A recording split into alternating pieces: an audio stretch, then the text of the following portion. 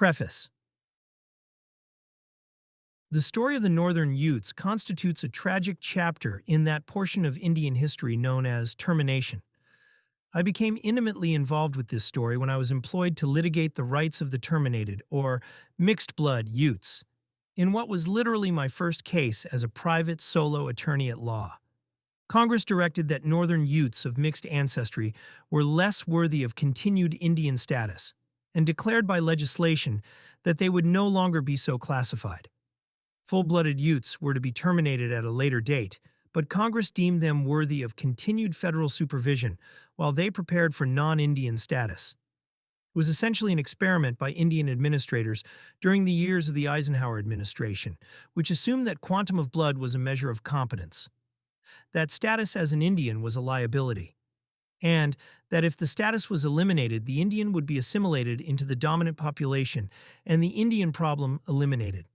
It seemed to this country lawyer that Congress had echoed British common law, which decreed that taking title to real property by descent, rather than by testamentary devise, was the worthier title, by instituting its own policy of worthier blood. The events on which this work is based came to light after 3 Indian women complained to me about being cheated in the purchase of a used car. The car had been taken in trade for stock in an Indian corporation formed pursuant to the termination policy. Hundreds of Indians then came to me with papers and personal stories that revealed in detail, step by step, how they had been separated from their property, from their tribal way of life, and even from their identity as Indians. These documents and personal accounts made their way to the U.S. Supreme Court in affiliated Utah Citizens v. United States, 1972, and are the foundation on which this work rests. I tell this story of American justice and American Indians in a narrative style, with specific settings, characters, and events. Many scenes drawn from documents and actual statements are my recreations, designed to portray events as they actually occurred. Quoted words of individuals are taken from letters, transcripts of testimony, minutes of meetings, and conversations that I recorded in my notes. Although many of the conversations and depositions may have occurred years after the fact, I have placed them in the chronological context of the events they describe. All quotations are accurate representations. The source and date of such material appear in the notes. Though this work focuses on 3 bands of Indians in remote eastern Utah, termination ravaged virtually every American Indian tribe subjected to it.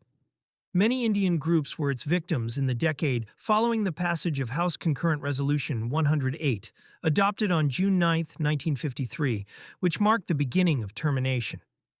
Indians fear its revival with each new federal program. The government's rhetoric of the Contract with America of 1994-95 is a return to ideas advanced in 1953-54 and may foreshadow a new round of the old mistakes. It is not news that the American Indian has been victimized since 1492 by encroaching Euro-American society. What may be surprising is that the most tragic depredations on the American Indians, their property, and their way of life did not occur centuries ago. The most outrageous attacks occurred within living memory, immediately following World War II, and are still in progress. Those events, moreover, were and are more destructive of the unique values we romanticize under the label Indian than those of earlier eras, for they strike at the Indian way of life. The history is accurate, but I make no attempt at dispassionate neutrality. I believe that it is important to view these events from the perspective of those who suffered. If the reader gets the feeling that he or she has been, at least in some small way, a party to and responsible for these tragedies, albeit unwittingly, that perception is not inaccurate. Introduction. In the 19th century, and perhaps from time immemorial, the broad midsection of America's Mountain West, extending from the western limits of the Great Basin to the eastern limits of the Great Plains, was the range of powerful bands and tribes of Indians called Utes or Utahs. The Utes were seasonal nomads who hunted, fished, and gathered edible plants. Long before the Spaniards came in search of the mythical cities of Quivira and Tiguayo, the Utes were skilled traders.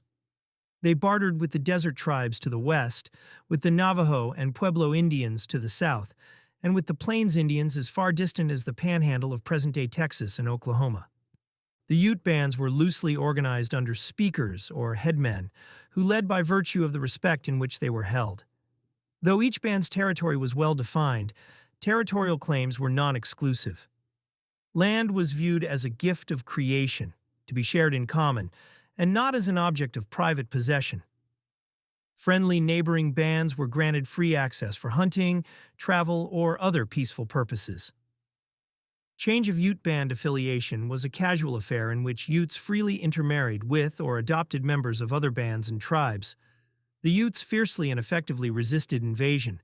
However, they replaced their normally loose interband organization with war confederacies under temporary chieftains until the threat was repelled. When the Spanish missionary explorers arrived in the 18th century, they found the Utes to be friendly, peaceful, docile, gentle, and affectionate. Although, by 20th century Euro-American standards, they were also hard, even cruel. From the Spanish, the Utes acquired the horse, while neighboring tribes were still on foot. Superior mobility increased the Utes' already considerable mobility. Already resourceful exploitation of their territory extended their trading and raiding range thousands of miles to Spanish settlements in California, Chihuahua, and Sonora.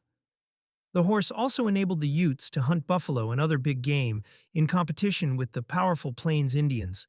Valiant in battle and already drawn into the slave trade by the Spaniards, they began trading Paiute and Navajo captives, and even their own children, usually for horses, and exacted horses and guns from caravans moving up the old Spanish Trail, opened by the expedition of Fray Francisco Atanasio Dominguez and Fray Francisco Silvestre Vélez de Escalante in 1776. Thus, by the time of the Mormon occupation of the Great Basin in 1847 and the mining explorations in the Rockies beginning in 1858, the Utes' reputation as fearsome and respected warriors, hunters, and traders was well established. Their unique combination of qualities, their friendliness and courage, their mobility and intimate knowledge of the territory, and their facility in commerce made the Utes preeminent in their mountain range, and a favorite of explorers and soldiers when recruiting warriors, guides, and trackers. The encroachment of trappers, pioneers, and prospectors, however, forced consolidation for dealing with the newcomers. Taming the Iron Twisters' people. On the evening of July 10, 1847, Miles Goodyear, a mountain man whom the Indians called Muritsa, Red Deer, sat cross-legged with Brigham Young on the banks of the Seeds Keedee, Green River, near present-day Evanston, Wyoming. Goodyear, whose flaming red hair fell to his buckskin-clad shoulders, had been brought to the Mormon encampment by their advance scouts, who had spotted the smoke from his fire curling skyward on the headwaters of the Weber River. Brigham Young knew of Goodyear's Fort Buenaventura, established on the banks of the Weber River, the site of present-day Ogden, Utah. Pomona, Goodyear's wife and the mother of his 3 children, was the daughter of an important Ute headman in the Great Basin, where the Mormons had already resolved to establish their state of Deseret. The scouts, therefore, knew their leader was anxious for a briefing from Goodyear on the difficult climate and farming conditions. Goodyear most certainly also told the Mormons about the great war chief, Wakara, then encamped with the Tumpanowatch, or Winta Utes, in the fertile valley of the Timpanogos, Lake Utah, where Provo is now located. Wakara, known among the Spaniards as the Napoleon of the Desert and later among the Mormons as Walker, preferred his own sobriquet, the Iron Twister, or Hawk of the Mountains. His wide-ranging exploits of commerce and depredation and his knowledge of topography had already made him a legend. On one occasion, he led his warriors in a stampede of more than 5,000 horses, stolen from the Mexicans, through Cajon Pass amid a fusillade of musket shot. Wakara traded the horses to Jim Old Gabe Bridger, and many doubtless returned to the Pacific coast as property of California immigrants. Although no record exists of Goodyear and Young's conversation, for more than a year Goodyear had been advising pioneers moving west that the Salt Lake Valley was something of a buffer between the hunting grounds of the Utes on the south and the Bannock and Snake Shoshone to the north. Settling there would be less likely to arouse either group. Goodyear was also anxious for a wagon road to be routed past his frontier outpost on the Weber, so that he could profit from travelers, as Old Gabe had done at Fort Bridger. In any event, following the conference with Goodyear, Young instructed his advance scouts that rather than enter the more fertile valley of the Timpanogos, We had better keep further north toward the Salt Lake, for it is neutral ground, and by so doing we should be less likely to be disturbed and also have a chance to form an acquaintance with the Utes. Brigham Young's unannounced policy toward any Indians who would deny the territory the Mormons wanted for their state of Deseret was, in a word, extermination. He counseled his Latter-day Saints that the only way to deal with Indians was with a display of strength. He acknowledged in 1853, "When we first entered Utah, we were prepared to meet all the Indians in these mountains and kill every soul of them if we had been obliged to do so. It matters not whether they kill one another off or somebody else does it," he declared, "and as for our sending missionaries among them to convert them, it is of no use." However determined, the 143 settlers who initially entered Salt Lake Valley with Young could not have withstood an attack. It was, therefore, fortunately for them that Sovita, nearly starved, headman of all the Uintas, restrained Wakara while thousands of Mormons streamed into the territory. Wakara was troubled by the memory of a dream he had had many years earlier, in which he saw the Big Hats, Spanish priests, returning. Dominguez and Escalante, like the Mormons, had talked of deity. In the 1770s, they had promised Wakara's people that they would return to teach them about God. The Utes, in turn, had promised them homes in their territory. He wondered if these newcomers heralded the return of the long-awaited Big Hats. Wakara, yielding to pressure from Sowita, went to Brigham Young on June 14, 1849, and offered the Mormons all of the land they wanted. "The waters are mine," Wakara warned, thinking of the fish in the Timpanogos, so numerous that the Utes could take them with their bare hands. By then, there may have been more Mormons than Wakara, and his warriors could defeat them in battle. The Mormons had not moved on, as a friendly, neighborly band was expected to do, but had settled in the Timpanogos with their log lodges. Their main lodge, called Fort Utah, and guarded by large guns that the Mormons called 12-pounders, was on the main camping grounds of the Utes, at the intersection of the principal hunting routes. It was keeping Wakara's people from the preferred fishing waters. The Mormons had chased away the game, and the fences they had erected to guard their cattle kept the Utes out. By autumn 1849, the Uintas had been forced to take the Mormons' horses and cattle for food so that the women and children would not starve. In January 1850, a messenger arrived at Brigham Young's council house in Salt Lake City with a grim report. The Saints in Utah Valley had killed a Ute in an argument over whether the shirt he wore was stolen, stuffed his stomach with rocks, and thrown him in the Provo River. The Utes found the body, and the settlers feared the Indians would seek retribution. The Mormons in Utah Valley demanded protection. Brigham Young put his extermination policy into effect. His Mormon militia was dispatched, with artillery support. Some 70 Indians were engaged in 2 days of heavy fighting near Fort Utah. Fortunately for the Mormons, measles had reached the Uintas first, and the Utes were too weakened by the epidemic to offer effective resistance. Fortunately for the militia, Wakara's winter camp and his band of warriors were some 75 miles south in Sanpete Valley.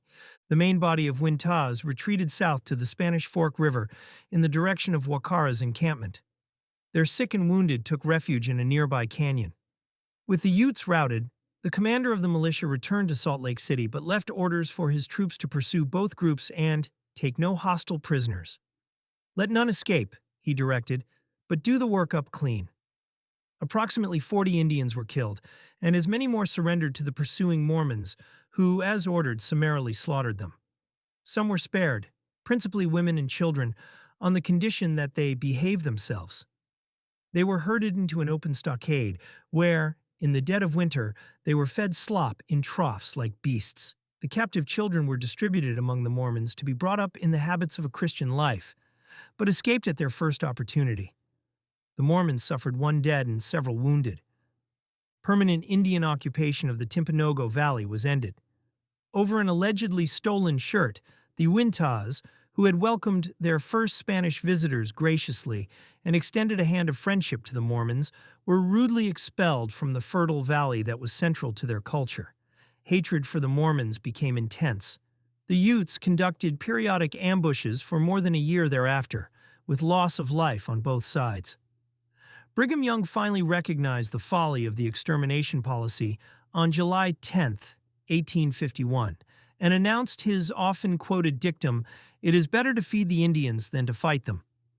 The new policy did not, however, change Young's determination to take possession of every available watering hole and establish a Mormon corridor of settlements from the Great Salt Lake to San Diego. Such a chain would give Brigham's state of Deseret an outlet to the sea. The boundaries of Young's putative empire coincided precisely with Wa Kara's raiding and trading range. The Mormons then cut off the Ute slave trade, which had been a major source of Wa Kara's horses and guns. In July 1853, they shot and killed a Ute and wounded two others while they were camped near Springville. Wa Kara demanded that the killer be brought before him, which was refused, precipitating Walker's War, a futile guerrilla action waged on Mormon settlements along the Wasatch Front, in which fewer than 20 whites, but many more Utes, were killed. Wa Kara's warriors were hopelessly outnumbered and outgunned. Wa Kara finally smoked a peace with Young on Chicken Creek near Kanosh in May 1854.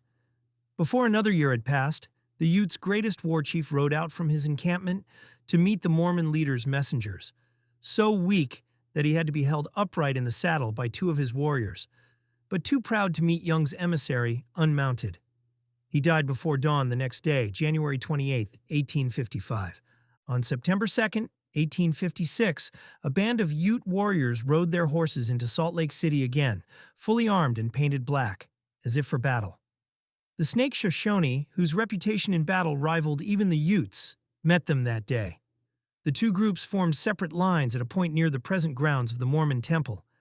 The Snakes outnumbered the Utes 2-1 and were dancing the war dance. The anxious Mormons anticipated a fight between the two enemy bands, or worse, an attack on themselves, but the Shoshone had come to make a treaty with the Utes. Arapeen, Wa Kara's brother, went to Katato, leader of the Snakes, shook his hand, and raised him off the ground in a bear hug. Katato lifted his peace pipe toward the heavens and cried out in a loud voice, "This is the weapon I came to fight with." The Indians were seated in a bowery. Arapeen led them in, raising their hands to the heavens twice and lowering them to the ground as a sign of peace. The Utes then passed down the line of Snakes, measuring arms, shaking hands, and embracing one another. The pipe of peace was passed. The Ute resistance to Mormon encroachment had ended.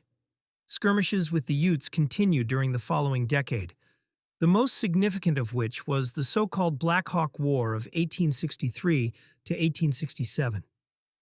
But the Uintas were mostly left to steal or starve as their game was chased away, and promised appropriations to relieve their destitution were withheld. The final drama for the Utes and their central Utah homeland played out over a 3-day period beginning on June 6, 1865. Indian lodges were assembled on the shores of the Timpanogos, at the mouth of the Spanish Fork River, south of present-day Provo. Leaders of all the Utah bands were there, having been summoned to meet with the new Indian superintendent, O.H. Irish. He arrived accompanied by Young, but other federal and military officers declined to go because Brigham Young was invited, declaring that rather than associate with him on such an occasion, they would have the negotiation fail. In a typical pattern of bribery, blankets were given to the Indians to win their confidence. Then Kanosh, leader of one of the Ute bands, introduced Chief and Father of us all, but now he is very old, poor, and blind. He has no flesh on his bones. He is going down. Sovita said, "Here is the father of all the Utes, Soviet. He used to be the great—" Indeed, by then, the entire Ute nation was as poor as Sowita. Their hunting grounds had been plowed for farms, and Mormon fences kept the Indians from the fish in the streams. They were also going down, and Irish announced that the council was to receive their formal cession of what little land was left and confine them to the Uinta Valley in northeastern Utah. Soweta explained, "The people do not want to sell their land and go away. They want to live around the graves of their fathers. If the talk is for us to trade the land in order to get the presents, I do not want any blankets or any clothing, if that is the way they are to be got."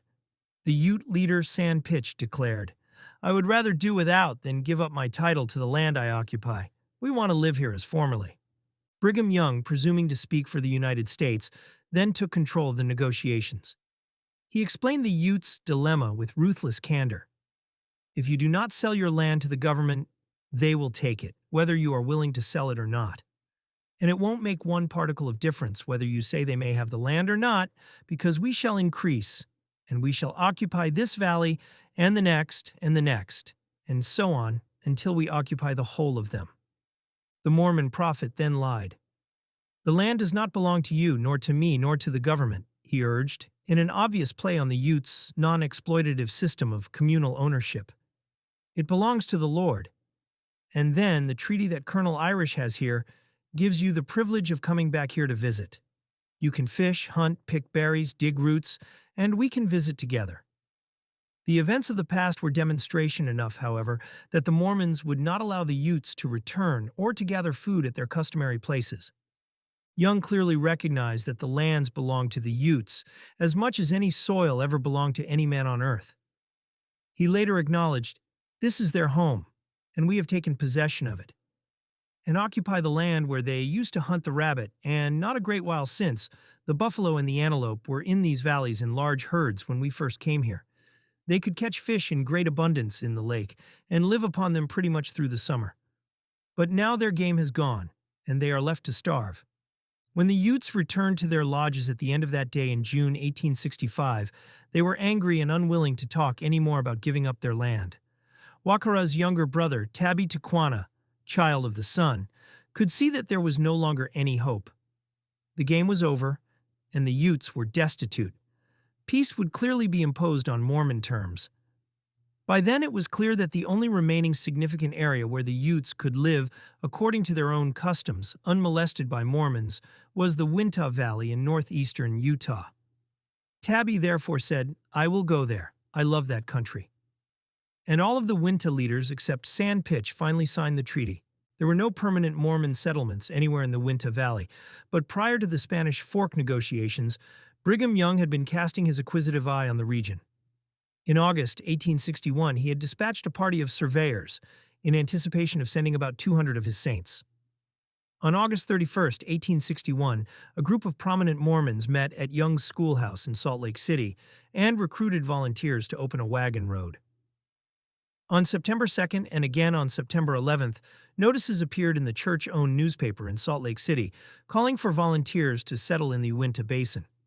On October 3, 1861, President Abraham Lincoln preempted Brigham Young's plans by withdrawing the entire Uinta Valley, consisting of 2,487,474 acres, and declaring it an Indian reservation, in part to prevent Young from taking the last remaining portion of the Ute Range. On May 5, 1864, the Secretary of the Interior was directed to sell all Indian lands in Utah Territory except Uinta Valley and locate the Indians there. Young thus knew where he spoke when he told the Utes that their consent made little, if any, difference. He failed to advise the Utes that there was little prospect that Congress would ratify the treaty. The treaty system was falling into disfavor with Congress, and the policy of removing Indians to reservations was giving way to the notion of allotting them small tracts of land in severalty. Thus, in a classic triple act of perfidy, the United States neglected to pay the Utes as promised, to keep non-Indians out, or to ratify the treaty recognizing their rights. The Uinta Utes, under the leadership of the peaceable Tabby, left their central Utah homes and removed themselves to Uinta Valley in 1869. Many of them starved or froze to death en route as they were forced to winter in Strawberry Valley, high in the mountains, in 1867, without the food and provisions they had been promised. The betrayal of Ouray. Meanwhile, gold had been discovered near present-day Denver in 1858. By 1861, thousands of prospectors had rushed to the area, searching for precious metals and encroaching on Ute hunting grounds in the Rocky Mountains. Governor John Evans of Colorado called for a meeting of all the Ute bands in Colorado to persuade them to relinquish their mineral-rich lands. The meeting convened at the Conejos Agency in the San Luis Valley on October 1, 1863, but only the Uncompahgre, also called Tabaguache or People of Sun Mountain, Utes were there. The other bands either were not notified or refused to attend. The government officials proceeded with the meeting anyway. Among the Uncompahgre headmen were many who had smoked the first peace with the Maricats in Santa Fe in 1846, and others who agreed to the first formal peace treaty with the United States at Abiquiu in 1849. Now, the older Utes found themselves unable to control the proceedings, for a young Uncompahgre named Ure was the only one the government officials would talk to. Ure and the Indian agent Lafayette Head spoke to one another in Spanish. Head translated into English for government officials, and Ure translated into Ute. After the government officials passed out silver peace medals, they promised the Uncompahgres $10,000 per year in goods and another $10,000 per year in provisions, along with large herds of cattle and sheep if they would agree to give up the lands on which gold had been discovered.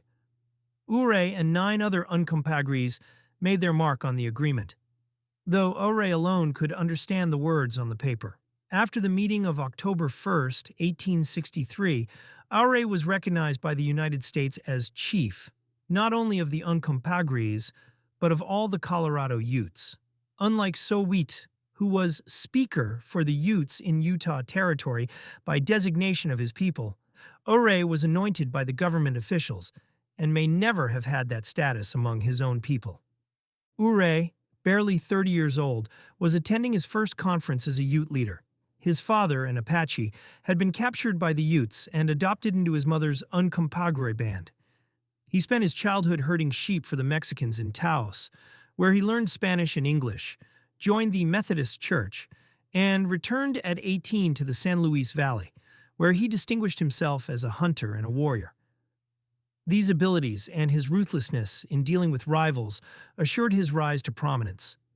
The story of how the Maricats exploited and betrayed Ure is the story of the demise of the Colorado Utes. Major J.B. Thompson, newly appointed Indian agent for Colorado, arrived in the territory in 1866. Noting Ure's intelligence and ambition and his conciliatory attitude toward Euro-Americans, Thompson cultivated the young Ute and taught him to sign his name. Thompson took Ure and the Utes' other headmen to Washington, D.C. in 1868 for negotiations to remove the Utes from the San Luis Valley and confine them to a reservation in the western third of Colorado. The delegation signed a new treaty to keep their lodges on the west slope of the Rockies. Government surveyors then claimed that the agency where the Utes received their provisions, established by the 1868 agreement, was 60 miles outside the reservation. In 1872, more gold was discovered on the headwaters of the San Juan River, near present-day Silverton, and Thompson's efforts were to bear rich fruit. The miners claimed that the mineral lands were worthless to the Utes, and Congress sent messengers to Los Pinos, with more presents to persuade the Utes to give up the San Juan River in the southern part of their reservation. The Utes, angry over the Maricats' broken promises, refused to talk. As their speaker, Ure used his knowledge of English to expose the violations of the government's pledge to keep the miners out and the injustice of the attempt to nullify formal treaties with the Utes, who had kept their part of the agreements. The commission went back to Washington without an agreement. The Honorable Felix Bruneau, president of the Board of Indian Commissioners, was unwilling to accept the commission's failure. In 1872, Ure was called to Washington, D.C., where he and the Utes' other headmen met with President Ulysses S. Grant. They were told that Bruneau would meet with the Utes again the next year, and went home with instructions to call a council of the Utes for another talk about the San Juan mines. On June 24, 1873, Ure went alone to meet Bruneau at a Cheyenne hotel to make a proposition. His only child, Friday, had been captured by the Sioux 10 years earlier, while the Utes were hunting on the headwaters of the Republican River in eastern Colorado. Now grown to manhood, Friday was reportedly living among the southern Arapaho. Ure desperately wanted his son to come home. "The government is strong and can do what it wants," Ure declared. "If the government will do what it can for me and get my boy, I will do what I can for the government regarding our lands. It matters not how much money it costs or how much trouble it is." Bruneau quickly agreed. "We will do all we can to get him." "How soon do you want to have a council about your lands?" "I want to see the boy," Ure replied, and then made clear that he understood the bargain. "The Utes understand you now. I will tell them what you say, and they will know you are our friend." Bruneau's fateful five-day council began on September 6th, 1873. Bruneau reported Ure was greatly disappointed at the failure to bring his son Friday with us. At each session, Bruneau prayed aloud, and the notoriously superstitious Utes were moved by his appeal to deity. "You speak in the name of the Great Spirit," Ure said. "We understand that, and think it right, and ought to have great weight." Bruneau lied to the assembled Utes about the specific instructions he had been given to acquire their lands. "It makes no difference to me about these mountains. I do not want anything that is in them. It is not for me or any white friend of mine that I am talking to you about this matter. It is because I know that it is good for the Utes. I asked the president to make an order to drive the miners out." He then made clear allusion to his clandestine meeting with Ure. The president heard Ure had changed his mind and would sell the mines, so it was thought best to stop the execution of the order for a while. After a two-day council with his fellow Utes, Ure announced, "The mountains with mines we will sell, but those where the mines are not in, we will not sell. We must understand each other better or our talk will be for nothing," Bruneau warned Ure in a 19th century form of doublespeak. "I could not make an agreement for a little piece of country where the miners are only now. It would take all of the Utes and 1,000 soldiers to stand around it to see that the miners did not go to the other mountains. Why cannot you stop them? Is the government not strong enough to keep its agreements with us?" Ure responded. He tried to get the agreement he had promised Bruneau. After pleading with his fellows for another 2 days, a frustrated Ure was obliged to report, "The majority are opposed to it. I am in favor of it, but it does not amount to anything." Abruptly, and boding ill for Ure's hopes of being reunited with Friday, Bruneau adjourned the meeting with an announcement that he would return to Washington. Ure had delivered his part of the bargain, but he was unable to persuade his people. He found himself trapped by his own duplicity. He must deliver the Utes' consent to Bruneau in some form, or lose his chance for Friday's return. Bruneau obviously knew his man, and remained at Los Pinos for 3 more days, preparing formal articles reciting the agreement the Utes had refused. Ure finally brought the headmen to Bruneau on September 13th, 1873, and announced that they would agree to the articles, but only on the condition that the land proved to be mining and not farming land. If any of it were farming land, then the agreement should be inoperative. The Utes were also promised, as their brothers in Utah had been, that they could continue to hunt on their original range. The document, known in infamy as the Bruneau Cession. The agreement ended the Utes' occupation of 3,450,000 acres in southern Colorado.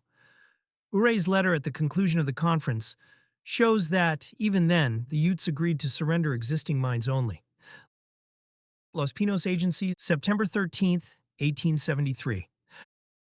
Mr. Bruneau, dear sir, you have come to see us and we have had a good time.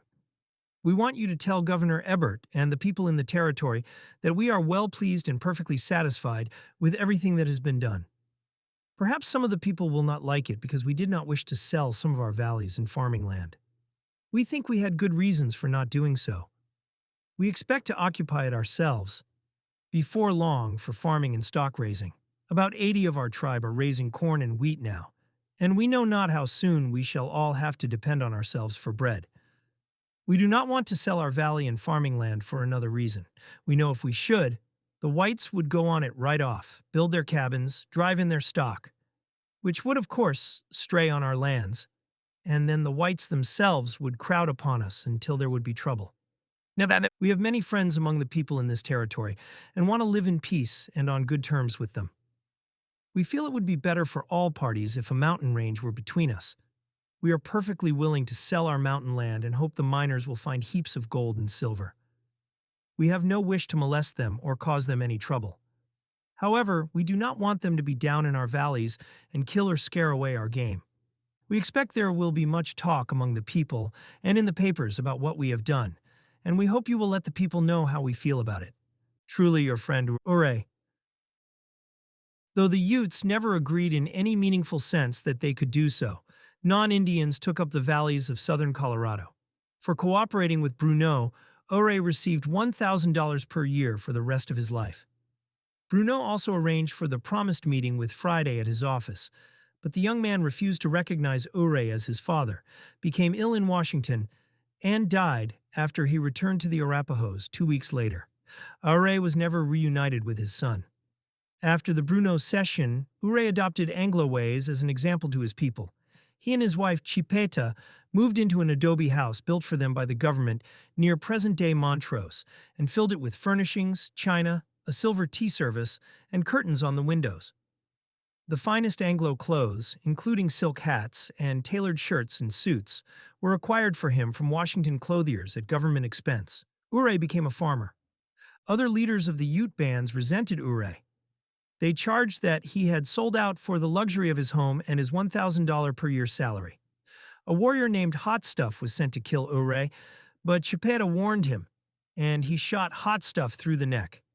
Chipeta's own brother attacked Ouray with an axe, but the agile Ouray avoided the blow and survived a hand-to-hand fight. Ouray killed at least 4 others when they opposed his policies. Before many years had passed, there were more conflicts over the valley lands that the Utes still regarded as their own, and that the Bruneau Cession had preserved as their hunting grounds.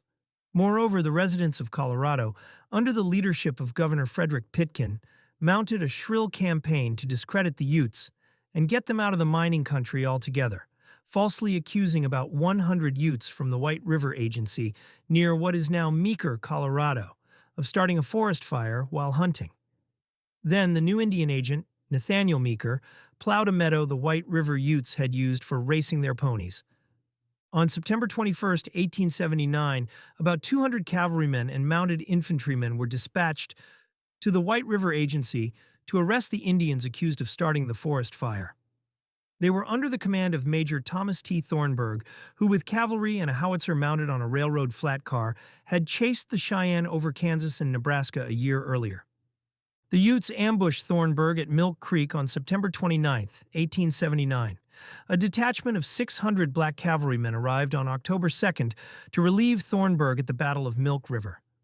Ouray rushed his representative to the scene to help restore peace. Thornburg and 13 of his men were killed, along with Meeker and 7 of his employees. The Meeker Massacre, as it became known, fueled pressure to get the Utes out of Colorado. Ouray and the headmen of the Colorado Utes were again taken to Washington, plied with alcohol, and treated to prostitutes. On March 6, 1880, they reluctantly acknowledged an agreement relinquishing the remainder of their lands in the mineral-rich Rocky Mountains. The agreement provided that it would be invalid unless a majority of the Utes signed. However, most of them were bitterly opposed to its terms. The Uncompahgre agent at Los Pinos, Otto Mears, simply paid the illiterate Uncompahgre $2 each to make their mark on the document they could not read. Mears was charged with bribery by George W. Manypenny, the former Commissioner of Indian Affairs from Ohio and chairman of the 1880 Ute Commission, but Secretary of the Interior. Samuel J. Kirkwood brushed the charges aside. "Send me a bill for it," Kirkwood said, "and I will see to it that the government reimburses you. You did a good job, and I'm grateful." At the White River Agency, despite bribery and intimidation, only 61 males among the 665 Utes were induced to agree, but the commission declared them a majority. Under the terms of what was known as the Removal Agreement, the Uncompahgre were to settle on a reservation to be established for them on the Grand Colorado River near the mouth of the Gunnison, and the White River Utes were to move to the Uinta Valley Reservation in Utah Territory. When the Uncompahgre Commission, headed by Mears, viewed the proposed site at the junction of the Gunnison and Colorado Rivers, they concluded that the land was too good for mere Indians. Determined to save the area where Grand Junction is now located, they reported that sufficient agricultural land could not be located. The Uncompahgre should be moved to the lower reaches of the White River in Utah, they suggested, contiguous to the Uinta Valley, an area so desolate that farming was unthinkable. Heartbroken Colorado Utes offered every possible excuse to delay. Finally, Otto Mears and Judge T.A. McMorris of Colorado, the only 2 commissioners in the area, signed the order for removal, and the Utes were informed that they must be ready to start for their new reservation in 2 hours. General R.S. Mackenzie, commander of the 4th U.S. Cavalry, surrounded them with artillery mounted on the hills overlooking their camp and refused their request for time to confer with their elders. The next day, humiliated warriors Weeping women and wailing children were forced to abandon blankets and personal possessions in a frantic flight from their Colorado homes, while the settlers, who remained, appropriated their meager possessions. Colorado's band was the last to leave Colorado on September 1st, 1881. They arrived at the new Ouray Reservation on September 13th, 1881. The uncompromising Utes had never waged war with the United States. Ouray had always been the Maricat's friend, even at the expense of his reputation among his own people, and had interceded to keep the peace. Ouray now put aside the Anglos' clothing and donned the Ute breechclout and buckskin. A sick and broken man, Ouray returned to his people and died in a Ute lodge in August 1880. The Uinta Valley. During the summer of Indian Year 1886, 3 companies of the U.S. Army's 21st Infantry struggled through the brush-choked ravines of Taylor Mountain, sending a great cloud of dust skyward as they made their way into the Ashley Valley of northeastern Utah. The huge covered baggage wagons bumped over logs forming the bed of a corduroy road, then lurched through washouts so deep they had to be held upright with ropes. Astride the wheel mule of each team, hitched 6 to a wagon, sat a black soldier, guiding the lead animals with a jerk line. The settlement at Vernal, founded by non-Mormon ranchers 2 years earlier, took on a carnival atmosphere at the approach of the army. Farmers abandoned labor in their fields to marvel at the beautiful, fat cavalry horses and huge mules. When the soldiers made camp on a farm near town, housewives and curious children came by the wagon load to watch the black soldiers singing as they fed their animals for the night. The troops, under the command of Brigadier General George Crook, were from Fort Bridger. They had been sent to protect the settlers in Vernal, who feared an Indian uprising in the Uinta Valley, 20 miles to the west. Rumors of Indian unrest had a foundation, in fact. The Uintas had been betrayed in 1865 and, under their war chief, Black Hawk and Tonga, had conducted desperate raids on Mormon farms between 1865 and 1867 to gather food. Black Hawk had been defeated in 1867, and the Uintas' sense of betrayal increased as the White River Utes were moved onto their land without their consent. Mormon ranchers inherited their cattle and sheep on the reservation, disregarding the Uintas' rights. The Uncompahgre Utes, located on arid lands at the mouth of the White River, contiguous to the Uinta Valley and 20 miles south of Vernal, were also in a state of unrest. They found it impossible to farm the desolate area to which they had been assigned, and, to avoid starvation, began sending hunting parties to their former lands in Colorado. This right had been promised to them in the 1880 removal agreement, but whites in Colorado circulated rumors of Indian depredations in an effort to keep them out altogether. The non-Indians deliberately tried to provoke the Utes into an uprising by telling all 3 bands that Crook's army was coming to kill their leaders and take their land. If the Utes attacked, the troublemakers believed that the Utes would be moved elsewhere and they would be able to acquire the Indian land for themselves. After the Meeker Massacre, the Little Big Horn, the Black Hawk War, and Walker's War, the settlers' fears seemed justified. The Utes in Utah Valley even warned them to fortify up and protect themselves. On August 19, 1886, the soldiers broke camp and marched into Indian country. Because of the rumors, they feared an ambush and went by way of the Twists, a ragged maze of washes, rather than along the main road. They camped at Fort Thornburg, which had been established in 1881 near the Uncompahgre Reservation, at the mouth of the White River, abandoned in 1884, and then burned. Crook had been instructed to establish a new fort on the banks of the Duchesne River, midway between the Uncompahgre and Uinta agencies, where it could control the Indians of both reservations. So the army marched on into the Uinta Valley, where it was joined by Major William Bentine's black troopers of the 9th Cavalry from Fort Washakie, Wyoming. The Utes were terrified. Crook had defeated the Sioux and pursued a mere 80 fearless Cheyenne warriors with an army of more than 12,000, including the late Major Thornburg, until he finally slaughtered them. In response, the 3 bands of Utes assembled a force of 700 men, sent their women and children into hiding, and prepared to fight. Several days later, a hard-riding Ute scout intercepted the carriage of Indian agent Eugene E. White as he approached his office at White Rocks. White was returning from a conference where he had convinced the Ute leaders to remain peaceful and bring their families back from hiding. "The soldiers are no threat, as long as the Utes behave themselves," he assured them, adding that resistance would only bring more soldiers and the eventual loss of additional Indian land. "Buffalo soldiers, buffalo soldiers, coming, maybe so tomorrow," the terrified scout blurted to White. "Indians tell them at Burnt Fort yesterday, coming this way." The Indian ran to the carriage, seized White's coat, and rubbed its black sleeve over his hand, face and head. "All over black, all over black. Buffalo soldiers, woolly head, all the same as buffalo." The agent had neglected to explain that the approaching troops were buffalo soldiers. The Colorado Utes remembered the hard-fighting black cavalry who had relieved Major Thornburg at the Battle of Milk River. After another round of persuasive talks, the Utes finally agreed to allow the buffalo soldiers to camp in the Uinta Valley. Crook's adjutant led his men to the banks of the Uinta River, some 7 miles from their intended destination, where Crook planted his flag and declared, "This is the future Fort Duchesne."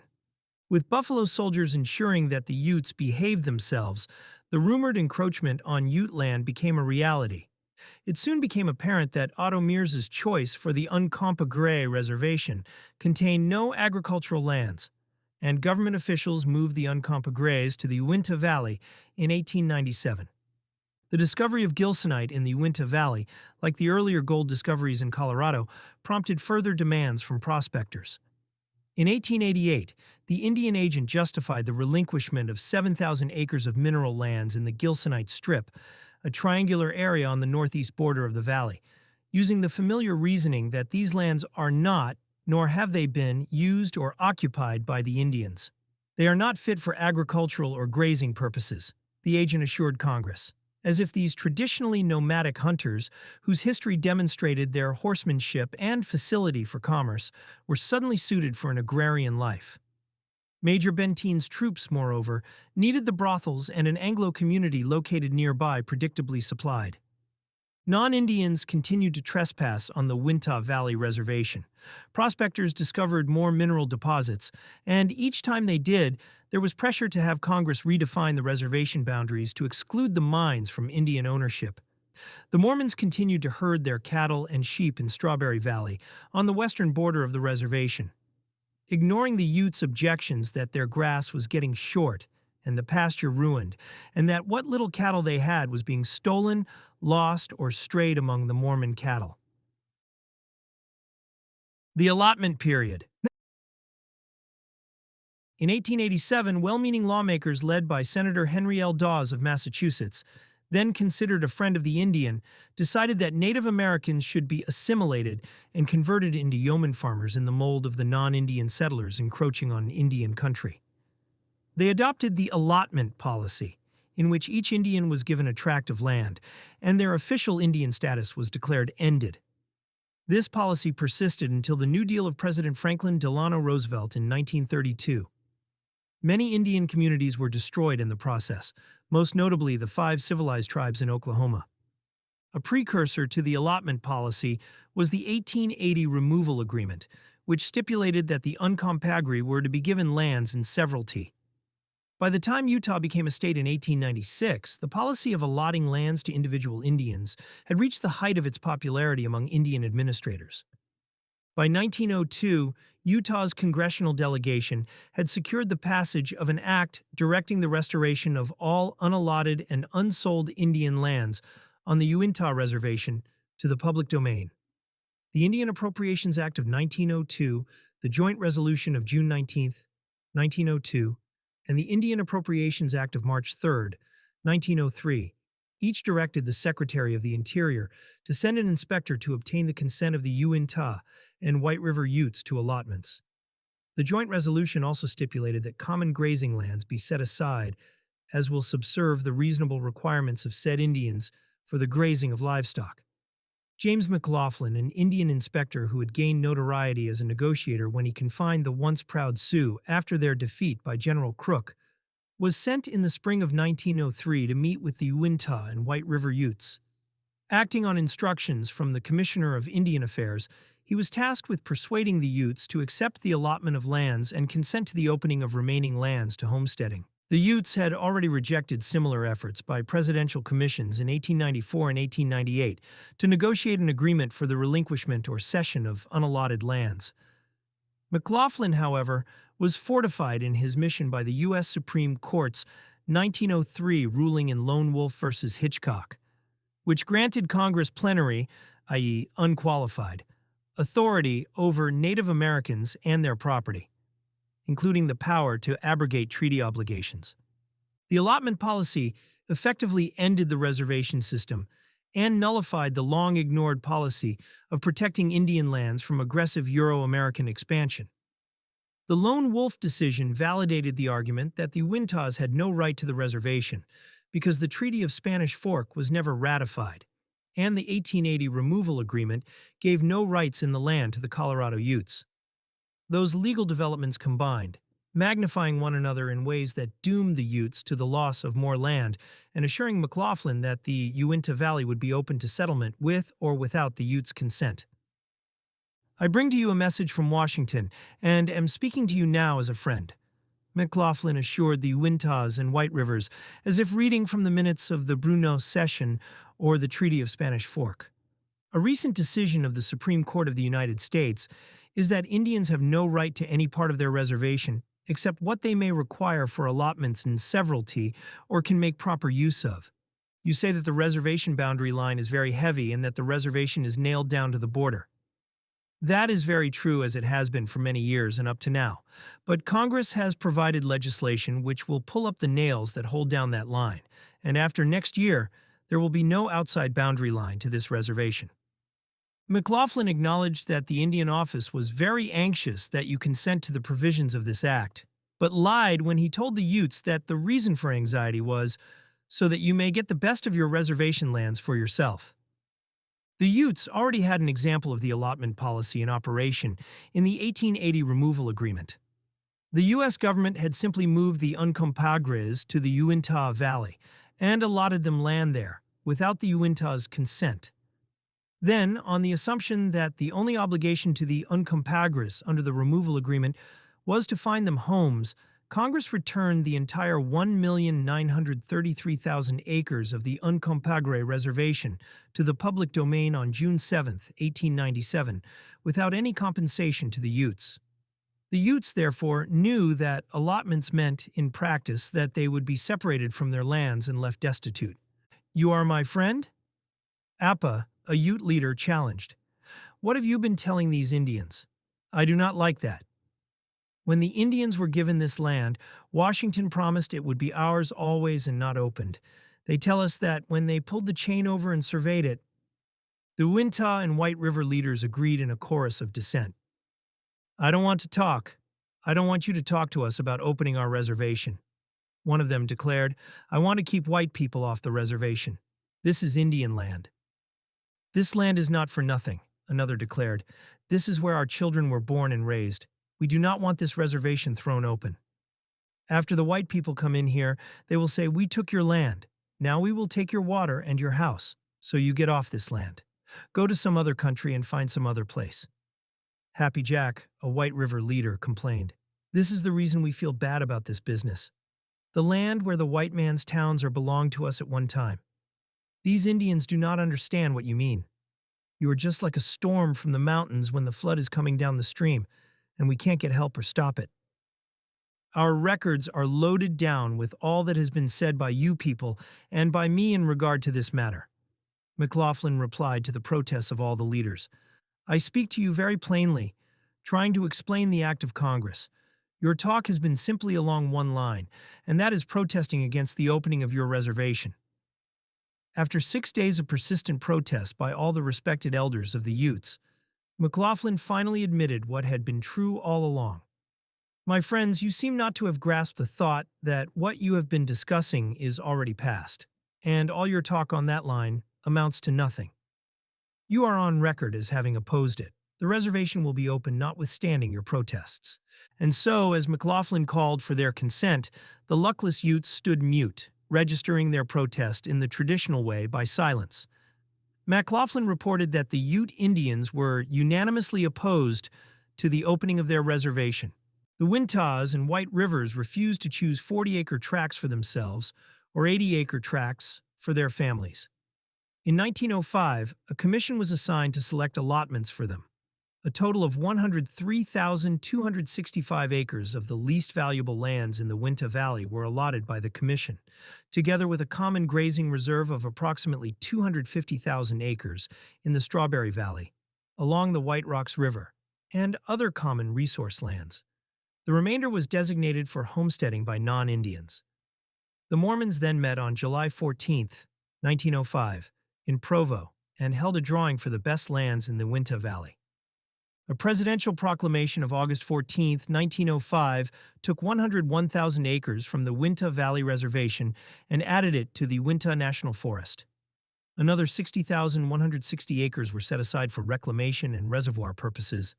Still another 2,140 acres were entered as mining claims, following the familiar reasoning that mineral lands were of no use to the Utes. A land rush followed the opening of 1,004,225 acres in the reservation on August 28, 1905. Homesteaders' wagons rumbled through the Strawberry Valley.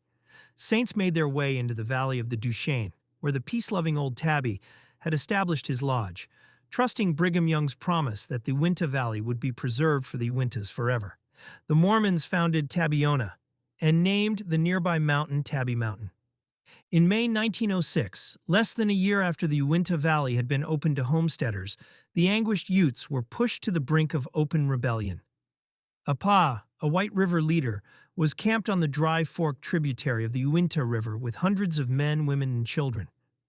They were well armed and had assembled 1,000 horses and 50 head of cattle and had loaded their personal belongings into wagons. The White River Utes were so disheartened and confused that they resolved to follow Appa and their chief, Red Cap, on a 1,000-mile journey to South Dakota, where they hoped to form a fighting league with the Sioux, Crow, and other Northern Plains Indians. Red Cap also believed they could find land on the Pine Ridge Reservation for their traditional way of life. Many of the young men in the camp shaved their heads at the bear dance in the spring as an indication that they would fight if necessary. They made it clear, however, that they intended to go to South Dakota in peace if allowed to do so. In October 1906, the 10th Cavalry intercepted the migrating Utes outside of Casper, Wyoming. The soldiers told Appa and his party that the president had ordered them to return to their allotments. James McLaughlin had already met with Red Cap and persuaded some in his party to comply. The governor of Wyoming reported that the Utes were guilty of depredations, which prompted the order. Appa knew there had been no depredations. The agent from White Rocks had followed the Utes and observed that they had injured neither the residents nor their property. They had taken only wild game for food, which was their right under the 1880 removal agreement. Appa and his followers refused to go back to the Uinta Valley, but the troops converged on them, took them into custody, and escorted them to Fort Meade in South Dakota. The Utes thus reached Pine Ridge, but under military escort. They found that the Sioux had been crushed in 1890 at Wounded Knee, were facing hard times themselves, and had no hunting grounds to share. The hoped-for alliance was impossible. Disheartened, the Utes returned to Utah in 1908. Back in the Utah Valley, there was little for the Buffalo Soldiers to do among the peaceable Utes, but deposit spent soldiers in the ravine near Fort Duchesne, giving it its name, Bottle Hollow. The troopers built a wagon road to the nearest railroad junction at Price, performed at ceremonial occasions in neighboring communities, and planted trees that still dominate the landscape at Fort Duchesne. In 1910, the garrison was sent to fight in the Spanish-American War. In 1912, the abandoned fort became the headquarters for the Indian Agency. The Utes Appa and Red Cap left behind fared no better than those in their abortive exodus. The homesteaders streaming onto the reservation lands found them suitable for grazing and pressured the Indians to give up their allotted lands. Individual 40 or 80-acre tracts were too small to be put to economic use, the newcomers urged. As the allottees died and the lands were divided among their heirs in ever smaller parcels, the Utes became increasingly vulnerable to these pressures. Many of the Utes chose allotments suitable only as range for their horses, which were the symbol of native wealth and prestige. Despite that cultural resistance, adult Ute males owning cultivated fields increased from 66% in 1912 to 79% in 1920, but their farms averaged only 41 acres and were actually worked by agency employees or white tenants. According to David Rich Lewis, northern Ute landholdings fell from nearly 4 million acres in the 1880s to 360,000 acres in 1905, a 91% reduction. By 1934, 26% of all allotments had been alienated, 64% were tied up in heirship status, and nearly 22,000 irrigated acres were leased to whites. When the allotment process was ended by the Indian Reorganization Act of 1934, most of the 103,265 acres, in 1,283 individual allotments, had been sold to non-Indians. In the end, all but 127 acres of the land originally allotted to the Utes passed into non-Indian ownership. The assumption of the allotment policy that some magic in individual property ownership would prove an educational, civilizing factor had proven an illusion. The policy destroyed the Ute economy, which was based on communal resources, as it did every other Indian group in the country subjected to the policy. The removal of the government's control over Indian land as trustee led to an orgy of exploitation, never equaled in the United States. The once proud 5 civilized tribes of Oklahoma, which had been a sterling example of the acculturation of a native people, were reduced to penury. The United States was subjected to international disgrace. Not many years passed before it was reported to Congress. Unfortunately, this policy has, for the most part, operated in the opposite direction from that envisioned by its advocates. The combined Uinta Valley and Ouray reservations originally consisted of 4,420,474 acres, land essential to the Indian way of life. By 1909, only 353,265 acres remained in individual or common Ute ownership. After World War I, American Indians were no longer outsiders in American society, at least not legally. They had been recognized as citizens of the United States in 1924. Winters were always harsh in the Uinta Valley, possibly because of its average elevation of 6,800 feet. But the winter of 1936 to 37 must have seemed less oppressive to John Pawinny, Jim Wine, and Lawrence Apa because of the promises made by Robert L. Bennett, former superintendent at Fort Duchesne and program officer for the Bureau of Indian Affairs, at the meeting just concluded. Pawinny, Atwine, and Apa, headmen of the Uncompahgre, Uintah, and White River bands, respectively, were prominent in the Indian affairs of Uinta Valley. Bennett, a full-blooded Oneida Indian, had been sent to the Uinta Valley by the BIA to explain a new program intended to end the hardship Indians had been subjected to when their lands were allotted. They visited one another, as hundreds of Utes milled about them, outside the one-room schoolhouse at Fort Duchesne on December 19, 1936. The members of the 3 bands had just voted 347 for and 12 against to ratify a constitution and bylaws that the BIA had prepared for the Utes. The documents were for model organizations, like those all Indian groups were being urged to adopt, and consolidated the 3 separate bands of Utes into a single tribe. The organization would be called the Ute Indian Tribe of the Uinta and Ouray Reservation, Utah. Pawinny, Atwine, and Apa found no cause for optimism in the arbitrary consolidation of the 3 bands, for each was separate in its membership, society, and thinking. They could not be consolidated in any meaningful sense, and it was important to the Utes in all 3 bands that they continue to be led by their respective elders. Bennett assured them they could continue to do so, that each band would be protected in its property rights, and that each band would merely select 2 delegates to be on the tribal business committee. What seemed more hopeful to the Ute leaders was Bennett's promise that more than 200,000 acres of land open to settlement in 1905 would be returned to tribal ownership if the bands accepted the Constitution. The Utes desperately needed the land to graze their livestock. The proposal just ratified was part of the Indian New Deal, initiated by John Collier, appointed in 1934 as President Roosevelt's Commissioner of Indian Affairs. Collier was attempting to spearhead a new and more enlightened approach to the problems of Indian citizens by repairing the damage done by the allotment system. His Indian New Deal provided for ending the loss of Indian land produced by allotment and for the purchase of additional lands with tribal funds, provision of social and economic services, and recognition of the importance of Indian communal life and values. The new Indian commissioner came to his task with outstanding credentials, and the policy he was advancing had the support of the best intellectuals of the day. For more than a decade, Collier had crusaded on behalf of Indians. He appointed distinguished scholars of Indian affairs to administrative posts. The Indian Reorganization Act, IRA, or Wheeler-Howard Act, which was the basis for the Indian New Deal, was based on a lengthy report by the Institute of Government Research, the Brookings Institution, commissioned by Congress in 1928 at the request of Secretary of the Interior Hubert Work, under the direction of Lewis Merriam.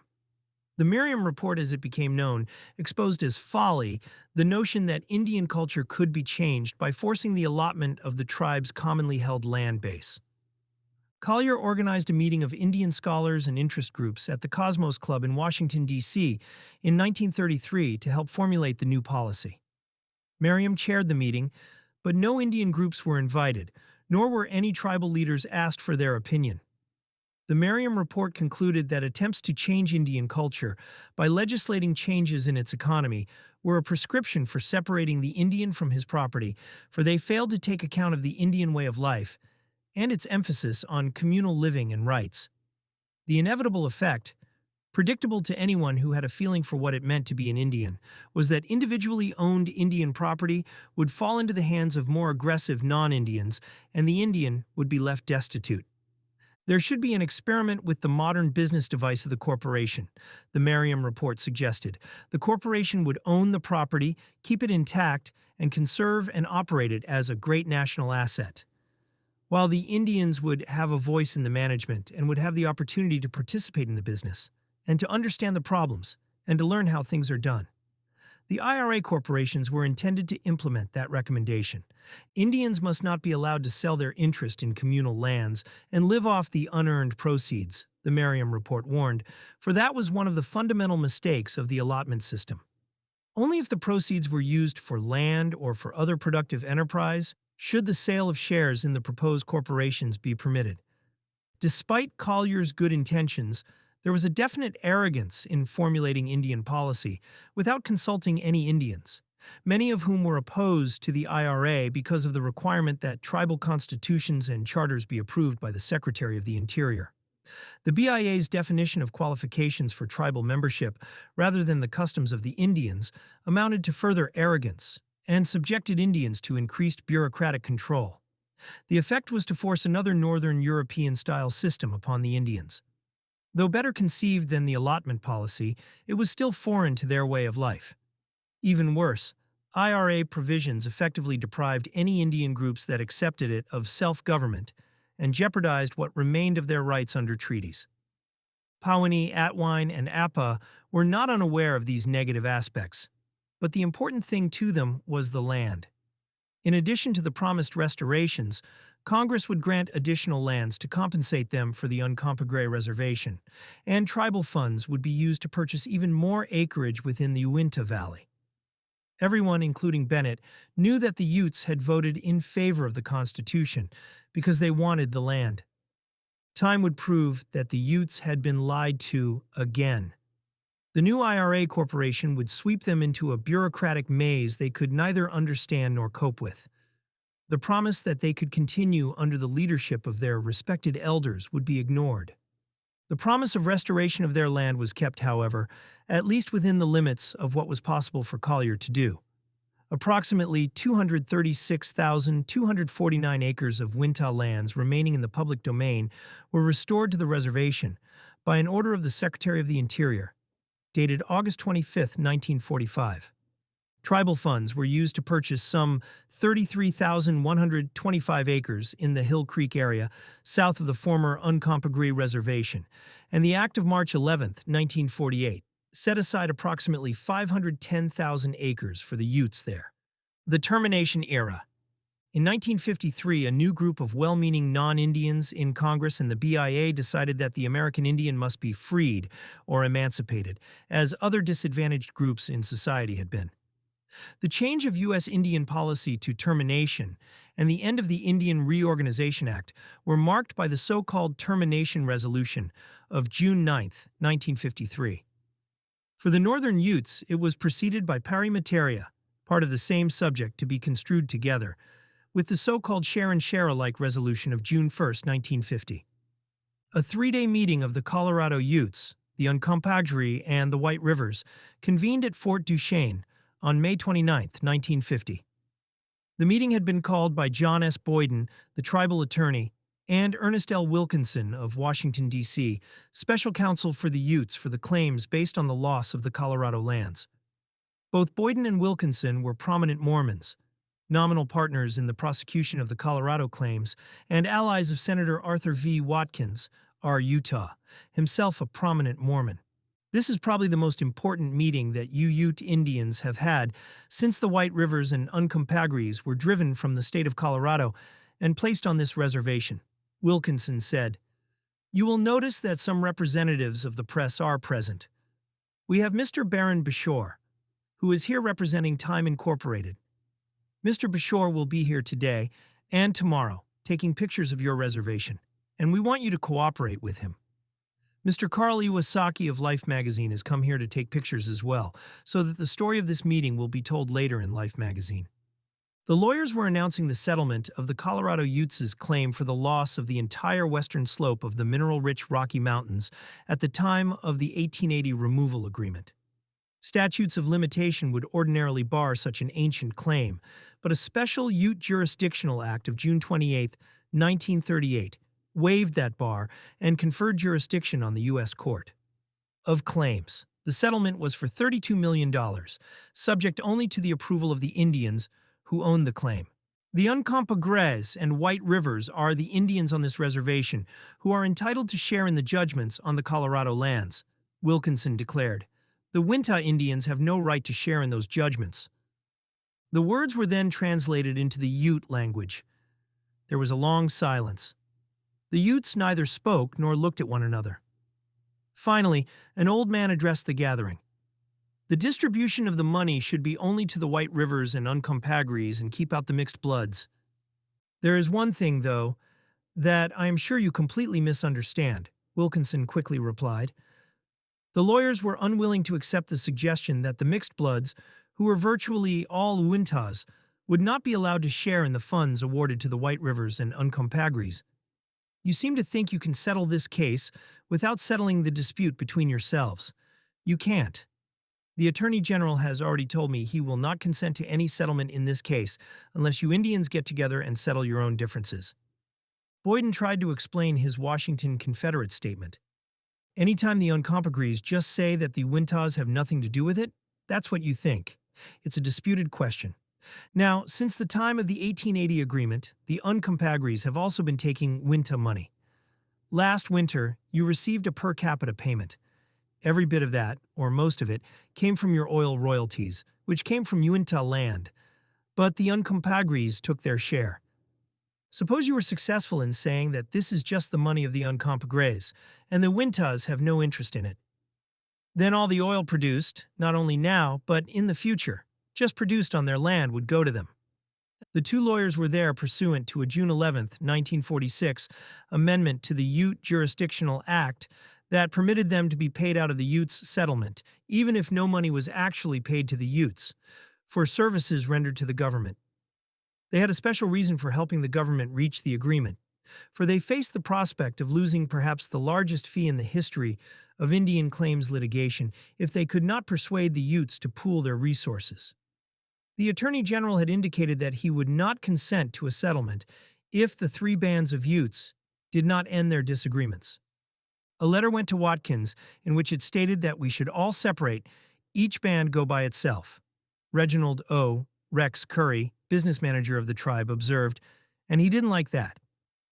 And so, Boyden proposed, I thought that if you all put your claims in together like this resolution said, not only would you be sharing with the Uintas, but you'd go on sharing in the money and the oil that they've got on theirs.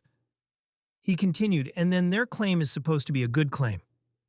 The Uintas had claims of their own for the wrongs of the Spanish Fork Treaty, which were yet to be settled.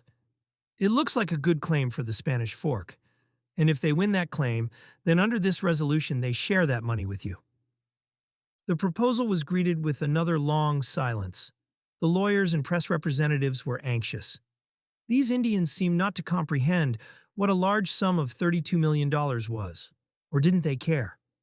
"We have not decided yet," Orin Curry finally said.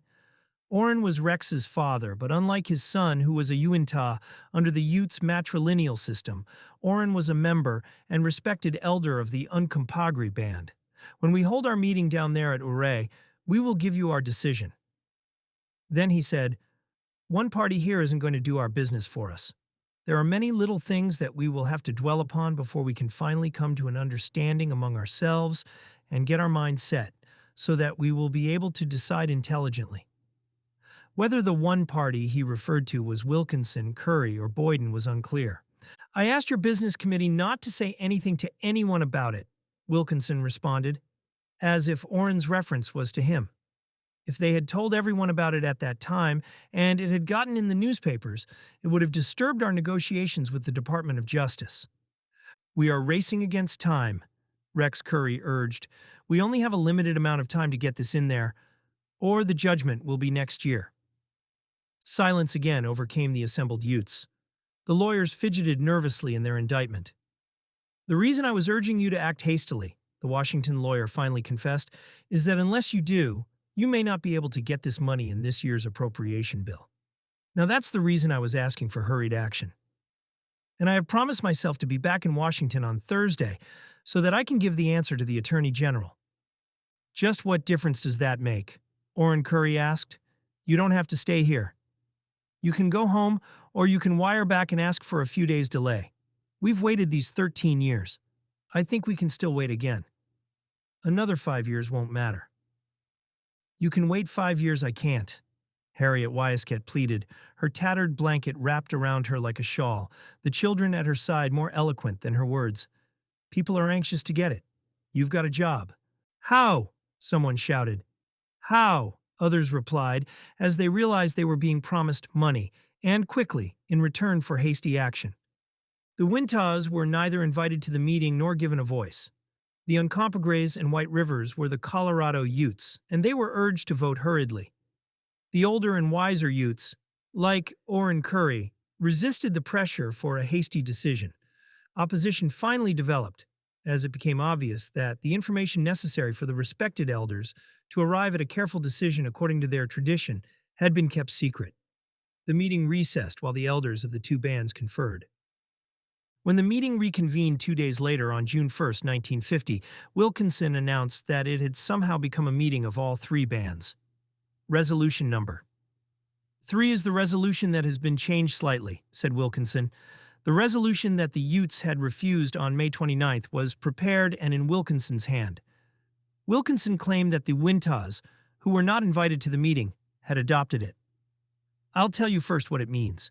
It's the resolution that provides that, with respect to any money coming from the Colorado land, also any money coming from the Utah land, also any money as to any dispute to the ownership on the reservation, and any money coming from that land, all be it resolved by you agreeing that all members of the three tribes shall share equally."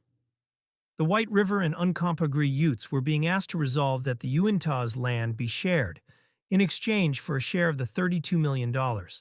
But even Wilkinson recognized there was a problem with non-owners resolving that they would share in the Uintas' land. "In order for it to be absolutely valid," Wilkinson said, "we want it to be voted upon separately by the Uintah band alone." "They have already voted on it," Wilkinson then said, "though there is no record of a separate Uintah band meeting, and the minutes are clear that there was no vote by the Uintah band at the White River Uncompahgre meeting." Wilkinson did ask Julius Murray, a Uintah member of the business committee, "Would you move the adoption of this for your band?" Murray did so, but the only vote taken was by the Uncompahgres, as follows. Mr. Wilkinson, We also want the number of votes for the other two bands. So let's now have the uncompagrees stand so we know how many uncompagrees voted in favor. All those voting in favor. 29 voted for it. In a situation where the traditional rights of the various bands are affected, the various bands should resolve the issue on a band basis, objected William Reed, the other Wintah representative on the Tribal Business Committee. Many of the White Rivers and Uncompahgrees also objected and walked out before the vote. Others, including Rex Curry's sister, Liz Bumgarner, asked for an investigation. Wilkinson was apparently so concerned about the $32 million judgment and so convinced that the Wintah's ownership, the land of the Uinta Valley, was insignificant by comparison, so much so that he never called for their vote or even determined if they were present pursuant to proper notice. The three bands, despite their protests, became joint owners of both the land and their respective claims. Senator Watkins caused Wilkinson's share-and-share alike proposal to be enacted into law and embodied in a share-and-share alike amendment to the Ute Jurisdictional Act. The resolution adopted June 1, 1950 by the members of the Uncompahgre, White River, and Wintah bands of Indians, compromising and settling all existing controversies between themselves as to ownership of land within the Uinta and Ouray Reservation and income issuing therefrom by providing that the same shall become the tribal property of all Indians of the Ute, Indian Tribe of the Uinta, and Ouray Reservation without regard to band derivation is hereby ratified, approved, and confirmed. Senator Watkins, who spent his childhood near the reservation and had been a judge in Uintah County before his election to the Senate, was the most influential person in Indian affairs in Congress, and became the leading proponent of termination, which was being formulated simultaneously with the share-and-share alike amendment. Watkins claimed that the Bureau of Indian Affairs trusteeship over Indian land and money was the source of the so-called Indian problem. He maintained that the Indians should be freed from BIA control, and that in the process they would be brought into the mainstream of American society. Following in the footsteps of the Emancipation Proclamation of 94 years ago, I see the following words emblazoned in letters of fire above the heads of the Indians: "These people shall be free." Watkins seemed to believe that the Utes' non-exploitative property system and tradition of leadership by respected elders was inferior to American democracy, and that Indians must be forced to be like the rest of us. When spokesmen for Indian rights protested that the allotment policy had demonstrated that eliminating BIA protection of Indian property resulted in destitution as non-Indians acquired it, Watkins justified his view and suggested that BIA protection resulted in indolence. President Dwight D. Eisenhower's Commissioner of Indian Affairs, Glenn L. Emmons, adopted Watkins's point of view and made it the main goal of the Eisenhower policy toward Indians. Watkins was determined to prove that his termination program would work. He considered it important to have a tribe from his own state terminated first, and used the Utes' Colorado judgment funds and the events culminating in the share-and-share alike amendment to force the Utes to serve as the model. Watkins insisted on termination as a condition to releasing the money deposited for the Utes with the Treasury pursuant to the share-and-share alike amendment. He wrote a letter to Rex Curry, business manager of the tribe, dated February 14, 1954, giving the Utes until May 15, 1954, to come up with a long-range program.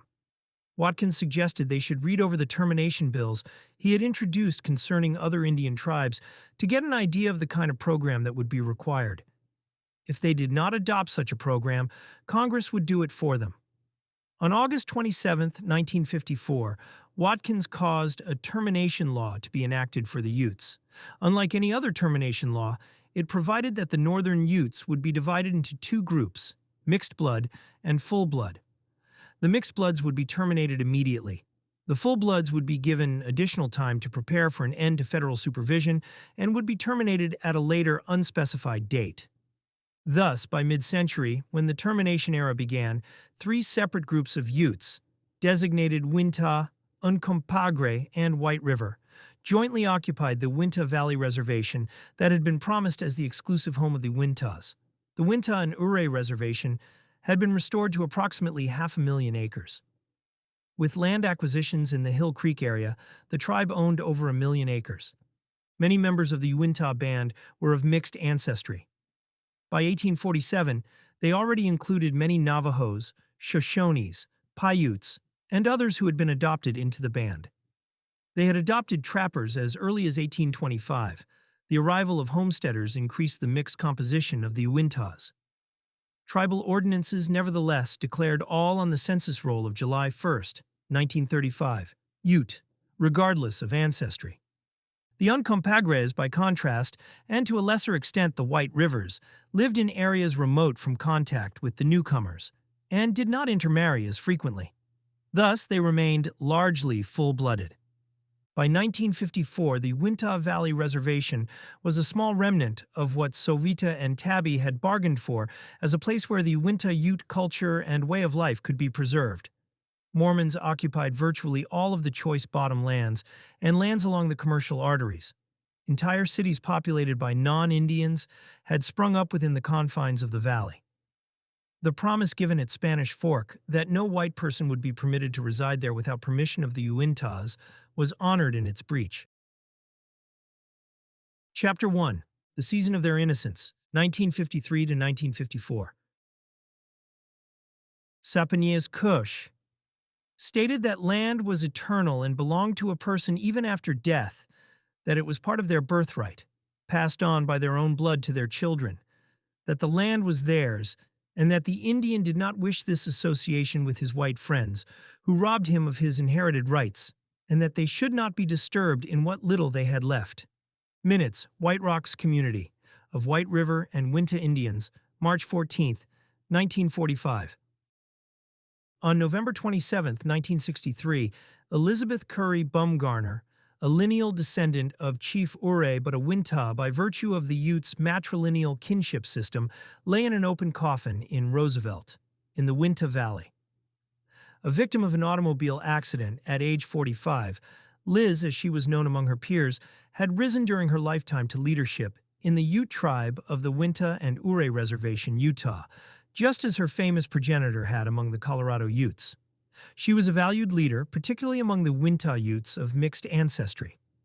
Next to her body stood her brother Rex Curry, business manager of the Ute Indian Tribe of the Uinta and Ouray Agency, and John S. Boyden, a tall, well-dressed lawyer from Salt Lake City. Confidant and mentor to Curry, Boyden had been the tribal attorney since November 15, 1945, and legal advisor to all Ute Indians, mixed blood and full blood alike. It was appropriate that they stood together, as if they were one. Most of the throng of mourners were Indians. Among them was Preston Allen. His somber gaze was fixed on the two men standing before Liz's coffin. Allen was the president of the Affiliated Ute Citizens of the State of Utah, AUCU, formed 7 years earlier to represent the mixed-blood Utes, and authorized by law to divide the assets of the Ute Indian tribe between its full-blood and mixed-blood members. Liz had been one of Preston's fellow directors. In another era, during the days of Wakara or Ouray, or even when Old Tabby had led the Uintas to the Uinta Valley, Preston might have been an important man, even a respected chief with many horses, teepees, and followers. Now, the AUCU was largely inactive. Boyden claimed that the AUCU no longer existed because it had completed the work of dividing the tribe's assets, and that there was no need to elect a replacement for Liz. Preston's spirit was oppressed to the point of breaking, and he was uncertain of his future and that of the AUCU membership. The AUCU had been established after the 1954 enactment by Congress of the Termination Law, which declared that if they were not more than 50% Indian ancestry, Utes were no longer considered members of the tribe by the federal government. As the very considerable assets of the tribe, held in trust by the United States or subject to approval by the Secretary of the Interior as to their sale until August 27, 1964, were communally owned, the division of assets was necessary to complete their termination. Virtually all of the Indians on the reservation affected by termination were members of the Uinta Band. The Uncompahgre and White River bands had very few members of mixed ancestry, and their numbers were relatively undiminished by termination. The Uinta Band, in contrast, was split, the largest part being excluded from membership in the tribe and classified as mixed blood. Those full-blood Wintas who remained part of the tribe were therefore a doubtful continuation of the once proud Tumpanawash Utes, who occupied the fertile valleys of central Utah at the time of first Euro-American contact. The two figures paying their respects to Liz, one an Indian and the other a reputed friend of the Indians, were instrumental in dispossessing the Uintas and dismantling their economy and social structure. Preston was suffering hard times financially. A cattle rancher all his life, the actions of Boyden and Curry had forced him to abandon his small ranch, situated at the base of the Uinta Mountains. His livestock were excluded from the tribe's common range. There was no feed for his herd, and no way for his ranch to continue. He sold his cows and lived on the unearned income generated by the sale for as long as he could. Then he was forced to seek menial employment in the non-Indian community. Like Preston, many Uintas were out of work. No longer considered Indians by the tribe or government officials, they were denied access to credit, public health services, employment services, and education rights were guaranteed only to those holding Indian status. As a result, their children were often not properly cared for, and in some cases even abandoned. Preston got a job at the home and school for Indian children sponsored by the Baptist Mission on the reservation. The tragedy that had claimed Liz, as well as Preston's own recent failures, might be laid at the feet of the two men now paying their respects. There was little doubt about that, at least not in Preston's mind, for they had advocated the termination policy. His gaze became focused, intense, and accusatory. He imagined that Liz would have shared his feelings. Preston's gaze moved from the two men standing at Liz's casket to the other people in the room. He focused on Elmer Hackford, Art Workman, and Lula Murdoch. Also, Winta Utes, directors of the AUQ and colleagues of Liz in the councils Preston had presided over. Like Liz and Preston, each had seen his or her economic and social relationships destroyed by the policies sponsored by Curry and Boyden. Hackford, once a sheep rancher, had been forced to sell his animals and seek work as an ordinary laborer for a non-Indian trucking company. He, like Preston, found that there was not enough feed after being excluded from the rangelands owned by the tribe. Workman had formerly operated Sam N. Liz's store, as the Indians knew it, which Liz Bumgarner had founded and sold to Art. He tried to make economic use of the AUCU's assets by attracting outside investors to develop its commonly owned lands. When Boyden and Curry prevented him from doing so, by influencing the Commissioner of Indian Affairs to adopt regulations stating that only the tribe could develop the lands, Art gave up and went to Salt Lake City, where he worked as a janitor. The lives of virtually every mixed-blood Indian gathered here were tinged with tragedy, the direct and indirect result of practices devised by Curry and Boyden. All of the mixed bloods had been stripped of their identity as American Indians, or at least of the benefits of Indian status, by the Termination Act, and denied their traditional means of livelihood in the process. It seemed to Preston that they had been denied their culture, or at least their way of life, which was an even more serious matter.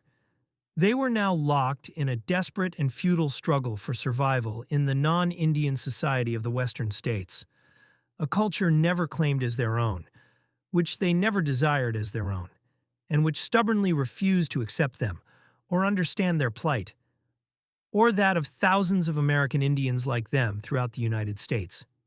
Even this Christian funeral seemed symbolic of the events that had destroyed their lives. Liz, like most of the Indians, was now Christian, but it seemed that embracing the faith made it impossible to end their lives with the dignity of their ancient traditions. Wakara had departed mortal life seated high on a mountain, remaining ever watchful over those he led, while nature did its work of returning him to the soil from which the circle of life began. Francis McKinley, a full-blood Uncompahgre, and Ab Harris, a mixed-blood Uintah, employed by the Bureau of Indian Affairs, were there. They moved closer to the casket and stood next to Boyden and Curry. Preston's mood shifted to pity at the sight of McKinley and Harris. Again, he imagined Liz sharing his feelings. McKinley and Harris had aided Boyden and Curry in reducing the mixed bloods to poverty, yet they themselves had also suffered perhaps even more. They had not been deprived of the means to put bread on their families' tables, for they held well-paying jobs, But they now faced the resentment of Utes, mixed blood and full blood alike, over policies they had helped implement. They were shunned, or at least it seemed so to Preston. McKinley had moved to Tempe, Arizona, where he worked in Indian affairs with the National Indian Training and Research Center. Curry and Harris, unlike McKinley, had been able to keep their jobs with the tribe and the BIA because they had Boyden's support. Yet even they seemed touched with tragedy now, and not just because it was Curry's sister who lay in the casket. They had compromised the interests of their fellow mixed bloods so thoroughly that the others in the room seemed to avoid them. The distinguished lawyer standing next to Curry was responsible for the hard times that had fallen on the Uintas, especially the mixed bloods, more than anyone else. Of that, Preston had no doubt, but he was unsure of Boyden's motive. Was he a villain who set out to harm the Uinta Utes and acquire their property for the White Rivers and Uncompahgrees, who remained full-bloods? Or was he the unwitting tool of the misguided policies imposed on Indians by Senator Watkins in Congress? Or perhaps Boyden was captive to the same circumstances that had affected the Indians and had only sought to salvage something for those Indians who would continue to be his clients after the mixed bloods were declared no longer Indian. Preston did not understand how emancipation applied to the Uintas or any other Indians. He, like most Indians, thought they had always been free. They were free to live their lives as Indians or to live among the non-Indians surrounding them. Why hadn't Boyden understood that Indians did not lack freedom simply because their culture, economic system, and aspirations were different? Why hadn't Curry, Harris, and McKinley been able to make Boyden and Watkins understand? Preston returned the smart military-style salute of Harvey Natchez as he walked by with a group of full-bloods. Natchez, a war hero who had served under General Eisenhower, was the first American to enter Berlin at the end of World War II. Eisenhower had helped crush the fascists who had practiced cultural genocide, but his Commissioner of Indian Affairs, Glenn Emmons, and Dylan Meyer before him, had emancipated Natchez by insisting on terminating his way of life. Meyer and Emmons tried to force Indians off their reservations under the guise of relocation and assimilation into non-Indian society. Preston Allen had enlisted in the Army and risen to the rank of sergeant. He believed he was fighting to preserve all his rights as a Uinta Ute, as an Indian, and as an American. At least 97 Utes from this very reservation had loyally served their country in the war. 5 had died. Fred Caneda, the Ute archivist, had been decorated with the Purple Heart and Bronze Star. Although Boyden, Curry, McKinley, and Harris had not committed overtly violent acts, the effects of termination had been just as destructive to the Indian way of life. In a very real sense, the consequences, unemployment, poverty, alcoholism, and the loss of identity with the tribe, had contributed to Liz's demise. Excessive drinking, which Preston had been told had contributed to Liz's automobile accident, was rampant on the reservation. The suicide rate among Indians had skyrocketed under termination, reaching 20 times the national average. Liz's oldest son, Reggie, was drinking heavily. Would it claim his life too? Preston spotted Anita Reyes, Isilda Dot Hendricks, and Marguerite Murray Hendricks, known simply as Marguerite Murray, 3 mixed-blood Indians of the Uinta Band, engaged in an intense discussion. He caught fragments of conversation about used car dealers near the reservation who were cheating Indian customers. Such complaints had become common among mixed-blood Utes in the past year, as they often went to dealers to exchange property for cash to meet daily needs, a practice Liz Bumgarner may have pioneered. The dealer usually required them to take a used car as part of the bargain. Preston heard one of the women suggest talking to a lawyer, but he paid little attention. He had heard these complaints before. He could not know that this conversation foreshadowed another decade of controversy on the reservation, more intense than the decade that had just passed. 6 months later, 3 Indian women appeared at my law office. "We just want to know if we got any rights." That was the bottom line for Anita, Dot, and Marguerite. They cheated us on that car. It had a flat crankshaft. It was a hot summer day in 1964. A young lawyer, I was listening to my first clients. My office, furnished with a used desk, an empty filing cabinet, and 4 chairs, had been open for just a few days. In the 6 months after Liz's funeral, Anita, Dot, and Marguerite had been to numerous lawyers' offices between the Uinta Valley and Salt Lake City.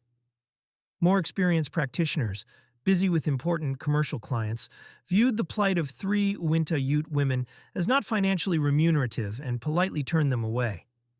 The most recent lawyer they approached had been H. Ralph Clem, Assistant U.S. Attorney for the District of Utah, with a new office in the U.S. District Court on the second floor of the post office on Main Street in Salt Lake City. Clem's desk and office were far from uncluttered. Filing cabinets bulged with weighty problems, water adjudications, rocket explosions, securities frauds, all inherited from his predecessor, who just happened to be me. Clem had no time to talk to three Indian women about their flat crankshaft, but he thought I would be desperate for my first case. Any case. And it would be a fine joke to send them my way. It was the familiar dump your pro bono headaches on your buddy game. Anita, Dot, and Marguerite had been given a $350 used jalopy with the flat crankshaft as partial payment for stock in the Ute Distribution Corporation. Now, the car wouldn't run. But Uinta Valley is hundreds of miles away, I explained. The cost of traveling to the reservation to present the problem to a judge would exceed the value of the car. There are others who have the same problem, the three women continued. We all have an old wreck of a car. As desperate as I was for my first case, I was not interested in an old car with a flat crankshaft. What did interest me, however, was that the car had been taken in exchange for a stock certificate. From my work as an assistant U.S. attorney, I knew that sharp practices in securities transactions, even when modest in amount, sometimes led to larger claims for groups similarly affected. My curiosity thus enabled the women to secure the first effective legal counsel they, or any mixed-blood Uintas, had received regarding the Ute Distribution Corporation, other than that of the tribal attorney, John S. Boyden, since the termination policy had been implemented. The flat crankshaft, or rather the stock certificate traded for it, led directly into the labyrinthine affairs of the Ute Indian Tribe of the Uinta and Ouray Reservation. The relationship between the Uinta band and the other two Indian groups, the termination policy's division of the tribe into mixed-blood and full-blood members, and the placement of their share of tribal property into the Ute Distribution Corporation and two range corporations.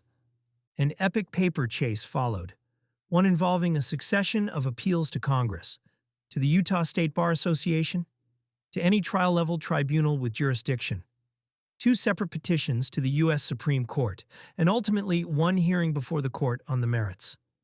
Contrary to the common belief that courts are especially solicitous of Indian rights and claims, those efforts, with rare exceptions, were rejected. The chase produced legal precedents that would govern not only American Indians, but also wealthy investors on sophisticated securities exchanges, powerful entrepreneurs, and future victims of fraudulent schemes.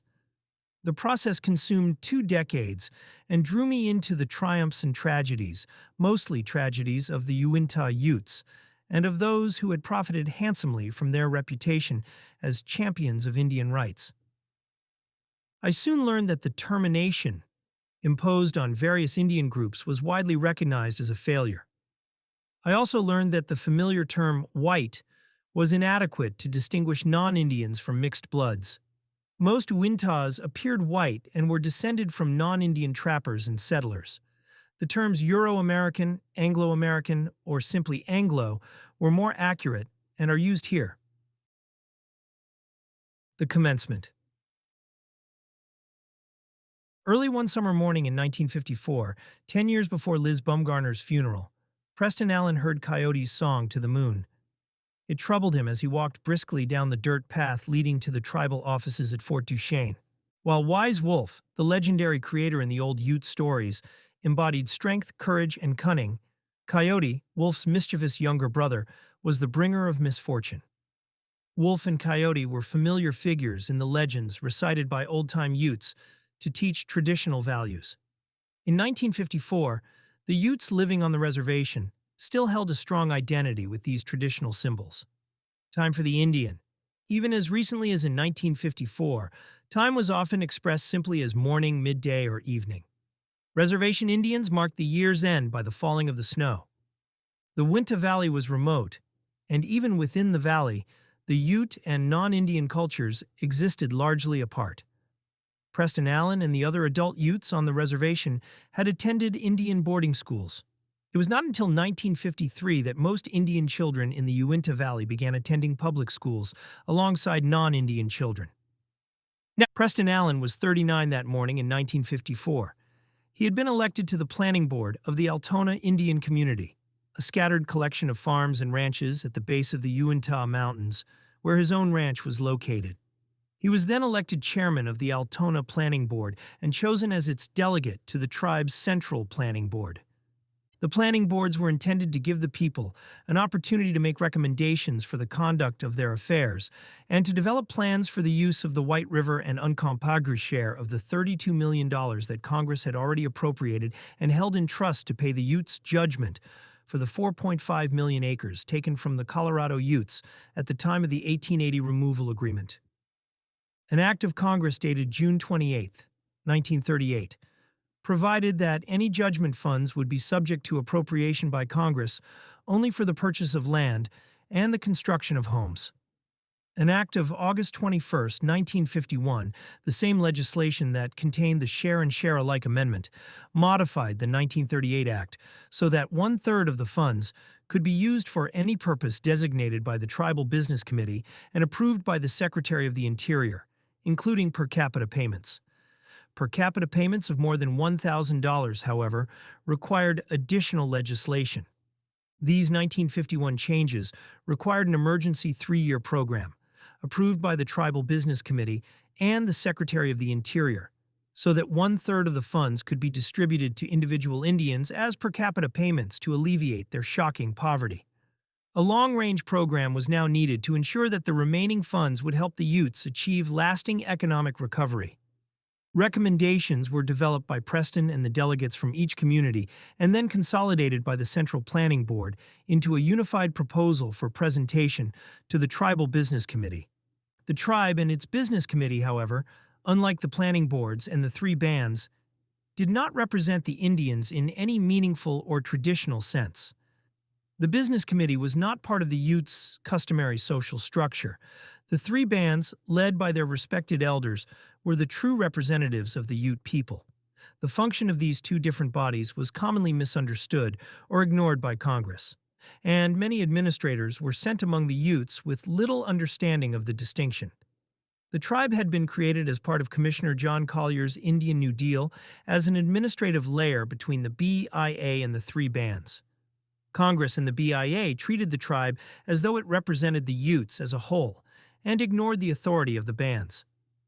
As a result, the tribe would have responsibility for administering the remaining share of the $32 million on the reservation. Any expenditures required the approval of the tribe, the Secretary of the Interior, and an appropriation by Congress. Preston walked past the long council hall, a remodeled army barracks. The site reminded him of the controversies that had erupted there over the past year. All of it had revolved around one issue: termination. Preston did not truly know what termination was, nor did any of the other Utes. Yet the term had dominated discussions in both the planning boards and the general council meetings. Rumors circulated that Congress would require acceptance of termination before it released the remainder of the Northern Utes' share of the $32 million. Julius Murray, a Uinta member of the Full-Blood Planning Board and a delegate to the Business Committee, wrote to President Eisenhower on February 13, 1953, requesting an appointment to discuss these rumors. Orm Lewis, Assistant Secretary of the Interior, denied the rumors in an April 8, 1953 letter. As to termination of federal trusteeship, let me assure you that there is no immediate prospect of the Bureau of Indian Affairs withdrawing its protection or services to the Indians of the Uinta-Ure Reservation. Before any such withdrawal takes place, there will be a thorough and complete discussion with the tribe.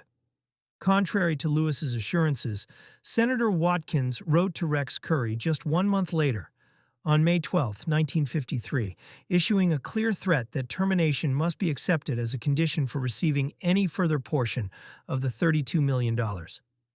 You will recall that in 1950 the Ute Indian tribes were awarded a judgment. At the end of 3 years, you were to come to Congress with a definite program for the rest of the 10 years. I am sending this letter as a warning to you and the members of your tribes that Congress will expect you to keep very fully and completely your promises made to the committee when this legislation was approved.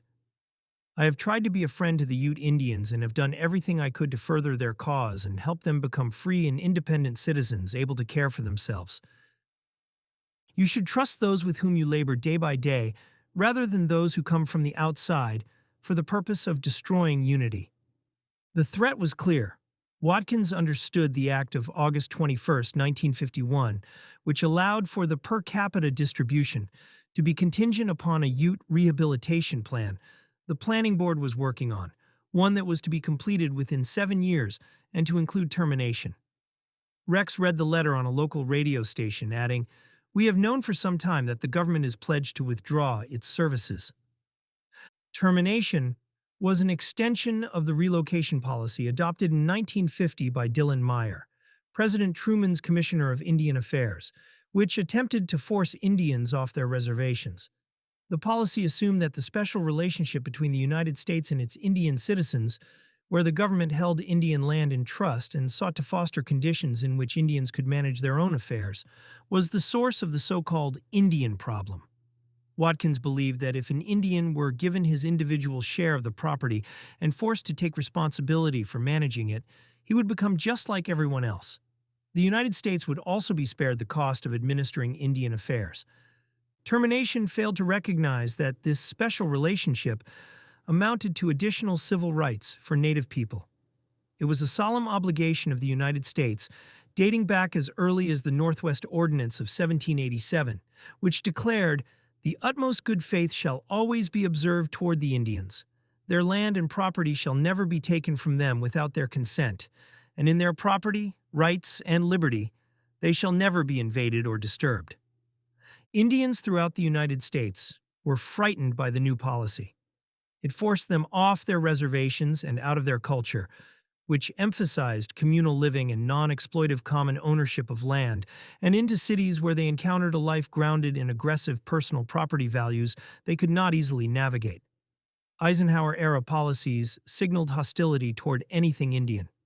Whatever the details, Native people were certain that termination would be yet another assault on their way of life. Preston stomped the dust from his shoes as he passed the entrance to the tribal offices. It was in this very building that he had been elected chairman of the Central Tribal Planning Board in January 1954. An emergency developed almost immediately when Rex Curry informed the board that Senator Watkins was insisting the Utes accept termination. The Business Committee received a letter from Senator Watkins, Rex announced at the January 1954 meeting. "The time is coming when we will all be turned loose." "Will they give us 50 years?" Liz Bumgarner asked her brother. "We need enough time for some of our little children to get educated, so we can be prepared to be on our own." "We can ask," Rex said, "but it doesn't look like they will give us that much time."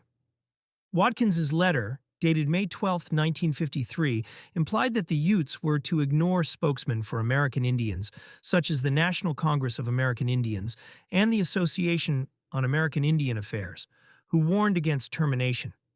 They were to follow instead the advice of Rex Curry and John Boyden, who insisted on discussing termination. It seemed like more talk about getting the Indians off our consciences and out of our pocketbooks. Jim Atwine, then 84 years old, a respected elder of the Uintah Band and the last in their line of chiefs, an office imposed by non-Indians, accused Watkins in a letter written for him by Clyde S. Johnson, an attorney in Vernal, of requiring termination as the price for releasing the Utes' money. The senator did not deny it. He replied in a letter to Johnson that the administration looks with disfavor upon straight per capita distributions, and that the Utes must show that they had formulated a constructive program for development before they would receive their money. Despite Watkins's threats, the Planning Board rejected termination and recommended instead that the Utes retain their special relationship with the government. In late 1953 and early 1954, the Uncompahgres in the Ure community concluded that the recommendations of the Planning Board were merely extensions of the main features of the 3-year program under which the per capita payments had been made. Fearful that the congressional policies Watkins was pushing so hard had been rejected, they refused to participate further in the planning process. The Uncompahgrees were of the opinion that retaining the status quo was without any enlightened approach to the hardcore Ute problems, and particularly objected to the Uintas sharing in the $32 million. Only the Uncompahgrees and White Rivers should share, they said, for the money was to compensate for wrongs done to the Colorado Utes at the time of the removal agreement. The Uncompahgrees threatened to withdraw from the tribe if their demands were not met. Francis McKinley, spokesman for the Uncompahgrees, was the only college-educated Indian on the reservation, other than Rex Curry. A strong advocate for his group, he had even gone to Washington to discuss the Uncompahgre position with the Commissioner of Indian Affairs. It was true that the money did not belong to the Uintas, but it was also true that the land did not belong to the Uncompahgrees, at least not until the Act of August 21, 1951, imposed the share and share alike amendment as part of the change in the Ute Jurisdictional Act, authorized per capita payments. Preston had attended the contentious meeting on June 1, 1950, which preceded and resulted in the share and share alike amendment. Although he was not allowed to vote on the proposal made by Boyden and Wilkinson because the Uintas had not been notified to attend, it was a public meeting, and many Uintas went down to see what was going on. After the 1950 meeting, the membership in all three bands voted not to continue Boyden's employment. The business committee nevertheless recommended rehiring him, and the BIA did so. Petitions and letters charging that Boyden was not serving the interest of the Indians, but was looking after the interests of the government, and the Mormons, and other non-Indians were sent by Julius Murray and Bill Reed, the Uinta delegates on the Tribal Business Committee, to Watkins, the superintendent, and the BIA, but they were ignored. Even though there was no share and share alike resolution by the Uinta band, Congress had plenary authority over Indian property and could dispose of it without the owner's consent, and did so. There was little else the Uintas could do. They could not ask for repeal of the Act of August 21, 1951, because Watkins had packaged the share and share alike amendment with the amendment to the Ute Jurisdictional Act of June 28, 1938. Repeal would therefore mean repeal of the authorization for per capita payments as well. Desperate as the Utes were for that money, anyone who suggested repeal would automatically be seen as acting contrary to the Utes' economic needs. The events of that summer in 1950 caused factionalism in the Uinta Valley during the following years. The Uncompahgres and White Rivers objected to the Uintas sharing in the $32 million. The Uintas objected that the Uncompahgres and White Rivers were given a share in the Uinta Valley Reservation and its income. It seemed to Preston Allen that those having control over the affairs of Indians, like Watkins, Boyden, and Wilkinson, should understand the Indians' way of doing things. Those who disapproved of what was proposed at a council of elders registered disapproval by sitting in silence. Boyden and Wilkinson were unable, or unwilling, to recognize that those who refused to vote or who walked out of the June 1, 1950 meeting had voted against the share and share alike proposal. Watkins and Congress failed to recognize that the small handful of Uncompahgres who voted for the resolution were not a majority and could not speak for the Uintas. The two attorneys in Watkins did not recognize that land was essential to the Indian way of life, and for that reason Indians consistently opposed trading land for money. Despite the opposition of the planning board, Watkins continued to insist that the Utes accept termination as a condition for releasing the money deposited for them with the Treasury. He wrote another letter to Rex Curry as business manager of the tribe, dated February 14, 1954, in which Watkins gave the Utes until May 15 to read over the termination bills he had introduced concerning other Indian tribes to get an idea of the kind of program that would be required. If they failed to adopt a termination plan, Congress would do it for them. Between March 14 and March 28, 1954, Robert Bennett, formerly the superintendent at Fort Duchesne and program officer for the BIA, came to the reservation and held meetings with the various Indian communities. Bennett was accompanied by Rex Curry and Francis McKinley. Their message was simple. They, the planning board, were told to make a plan, and they have not. So Congress has made a plan for them. Bennett said, when he met with the Wintaws and White Rivers at Fort Duchesne on March 16th. Then he made good on Watkins' threat. When they come to Congress, they will be shown their plan. It thus became apparent what Francis McKinley had been doing in Washington. He had seized upon Watkins's relentless pursuit of his termination ideas as a means of accomplishing the goals of the Uncompahgrees. If only the mixed bloods were terminated and the full bloods were not, the Uncompahgrees' desire to exclude the Uintas from a share in the $32 million might be accomplished. Bennett and Rex Curry helped McKinley in his attempt to sell the Uncompahgre plan to the various Indian communities. The three of them met with the Uintas and White Rivers in the White Rocks community. The mixed bloods are ready to be turned loose, McKinley declared, so in order to save the full bloods from this, they should be separated.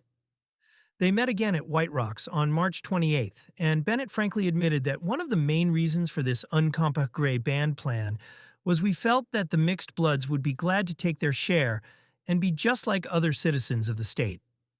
They ran into determined opposition to the Uncompahgre plan in each of the communities.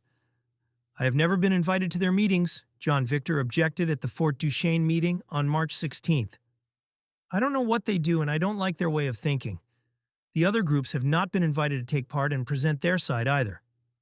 We don't want to separate our property, Lawrence Appa protested at the White Rocks meeting. We want to be left alone as we were in the beginning. I can't see where we can go along with this kind of plan, as we don't know all about it, old Jim Atwine said at the Fort Duchesne meeting. And at the White Rocks meeting, he said, let's keep everything we have in our possession and not split it up. It is not good to have anything taken from us, and we should work to hold on to everything we Wintas have. Bennett used economic inducements in an apparent play on the objection of the Uncompahgrees and White Rivers to mixed blood sharing in the judgment funds. At the White Rocks meeting, he said, it is better to get them off to themselves, and hereafter you people here will say who shares in the property and the money. Bennett then advised the Utes to work things out at the General Council meeting of the tribe to be held on March 31st, 1954. When the General Council meeting was held, Wabin Wanzitz, a full-blood Winta, was designated chairman. As routine business was concluded and the meeting was about to adjourn, Ernest Wilkinson and John Boyden burst into the hall with Superintendent Harry Gilmore. They had been deciding for themselves, in a sort of rump caucus at the superintendent's office, that the Utes should agree to the Uncompahgre plan that Bennett had been discussing with them. McKinley followed them in and crawled under the table where Wanzitz was presiding, apparently not wanting to be seen. Wilkinson pushed Wanzitz aside and announced that he had a resolution to read to the meeting. Wanzitz retreated to the back of the room and stood against the wall. Rex Curry took over the meeting. The resolution was to accept the termination of all Utes having less than 50% Indian ancestry. Termination was not on the agenda. Notice that such a question would be considered had not been posted, and no Indian ever moved the adoption of Wilkinson's resolution. Faced with the lawyer's insistence, Julius Murray moved for a study of the feasibility and legality of the proposal, and Curry finally called for a vote.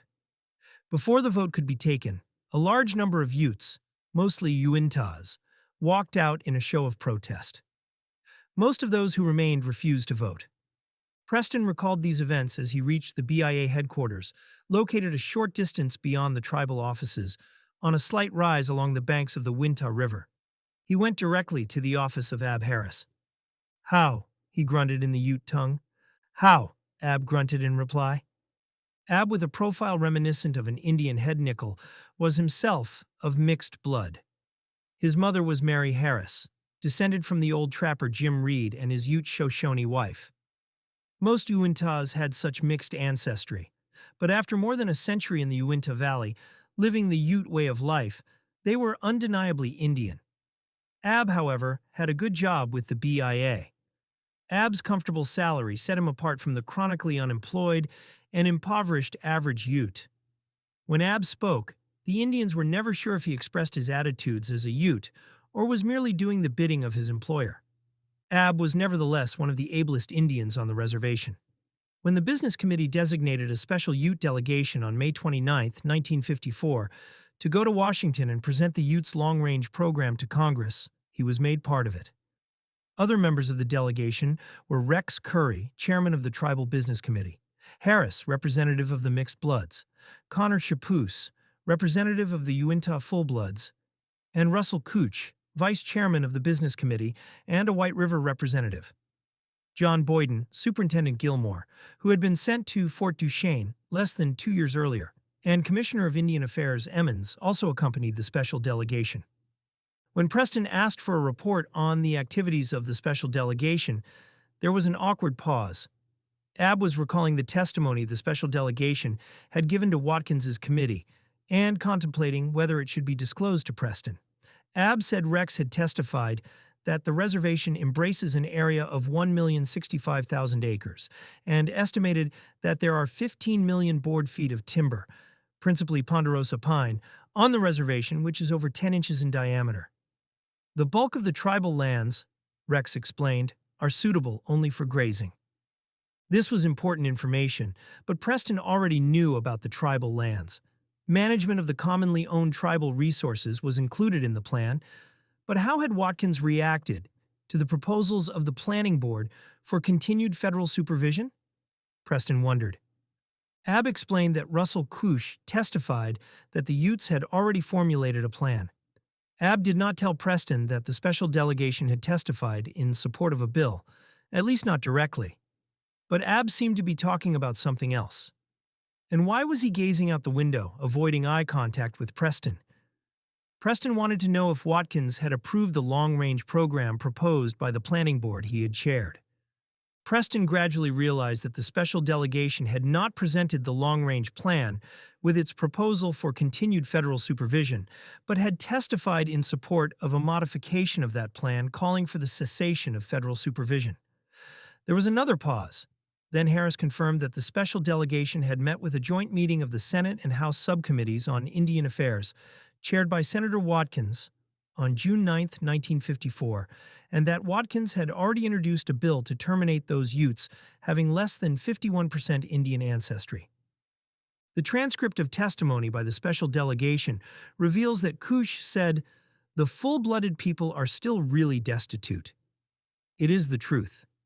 The record of his testimony shows that he also said, "While we are working out the long-range program, our people are going to need help badly to get through next winter. Therefore, if this bill passes, our people expect the Secretary to authorize a per capita allowance for immediate needs like grocery bills and water charges, and especially for family plans for economic and social improvements." Rex had told the committee that the General Council, by a vote of 152 for and 8 against, voted to separate the assets of the tribe between the mixed blood group on the one hand and the full blood group on the other hand, and that they also directed that legislation permitting such a division be drafted and recommended its submission to Congress. The record shows that Watkins congratulated the special delegation before his committee because of the way it permitted the freest discussion on the part of the members. "The preparation of the program that you now have is embodied in the legislation that I introduced here," Watkins had said. The generous statements about open discussions were true. The planning committee always allowed anyone to speak or make any proposal. The look on Preston's face turned to shock as Harris continued. He then revealed that he told the committee that the bill under consideration expresses the wish of a majority of the Indians of the Uinta and Ute reservation. The transcript shows that he also said that notices were posted in advance of the meetings, and that we had pretty darn good attendance at all our meetings and good participation in the discussions. If there were any questions concerning problems in this division, they were discussed until a complete understanding was had or until no more questions were raised. But they have a pretty good understanding of it, and they know what this is and what it means. "Did a big majority of the full-blooded Indians vote for this program?" Watkins asked. "Yes, sir." "Were there any dissents at all? Was there anyone who voted against it?" "No, there wasn't." The special delegation circulated a memorandum acknowledging the Indian Office and the Interior Department recommended that those persons of half-Ute blood be included with the mixed bloods, Harris revealed. That change was entered into the bill and so introduced. Preston did not learn the details of the testimony by Abb and the special delegation for many years, but when he did, he was incredulous. No such proposal had ever been discussed on the reservation, much less approved, and certainly not without dissent. Even the proposal of Robert Bennett, Francis McKinley, and Rex Curry, advanced as the Uncompahgre Plan at the community meetings, and presented by the two lawyers at the General Council, would not affect any Indian who was 50% or more Indian. The change was of profound significance, for the termination of those not at least 51% Indian would automatically exclude the children of any Ute who married outside of the tribe. Only 152 of the 1,665 Utes had voted for the resolution to study the two lawyers' proposal anyway. The others had walked out in protest, or had withheld their approval, or did not have an opportunity to express their wishes because of the lack of notice. It seemed just like the meeting on the share and share alike resolution. Watkins was not misled by the 152-8 vote cited by Curry or the unanimous one claimed by Harris. He knew because of the letters he had received that the Utes had never requested termination. Watkins knew that the Utes had acted in response to his own threats. He had even acknowledged before the subcommittee, "At the rate they are going now, it will be 50 years before all the Indians, or even two-thirds of them in most of these tribes, will be willing to consent to withdraw. Even though they don't like it, if we decided as the guardian that the ward has now reached the stage where he can take care of his own affairs, who is to challenge that by saying that we have got to have the consent of the ward? Here we have a group of people who have innate ability just the same as other people, when they get stimulated with a little ambition and necessity. You know, this world, it is said, has been made better by dissatisfied people. If you get to the point where you are really dissatisfied, you do something about it." The Indian Rights Association, organized in 1882, sent Jonathan M. Steer, its president, to Watkins's earlier hearings on other termination bills from its headquarters in Philadelphia. Steer warned Watkins that his proposals were, plain and simple, a revival of the errors of the allotment era, detailed for Congress in the Merriam Report. But Watkins was still determined to go ahead with his plans. The way to get this job done is to bring it squarely to the attention of those people that we are not going to keep going. Well, we do have that striking example of what happened under the Dawes General Allotment Act, Steer cautioned, and that left a very strong lesson, it seems to me. "How many years ago was it?" Watkins asked, and then answered his own question. "That was 66 years ago. If we have done any job at all, there should be great progress since then."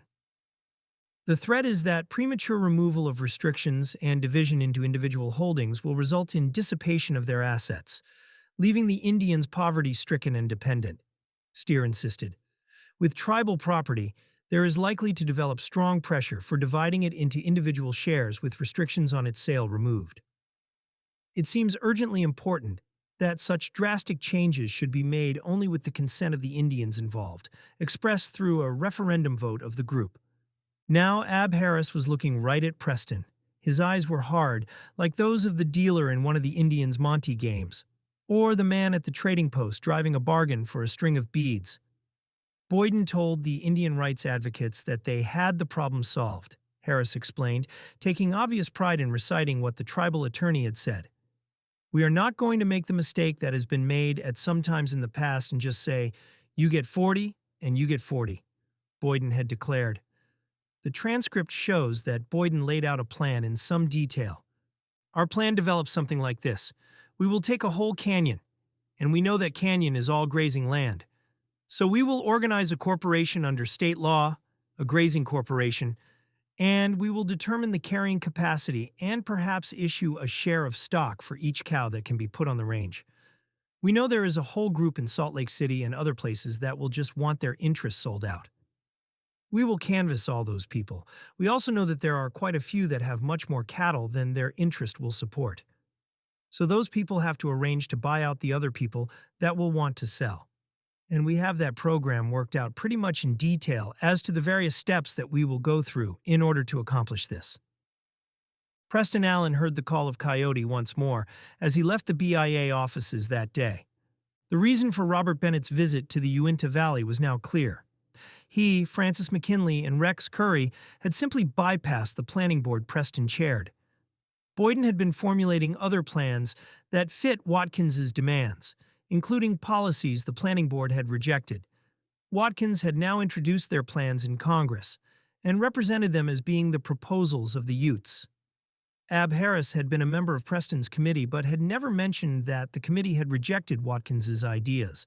The planning board's recommendations for the 10-year plan had never even been discussed. Watkins, the BIA, and Boyden obviously knew all too well how to secure the appearance of consent. Simply dangle the promise of a payment before the impoverished Utes, as they had done with the share and share alike amendment, or as Brigham Young, the Honorable Felix Brunot, and Inspector McLaughlin had done, and the hapless Utes would appear to have agreed to anything. Even Rex Curry's parents repudiated his representations to Congress. Rex's mother wrote to the Secretary of the Interior that this subject was never acted upon by the tribe, no meetings were held, nor called by the tribe. The special delegation had forgotten the Constitution and bylaws of the tribe. Orrin Curry also wrote to the Secretary of the Interior that termination was a terrible policy. Preston Allen thought it was a heavy indictment for an Indian's own parents to deny that what he said was true. Arthur Watkins never responded to any of the hundreds of Utes, mixed blood and full blood, who protested the misrepresentations concerning the termination resolution. Either he didn't care, or, as Allen later felt, he was too busy chairing the historic McCarthy hearings, also in progress in the fall of 1954. And that's how it happened that the Utes requested termination, or at least how the BIA told Congress, the courts, and the American public that they had. Honest Injun. Chapter 2, Laying the Snare, 1955 to 1956. Things are changing, things were good like they used to be, but they are changed now and we must accept them. Time is getting close when we will be turned loose for good, and the best we can do is try to save what we have left. Albert Harris, Fort Duchesne District Meeting, December 1st, 1953. Because winter so often lingered into spring and even summer in the Uinta Valley, it was said that there were just 2 seasons, 8 months of winter and 4 months of late fall. And so after Preston Allen's traumatic meeting with Ab Harris, winter was ending. But cold still gripped his log cabin in the Pinon Forest at the base of the Uinta Mountains. The slightly rotund mixed-blood Ute, now a leader of his Uinta band, contemplated the puzzle before him. The 2 iron pipes had to somehow be joined. Yet as the threaded pipe coupling was turned clockwise to engage it, its attachment to the adjoining pipe turned counterclockwise, disengaging it. Preston was completing an indoor plumbing system he had devised, modeled after those in the homes of non-Indians in the Uinta Valley. His task was to join it to the pipe coming from the shallow well drilled by the tribe to supply water for livestock, which he was converting for culinary use. The pine logs of the cabin had been split with his own hands. He had gathered stones and assembled them into a fireplace. The log house was small compared to non-Indian homes, but its 3 rooms were large compared to those many Utes lived in. Indoor plumbing was a luxury few Utes could afford, but Preston would have it for Juanita if the opposing pipes could somehow be joined. Now, Preston would not take his bride to one of the rude 1- and 2-room dirt-floored cabins and makeshift shacks available to Indians in the Uinta Valley before 1950.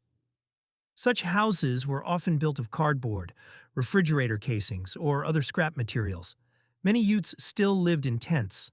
The poverty of the average Ute family before 1950 did not allow for improvement, and until recently, Preston had been unable to afford a modern home like those of the non-Indians in Roosevelt, the principal city located at the center of the Uinta Valley. Preston rummaged through the pile of pipe and fittings the man at the hardware store told him would be needed. There he found the solution, a device the man at the store called a union, fitted with reverse threads that permitted the crucial joint to be made. Preston felt a little foolish for not remembering that a coupling like the union was necessary. Yet reservation Indians, whose sanitary facilities were often outdoor privies at best and sometimes worse, did not often work with modern plumbing systems. After 1950, economic conditions among the Utes began to improve. Around that time, Francis McKinley graduated from George Washington University and returned to the reservation to lend the training and experience he had acquired in Washington, D.C., working for the Treasury Department, to the Business Committee. The 3-year program authorized by the August 21, 1951, amendment to the Ute Jurisdiction Act included a revolving loan fund that enabled the Utes, some for the first time, to be adequately fed and clothed. subsidy programs provided approximately 91% of the Indian homes with electricity. 55 water wells, such as the one at Preston Allen's ranch, were drilled.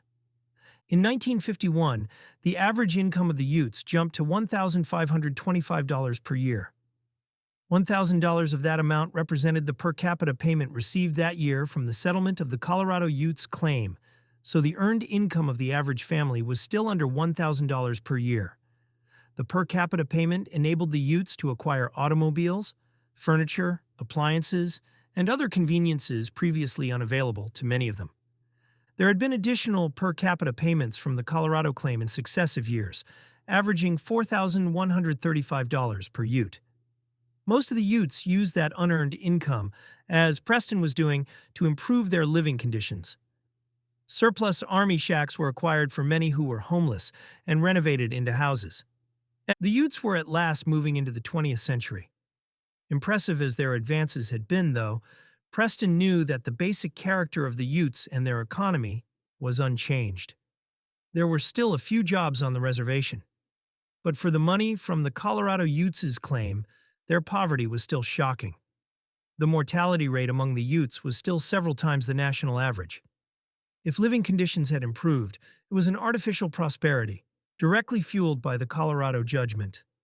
Having connected the pipes, Preston went to the fireplace, where the piñon logs hissed and spat under a porcelain pot. He poured the strong black brew into a metal cup, taking care to allow the coffee grounds to settle before sipping it. Preston's appearance gave few clues to his Indian lineage.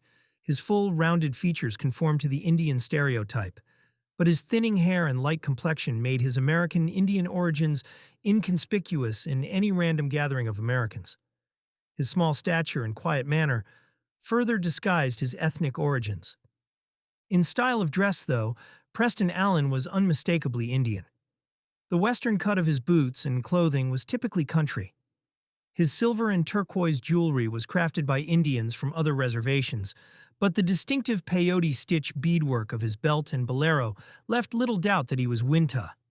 In 1948, after he returned from service in the Burma campaign, Preston leased 3 40-acre tracts from the Ute Indian Tribe in the forest where he built the cabin. The land had been the base for his 125 beef cattle.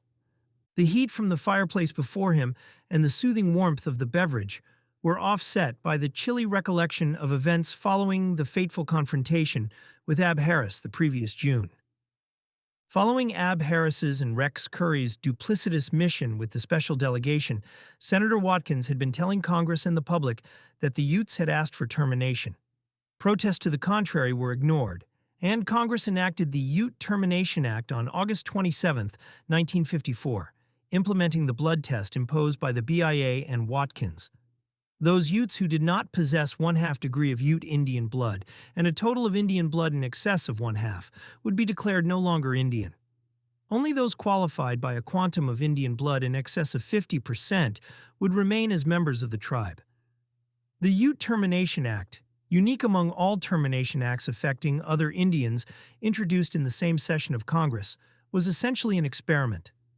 The concept of blood was originally injected by the BIA under the Indian Reorganization Act in an attempt to define who was an Indian. That concept was now seized upon as a means of eliminating the so-called Indian problem altogether. Watkins believed that if the 51% formula imposed in the Ute Bill was substituted for the 4th degree of ancestry the IRA Corporation prescribed for membership, over time, the identifiable Indian population would simply disappear, as Indians intermarried with non-Indians, or even with other Indians of mixed origin. They would fail to meet the definition of 50% Ute and 51% Indian and be absorbed into the non-Indian population, into the mainstream of American life, as Watkins was fond of saying. That result seemed altogether laudable to Watkins, consistent with the melting pot concept of American society then in vogue. More importantly, at least to Watkins, it would relieve the United States of the burden of administering rights secured to Indians by ancient statutes and antiquated treaties.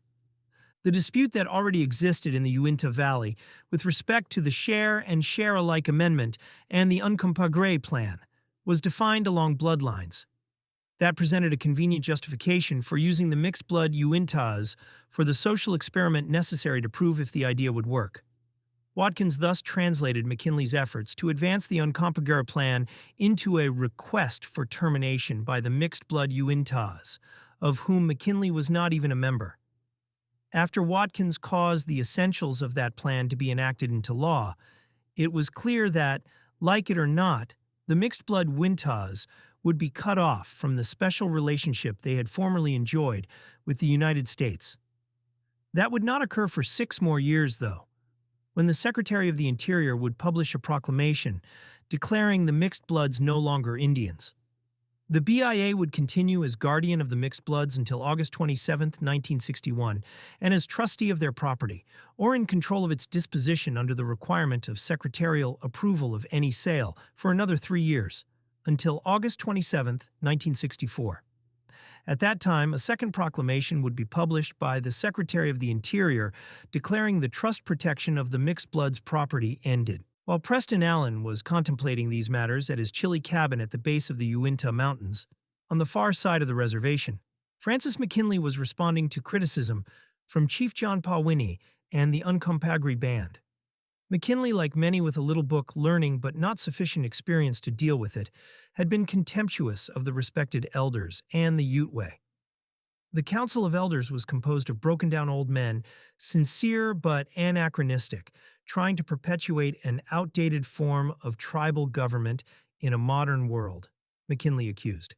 They are guilty of negligence, stupidity, and mistakes time cannot erase.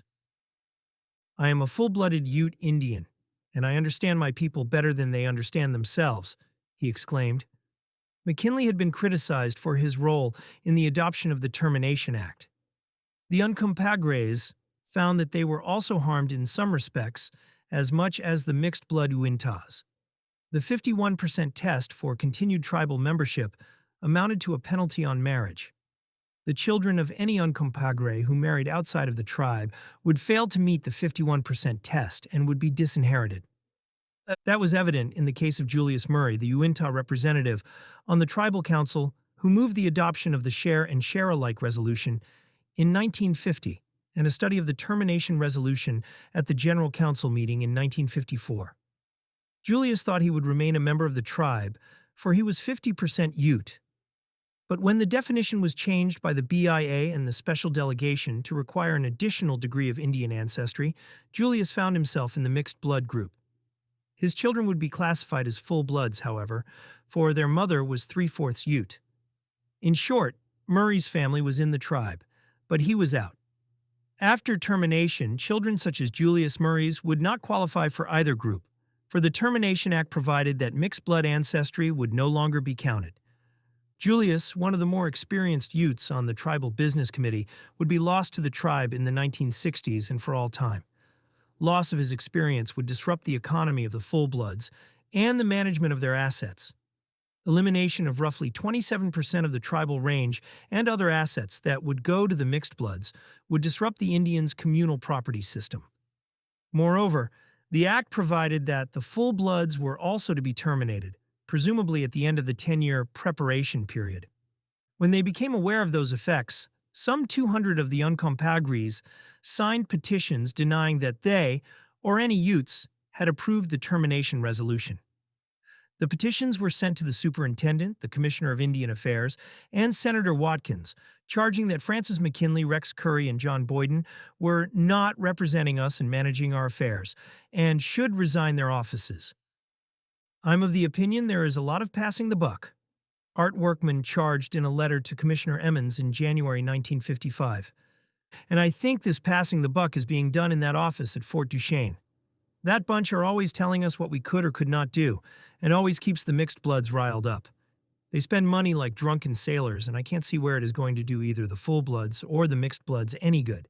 I was told in one of the meetings that if I didn't like what was going on and didn't like the way things were being handled, I could get out. Now, Pawini read a proposed resolution at the meeting of the Uncompahgres on April 29, 1955. The prepared text charged that the recommendations for the proposed legislation and representations made by the delegation of Utes, allegedly representing the Ute Indians, resulted in the enactment of the Termination Act.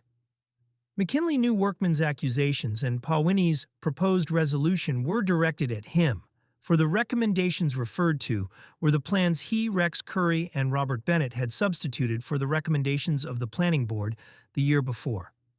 Powini's proposed resolution further stated, the United States government and members of Congress now claim that the Termination Act was enacted because of the request and petition made by the Ute Indians, and not through any specific recommendations, influence, or pressure. The Uncompahgre Band merely proposed that accounting, justification, and adjustments be made regarding the expenditure of all tribal funds, and that after adjustments among the various groups, all funds be divided on the basis of rights, interests, and ownership, and that all future income be handled in the same way, so that each group would equitably share in what was due it. The truth is that delegates chosen by the Uncompahgre and Winta bands were refused recognition and were not allowed to represent these two bands. Instead, the Tribal Business Committee chose the delegates to represent the two bands. We were under the impression that the draft copy of the proposals tentatively made in the series of meetings had been sent to the tribal attorney for correction of language, legality of certain stipulations, and such, before being presented to the full committee. Chief Powini and the others at the meeting agreed that the proposals sent to John Boyden were to have been discussed and argued for and against, and also to give opportunity for the representatives of the various groups to contribute their ideas. McKinley, who attended the meeting, may have realized that he had been used when he cooperated with Robert Bennett in advancing Watkins's termination plans. He had proposed terminating those not 50% Indian as a means to accomplish the goal of eliminating the mixed-blood Uintas, thereby giving the Uncompahgres a larger share of the $32 million. Whether he recognized the error of his participation with the special delegation or not, he joined with Powini in adopting the resolution that the purported agreements to share and share alike in all funds, property, and income were the source of the problems. McKinley also joined in resolving that the termination resolution was entered into hastily without adequate study and deliberation, at the prompting and high-pressuring tactics of tribal attorneys, and without any special consent and authorization by the individual groups affected, or complete understanding and comprehension of what rights and interests were being involved. The Uncompahgre meeting brought the number of Uncompahgres who protested the termination resolution and its improper presentation to Congress to more than 300, including all of the Uncompahgre leaders and Francis McKinley himself. While the Uncompahgre meeting was concluding, Preston Allen was still contemplating what he could do to help his people. However much he felt that his work as chairman of the planning board had been ignored, it was hard to judge Ab Harris, Francis McKinley, and Rex Curry too harshly. They had yielded to pressure from Senator Watkins and probably believed that they were acting in the best interest of the Utes, even if the planning board thought otherwise. They knew, for example, that in 1952, Watkins and the BIA had withheld a payment of $9.5 million that the United States owed the Menominee Indians of Wisconsin. The Menominees were told that their proposals for using the money were incomplete, and Watkins continued to refuse them their money until 1954, when they reluctantly agreed to be terminated. The letter Watkins sent to Curry in May 1954 was a plain declaration that he would refuse the Utes their $32 million, as he had done with the Menominees, unless they agreed to termination. Watkins treated the Utes like children who must be shown the proper way. Ab Harris, Francis McKinley, and Rex Curry may have thought they were protecting the Utes from the consequences of their own foolishness in trying to go against Watkins's wishes. They probably felt they had no choice but to ignore the recommendations of the planning board.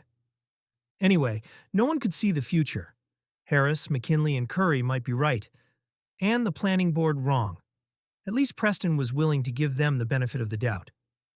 So when it was proposed on September 14, 1954, that there should be a new mixed-blood planning board in the pattern of the earlier community and tribal planning boards with Ab Harris as chairman, Preston accepted the appointment as vice chairman. He might be better able to prevent another betrayal, like that of the special delegation, if he worked with Ab Harris. Preston knew, moreover, that the Uintas must learn to cope with the new status being imposed on them.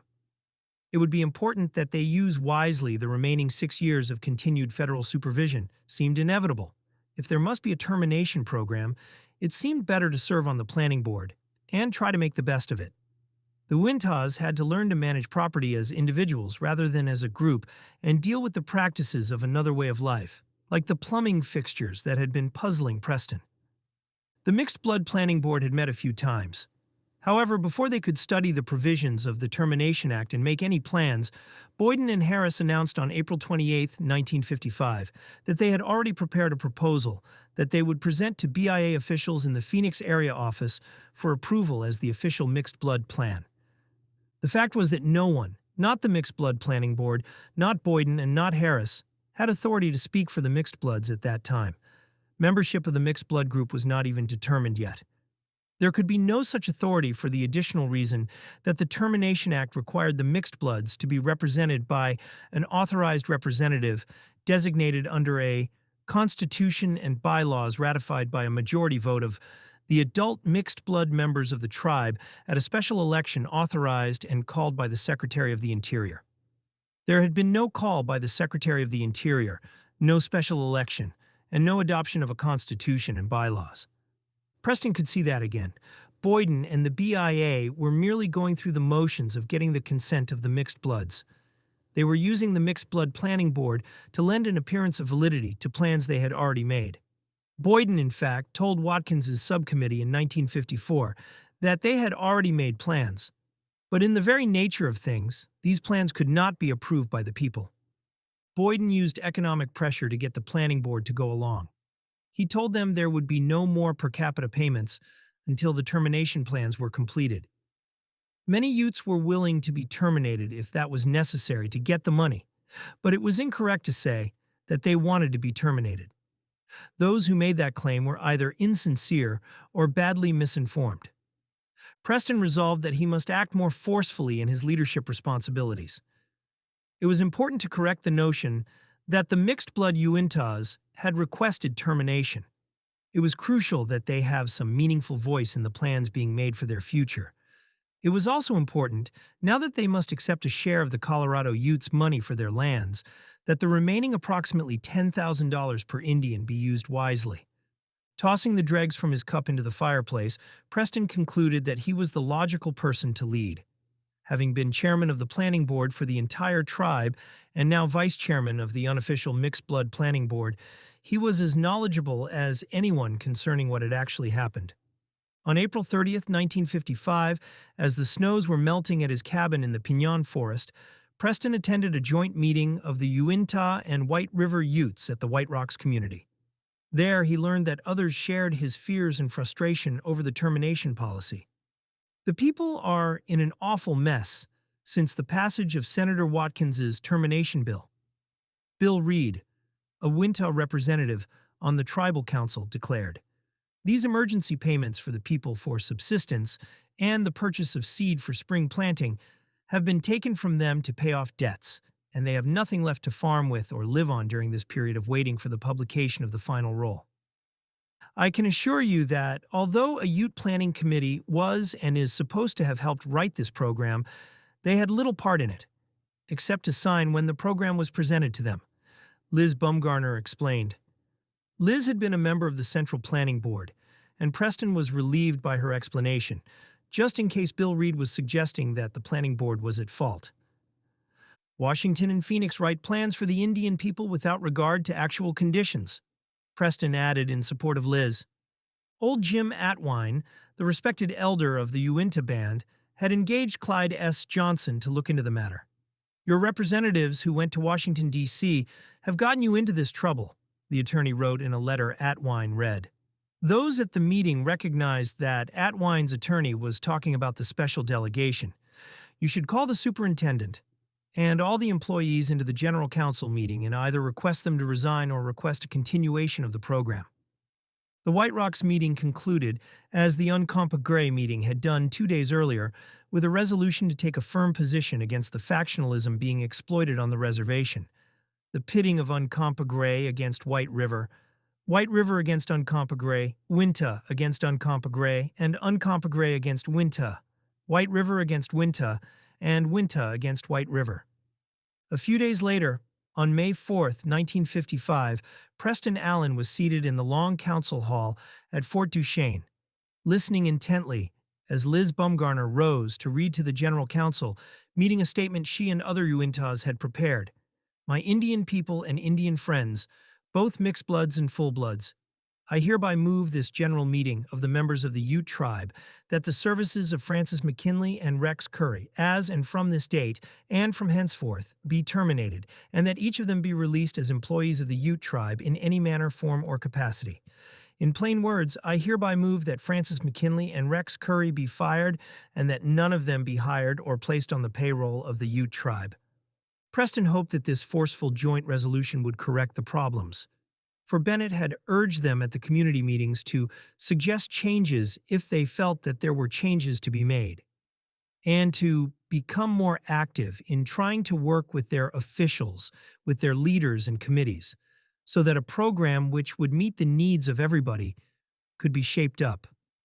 Bennett was urging them to be more active in supporting the Uncompahgre plan that he and McKinley were pushing for, and in opposing the recommendations of the Planning Board, but surely they could decide for themselves what they would support. With Curry's sister joining in the opposition, it would be impossible to ignore the resolution, for Bennett was seated right there at the meeting. Liz continued, Mr. Francis McKinley, Mr. Rex Curry, and others have made several trips to Washington, and it was through representations made by Mr. McKinley and Mr. Curry that this unfair and incompetent program was imposed upon the Indians. It was from Rex Curry and Francis McKinley that Senator Watkins obtained information from which he wrote the Ute bills and advised the United States Senate that the Ute Indian tribe was ready for the white man's way of life. Francis McKinley and Rex Curry should have known and must have known that these so-called agreements were hastily entered into without adequate study and deliberation. Mr. Curry, Mr. McKinley, and all other representatives of the Ute tribe were either incompetent and unreliable at the time the so-called hasty agreements were entered into, or they are dishonest, incompetent, unreliable, and insincere at this time. How? How? The council hall fairly reverberated with exclamations of approval. The General Council resolved unanimously in the presence of Bennett that a senatorial investigation be made as soon as possible here on the reservation. As the Utes filed out of the council hall, Preston Allen sensed relief. No longer would the BIA be able to claim that mixed-blood Uintas or any Utes had requested termination. No longer would they be able to claim that the plans advanced by Francis McKinley, Rex Curry, or John Boyden were the desire of the Utes, even the Uncompahgres. Or so he thought. Before the end of May 1955, Francis McKinley either had another change of heart or demonstrated that he was insincere when he joined Paul Winnie and the Uncompahgres in condemning the Termination Act in the special delegation. He was again meeting with Robert Bennett at the superintendent's offices at Fort Duchesne, and they were again making decisions that disregarded the wishes of the three bands and the General Council. McKinley was praised for his courageous and magnificent efforts, even in the face of bitter opposition and dissension within your own group. The entire Uncompahgre plan and the BIA program on which it was based might have been jeopardized, but for McKinley's actions. The Termination Act that the special delegation had presented to Congress the preceding August stipulated that the tribe, representing the full bloods, must submit a long-range development program by November 24, 1954, for their own eventual termination. Superintendent Gilmore formed a full-blood planning group composed of representatives of the 5 separate Indian communities and instructed the members to pay close attention to recent congressional policy on Indians and take into consideration the policies of the Indian Bureau, both of which contemplated speedy termination. The full-blood planning committee declined at first to adopt the proposed long-range program. Their position, and that of the Uinta delegates in particular, was that the proposals already approved by Preston Allen's Tribal Planning Committee, calling for continued government trusteeship over their lands and preservation of the Indian way of life, should be adopted. They were running into unexpected trouble from a minority within the Uinta band. The plan eventually adopted by the full-bloods acknowledged. However, they hoped that the official stamp of approval given by the Commissioner of Indian Affairs on the proposed plan might weigh heavily in unifying the full-blooded people so that they would act intelligently in consideration of the program. Bennett and McKinley both knew that the full-blooded group had rejected the long-range program and that McKinley had been censured at the recent General Council. Bennett nevertheless ignored the resolutions and reanointed McKinley, the recognized spokesman and leader, with the confidence of the full-bloods. The opposition that had developed merely necessitated a selling job. Bennett and McKinley were determined to get the necessary approval from the full-blood people on the program committee, and to disregard the General Council's resolutions. McKinley, Bennett, and Superintendent Gilmore believed that the opposition they were facing resulted from not having enough full-bloods capable of explaining the program. Bennett therefore selected certain members, including McKinley, despite the General Council's censure of him, and tutored them in how to sell the program over the determined opposition of the full-bloods.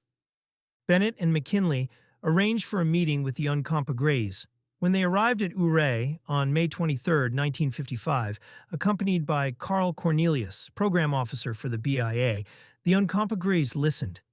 Bennett and McKinley reported that approval of the program was unanimous with 64 for and none against. Their report ignored the more than 300 who had already signed petitions opposing the plan. If any followed the Ute tradition and registered dissent by silence, Bennett and McKinley did not report it. McKinley's proposals, rather than the resolutions of the planning boards or the resolutions Pawnee and the Uncompahgre Band adopted, were thereafter presented as the official program of the full-bloods. Then one afternoon in September 1955, as Preston Allen was looking after a sick calf, Art Workman came down the dusty dirt road, lined with elm trees, from the Nebecker store at Fort Duchesne, to deliver some turpentine. Art had been to Ab Harris's office at Fort Duchesne, where he had seen a letter from W. Barton Greenwood, acting Commissioner of Indian Affairs, dated August 5, 1955, addressed to the chairman of the mixed blood group. The letter referred to a visit to this office by the unnamed chairman and commented on a plan prepared under the termination law. The calf's mother licked her ailing offspring with soothing strokes. Leaning against the rail fence, amid the splendor of the splashes of crimson and yellow on the Wichita Mountains, the two men tried to make sense of the letter. Preston knew of no visit to Washington by anyone representing the mixed bloods. There was no chairman of the mixed bloods. The rolls had not been published, so there was no mixed blood group to elect a chairman. There were no constitution and bylaws. Yet someone claiming to be their representative had clearly visited the acting commissioner's office in Washington. Rex Curry, Ab Harris, and Francis McKinley claimed that their plans had already been approved. Could the acting commissioner of Indian Affairs have simply conferred the chairmanship on Ab Harris? It had happened before. Bennett had designated McKinley leader of the Uncompahgreys, and Bruneau had declared Ouray chief at Los Pinos. Art Workman proposed another explanation. Someone had probably represented himself as chairman of the mixed blood group. They both knew that Curry, Harris, and McKinley had visited Washington recently. Preston and Art traced the grim pattern. Getting plans approved by bypassing the people seemed to be the standard procedure. It seemed that Boyden, Curry, or Harris, or someone else, had bypassed the mixed blood group again, and that the BIA in Washington had approved their plans in advance. If the pattern of the past was any guide, the advocates of termination could be expected to use that prior approval as leverage to force the mixed-blood Uintas to accept their plans. As the fall of 1955 passed and the snows began to fall, Preston Allen realized that the resolution of the General Council in May was being ignored. Either it had not been transmitted to the Commissioner of Indian Affairs, or he paid no attention to it. Officials in Washington continued to treat Rex Curry and Francis McKinley as spokesmen for the entire tribe, and Ab Harris and Rex Curry as spokesmen for all the mixed bloods. Preston was not ready to give up, at least not yet. The following spring, as the late snows melted and green leaves appeared on the trees along the Uinta River, he remained hopeful that strong, effective leadership would solve the problems.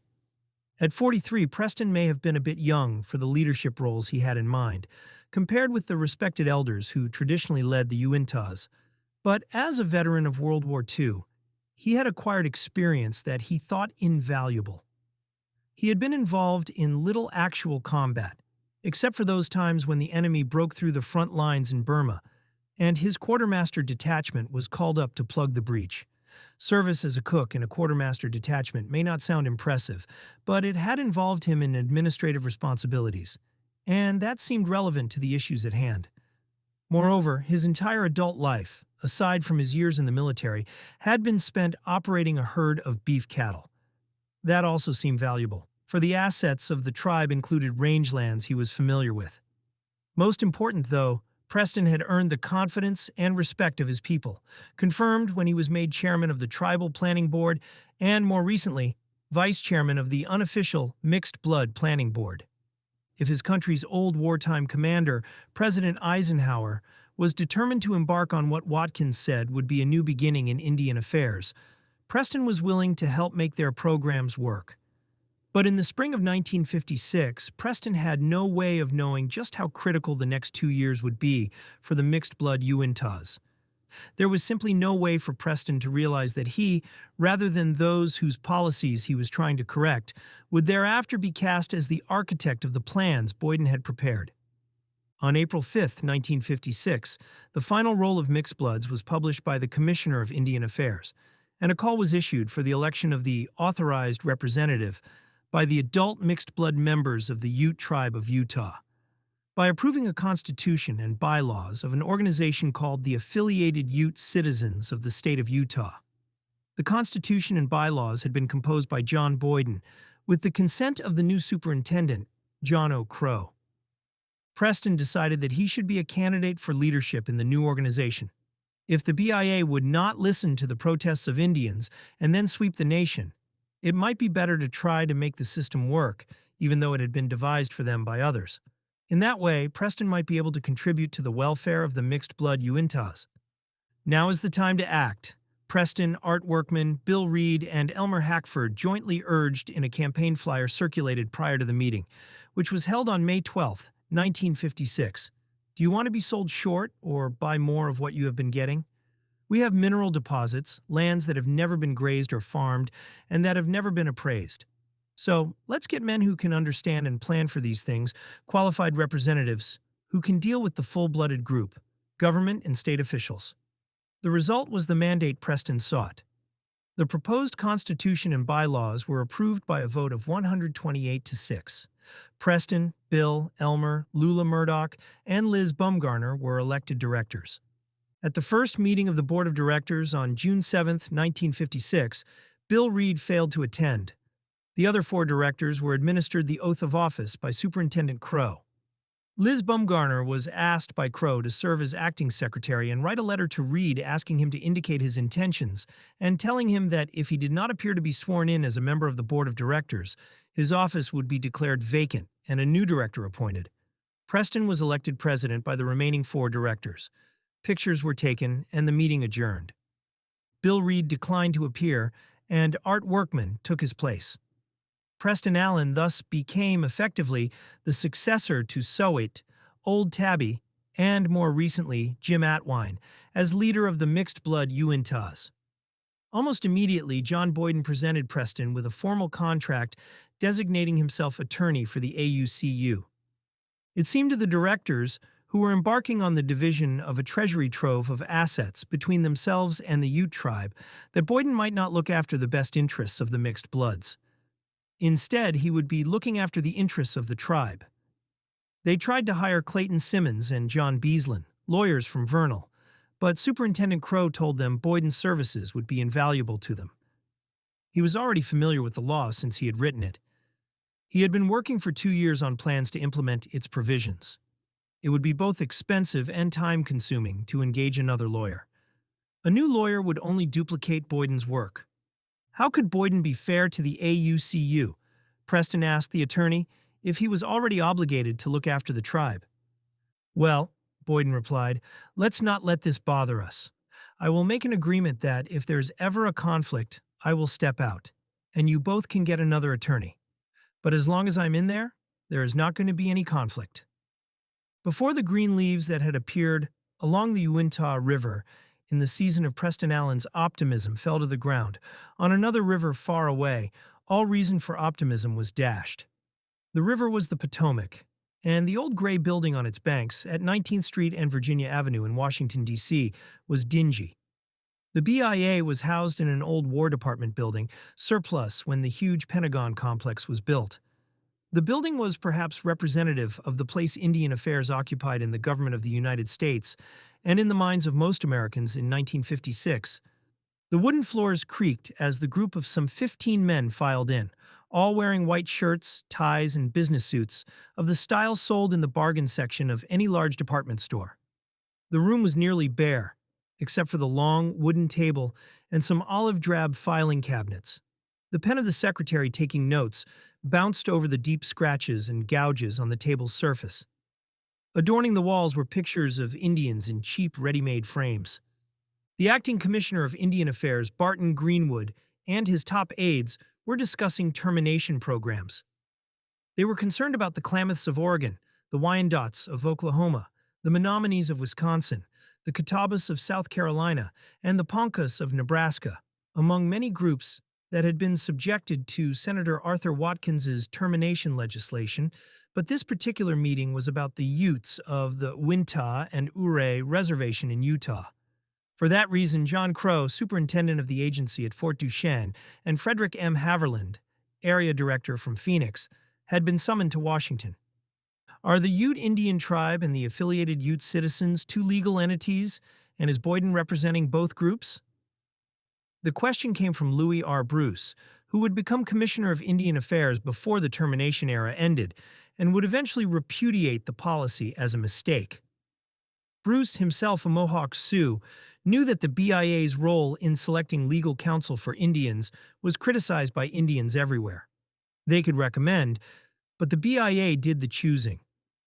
The Indians complained that the system created an incestuous relationship in which the BIA would not approve the appointment of lawyers who opposed its policies.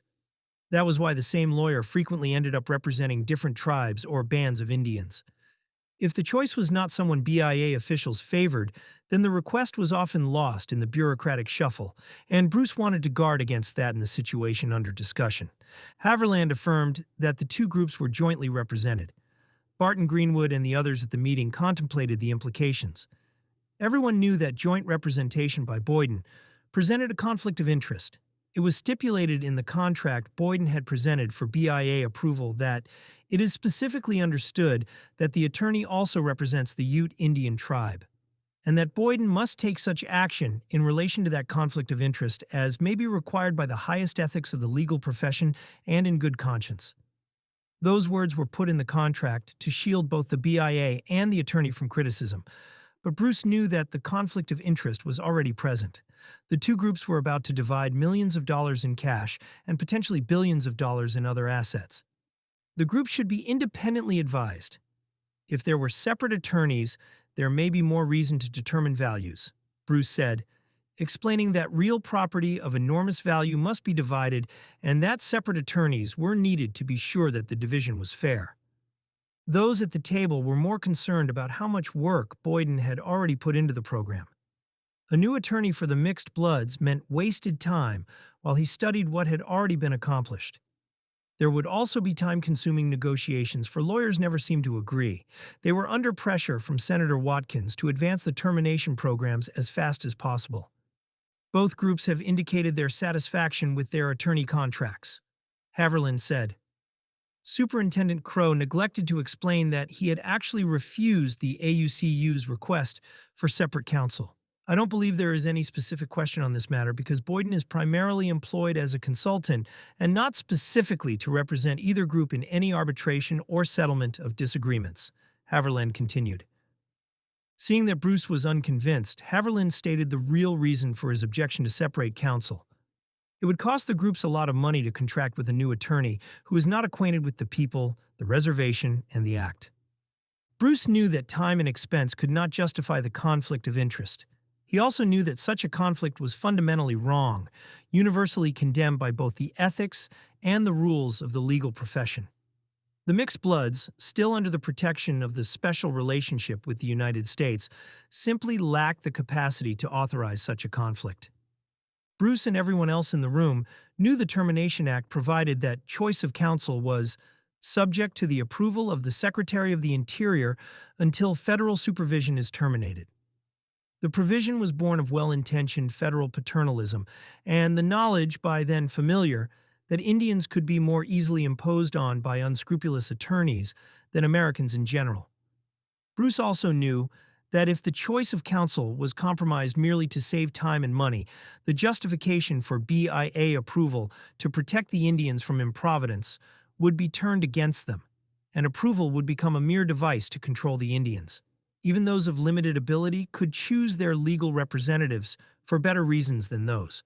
Moreover, if the architects of termination really believed that the mixed-blood Utes were able to manage their own affairs, why insert such a provision in the law?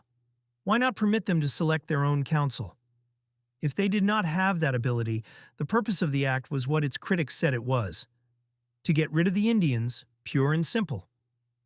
Bruce was troubled by those thoughts, and by the knowledge that the BIA would be subject to valid criticism if an attorney were forced on the mixed bloods whose loyalty was already compromised, whether in favor of the BIA or the full-blood group. Both groups should be independently advised, Bruce said. There is nothing in the act which would probably involve litigation between the two groups, Superintendent Crow replied. No. The acting commissioner had the authority to settle the matter, but Greenwood said nothing. David Bruce did not press the point, and the discussion moved on to other matters. With that, the organization of the AUCU was complete. Preston Allen would be president and would have John Boyden for his attorney, like it or not. The meeting adjourned with no action taken on Preston's request for independent counsel. Indeed, that request was never mentioned at the meeting. Chapter 3. Baiting the Trap, 1956 to 1957. American citizens, including public officials, generally don't know what the Indian issues really are. The issues are not assimilation, or integration, or emancipation, or government control over the Indian person, or civil rights in the usual sense of the words. The real issues are continuing ownership of land, adequate federal assistance in reservation development so that our communities may thrive and contribute to the prosperity of the fine state in which we are located, an end to bureaucratic dictatorship and unnecessary federal regulations, an end to wasteful and constantly changing, insensitive administration of our affairs, in favor of a constant policy of minimum interference and maximum assistance to help us help ourselves. Clarence Wesley, Vice President, National Congress of American Indians, June 23, 1956. The log house on the Indian land Preston Allen leased from the Ute Indian Tribe at the base of the Wichita Mountains was completed. Preston and his bride, Juanita, made their new home there. Life for them in the Pinon Forest might have been altogether peaceful were they not, like the other mixed-blood Wintas, apprehensive about what the new termination policy would mean for their future. As he went about his morning chores in the bright sunlight of June 1956, Preston Allen was troubled that every effort by him or any mixed-blood Uinta to set his or her own course under the new policy met with rejection. The mixed-blood Wintas seemed to be herded, like his cows, to a fate predetermined by others. The joints of Preston's ungloved fingers tingled with pain as he strained to lift a heavy, wire-tied bale of hay. Once removed, the bale exposed a colony of field mice established during the past winter. The defenseless creatures scurried for cover as Preston witnessed the family efficiently dispatched by the barnyard dog. The manager, where Preston's crossbred beef cattle were fed, behind the neatly maintained rail fences of his corrals, was soon filled. The animals, being fattened for slaughter, butted at one another until each had taken its proper place in the herd's social order. Their predetermined ration placed before them, Preston walked back to the ranch house with his distinctively purposeful, shuffling gait. His walk conveyed propriety and authority. A forest chipmunk peered at him quizzically from its perch on a limb, its pinstriped coat suggesting he was dressed for a formal party that somehow never happened. Preston, Elmer Hackford, and the mixed-blood Uintas engaged in the livestock business and wanted to receive individual ownership of their share of the range. The tribal range was large enough that, if divided on a pro rata basis, each man, woman, and child would be entitled to more than 300 acres. Most families could take thousands of acres, a range large enough to be operated economically. The proposal seemed sensible to them, but John Boyden said it would not be possible to divide the land fairly. Nor would the BIA consider a drawing like that used by the homesteaders in 1905 when the Uinta Valley was open to non-Indians. The Indians were unaware that Boyden really objected because a land drawing would be contrary to the business corporation experiment that he and the special delegation had assured Senator Watkins's subcommittee would be part of the plan during the 1954 hearings. So the members of the board continued to plan for a land drawing, but the planning process was disrupted by pressures to act with haste in an atmosphere of coercion and threats. And Superintendent Crow stated at the first meeting of the board that the proposed program for the mixed blood group was one of the first matters they should address. The board was required by the Termination Act to formulate two separate plans. First, a plan for dividing the assets between themselves and the full bloods, represented by the tribe. Second, a plan defining how shares would be distributed to individual mixed bloods. Crow advised the board members that they were not to antagonize or stir up the full bloods. Bill Reed, the elected AUKU director, who declined to appear to take his oath of office, had persistently protested to officials in Washington that Curry, McKinley, and Boyden were not the mixed bloods representatives and should be fired. He was then told by the superintendent that he was not to attend any more meetings of the Uintas and that he must leave the reservation. This had undoubtedly accounted for Reed's failure to accept the office of director.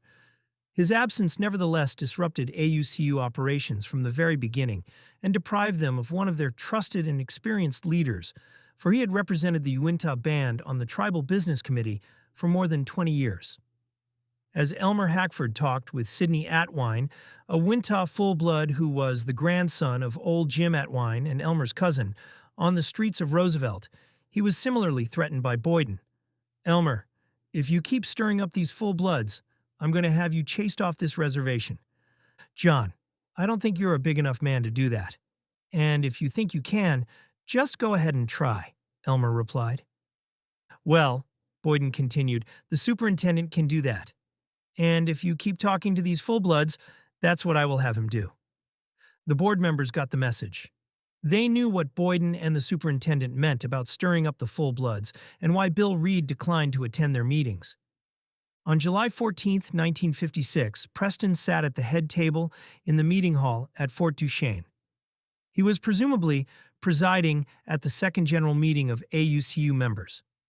The superintendent and Boyden had insisted on this special meeting so members could approve the budget for AUCU's first year of operations. The board could not even start on its many complex tasks, the two advisors said, until the budget was approved. In actuality, Preston watched helplessly as the meeting passed out of his control as soon as the budget was approved. Boyden stepped to the front of the hall and announced that the meeting would be an appropriate time to ratify a plan he had brought with him. As he reassuringly explained its contents, he distributed copies of a lengthy document, Plan for Distribution of the Assets of the Individual Mixed Blood Members. Preston saw his name on the cover as vice chairman of the Mixed Blood Planning Board. He recognized it as the plan that Boyden had taken to Phoenix to discuss with the area director and other BIA officials following the April 28, 1955, meeting of the Planning Board. He thought it must be the same plan that the Commissioner of Indian Affairs had referred to in the letter Art Workman had seen on Ab Harris's desk in August 1955, the plan that Boyden had told Senator Watkins' subcommittee on June 9, 1954, had been already worked out pretty much in detail. Preston felt a wave of nausea so strong that he feared the knot in his stomach might rise right there before everyone. He realized that the General Counsel's resolution to censure Curry and McKinley and the hasty agreements adopted on May 4, 1955, had been ignored. The worst fears that he and Art Workman had felt on the afternoon of the sick calf had been realized. Preston glanced at Art, slouched on a folding chair in the front row. He could tell that Art was also remembering the meeting at White Rocks in April 1955, when the Uintas concluded that the special delegation had exceeded its authority. Their attempt to shake Boyden, Curry, and McKinley had seemed like a victory, but now that victory had simply been canceled. Boyden continued to talk, his voice persuasive and reassuring. The plan contained complex provisions about the proposed business corporations. Preston could not understand them until he had carefully studied them. Surely the members, many of whom were less experienced than he, understood them even less. The Utes had little experience with business corporations and could not make an informed choice on such matters. But the corporations were a detail. They were really voting for the per capita distribution of $4,500 assured to them if they approved the plan. The economic plight of the average Ute was so desperate that they were willing to vote for anything if promised some money. This was a tactic that had been used in the past, and certainly Boyden knew it. Agreeing on how the assets were to be distributed among the mixed bloods, when they had yet to be divided between the mixed bloods and full bloods, and when the board could not even determine what the assets would be, seemed to be going about things backward. The Termination Act plainly provided that the plan for distribution of assets was to be adopted after the adoption of a plan for the division of assets between the two groups. Yet Boyden presented his plan for the use of corporations before any plan for the division of assets had been presented, much less adopted. The BIA and the advisors it appointed for the Indians seemed to have perfected the process of having their plans approved by the Commissioner of Indian Affairs first. Then, using this approval as leverage, they would persuade the Indians to accept their ideas and neutralize any opposition arising from the Indians' preference for communal ownership. Opposition was dismissed as the ill-informed objections of a minority. How could Preston oppose a plan that bore his own name? Boyden could humiliate him publicly, and Preston had no doubt that Boyden would. Preston watched art workmen casually swatting at the flies buzzing around his head in the sweltering heat. His manner implied that these summertime pests must be endured, even if not enjoyed. Maybe they had to endure Boyden's presumption too, Preston thought, feeling immobilized by his confusion. It might be better to just go along. The commissioner had already approved the plan. Surely the commissioner, who was obligated by law to protect the Indians, would not approve the plan if it was not a good one. The BIA knew more about the termination program than the AUCU directors.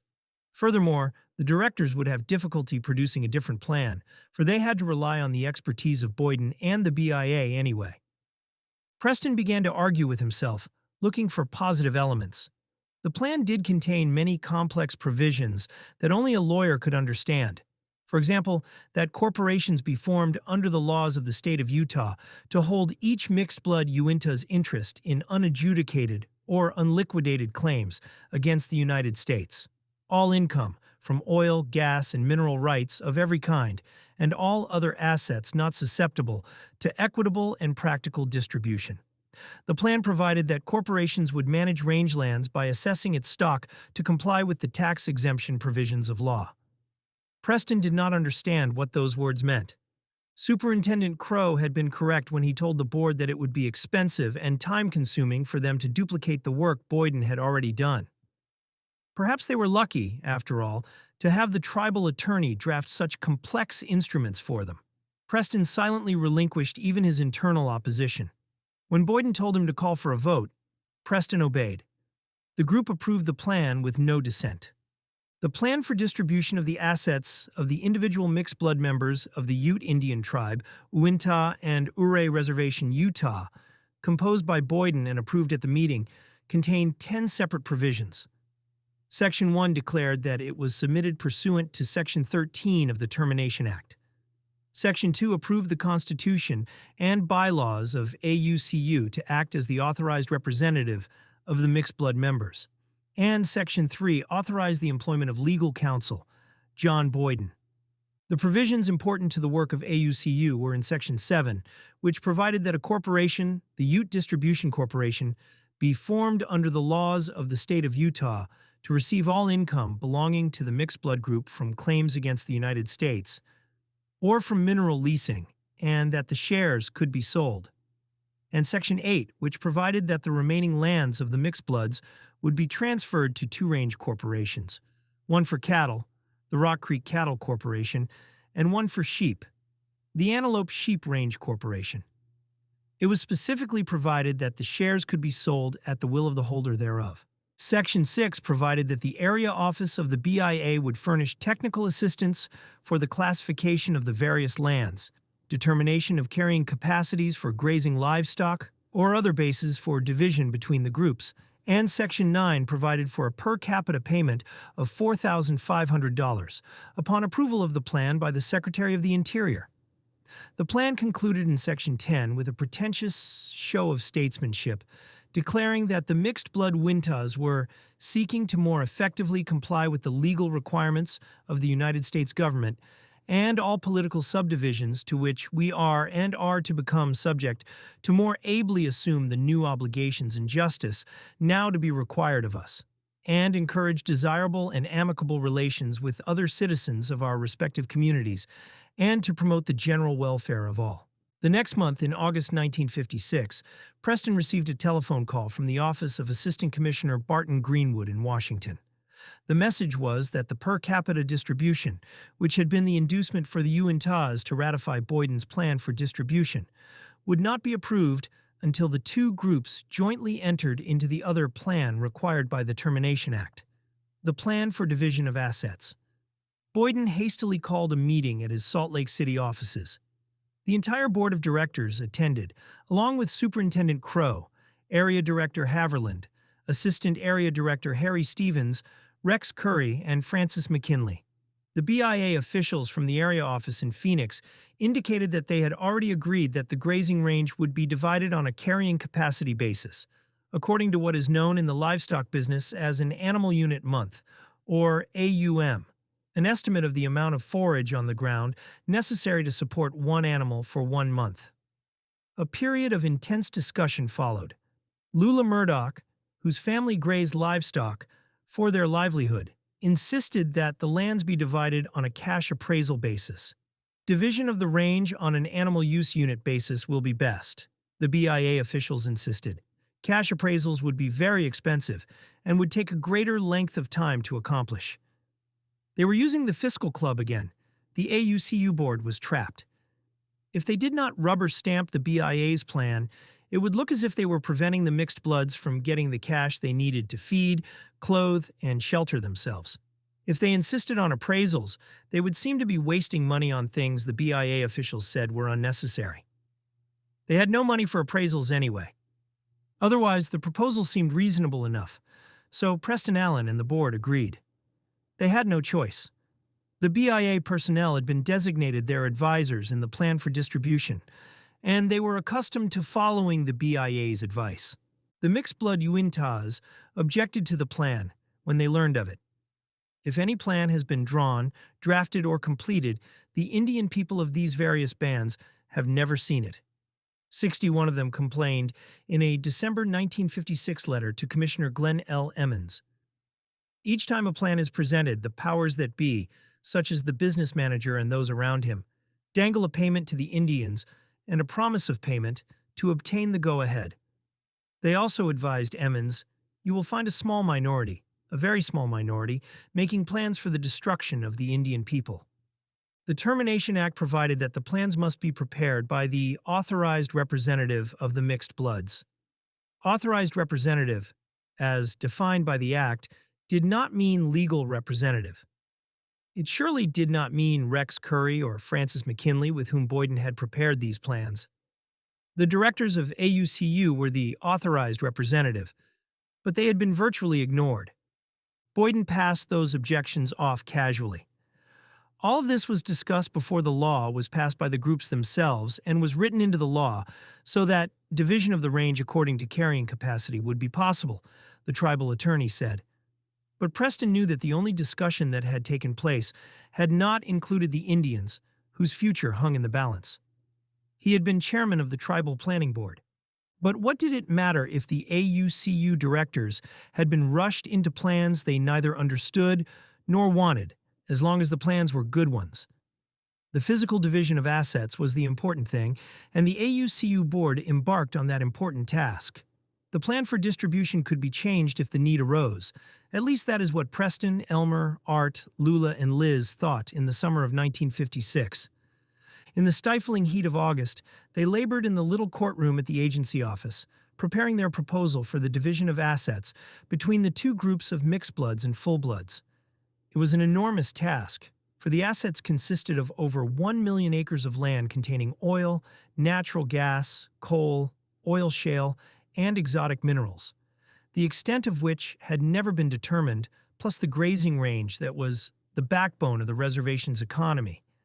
They must also divide millions of dollars in cash, equipment, buildings, and related property. They had no inventory other than the reports the BIA had compiled during 1953 when the termination idea was first proposed.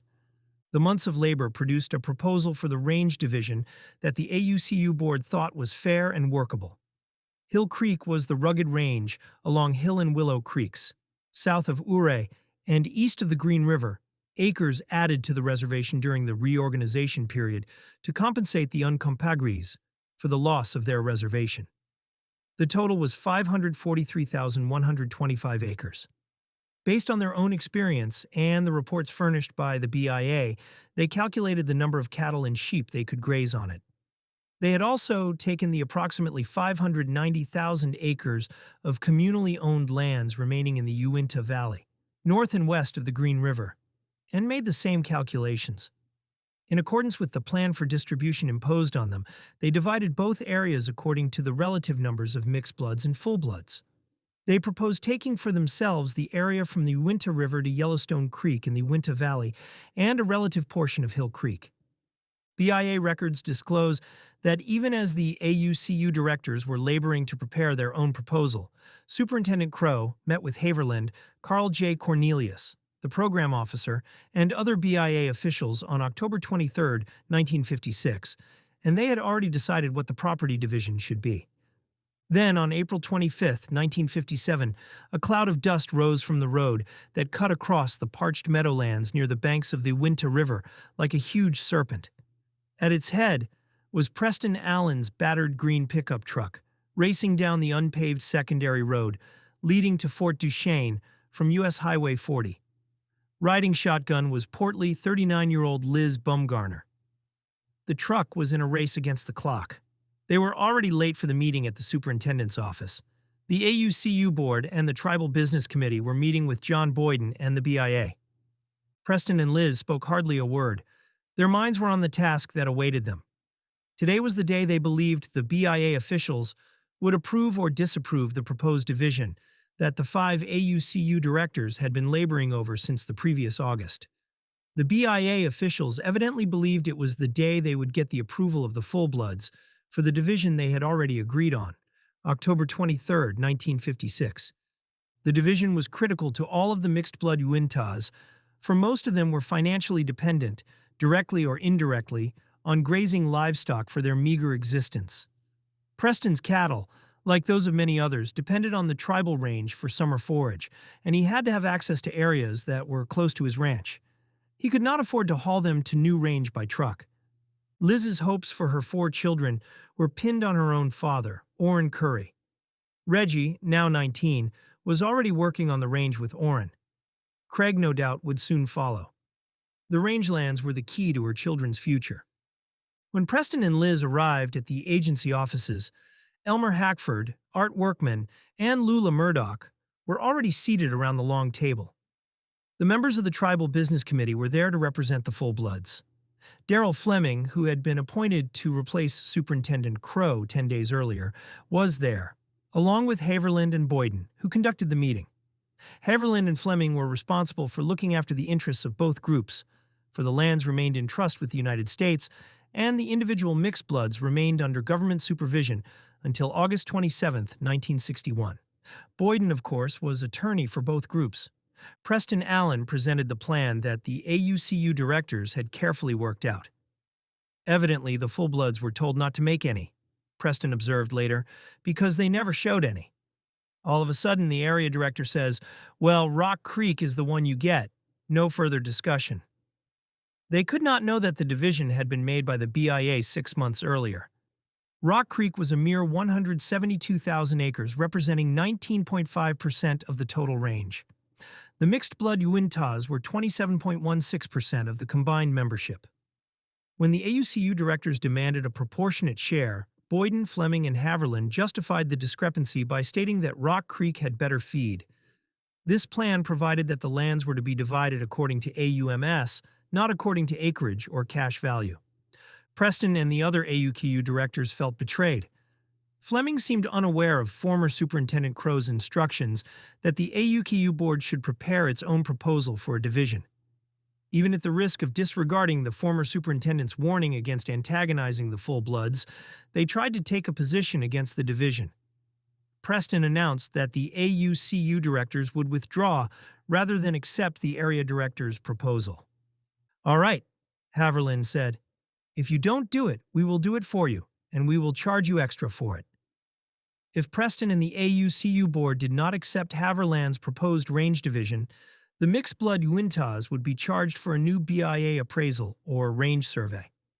Boyden apparently did nothing at all to advocate a more proportional decision or to urge consideration of the mixed-bloods plan. Boyden's account of the meeting, collected 20 years later, was quite different from Preston's. The mixed-bloods had their representatives, and the Ute Tribe, or the full-bloods, had their representatives. And I was present. They all sat around a large table and discussed it, and reached an agreement. I don't believe we had any controversies that were serious at all. I remember none. Haverland, reporting to the Commissioner of Indian Affairs immediately after the meeting, recalled it differently. He conceded that the conference was not without differences of opinion.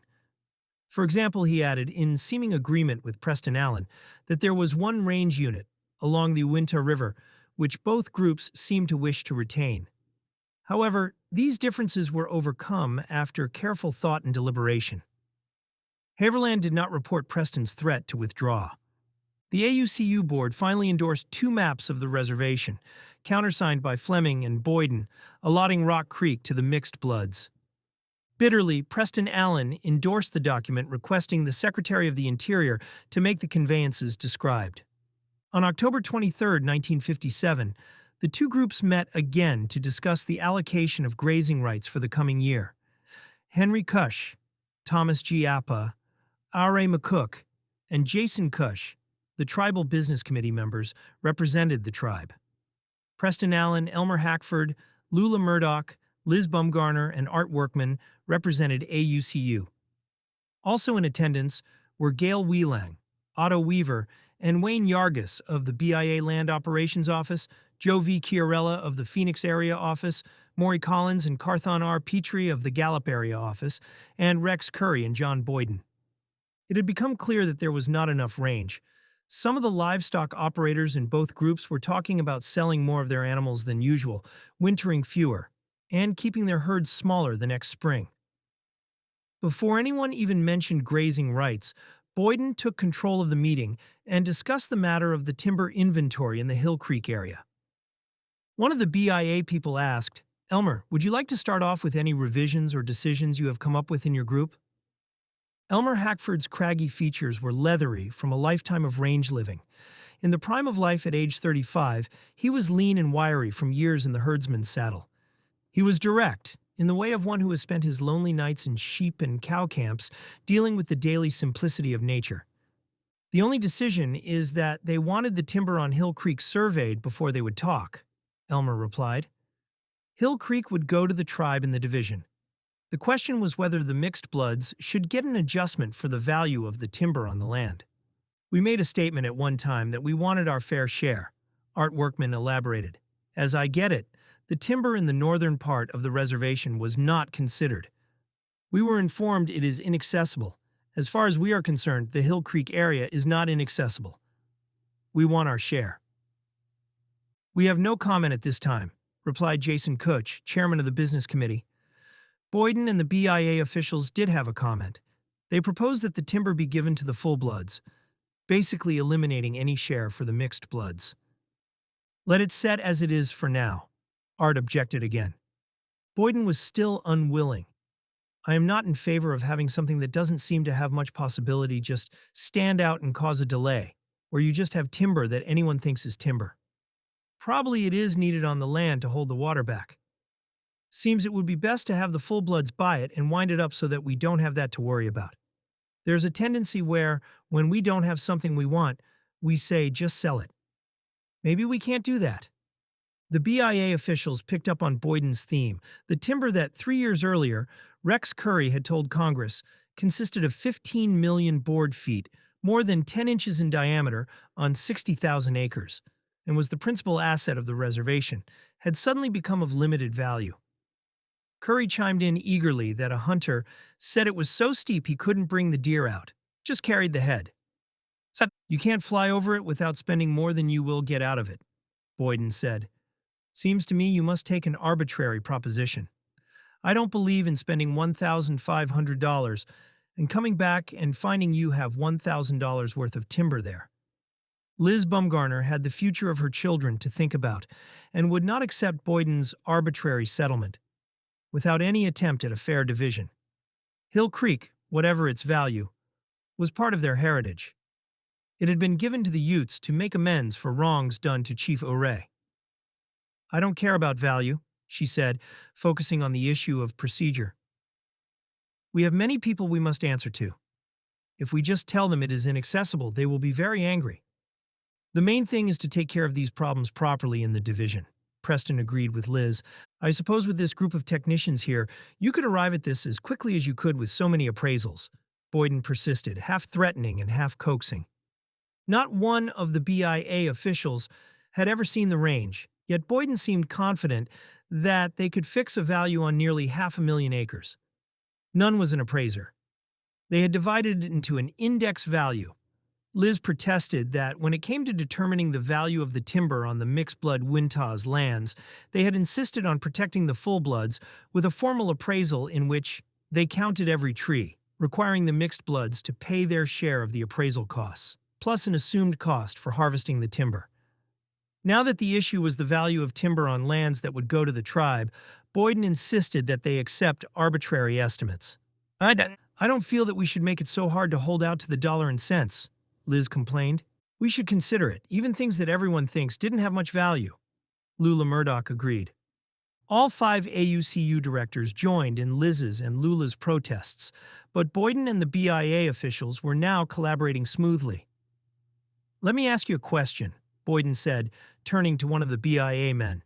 How much more is land like that worth by reason of having shrubbery on it? Of no more value, the BIA man dutifully responded.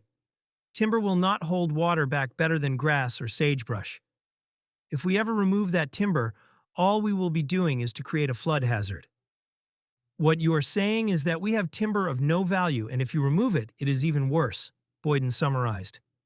Preston Allen and the AUCU directors felt powerless to do anything, as Boyden, who had contracted with them to be their fiduciary and assist them through the difficult period of division of assets, blandly contradicted Rex Curry's statement to Congress about millions of board feet of timber, turning it into shrubber.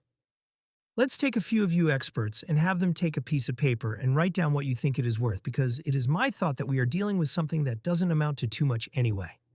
Boyden pressed on. If you do that, then you will have nothing to divide, Art Workman pointed out, because you have already divided on that basis. The land's value as a grazing range had already been divided at the April 25, 1957 meeting. If the timbered property were declared no value, then the result would necessarily be nil. If you can show us something in black and white and can prove to us that you have given us our fair share, we are willing to work with you, Art proposed hopelessly. But Boyden ignored him as if he had never spoken. How about passing slips out to you fellows? I suggest we ask our experts here all to evaluate this land and then take the average or medium.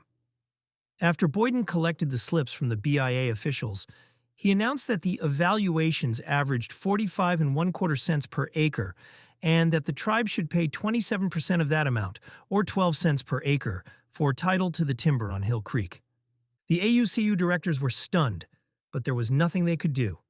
The BIA had the power to proceed without their approval. BIA records indicate that BIA officials, including Haverland, Crow, and Cornelius, had already agreed on October 23, 1956, that all the timber lies within the area that will be going to the full-bloods. It was felt that the most logical solution to the division of timber would be for the full-bloods to purchase the mixed-bloods' share of the timber. Liz tried one more time. We can't understand why they consider some areas inaccessible. No one answered. Boyden went on to another subject.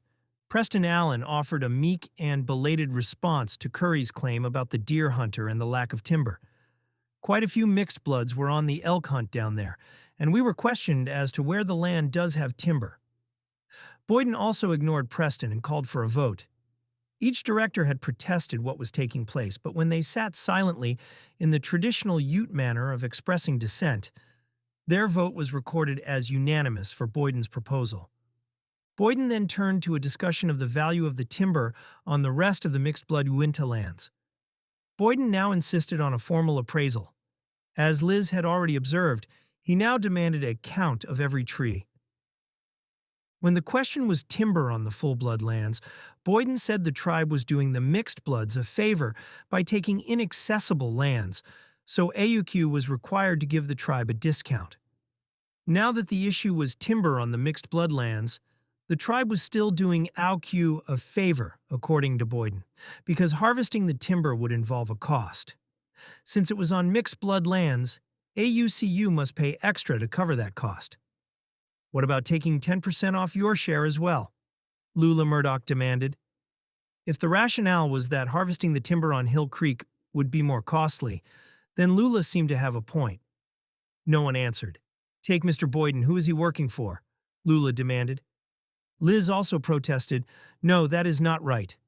But Boyden simply directed Rex Curry to compute the discount. I won't go and tell this to my people when it doesn't seem right, Liz objected. Her brother silently made the computation. I am still not satisfied and will not sign a resolution until I understand it better. You will never get anything fairer than that, Boyden reassured her. Liz protested again, but she was ignored. The AUCU directors objected to the division on 13 separate occasions, and 3 of the 5 voted against it, remaining silent. But Boyden declared that if they did not raise their hands to vote against it, they would be recorded as voting in favor. And so all 5 directors were reported to have voted for the division. Boyden turned to a discussion of other legal matters, including a suit he was handling for Preston Allen on voting rights, submitted a bill for legal fees for himself and for Ernest Wilkinson's firm, then declared that he would prepare the resolution on the range division, and the meeting adjourned. 7 months later, in May 1958, Superintendent Fleming reported to Haverland, throughout my tenure, there has existed a group among the mixed bloods who did not favor Public Law 671.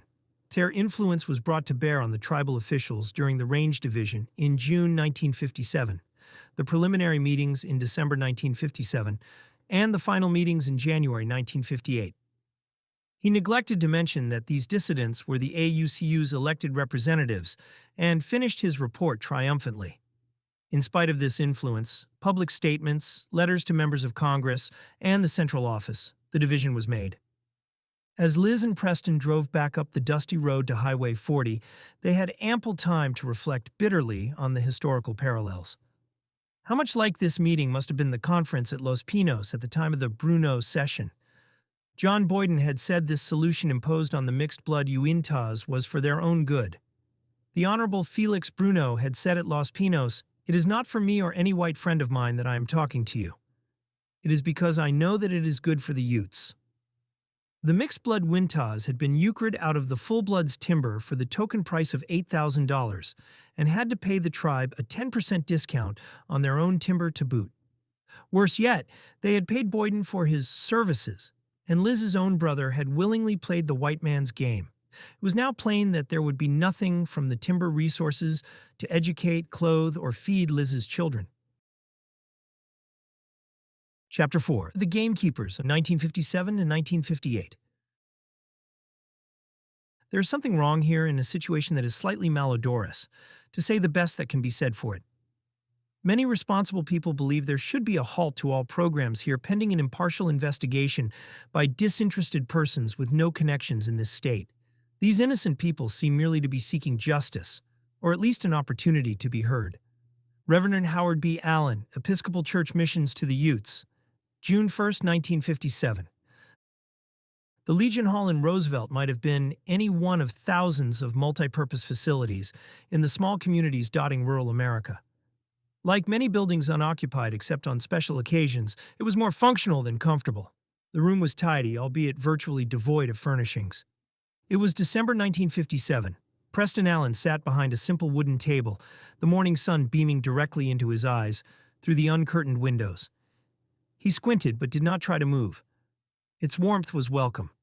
The other four AUCU directors, Liz Bumgarner, Elmer Hackford, Art Workman, and Lula Murdoch, sat opposite him, all wearing sweaters or coats to ward off the cold. Since November 2, 1956, the AUCU Board of Directors had met frequently, often daily, acting on myriad financial matters. Their annual budget, covering land management, fish and game, law and order, and mineral leasing, was running into hundreds of thousands of dollars. None of them had the accounting or financial background to properly discharge such responsibilities. Moreover, the task of managing more than 1,000,000 acres of surface and mineral rights was becoming larger than the board could cope with. Aware of their dilemma, Preston had called this emergency meeting in Legion Hall rather than in the courtroom at the agency, because he wanted to be away from the influence of John Boyden and the BIA. As the calendar year 1957 was ending, it had become evident to him that they needed expert help. There was still time to secure such help and perhaps correct the unfair property division imposed on the mixed-blood Wintas in April and October. None of the AUCU board members had banking connections to call on for the help they needed. Many of them did not even have a checking account. They had the same credit requirements as other ranchers, but they purchased feed, livestock, or equipment using the BIA's revolving credit program, funded with tribal money. Preston and Elmer were delegated to talk to local commercial banks. They approached one in Vernal and the Commercial Bank of Utah at Roosevelt, which in due course was to become a branch of First Security Bank of Utah, but received no expressions of interest. It was puzzling and discouraging. The joint meetings with the tribe had been a shock. Former Superintendent Crow had promised the directors, when they took their oath of office in June 1956. Actually, before that, then Superintendent Gilmore had made the promise when the termination program was proposed in the summer of 1954 that the BIA would continue as trustee for communal property and as guardian for individual mixed bloods. The BIA was supposed to give AUCU advice and technical assistance until the final termination date on August 27, 1961, for individuals, and until August 27, 1964, for property. Fleming, the new superintendent, seemed to disregard the promises made by Gilmore and Crow, and to take the position of the tribe, representing the full bloods, even if it was contrary to the interests of AUCU and the mixed bloods. So many changes in superintendents seemed to destroy continuity in their promises. Boyden was obligated under his contract, and as a matter of professional ethics, to faithfully protect their interests, even though he knew they had wanted a different attorney. The AUCU board had every right to expect that both Boyden and the BIA would be at least as forceful in asserting their rights as they were in asserting the rights of the tribe. But the BIA refused even to consider their ideas or objections. It was the mixed-blood Uintas, after all, who were most in need of help. They were the ones being forced into new and unfamiliar responsibilities immediately, while the full-bloods were given additional time to prepare. But it had already become clear that on any crucial issue, both Boyden and the BIA would take the position of the full-bloods, and ignore the provision in Boyden's contract that in the event of a conflict of interest, he would take the part of neither group. "I have represented the Ute Indian Tribe for better than 20 years, Boyden said years later when Preston confronted him through his attorneys. "The affiliated Utes asked me to do this. And so I took a limited contract in which I agreed to do it. Now, all of my work has to be approved by the Secretary of the Interior, and I have the consent of both. But in any event, it was never intended that I would ever desert the Ute Indian Tribe." The mixed-blood Uintas were scheduled to receive their individual shares of the commonly owned funds and other assets of the Ute Tribe in August 1961. Boyden's plan for distribution, ratified at the AUCU membership meeting in July 1956, specified that the rangelands and mineral estate would be distributed in the form of stock in the three corporations. Stock in business corporations was something few Utes had experience with. The Merriam Report warned in 1928 that individually owned property, particularly intangibles like corporate stock, would be a source of problems for the Indians, unless they were strictly supervised and carefully advised. They would need help managing all personally owned property, corporations in particular, if they were not to squander it. for they had a tradition of communal property. The AUCU board proposed that the BIA establish accounts for the individuals and furnish them with advice until they learned more about corporations. But Superintendent Fleming refused. The mixed bloods must prepare themselves for termination, he said, and could no longer rely on the BIA. They should develop other business relationships. He suggested contracting with a commercial bank to handle their accounts and manage the land and resources of the corporations. Unknown to the AUKU board, others were contemplating the future of the mixed-blood Uintas in distant Salt Lake City during that Christmas season of 1957. As the bells chimed out, "Peace on earth, goodwill to men," George Eccles sat behind a high-gloss desk stretching out on either hand like a huge court on which the financial affairs of little people were skillfully navigated by trained athletes. No scrap of paper, much less a speck of lint, disturbed the spotless surface. The sumptuous office was adorned with priceless artifacts of ivory and jade. Eccles was a student of such oriental treasures, some dating from the Ming dynasty. He was particularly proud of having brought them out of China before the Revolution of 1947, when the People's Republic outlawed the export of archaeological treasures. The bells, installed atop the First Security Corporation's building on Main Street in the heart of the business district, symbolized the prominence and good deeds of Eccles's bank. First Security Bank of Utah, National Association, was one of the largest banks in the West and the most prestigious in the Rocky Mountain region.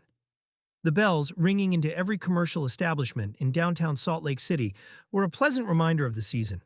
They were also a reminder that, whether one liked it or not, First Security's presence was inescapable. Was it also symbolic that the bells were electronic imitations, not a true carillon? No one questioned Eccles's good deeds, at least not to his face. Here, truly, was a Brahmin of the mountains, if one could be found. 59-year-old George Eccles was a brother of Mariner S. Eccles, a member of the Federal Reserve's Board of Governors from 1934 to 1951, and its chairman until he was replaced in a feud with President Harry S. Truman in 1948. Mariner Eccles represented the United States at the Bretton Woods Conference, which created the International Monetary Fund. For a generation, the Eccles family had asserted wide-ranging influence, not just in the banking industry, but in the governmental bureaucracy in general. The Eccles family was also well connected in Mormon circles. In later years, Eccles boasted of the number of Mormon apostles and high-ranking officials on his board of directors, and of the fact that his bank, rather than Zion's Bank, founded by Brigham Young, was the Mormon Church's depository. Eccles was thinking about a report he had just received from his trust officer, Ralph Cowan. According to Cowan, Wesley R. Dickerson, manager of First Security's newly acquired branch in Roosevelt, Utah, had told a group of Native Americans that he was not interested in their business because banks elsewhere in the country had run into difficulty with the accounts of terminated Native Americans. Such accounts presented unique trust problems. Dickerson evidently believed that First Security's traditionally conservative policies would be inconsistent with involvement in such transactions. Beginning in the latter part of 1957, Dickerson had been in frequent contact with a Ute Indian named Albert Ab Harris, a mixed-blood Wintah Ute, acting in his capacity as an employee of the BIA. Harris had no elected position with the mixed-blood Utes, but he was prominent in tribal affairs and had been designated executive secretary of the AUCU by the board of directors because of his abilities and familiarity with the tribal assets. He should only have advised the board on property division, but he presumed to act on other matters. Former Superintendent Crow, in fact, had designated him to contact First Security Bank with an eye to it becoming the commercial depository for their affairs. Ab was disappointed by Dickerson's decision.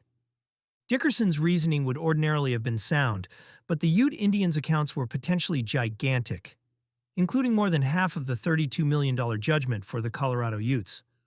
Furthermore, Eccles and Ralph Cowan had been in close touch with John Boyden of Salt Lake City, who, they understood, was attorney for the Ute Tribe.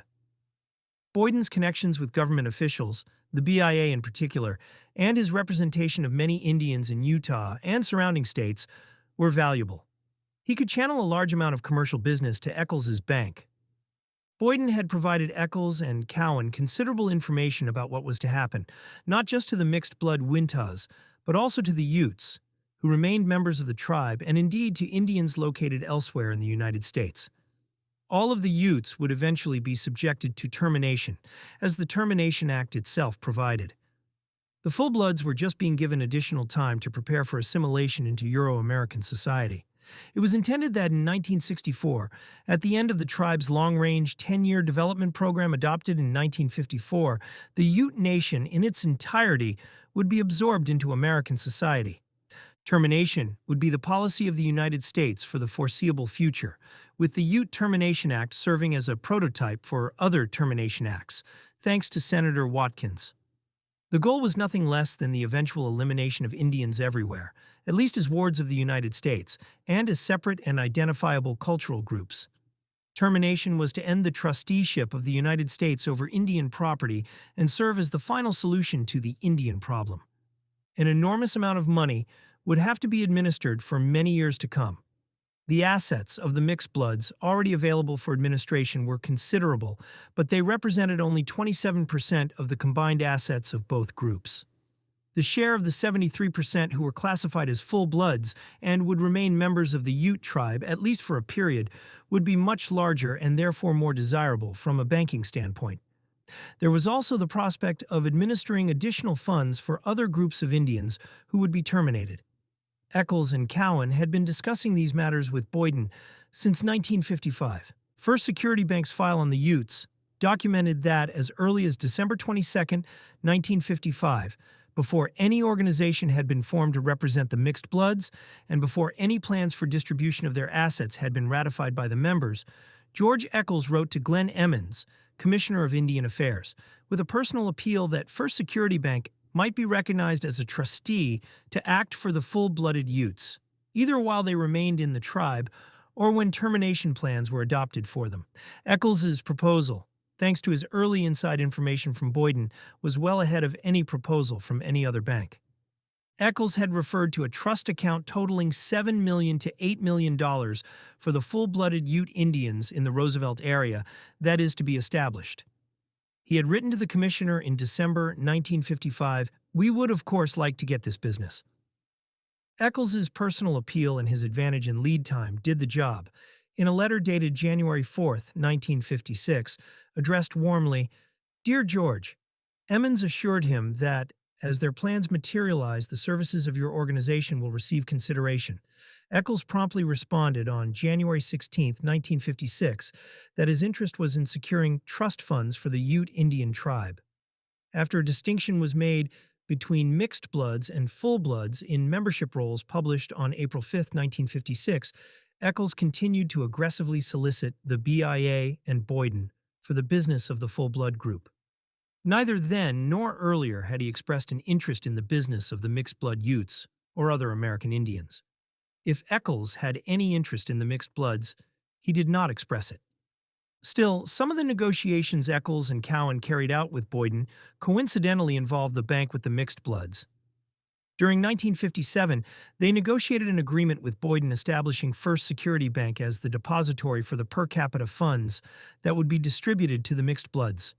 Wesley Dickerson, manager of the Roosevelt branch, became acquainted with Ab Harris because the two of them worked on that project. But other high-ranking bank officers, including Eccles himself, were involved in the negotiations.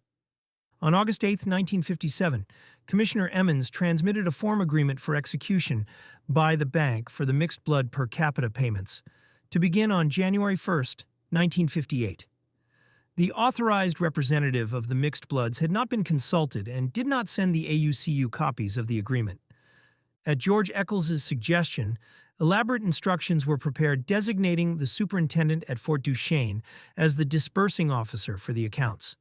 U.S. government disbursing symbols were shown on the checks issued to the individual mixed bloods, though they were issued by First Security Bank. The checks had an official appearance, even to the extent that they were printed in a form resembling U.S. Treasury checks. The Utes had previously received per capita distributions on checks issued by the U.S. Treasury. Only the color was different, and the seal of the United States, which it would have been a felony to reproduce, was omitted.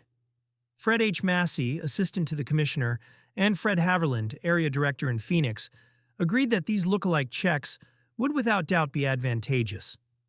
The mixed bloods receiving the mock treasury checks would likely conclude that they could rely on First Security Bank in the same way they had relied on the U.S. Treasury. That trust would give Eccles's bank an additional advantage in securing the administration of its funds. Eccles's letter of February 20th, 1956, indicates that he decided to broaden his efforts and obtain the business of those who were not part of the full-blood group and whose accounts had not been referred to in the earlier letters to the commissioner. The mixed-blood business would be a stepping stone to the larger prize of full-blood accounts, and Eccles's bank was the front-runner. Eccles must have observed that Boyden controlled the affairs of all the Utes, mixed blood and full blood. Obviously, Boyden and the commissioner were making the decisions for the mixed bloods. The AUCU, the official, authorized representative of the mixed bloods, had not even been organized when Commissioner Emmons and Boyden told Eccles what the plans would be. Nor did the plans change after the AUCU came into existence. Though the rationale of the Termination Act was that the mixed bloods could manage their own affairs, they had not been involved in managing the per capita payments in any way. Eccles's February 20th, 1956, letter suggests that he had been in close touch with Boyden, indicating that Boyden was making, or at least controlling, the decisions. If Preston Allen and the AUCU board agreed to engage Eccles's bank as their depository, business agent, and advisor, they would once again become pawns in the white men's money game. Eccles's prior contacts with Boyden, Commissioner Emmons, and other BIA officials, along with Ab Harris's role in selecting First Security Bank to represent the AUCU, meant that their fiduciary was being chosen by the very persons they were in conflict with over the division of assets. They needed a fiduciary's help in resisting the effects of that conflict, but the fiduciary and those they were in conflict with were undisclosed teammates. Ralph Cowan, senior trust officer of First Security Bank, was directed to meet with the AUCU in January 1958. The business of the full-bloods was still the grand prize and ultimate objective of First Security Bank, but in the interim, the bank would secure the smaller mixed-blood accounts. That was only good business. It seemed to Preston and Elmer that the other bankers were aware of First Security Bank's private arrangement with the BIA to handle the mixed-blood accounts.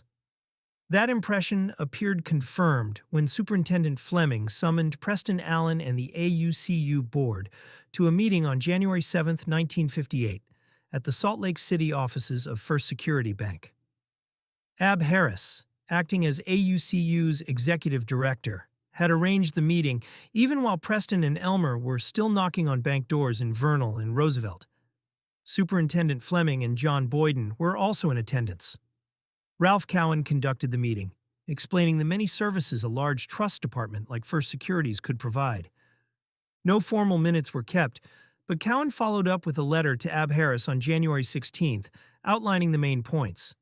He wrote that the bank might be of service to individual members of your group, as our trust department is authorized to act as guardians of estates of minors or incompetents. We can also act as trustee for trusts established by individuals who are not minors or incompetents. Preston, Elmer, and the AUCU board were assured that they could rely on the bank to protect their interests. Superintendent Fleming added that if First Security Bank were engaged as trustee, it would safeguard the mixed bloods' assets, as the BIA had done in the past. At that time, the AUCU board had no knowledge of the contradictions implicit in the BIA's assurances. To them, it was exactly the kind of help Preston and Elmer had been seeking: assistance for the individual mixed bloods, critical if they were not to be cheated, as Indians had been during the allotment era. Cowan then explained that the two range corporations and the distribution corporation, responsible for mineral rights and unliquidated claims, and all required by Boyden's plan for distribution, would need a transfer agent. Transfer agents are fiduciaries who maintain records of shareholders, handle the transfer of shares, and are typically necessary for corporations with a large number of shareholders. Banks often serve in this role, and Cowan emphasized that as the largest bank in the region, First Security was best qualified to perform this function. Preston and the other board members were surprised to learn that transfer agents existed or that one would be necessary. Cowan clarified that the provisions of Boyden's plan concerning the sale, lease, or exchange of shares among members of the mixed blood group made a transfer agent not just useful, but perhaps essential. Boyden had told Cowan that the shares would be of little practical value to individual Indians unless they could be traded among themselves, for otherwise each share would represent too small an interest in the range to be meaningful.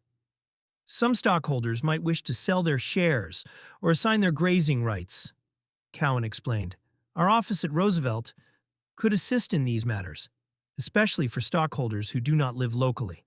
He noted that, particularly with public corporations like theirs, transferring shares among individual stockholders, many of whom lived outside the area, was a technical and time-consuming process.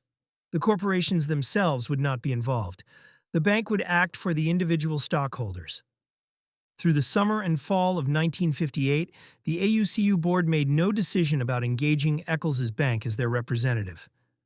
They scheduled a general membership meeting on November 1st, 1958, at the Legion Hall in Roosevelt rather than at Fort Duchesne's Community Hall. The streets of Roosevelt were alive with Indians in colorful attire, and Preston and Elmer were pleased the meeting was held in town, away from the pervasive influence of the BIA, allowing the mixed-blood Wintas a chance to manage their own affairs. The general membership meeting marked the first opportunity for the mixed bloods to ratify the corporations, or perhaps reconsider Boyden's use of corporations, since the high-pressure session in July 1956. They did not know that 2 weeks earlier, Boyden had already filed the Articles of Incorporation with the state of Utah, creating the two range corporations and designating First Security Bank as transfer agent in their articles and bylaws. Boyden had evidently acted on behalf of Cowan or Superintendent Fleming, or perhaps both, since the corporations themselves could not make such a request until they legally existed. When Preston and Elmer arrived at Legion Hall, they found they had already lost control of the meeting. There would be no reconsideration of the plan for distribution. Ab Harris, acting as temporary chairman, ran the proceedings with an iron fist, allowing no meaningful discussion of the issues. Orrin Curry, the venerable elder of the Uncompahgre Band and father of Liz Bumgarner and Rex Curry, tried repeatedly to ask whether the lands could be divided individually rather than placed in corporations. This, he argued, would allow each livestock operator to manage his own range and render the services of First Security Bank unnecessary. Harris simply ruled him out of order and insisted the question be deferred to a later meeting. In frustration, Orrin walked out. Elmer's brother, Calvin, Callie Hackford, followed him and sat on the Legion Hall steps, listening as Orrin spoke of the importance of land to the Indian way of life. Converting it into corporate stock, Orrin warned, would destroy the Ute culture. As they talked outside, Ab Harris was inside, railroading through a resolution accepting the three corporations. Orrin Curry's objections were not heard that day, or ever. As soon as the vote was completed, Wesley Dickerson arrived, accompanied by Paul Murphy, assistant manager of the Roosevelt office, Max Thomas, senior vice president, Roy W. Hansen, vice president, and Leonard Jacobs, trust officer from the Salt Lake City main office. It was as if they had entered on cue. Throughout 1958, Cowan and First Security Bank had aggressively solicited the AUCU board. Superintendent Fleming had met with the board and indicated that the bank would make an offer to buy their outstanding loans with the BIA. Harris immediately turned the meeting over to the bankers to discuss the services the bank might perform, particularly trusts, allowing no digression. Nothing is as cheap for the services rendered as a trust organization, Jacobs said. Harris supported him. If we try to set this up ourselves, it will be expensive. Instead, if we can lease the management of the property to our bank, it will cost us less. Thomas addressed the assembled Indians. We want to help out on this problem. Setting up these corporations is unique. If we don't know how to handle this work, we will find out how. We don't know any more about fees than you do or how big an office we will need. However, we will be willing to go along with you. The bank thus assured the attendees that it, rather than the individual mixed bloods or the AUQ, would arrange to lease the range for its mixed blood clients. Those in the livestock business would have help securing feed for their animals, while those not involved in livestock would still gain some economic benefit from their shares. 2 weeks later, on November 13, 1958, Boyden filed the Articles of Incorporation for the third corporation, the Ute Distribution Corporation, with the Utah Secretary of State. Once again, the articles and bylaws designated First Security Bank as the transfer agent. 3 days later, on November 16th, the delegation of bank officers reported to Cowan. We suspect substantial balances will be involved. They agreed that the bank should attempt to secure the business of those persons who are not full-blood Indians under the law, in addition to the full-bloods with whom Eccles and Cowan had been working since 1955. First Security Bank continued to pursue the mixed bloods business. On August 21, 1959, Jacobs urged Superintendent Fleming to consider trusts as the best solution for the needs of the mixed bloods, including for minors whose funds would need supervision until adulthood. It would seem to us that if the Agency of Bureau of Indian Affairs has the authority to make an investment of a minor member's funds in an endowment policy, which could not be cashed until the member reached the age of 18 or died sooner, that such agency or Bureau of Indian Affairs would also have the authority to create a trust for the benefit of such a minor member, which trust could not be terminated or funds withdrawn until the member reached the age of 18 or died sooner. Preston Allen still needed assurance about banking transactions of such magnitude. As president of the remnant of the entire Uinta band, he was responsible for millions of dollars and even larger amounts of property. He knew he had to act carefully, determined to verify the promises made by Ralph Cowan and other bank officers at the January 7th and November 1st, 1958 meetings. Preston traveled to the offices of First Security Bank in Salt Lake City. He was met by Cowan, who showed him the administrative and trust offices spanning 2 entire floors of a large Main Street office building.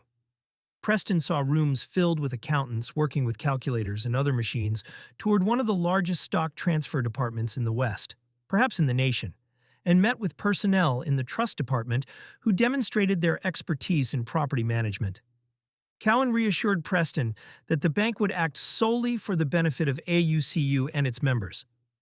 With a large staff of lawyers on retainer to scrutinize the work of the tribal attorney, all complex facilities, resources, and personnel were designed to protect the AUCU.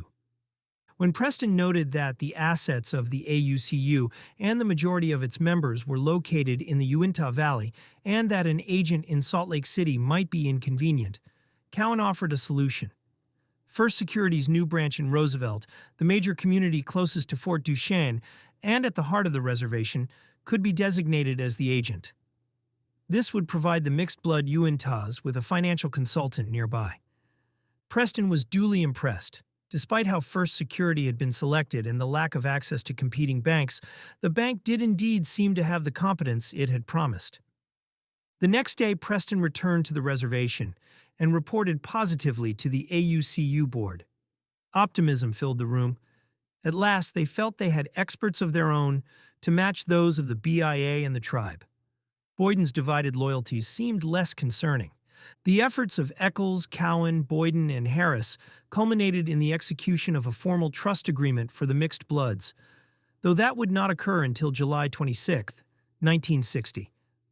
The agreement gave First Security Bank control of all property distributed under the Termination Act to mixed bloods under the age of 21, those defined as minors by the Act, or anyone the superintendent deemed in need of assistance in managing their affairs, including their stock in the 3 corporations. By extension, the bank acted as their business agent, indirectly influencing, and in many cases controlling, all mixed bloods. Because the minors' shares constituted such a large plurality, control of these accounts effectively meant control over the entire group. First Security Bank also exercised control over the rangelands through its role as transfer agent. By this point, the bank had intimate knowledge of the financial affairs of every mixed-blood Ute and significant influence, if not direct control, over the corporations themselves, along with a substantial fraction of the mixed bloods' funds. The stage was set for yet another betrayal. Chapter 5. Spore of the Mixed Bloods. Out of his meager resources, he contributes a generosity of spirit which leaves us speechless. Yet we think him a simpleton for allowing himself to be outguided by the unscrupulous. So we see him always through the lens of a culture which is not his, which he never claimed as his own, and which he has not yet desired as his own. All the difficulties we have with Indians trace to that. All the wrong things we do for Indians trace to that. Someday we may learn better here, and wherever in the world we have two races, two cultures in contact. Darcy McNichol, 1943. As my investigation of the affairs of the mixed-blood Uintas progressed, many, both mixed-blood and full-blood, became frequent visitors to my law office. In these encounters, the cultural traits described in the Merriam Report repeatedly became evident. Frequently frustrated and perplexed, I came to understand why the Merriam Report concluded that help was essential if the United States were to end its special relationship with Indian citizens responsibly. It was also clear, outrageously clear, that the mixed-blood Uintas had never been afforded the assistance they needed. By 1966, reports prepared by the Extension Division of the University of Utah, under the auspices of the BIA, became available to me through the discovery phase of the lawsuit I filed on behalf of Anita Reyes, Dot Hendricks, and Marguerite Murray. The BIA had employed social workers and other experts to study the experiences and backgrounds of every Ute who was to be terminated. The staff, which included sociologists, psychologists, business administrators, agronomists, and educators, had conducted 4,768 interviews with individual mixed-blood individuals, were identified during 1955 to 60, at a cost of $360,180.50. Every adult on the mixed-blood roll residing in the reservation area, 255 people, was contacted regularly over 6 years, some more than 100 times, with an average of 20 contacts each. The reports were compiled into an individual file for every person, prepared under Superintendents Crow and Fleming. Each file contained a social worker's report, personal and family background information, a record of the individual's experience managing property, and other material the BIA deemed necessary as it prepared to terminate its responsibilities as guardian and trustee. The Termination Act itself required 7 years of continued supervision for every mixed blood and 10 years of restrictions on each individual's share of the property. In doing so, the Act implicitly recognized that all mixed bloods needed some degree of help. The trust agreement with First Security Bank was the mechanism chosen to provide that help. It allowed the creation of a formal trust for those in need of assistance in conducting their affairs, and directed the trustee to consider the needs of the member's family as well. A person did not need to be a minor or legally incompetent to receive assistance, and the trustee's discretion extended beyond those formally placed under trust. But the promises made by Ralph Cowan and the officers of First Security Bank could be effective only if the nature and extent of each person's needs were clearly identified. The social worker's files seemed, at first glance, to offer that foundation. When First Security Bank assumed its role as trustee and business agent, these same files were available to state and county officials, and, unquestionably, to Ralph Cowan, the bank's trust officer. Yet there appeared to be little, if any, follow-up on the reports by either the bank or the BIA. Very few adult mixed bloods received assistance of any kind. As I thumbed through the files at random, I saw that many echoed the familiar stereotypes so frequently applied to American Indians. Like stereotypes of any ethnic group, some were untrue, others exaggerated, and none by themselves proved incompetence. Even so, the files and my own experience with mixed bloods and full bloods alike were a painful record of the difficulties many had in navigating Euro-American systems. They practically shouted the need for protection against the vulnerabilities they revealed. Marguerite Murray Hendricks, mixed blood Winta, age 57. A notation in Marguerite's file stated that on September 19, 1952, after the Northern Utes received per capita payments from the Colorado judgment, Mrs. Hendricks borrowed $7,953.75 and spent $6,000 of it on 200 sheep. But, as the record dryly noted, Mrs. Hendricks reported she lost her sheep and did not know what became of them. The BIA file spoke of her as if she were a modern-day Bo Peep, the implication being obvious. Surely she was in need of assistance in conducting her affairs. It was the familiar stereotype of the improvident Indian. On March 25, 1957, Mrs. Hendricks wrote to the Commissioner of Indian Affairs, complaining that the so-called superintendent withholds an individual's last dime and leaves him with not one thing to live on. The BIA had taken her per capita payment, her only income, because they used it to repay the loan for the vanished sheep. They also constructed irrigation works in her area. She had no use for the irrigation water, yet she was required to pay the assessments anyway. Someone in the BIA credit office at Fort Duchesne had scribbled on her file, "It is not easy to converse with Mrs. Hendricks. She does not always know what one means, and also, one does not know what she means. But whatever her limitations, she understood the true source of her troubles." The file showed that she was so distressed by the planned termination that she wrote repeatedly, between 1955 and 1957, to the Secretary of the Interior and to Senator Watkins, pleading for an end to termination and for the removal of Attorney John S. Boyden. A letter dated July 20th, 1959, revealed even more. She told the superintendent, "I am without a crumb of food in my home. Still, I am staying and trying to take care of my garden and my chickens, and I am desperately in need of assistance." In another letter dated October 12th, 1959, she wrote, "I do not have any means of transportation, nor do I have the price of a phone call. My rent was due on the 7th, and my landlord is threatening to throw me out. I have been helping my little grandchildren to live, so I never have a dime for my own benefit, and it is getting quite tough." Her pleas went unanswered. Assistant Secretary of the Interior Roger Ernst brushed aside her objections in a letter of March 11th, 1959.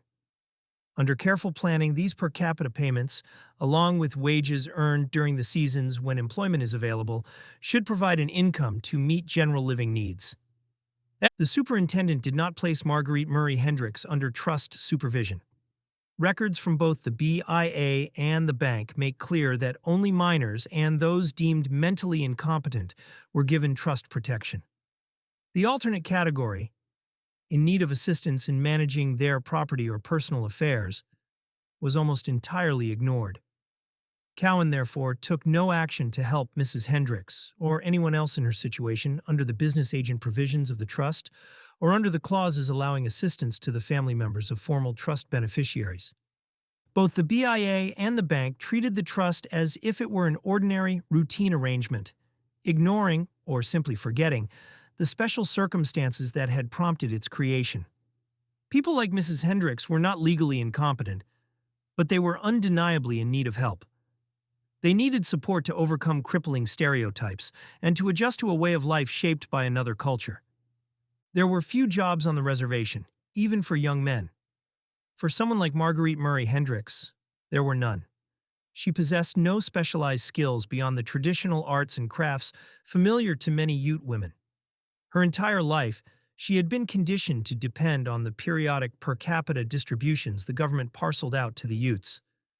The American public tended to see those distributions as governmental gifts, never understanding that these were the Utes' own funds, generated from tribal enterprises, mineral leases, or settlements of the claims that arose from the 1880 Removal Agreement and the 1865 Treaty of Spanish Fork. Senator Watkins and other advocates of termination may have been correct in believing that the Indians would ultimately fare better if they were not dependent on per capita payments. But living off such payments was not the same as living from paycheck to paycheck, as many non-Indians did, because a paycheck was earned income. Nor was it the same as living from inherited resources or unearned corporate dividends, because Indians had long been subject to unique limitations and supervision under the government's special relationship. If that protection was to be withdrawn, the people affected should have received meaningful support while they learned new skills. Someone should have understood that individuals of advanced age, like Mrs. Hendricks, might never have the chance to acquire those skills. It was no fault of hers or of any other Indian in similar circumstances that they had never been given the opportunity to manage individually owned property. Their culture had shaped them to rely on shared resources and on the periodic distributions that sustained their communities.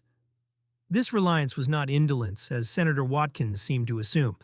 Their communal system had long relied on the combined wisdom of respected elders to manage property, providing a natural break on improvident decisions and making the individualism demanded by Euro-American society far less necessary. At her age, it was unlikely that Marguerite Murray Hendricks could suddenly reshape her life. And indeed, she was already failing in her attempt to cope with the responsibilities thrust upon her by termination. The very Indian problem that Watkins and the architects of termination believed they were solving, and the larger social problems they were obligated to confront, were obscured by their preoccupation with money. Melvin Reed, Winta Ute, age 23. Melvin Reed embodied the familiar and tragic image of the Indian derelict panhandling on city streets. By the time I first met Melvin, he was already in trouble with the law. In 1958, the BIA had sent him to Denver under the relocation program to study diesel mechanics, but the social worker's file showed that he could not keep up with his financial obligations and was unable to complete the program. He was then transferred to Salt Lake City to study electronics. Yet the same problems followed him. When he returned to the reservation with no job and no prospects, the trouble deepened. During one drinking binge, Melvin wrote a $20 check without sufficient funds. It was the sort of lapse that, for others, might have been handled as a civil matter. Prosecutors rarely expend effort proving intent in such small cases, or dismissed with a slap on the wrist if he had been a Mormon boy from a family with influence in the Utah Valley. But Melvin was not. He was convicted on a 20-year criminal sentence, 1 year for every dollar, and committed to the Utah State Penitentiary. Melvin was bright, talented, and quick with humor. Though descended from the old trapper Jim Reed, he bore unmistakably Indian features and took pride in them. Handsome, with deep-set brown eyes and straight jet-black hair, he explained his identity to me during a deposition at the Utah State Penitentiary in 1967. "Some of the affiliated Utes look like a white man," he said. "In my case, I'm more of an Indian than a white man. If given the choice, I'd go with the Indians." Often as I looked at Melvin's striking, clean-cut features, I imagined how he might have appeared a century earlier, riding with Wakara's warriors on their legendary raids into Sonora or California, or stalking game across the Timpanogos Range. But the world had changed. This was the 20th century, and Melvin was struggling to find his footing in the non-Indian world. Unlike non-Indian children, Melvin had been raised to place little importance on personal property. Like Marguerite Murray Hendricks, his family lived through cycles of feast and famine tied to periodic per capita payments distributed from the Utes' commonly held resources. It was clear that they viewed the recovery they hoped for in the lawsuit I was pursuing for them in precisely the same way. As another cycle, another expected distribution. Melvin's family had no experience operating business corporations. The guiding force in their lives was not the Protestant work ethic, but the ancient stories of beings who shared both human and animal traits. According to those legends, Wolf, the wolf and the Ute culture hero, created people from bundles of sticks gathered in a sack. But his mischievous younger brother Coyote loosened the sack's bindings and scattered the people across the land, each group speaking a different language. The small handful who remained in the sack became the Utes, whom Wolf declared would be brave and able to defeat all others.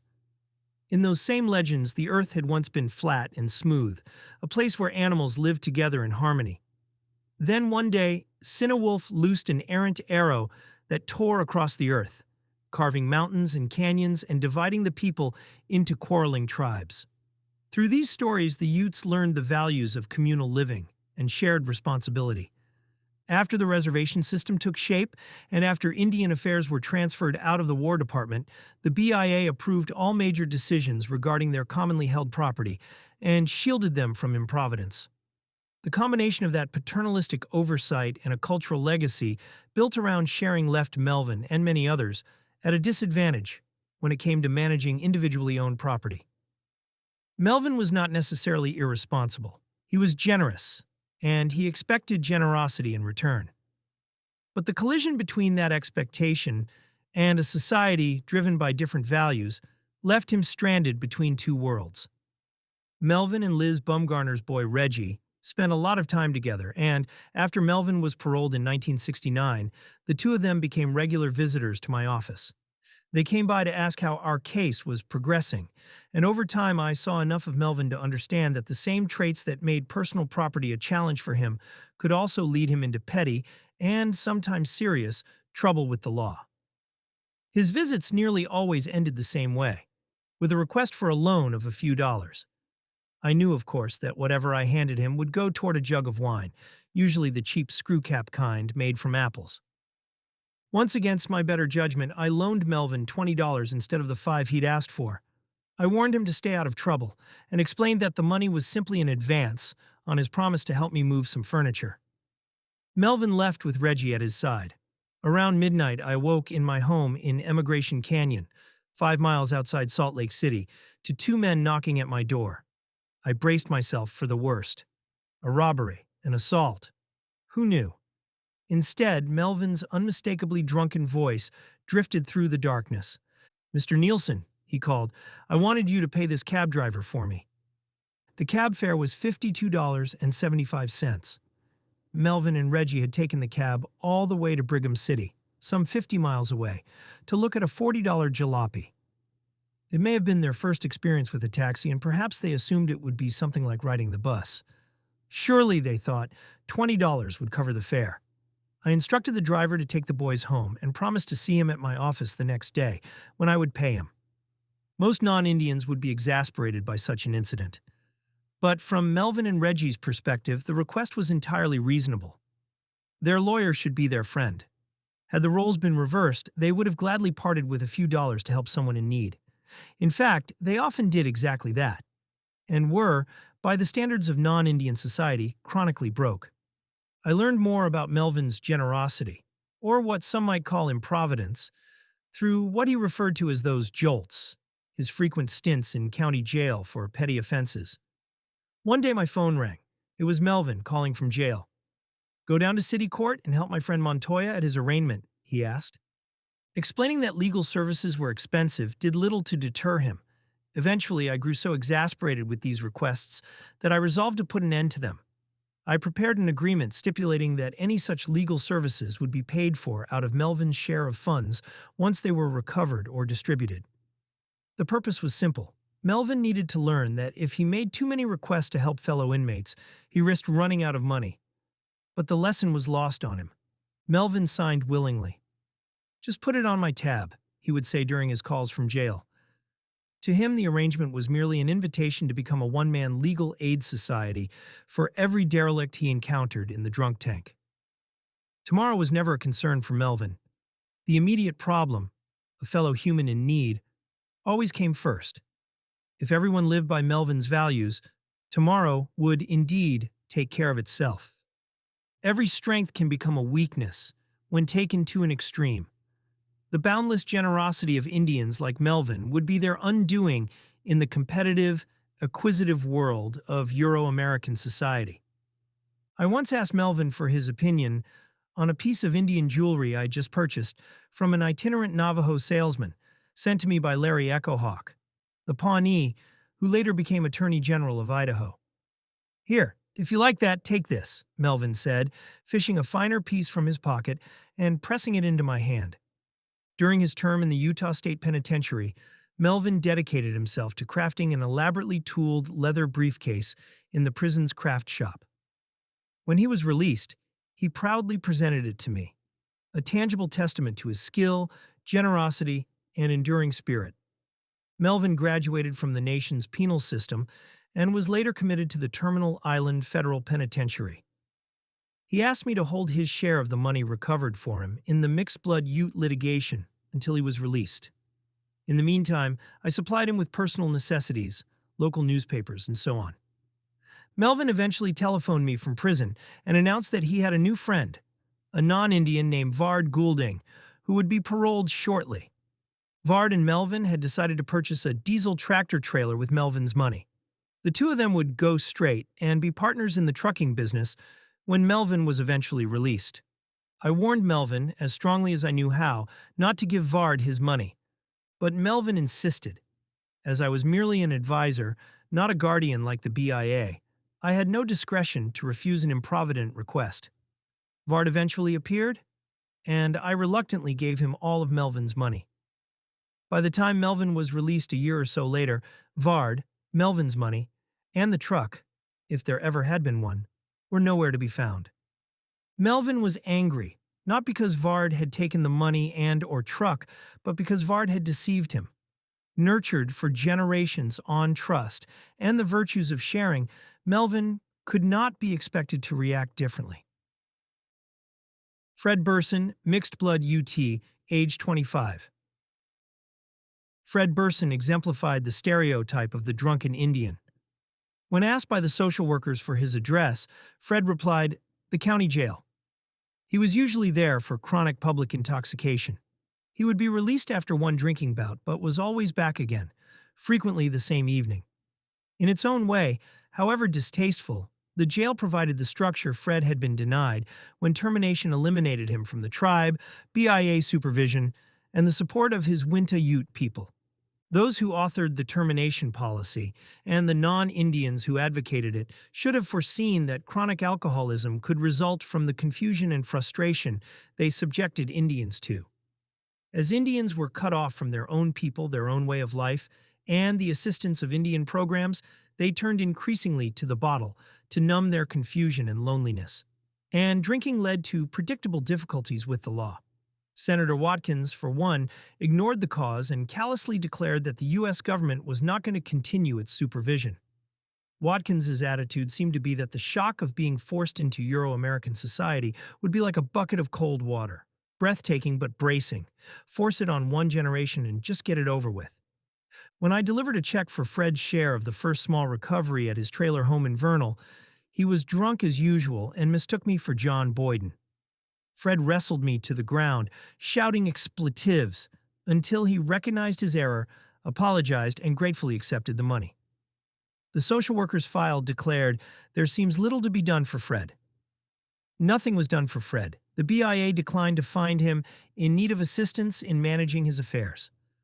Cowan gave Fred none of the personal assistance First Security Bank had promised. Joyce Thompson, full-blood Ute, age 19. Indian stereotypes were magnified by the effects of BIA paternalism. Ineffective at best, at its worst, BIA supervision was downright demeaning. That may have been why some Utes, full-blood as well as mixed blood, appeared willing to accept termination. It was a way to eliminate BIA interference in their lives. Joyce Thompson was a case in point. She had migrated to Salt Lake City, hundreds of miles from the reservation, under the relocation policy. Her boyfriend got into a scuffle on the streets. Though only a spectator, she was also arrested on a charge of attempted robbery. Joyce spent more than a month in jail before Melvin Reed, the one-man legal aid society, brought Barbara Thompson, Joyce's sister, to me. Barbara explained the situation and asked me to help. I talked to Judge D. Frank Wilkins, whom I had the good fortune to encounter at an office Christmas party in 1971, when his sense of compassion was at its highest. He agreed to her release on her own recognizance. The case was eventually dropped. In the meantime, she was confined with hardcore criminals, junkies, pimps, and prostitutes, unable to post bail because Acting Superintendent Matt Cole would not allow her to use her own money for that purpose. At the time of her arrest, Joyce had $4,000 on deposit with the superintendent, for use as she saw fit. Bail bondsman Louis Sinone's fee was a mere $150, and he was willing to write the bond on the assurance of the superintendent that she could pay. Joyce could avoid even that expense if the superintendent would issue her a cashier's check, which she could deposit with the court, returnable upon her appearance. Joyce could not get to Fort Duchesne to withdraw her money, and Acting Superintendent Cole refused to issue the cashier's check. When I explained Joyce's predicament to him on the telephone, he told me that he preferred that Indians use their money for better things. If she had a valid reason for getting out, such as potential loss of her job, he might reconsider. Loss of personal liberty did not qualify. If Indians wasted money on such things, according to Cole, they would never learn their lesson. Cole seemed unable to recognize the value of the constitutional guarantee of life, liberty, and due process of law, as far as Indians were concerned. There would have been justifiable outrage if the 19-year-old daughter of one of the middle-class Mormon families in the Uinta Valley, or perhaps of Cole himself, were imprisoned without bail. That was precisely the effect of BIA policy. If Joyce Thompson could not use her own money to secure release on bail, it was the same as declaring that she could be held without bail at all. It was merely a matter of policy, Cole explained to me. He would not disturb the bureaucratic system for something as trivial as an Indian's personal freedom. Once again, this Indian had not been served by the BIA. Elaine Gardner, full-blood Ute, age 28. Elaine Gardner, the mother of 8 young children, was struck and killed by an automobile near Roosevelt on the night of March 28, 1972, while walking home. The driver was a non-Indian state employee. The police report indicated that the official was not at fault because Elaine Gardner was walking in the street. When I questioned Duchesnay County Sheriff George Merritt about his report, he admitted that the skid marks had been measured by another Indian at the scene at 65 yards, which indicated the vehicle may have been speeding, and that Gardner had not been seen walking in the street. I pointed out that the point of impact was at a well-established path crossing Highway 40, where a speeding automobile could not be seen because of a curve in the road. "Well, all of these Indians walk in the street," Sheriff Merritt replied. "Everyone knows that."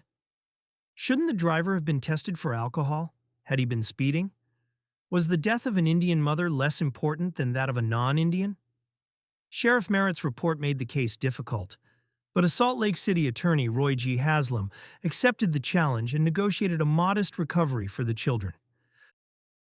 Albert H. Harris, mixed-blood Winta, age 39. It was not long before Preston Allen and Elmer Hackford brought Ab Harris to me to inquire if I could help him with problems he was having under the termination law. Ab could not be considered lacking in ability by any standard. In fact, he was one of the most skilled Indians in the entire Uinta Valley. He was the same man who had gone to Washington, D.C. as a member of the Ute Special Delegation to testify before Senator Watkins's subcommittee on termination. However, Ab Harris was no better able than other mixed-blood Uintas to resist the pressures to sell his share of the common assets distributed under the termination law. Like the others, he sold his share of those assets for inadequate consideration. Representations by Ab to Watkins's subcommittee that the Uintas were ready for termination, or to be turned loose, as he put it, proved false in his own case, just as it had been true for the others. When Ab Harris died on April 28, 1971, his claim had been litigated and an agreement for its compromise had been entered into with First Security Bank. Lucille D. Harris, his widow, requested that the amounts recovered for Ab be paid to her. She was advised that probate of the Ab Harris estate would be necessary and that she should engage a lawyer of her choice, other than me, to conduct it. She chose John S. Boyden. I will not presume to question the propriety of Mr. Boyden now representing interests he formerly opposed, I explained in a letter to an associate in Boyden's office who was assigned to conduct the probate. Boyden's associate had the good sense and judgment to obtain the necessary approval of the probate court for the compromise of Ab Harris's claim quietly, with no further incident. Elijah Maxwell Chapus, full-blood Uinta, age 40. Maxie. Chapus came to me in late 1969 and early 1970, along with Julius R. Murray, Wayne Parank, Vaughn H. Pike, and Stuart Pike. All except Murray, who was 50% Ute, were full-bloods. All but Murray were married to non-Indians, which meant that their children would be classified as neither mixed blood nor full-blood after the final rolls of the two groups were published. Only those of more than 50% Indian ancestry would qualify for membership in the tribe. Murray himself was a victim of that provision. "I am the only one on the tribal roll," Maxie explained to me in a letter of February 16, 1968. "My little boy is not. I want something set up so that if and when I pass out of the picture, he will have my interest, if any. I want him to be proud to say, 'I am an Indian,' even though his mother is Caucasian. My plea," Maxie explained further, "is that he will be able to say as an Indian, 'This is what my father and his father left me because I am an Indian and proud of it.'" It was Maxie who had forwarded a copy of a petition demanding the resignation of Boyden, Curry, and McKinley to the President of the United States on March 21, 1958, asking for an investigation of the misrepresentation surrounding the Ute Termination Act.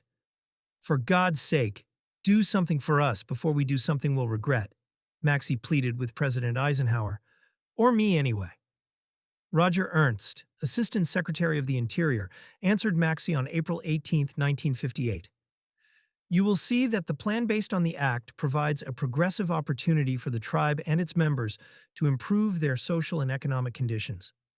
Messrs. Curry, McKinley, and Boyden have been retained by the Indian groups to carry out the improvement programs, and only the Indian people themselves can discharge them. Maxey tried, in the only way he knew how, to discharge them, but there was no investigation. It was impracticable, though not impossible, for a private attorney to pursue Maxey's complaint. But because he was a ward of the United States, it was necessary to obtain the approval of the Secretary of the Interior to do so. The request was made, and Acting Assistant Commissioner Ralph R. Reeser stated in a letter dated July 24, 1968, "Since it is your intent to establish the interests of the minor children of these persons in tribal assets and obtain their enrollment as tribal members, your proposed contract with them will relate to trust property and will be subject to secretarial approval. An executed contract, in quintuplicate, must be submitted through Area Director W. Wade Head in Phoenix." Maxey and his friends found the expense of negotiating the bureaucratic maze more than they could bear and abandoned their efforts. Marguerite Murray Hendricks, Melvin Reed, Fred Burson, Joyce Thompson, Elaine Gardner, and others like them were bound to get into more trouble after they were turned loose. Confusion over the termination law was bound to increase their confusion and frustration. It was simply not possible to change an entire culture in one generation or with the stroke of Senator Watkins' pen. It was surely not possible in the 7 years Congress had dictated. The problems the trust was to guard against went deeper than surface stereotypes. Ute culture and Euro-American culture were often incompatible. When Arthur Watkins and John Boyden spoke of emancipating the Indians, they failed to address the realities of the Indian way of life. The stereotypes fail to recognize that Indians are adept at dealing with communal property if they are allowed to do so according to Indian customs, even if, in many cases, they are ill-equipped to deal with individually owned money or intangible personal property. The mixed-blood Uintas needed the structure their own culture provided. With it, they could function well in their own world. When that structure was taken from them, many became easy prey for unscrupulous Euro-Americans, and even for well-meaning merchants not sufficiently sensitive to the problems termination would create. The history of the allotment policy had already demonstrated that to be so. The Indians' non-acquisitive, non-exploitive communal land ownership and their tradition of sharing the bounties of life with one another were traits to be admired and emulated. At the same time, those traits left them ill-equipped to deal with commercial entities such as the business corporations Boyden had insisted were to form part of his plan for the distribution of their property. The Indian stereotypes were there for anyone to see in the superintendent's files. The Merriam Report was at that time a basic text for Indian administrators and had explained these problems decades earlier. The report cautioned that the guardian should conserve the capital of the ward and not permit him to dissipate his capital for living expenses. It also cautioned that if Indian property was placed in corporations, the guardian should guard against the threat of loss of the Indian shares. That must be accomplished by purchasing land or shares for the benefit of the Indians, either with their own funds or with reimbursable loans. Had they been pursued, the policies proposed by the Merriam Report might have worked. They would have afforded the Indians time, more than one generation if necessary, to develop the skills to deal with non-Indian society and helpful supervision while they did so. The policies advocated by the Merriam Report were interrupted by World War II. Congress and both major political parties were now calling for the repeal of New Deal policies. Congress was calling for the elimination of the BIA altogether. Senator Watkins, John Boyden, and Commissioner Emmons were familiar with the Merriam Report, however, and had the training and experience to know that the plans they had imposed on the mixed-blood Uintas were a prescription for separation from their property. Ralph Cowan and First Security Bank, if they had the expert abilities to deal with the unique problems of Indians as they represented, should have been expected to be aware of and heed the warnings of the Merriam Report. That, after all, was why the BIA had contracted them to act as trustee and business agent. Moreover, the massive information accumulated in the social workers' files should have enabled Ralph Cowan to deliver on the promise. Time would prove that the Indians had been seduced by a false hope. John Boyden and the BIA closed their eyes to the clear warnings of the Merriam Report and the information in the social workers' files. Ralph Cowan never gave any indication that he had looked at the warnings of the Merriam Report or that he related them to the interviews compiled with so much care and expense. They would act alone and in combination to turn the very weaknesses of the Indians against the mixed-blood Wintas. They would manipulate those weaknesses to accomplish the acquisitive desires of others. Chapter 6. Seducing the Prey, 1959. If I wish to call the Senator's attention to one single document that is replete with promises made by duly appointed and authorized representatives of the U.S. government and Congress to the Uintas in 1865, promises never kept in the Treaty of Spanish Fork, then the Senator is the friend of the Indian that he professes to be. He will recognize the fact that he is dealing with a thinking, feeling group of individuals and will do everything in his power to bring about a reappraisal of the whole situation here to the end that a more equitable program can be formulated for the benefit of the Utes. William Reed, May 25, 1953. Bundled warmly in his sheared fleece coat, upturned collar shielding his cheeks, Elmer Hackford stumbled through the drifting snow in the spring of 1959. He was worried about his little flock of sheep. Elmer had heard a coyote singing to itself that morning. Elmer no longer believed the old Ute legends of the coyote as the mischief maker. He had put aside the superstition of the native Ute. No, he was worried because his brother, Lewis, now a government trapper, was in the area with his long gun.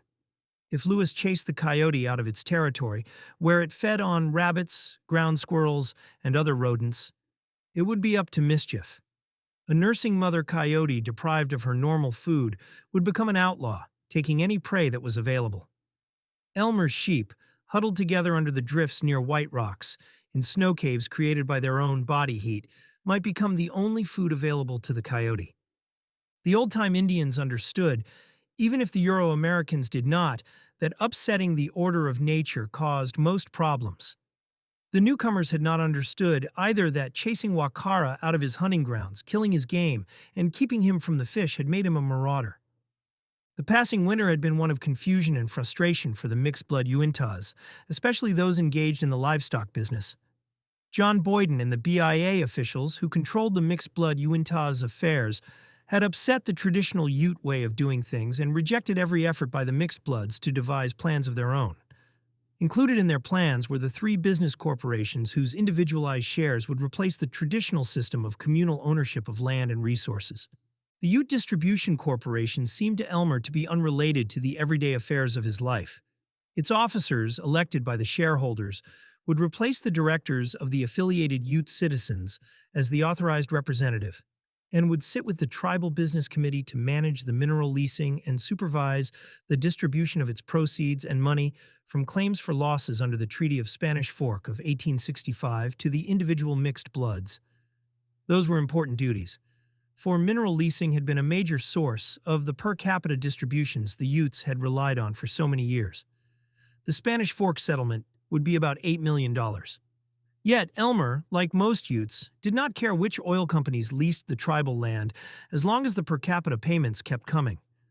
Where his sheep would graze tomorrow was the important question affecting Elmer's daily life. And the answer to that question would depend on the two range corporations. They would control the range Elmer's sheep must have to survive. Elmer had no clear understanding of how such a corporation would work. His sheep could not eat stock certificates, and he was not interested in trading them, as Boyden said they must, in sharp practices with his fellow Wintas. He was only interested in finding grass for the sheep. The stock certificates would be valuable to him only if they could be exchanged for land or access to it. So Elmer and his family wanted to have individual possession of their share of the rangelands. They believed that their experience in the livestock business qualified them to own their own range, and that the combined wisdom of a large family like the Hackfords, more than 20 members on the mixed blood roll, would enable them to avoid the mistakes of Indians during the allotment period. The 172,000-acre range allocated to the mixed bloods in the division amounted to 351 acres for each mixed blood Uinta. If they were each given that much land, the Hackfords might aggregate enough range for their stock. How many sheep the range could support would vary depending on where it was located. Art Workman had had no more success with another idea to avoid the corporations. At the November 1958 meeting with the bank officers, Boyden and Superintendent Fleming agreed that mixed-blood Uintas living on assigned tribal lands like Preston Allen could take those lands and have their value deducted from their distributive share of tribal property. If their per capita distribution was not enough to pay for the land, they could borrow from First Security Bank, giving the bank a mortgage on the land as security. Art arranged for the same type of financing with a group of private investors in an amount large enough to purchase the entire 172,000 acres. His backers would be secured by mortgages on the land, just like First Security Bank. In a letter to Boyden in early January 1959, Art wrote, "I am in the position at this time to make a cash offer at the appraised value of the entire block of land that was taken by the affiliated Ute citizens in the division. I am seeking outside financing that will enable me to do this, but other members are also seeking outside financing to enable them to buy their assignments. And the only difference is that my offer is on a larger scale. My being a member of the affiliated Ute citizens gives me the same right as any member to purchase these lands, and it is of no great concern where I get the financing." Indeed, there was no difference, certainly not in logic or in law. 4 days after Art wrote to Boyden, the AUCU board resolved to poll the membership on whether they wished to accept Art's plan, whereby each person could take the value of his or her own share of the land and lease or buy the range, or invest it elsewhere if they chose. But the proposal ran into a roadblock in the person of Boyden. He would not allow Art to tamper with his corporation's experiment. "I think there is a vast difference between the purchase of everything and an adjustment between individual members," Boyden fired back in his letter to Art only 3 days later. Because the corporations had already been formed, according to Boyden, there was no longer any land to mortgage. Somehow, by the lawyer's magic art, he was unable to understand that the 172,000 acres, all of it held in trust by the United States and not yet conveyed to the corporations, had been converted to grazing rights. According to the lawyer, the shares in the corporations no longer represented land. They now represented animal unit months, or AUMS, a standard measure in livestock management. A share in the cattle corporation allowed the owner to graze 2.5 cows, while a share in the sheep corporation allowed grazing for 5 sheep. Preston couldn't make sense of managing half a cow. The idea seemed absurd. Was he supposed to send the front half out to graze while keeping the back half in his corral at Altona? The financial implications were bleak. Elmer could not afford to graze a mere 5 sheep. The entire Hackford clan would not be able to find enough range for the hundreds of sheep they owned. The cost of purchasing the shares, even with loans from First Security Bank, was an insurmountable obstacle. There was some squibble-squabble there. Elmer Hackford's brother, Richard Dick, president of the Cattle Corporation, recalled, but Boyden just told them the truth, that there was no land involved. Elmer was no lawyer, and he could not understand how the land had disappeared any better than Dick or Art could. Obviously, the land was still there. Elmer was walking over it, on his way to check his sheep. A sale of all of the assets putting the corporations out of business cannot be accomplished by a mere majority vote, Boyden's letter to Art reasoned. Once a corporation is formed, the minority stockholders have certain rights that must be recognized, and since the charter has actually issued, neither corporation has authority to dispose of all of its assets without the consent of its stockholders or a dissolution of the corporation. The fancy explanation did not really matter, for Superintendent Fleming had rubber-stamped Boyden's objection, just as former Superintendent Crow had quashed Preston's and Elmer's idea of a land drawing. Fleming told Art that the Secretary of the Interior would not sanction such a transaction without first opening the land to bid by the general public. Even before Boyden sent his letter of explanation to Art, he presented the AUCU board with a resolution delegating their authority to the corporations. The board reluctantly approved. They had no choice. The BIA could declare its authority transferred anyway. Thus, the uncertainties of nature faced by Elmer on his Chile walk were compounded by the uncertainties of termination. Elmer was unsure how, or if, he could continue to tend his sheep. Mixed-blood Wintas would no longer be permitted to graze their sheep on the common range of the tribe in Antelope Canyon or on Hill Creek, nor could cattle owners use the range along the Uinta Mountains. When Elmer Hackford reached the place where his sheep were huddled together under the snow, he was relieved to find them safe. He ran his experienced hand along each sheep's belly, feeling for its ribs, and quickly calculated the weight and condition of each with an accuracy rivaling the scales at the livestock auction. Elmer's ewes were heavy with lambs. He had sold every animal except broodstock, and he needed a 150% regeneration of his small flock to offset expected yearly attrition. Even then, the wool at the spring shearing would represent his entire yearly profit. Operating on margins that slim, any loss to a coyote attack would mean financial ruin. Walking back along the drifted lane, Elmer was confused. The Ute Tribe was the only corporation most Utes had experience with. The Utes could not buy or sell their birthright, which qualified them as members of the tribe, but they would be able to buy and sell their stock in the new business corporations. If they sold their stock, they would also be selling their way of life, for the common range and common mineral estate would be all that was left after the Secretary of the Interior proclaimed their termination in 1961. Expectation. The next membership meeting of the AUCU was scheduled for March 7, 1959. There would be many such meetings during the ensuing months, conducted by Boyden and Superintendent Fleming, to instruct the mixed-blood Wintas in the operation of business corporations. Boyden and Fleming gave assurances that the mixed-blood Wintas could secure the range necessary for their animals. At the membership meeting, they listened carefully when Boyden said, "There are going to be difficulties in operating the range, and people will need real help.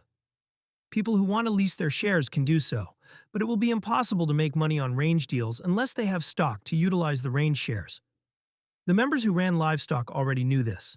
The smartest thing to do is sell your stock certificates in the livestock corporations if you do not have stock to run the range, he advised.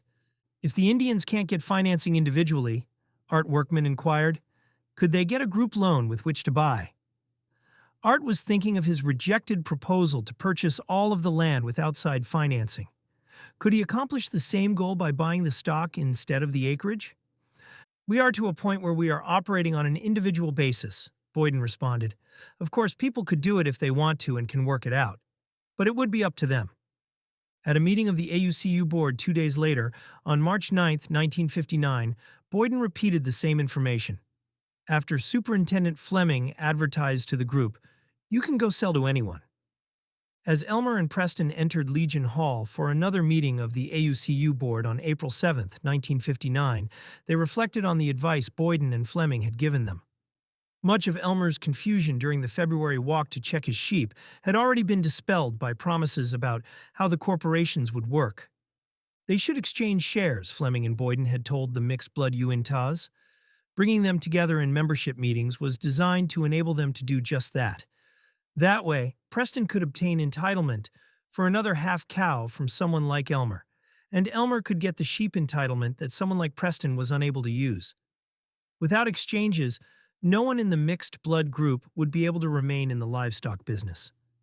Their entire entitlement, but the half cow unit in particular, would be useless. Those not engaged in the livestock business, like Art Workman and Liz Bumgarner, had to be able to lease or sell their shares to those who were. Otherwise, the shares would be of no benefit to them at all. Key to such transactions was a provision of the Termination Act that required any mixed blood selling any interest in distributed property prior to the end of government restrictions on August 27, 1964, to first offer it to the members of the tribe. The right was legally an option, but the mixed blood Wintas called it a private treaty. What it meant was that they could arrange among themselves for the sale or lease of the grazing rights represented by their corporate shares. The idea, as Boyden explained, was that we are going to try to keep the corporations in the mixed blood group, not turn these people into welfare people. The latter was certainly possible if the mixed blood Uintas sold their interest in the land, lived off the unearned income, and then became landless paupers.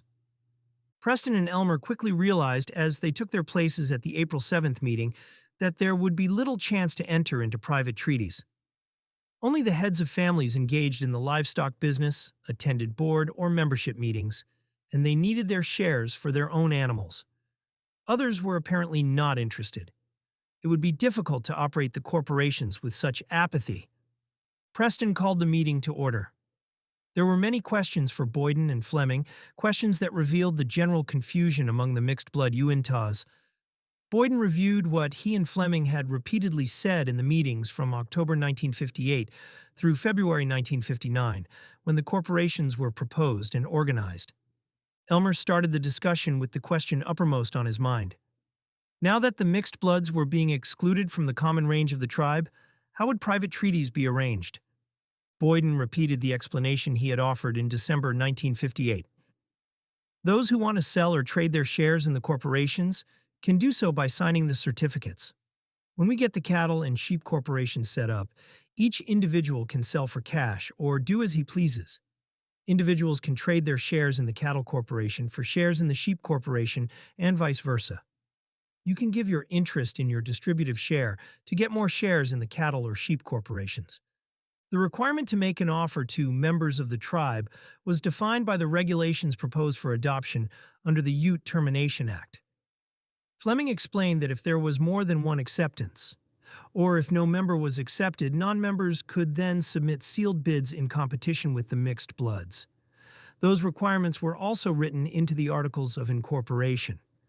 Preston observed that if there was a sale of stock outside of the mixed blood group, the mixed blood Uinta's share of the range might fall into the hands of outsiders, either full-bloods or non-Indians, leaving insufficient range for someone like himself. Fleming reminded Preston that a special membership meeting had been held on October 4, 1958, to explain that the bank would be responsible for ensuring that each offer met the criteria defined by the regulations and articles of incorporation, and otherwise assure that the transfers were properly made. Furthermore, Fleming explained, the bank would not transfer any shares unless the superintendent gave the purchaser a certificate stating that a proper offer at a price and on terms specified in the certificate was made. Thus, both Fleming and Cowan would ensure that the mixed bloods had the first right to purchase any shares that were sold and that they actually received their money. Boyden reminded Preston that he had explained to the AUCU board on January 12, 1959, that after the stock is issued, the owners can do what they please except in the case of minors. But that each transfer must be countersigned by the transfer agent and approved by the superintendent. Why was it necessary to notify the superintendent at all? Why couldn't they just sell to whomever they chose? Boyden acknowledged at the April 7, 1959, meeting that some mixed bloods, who were not cattle or sheep, people had already sold their stock to those who were. He explained that the requirement of approval by the superintendent and control of sales by the transfer agent was to keep these corporations in the mixed blood group. There was no indication that private sales were improper, only that they had to be approved. Boyden and Fleming held more meetings during the following weeks and reassured the mixed blood Uintas that private treaty transactions would be allowed. Can you still make sales by private treaty transfers? Lula Murdoch inquired on April 13, 1959. Yes, Boyden replied. You can make personal deals, but they must be on a personal basis. Art Workman was concerned about whether the shares would be of any use to those who were not members of ranching families. If he was required to sell to them for cash, he might not get a fair price. It might be necessary to trade his shares for personal services, produce, or other non-cash items. Can the shares be traded or must they be sold for cash first? Art asked. Yes, Boyden assured. It can be done. Let's find out what you want done. But financing had not been allowed when Art had proposed buying all the land.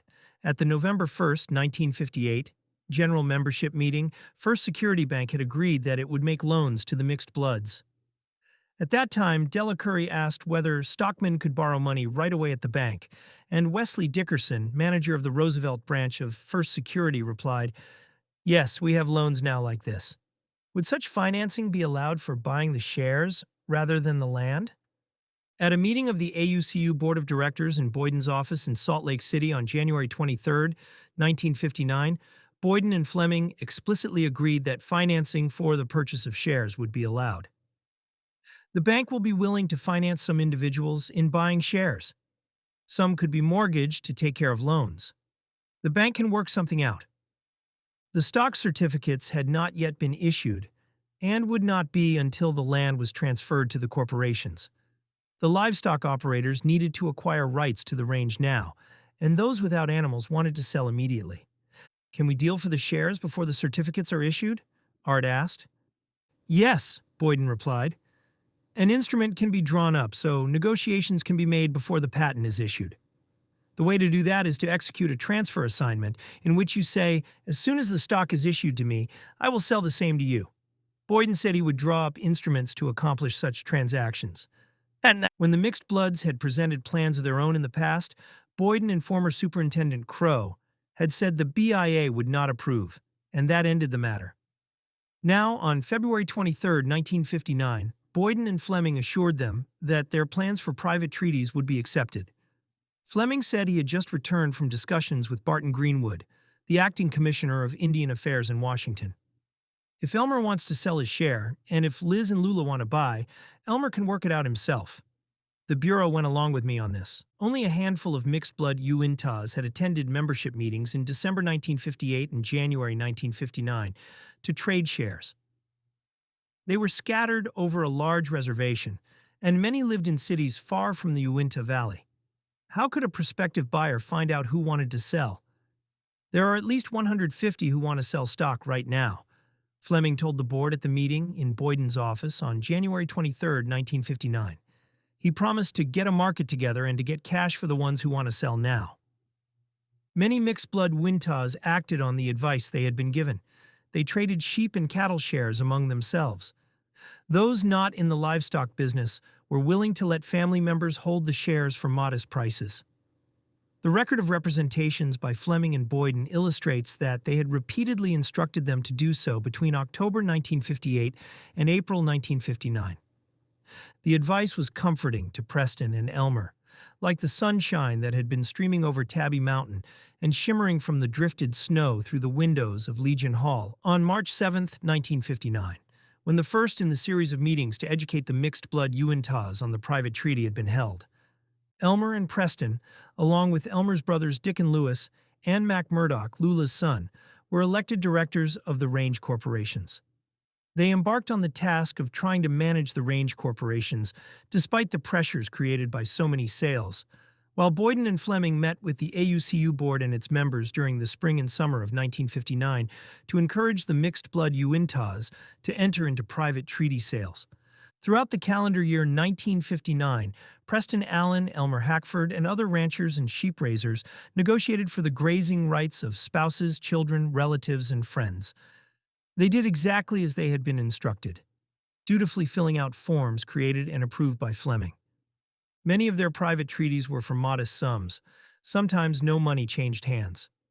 Mixed bloods looked on private treaties that year as the best hope for survival for a family raising livestock.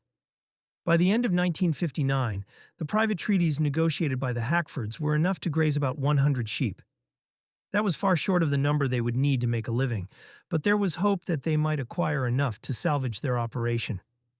In the fall of 1959, after the last of the meetings Boyden and Fleming held, Elmer Hackford drove to the Antelope Range, where his sheep were grazing. As he took the dusty road along the Uinta River, he saw the damage still visible, wrought by that late spring storm following Coyote's howl. The newly leafed trees had been bent into grotesque forms by the crushing weight of the wet spring snow. Many branches that should have been reaching for the sun still dangled like leafy fingers clutching at the ground. If Elmer had been superstitious, he might have wondered if it was Coyote inflicting this long season of damage. But the Utes were no longer superstitious, and Elmer put such thoughts out of his mind. Disappointment. Preston, Elmer, and the board could never have guessed the magnitude of the betrayal. Boyden had broken faith with them once, when the assets were divided. Now, even before the Hackfords completed their private treaties in 1959, he broke faith with the mixed-blood Uintas again. While Boyden and Superintendent Fleming were advising the mixed-blood Uintas to enter into private treaties, They were simultaneously setting in motion events that would make private treaties impossible. The termination policy was falling into disfavor by 1959, and as it began to appear that the mixed blood's share of property might fall into the hands of non-Indians, Boyden resolved to try to secure the mixed blood's property for the tribe. As events were pieced together years later by the AUCU Board and their legal counsel, the betrayal began in January 1959, after Art proposed buying the land through private financing.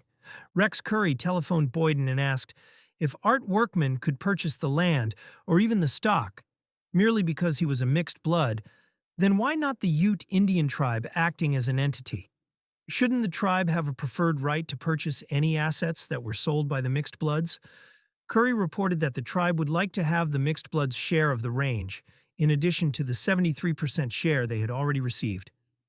The problem, Boyden explained to Curry, was that Art Workman was asserting his rights as a member of the tribe.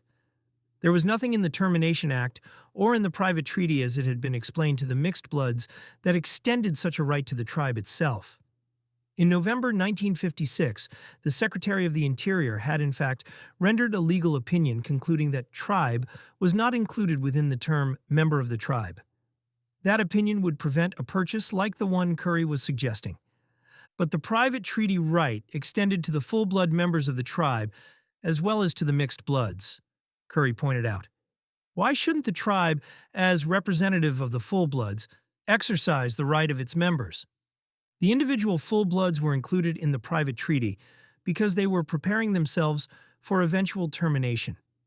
The private treaty was the means by which an Indian in either group could acquire a farm or ranch to support his family. It would have been contrary to the goals of termination to allow the tribe itself to exercise the private treaty, for the tribe would cease to exist after the full-bloods were also terminated. To do so would revive the system of communal ownership that Watkins was determined to end. It would prevent the government from bringing the Utes, in both groups, into the American mainstream. The discussion should have been over. Yet Boyden aggressively pursued the purchase of the mixed bloods' share of the property for the tribe, even while he continued to meet with the mixed bloods in his capacity as their attorney, and advised that only individual members of either group had that right. By the end of summer 1959, the Ute Indian tribe proposed to purchase all 176,000 acres of land for cash. Curry was employed by the tribe as its business manager, so his allegiance to the tribe was understandable. But both Boyden and the BIA were obligated to protect the interests of the mixed bloods until August 27, 1961, when the termination proclamation was to be published. Ironically, the termination policy was only months away from death by strangulation. In November 1958, Utah voters refused to return Arthur Watkins to the Senate. Indian policy was changing again. Lewis R. Bruce, Commissioner of Indian Affairs for the lame duck Eisenhower administration, was finally listening to the warnings of Indian leaders. He declared it incredible, even criminal, to terminate Indians not prepared for it, and finally recognized the termination policy as a failure. The effects of termination had already strained relations between the mixed-blood Uintas and the tribe. By mid-1959, the full-bloods found that termination was damaging to them as well as to the mixed-bloods. Most of the better-educated and more experienced members of the tribe, like Ab Harris, Bill Reed, and Julius Murray, were in the mixed-blood group, hampering business operations. Friction developed between the two groups, and by late summer of 1959, the tribe was refusing to let the mixed-blood Uintas prospect for the jointly owned minerals on the share of the property held by the tribe.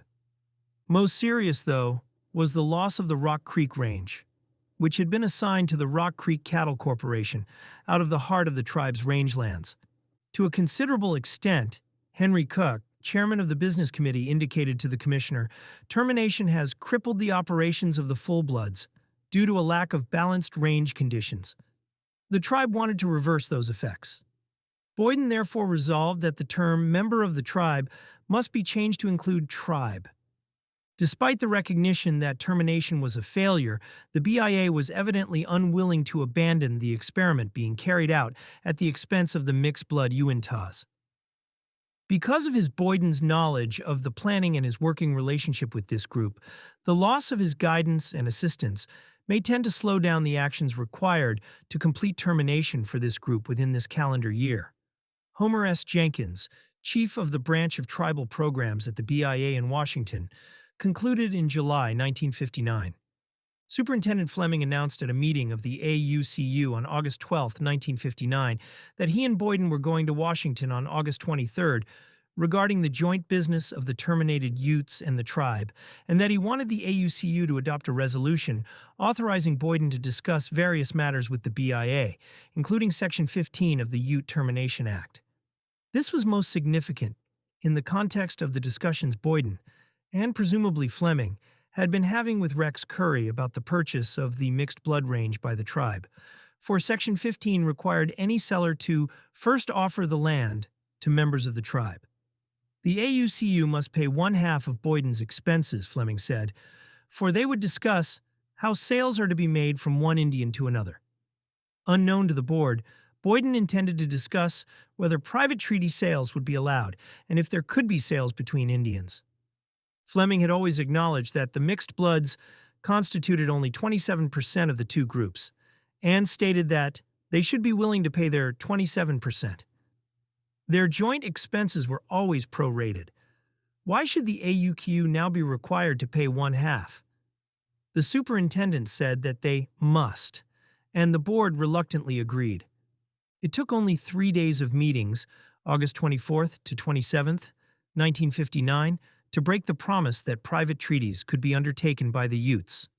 Minutes of those meetings between Greenwood, Boyden, and Fleming in the BIA's dingy Washington headquarters were not kept, but one meeting is described in a memo by Carl J. Cornelius, program officer. Boyden quickly invoked the right of refusal contained in Section 15 of the Termination Act for members of the tribe. The proposed regulations of the Secretary of the Interior implementing the private treaties that the mixed-blood Uintas had negotiated and been promised throughout 1959 and for 5 years were circulated. There was no explanation why the topic should be discussed at all, or why Acting Commissioner Greenwood's earlier approval of the private treaty concept should be revoked. Fleming had plainly stated at the August 12th meeting, when the AUCU board authorized Boyden to go to Washington, that the purpose was to get the regulations published, not to change them. The memorandum describing the meeting nevertheless states that the solicitor's office found they were not satisfied with the regulations as proposed. And Boyden later reported that agreement was reached on the regulations which involved the incorporation of several items. They must have referred to the tribe, or perhaps to Boyden, for the mixed bloods had expressed no dissatisfaction. They were, in fact, demanding that the private treaty be given to them, as promised, and were actively negotiating private treaties approved by Fleming. When the proposed revision to the regulations was circulated in the Uinta Valley, the AUCU board discovered that there was no longer any provision for the private treaty. Instead, it was provided that the superintendent shall notify in writing the tribal business committee of any offer of sale, even between family members. If the tribe matched the offer of any individual, whether mixed blood or full blood, sealed bids would be required. Henceforth, individual members in both groups would have to compete with the tribe for any shares. When Area Director Haverland noticed that the private treaty had been omitted from the proposed regulations, he was puzzled. It contradicted the promise Acting Commissioner Greenwood had made only 6 months earlier. Haverland knew that the private treaty had been intended, in the language of the Merriam Report, to prevent the rising generation of Indians from being landless and to stop the use of inherited money as a means of sustaining the Indians in a life of irresponsible idleness. Haverland was troubled that the change in regulations created the real threat that the harmful consequences of the allotment system were about to be repeated. He also subscribed to the notion that solemn promises he had been a party to ought to be honored, particularly when made to those who would remain the BIA's wards until August 27, 1961. The private treaty was intended to provide for negotiated sales of land and corporate stock between members of the tribe. Haverland and George W. Hedden, Assistant Area Director, protested in letters to the Commissioner. It was also intended to include gift conveyances from one member to another, but no provisions have been included for negotiated sales or gifts. They urged that the private treaty concept be restored. There was no answer, and Boyden succeeded, with relative ease, in subverting the interests of the mixed-blood Uintas in favor of his larger client, the Ute Indian Tribe. The mixed bloods could not comprehend Boyden's perfidy. On October 12, 1959, the AUCU board resolved that they would not renew Boyden's contract. The conspiracy. Liz Baumgartner had expressed her uneasiness on October 6, 1959. My personal opinion is that Mr. Boyden has done nothing to protect the interests of our people, but thinks only of making a big deal with the state for his own glory. She had done so again in the joint meeting with the Business Committee on October 23, 1959. Who is Mr. Boyden working for? In retrospect, and considering the record of Boyden's contacts with Curry, Liz seems to have been prescient, for neither she nor the directors then knew the extent of the conspiracy Boyden had launched against them. The factionalism that had been exploited on the reservation for more than a decade, first with the share and share alike amendment, then with the termination program itself, increased. By July 1959, the board demanded that the BIA reimburse the mixed-blood Utes for the expenses of termination. It was obvious that only the full-bloods had benefited. Other events, apparently innocuous, fall into place when read in light of the discussions going on between Boyden and Curry at the same time. When Art Workman had made his offer in January 1959 to buy all of the land, Boyden had responded, if the mixed bloods want to sell stock in the corporations, they must first offer to sell to the tribe. The board members may have dismissed the comment as a careless choice of words, assuming he meant members of the tribe. The minutes clearly show that he did say tribe. Boyden made that same apparent slip of the tongue on March 9, 1959, when he explained that the Utes could make private treaty sales. But if you decide to sell for less, you will have to come back and offer the stock to the tribe for the lower price first. Those listening to him would surely have assumed that he meant tribe in the generic sense, to refer to the members collectively. If not, it was of little concern.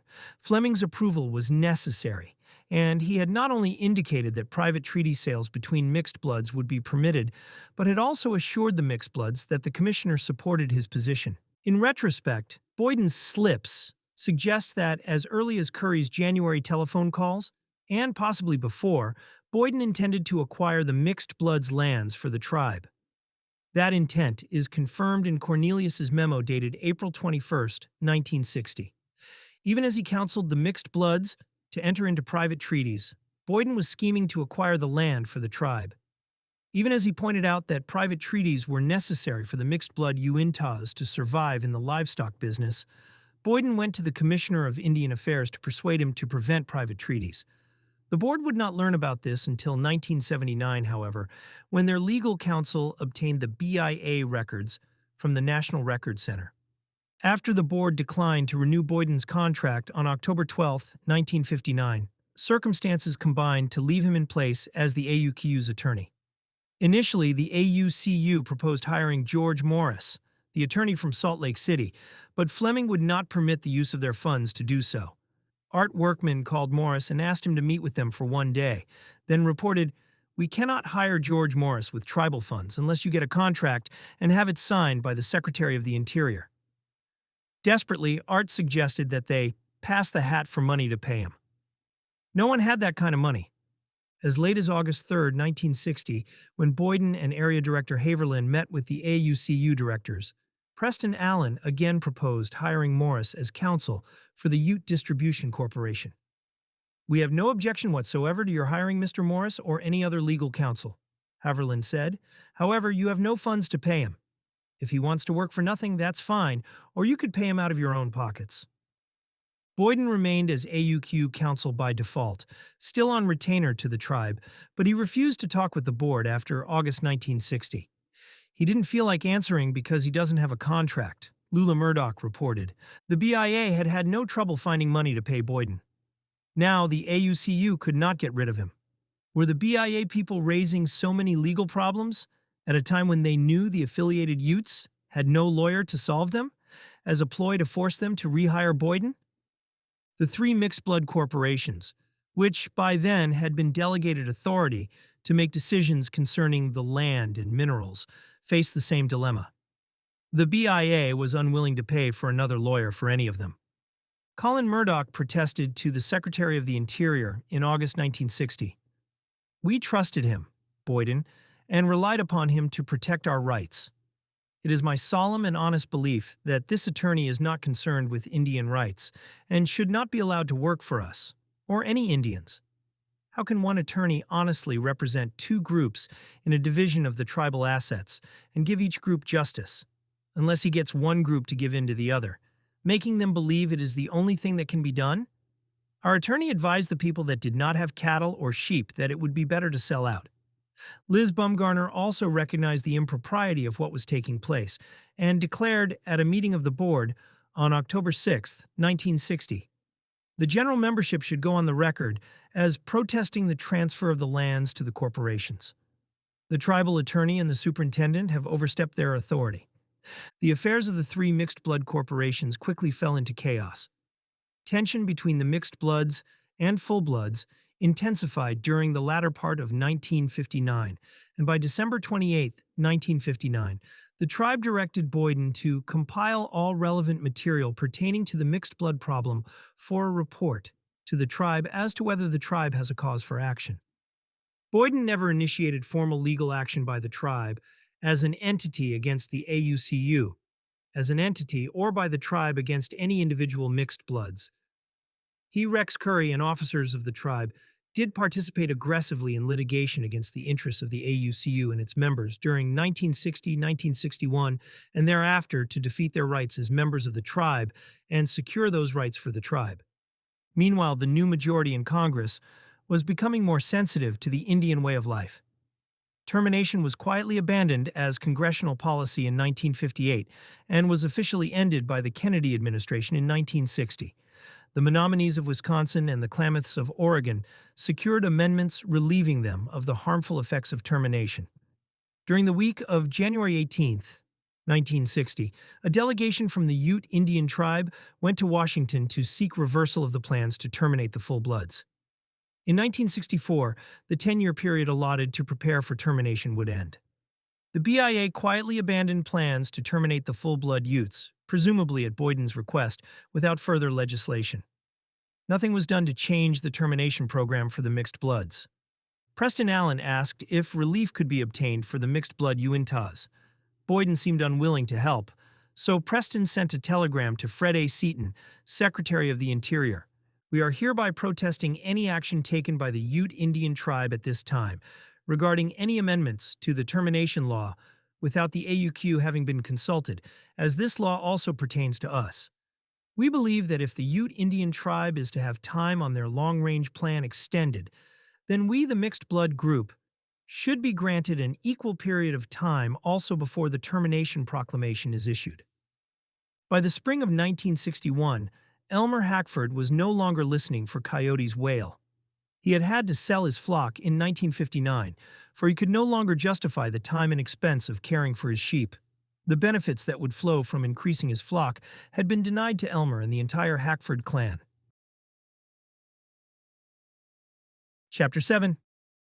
The Jaws of the Trap, Spring 1960.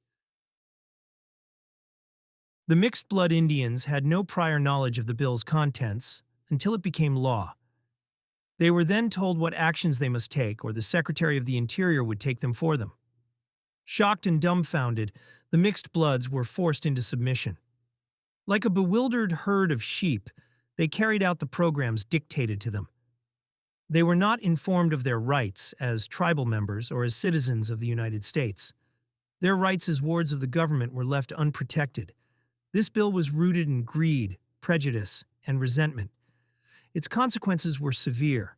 Homes and family groups were broken apart, and many full-bloods developed resentment toward the mixed bloods. Colin Murdoch, circa 1955.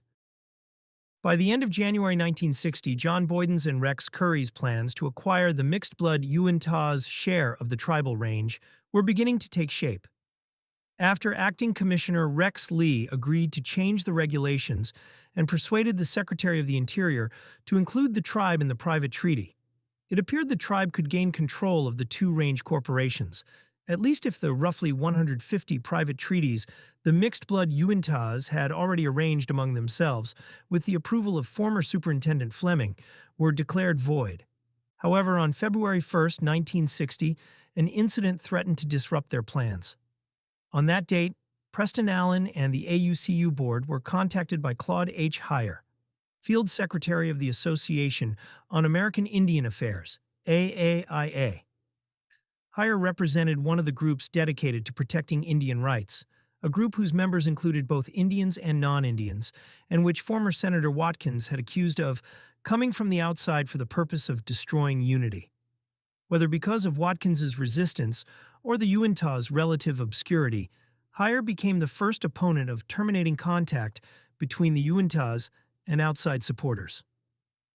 Under the leadership of its president, Oliver Lafarge, the AIIA had proposed an American Indian Point 4 program in 1956, modeled on the United States Point 4 program for underdeveloped countries. On April 19, 1956, the AAIA resolved to serve as an agency to assist American Indian communities to reach the level of well-being enjoyed by other communities in the United States, and declared that termination of federal protection of Indian property or of any other Indian rights should not be exacted as its price.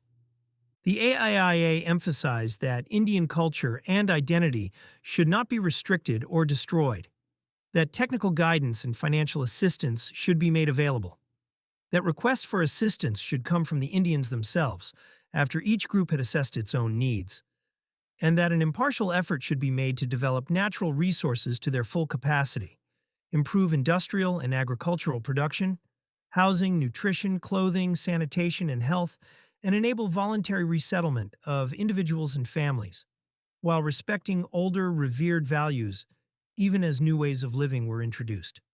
The AAIA further resolved that Indians should not be forced to pay for their rights as Americans by forfeiting their rights as Indians, and that it should be left to the Indians themselves to integrate at a pace determined largely by their own readiness. Above all, the AAIA asserted the principle of government by consent of the governed, as laid down in the Declaration of Independence, must be extended to the Indians. This principle was particularly important because courts consistently held that Congress has plenary power over Indian affairs and may legislate even in derogation of treaties and other agreements. It was essential, the AAIA argued, to discard the notion of a benevolent paternal government simply handing to a primitive minority what it, in its wisdom, has decided is best for them. After all, that government, in practice, becomes one, two, or a handful of bureaucrats or members of Congress. We fought termination pretty hard, Heyer said, explaining the AIA philosophy to the AUCU board. The guys over at the bureau office act like they are scared of me. Did you folks ever hear of William Zimmerman? Heyer had only been with the organization since June 1959. He was our field representative. Did he get around and talk to any people? Or did the Bureau get hold of him and he left without talking to the people? If anyone came to the reservation, they contacted the BIA or the business committee and had never contacted the affiliated Utes, Liz Bumgarner explained. The Utes had effectively been prevented from listening to such voices for the 6 years since termination was first proposed. Francis McKinley was appointed to meet with such persons, and the BIA never allowed any of the Uinta Ute leaders to talk to them. Do you think maybe they are deliberately shifting superintendents on you? Heyer inquired. I have heard this. Lula Murdoch explained that the Utes had had 4 superintendents during the termination period: Gilmore, Crow, Fleming, and now Fleming's successor, Martin M. Zoller. The constant change in superintendents, it could be seen, might have contributed to the government's broken promises. Fleming may not have been fully aware of Gilmore's and Crow's promises to keep the range in the mixed blood group, and Zoller might not object to changing regulations he had not helped to formulate. What Heyer said had Art Workman thinking again. With the aid of independent voices like the AAIA, perhaps the private treaty could be revived. There might be some chance yet to pursue his plan to purchase all of the land as a member of the tribe. There might be some chance for Elmer and Preston to get the range they needed. This land deal should have been stopped, Art declared, thinking of the sealed bidding procedure that would be followed if the tribe did not meet the advertised price. That lets outsiders get this land. Are there people in Utah after the land that is left? Heyer asked. Yes, Preston replied. There are an awful lot of non-Indian people after this land, and they are sitting like vultures waiting to get it. Heyer suggested that the mixed-blood Utahs litigate their grievances. His organization might help. The meeting then adjourned, and Heyer left the reservation. From the written record, it appears there was no further contact by the AAIA or other independent Indian voices. Friendly guidance.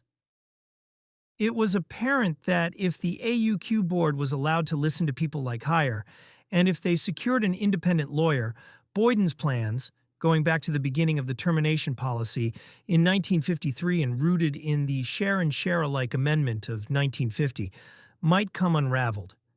If there was a challenge on the grounds that the plan for distribution of assets was controlling, as Boyden and the superintendent claimed, when they refused to have a land drawing, the Secretary of the Interior might be unable to eliminate the private treaty. Was Boyden afraid of the AUCU litigating that question? Did Boyden want to block the investigation by disinterested outsiders that the mixed-blood Uintas had been demanding for some 10 years and were discussing with Heyer? The AUCU, as authorized representative, might get the regulations changed. If the private treaty was reinstated, or even if the existing private treaty purchases were recognized, Boyden's plans to acquire the mixed bloodlands for the tribe would be defeated. By 1960, Curry and Boyden realized that the portion of the tribe's common assets going to the mixed-blood Uintas, even after the disproportionate division imposed in 1958, was so large that the tribe's economy would be damaged. Control over the reservation's resources was threatened. The best way to prevent such consequences was for Boyden to be reappointed attorney for the AUCU. Preston Allen and the board had been without legal counsel since the fall of 1959, when they refused to renew Boyden's contract. But at the next meeting of the AUCU board on February 8, 1960, Boyden and Curry were both there, and Boyden proposed that they rehire him.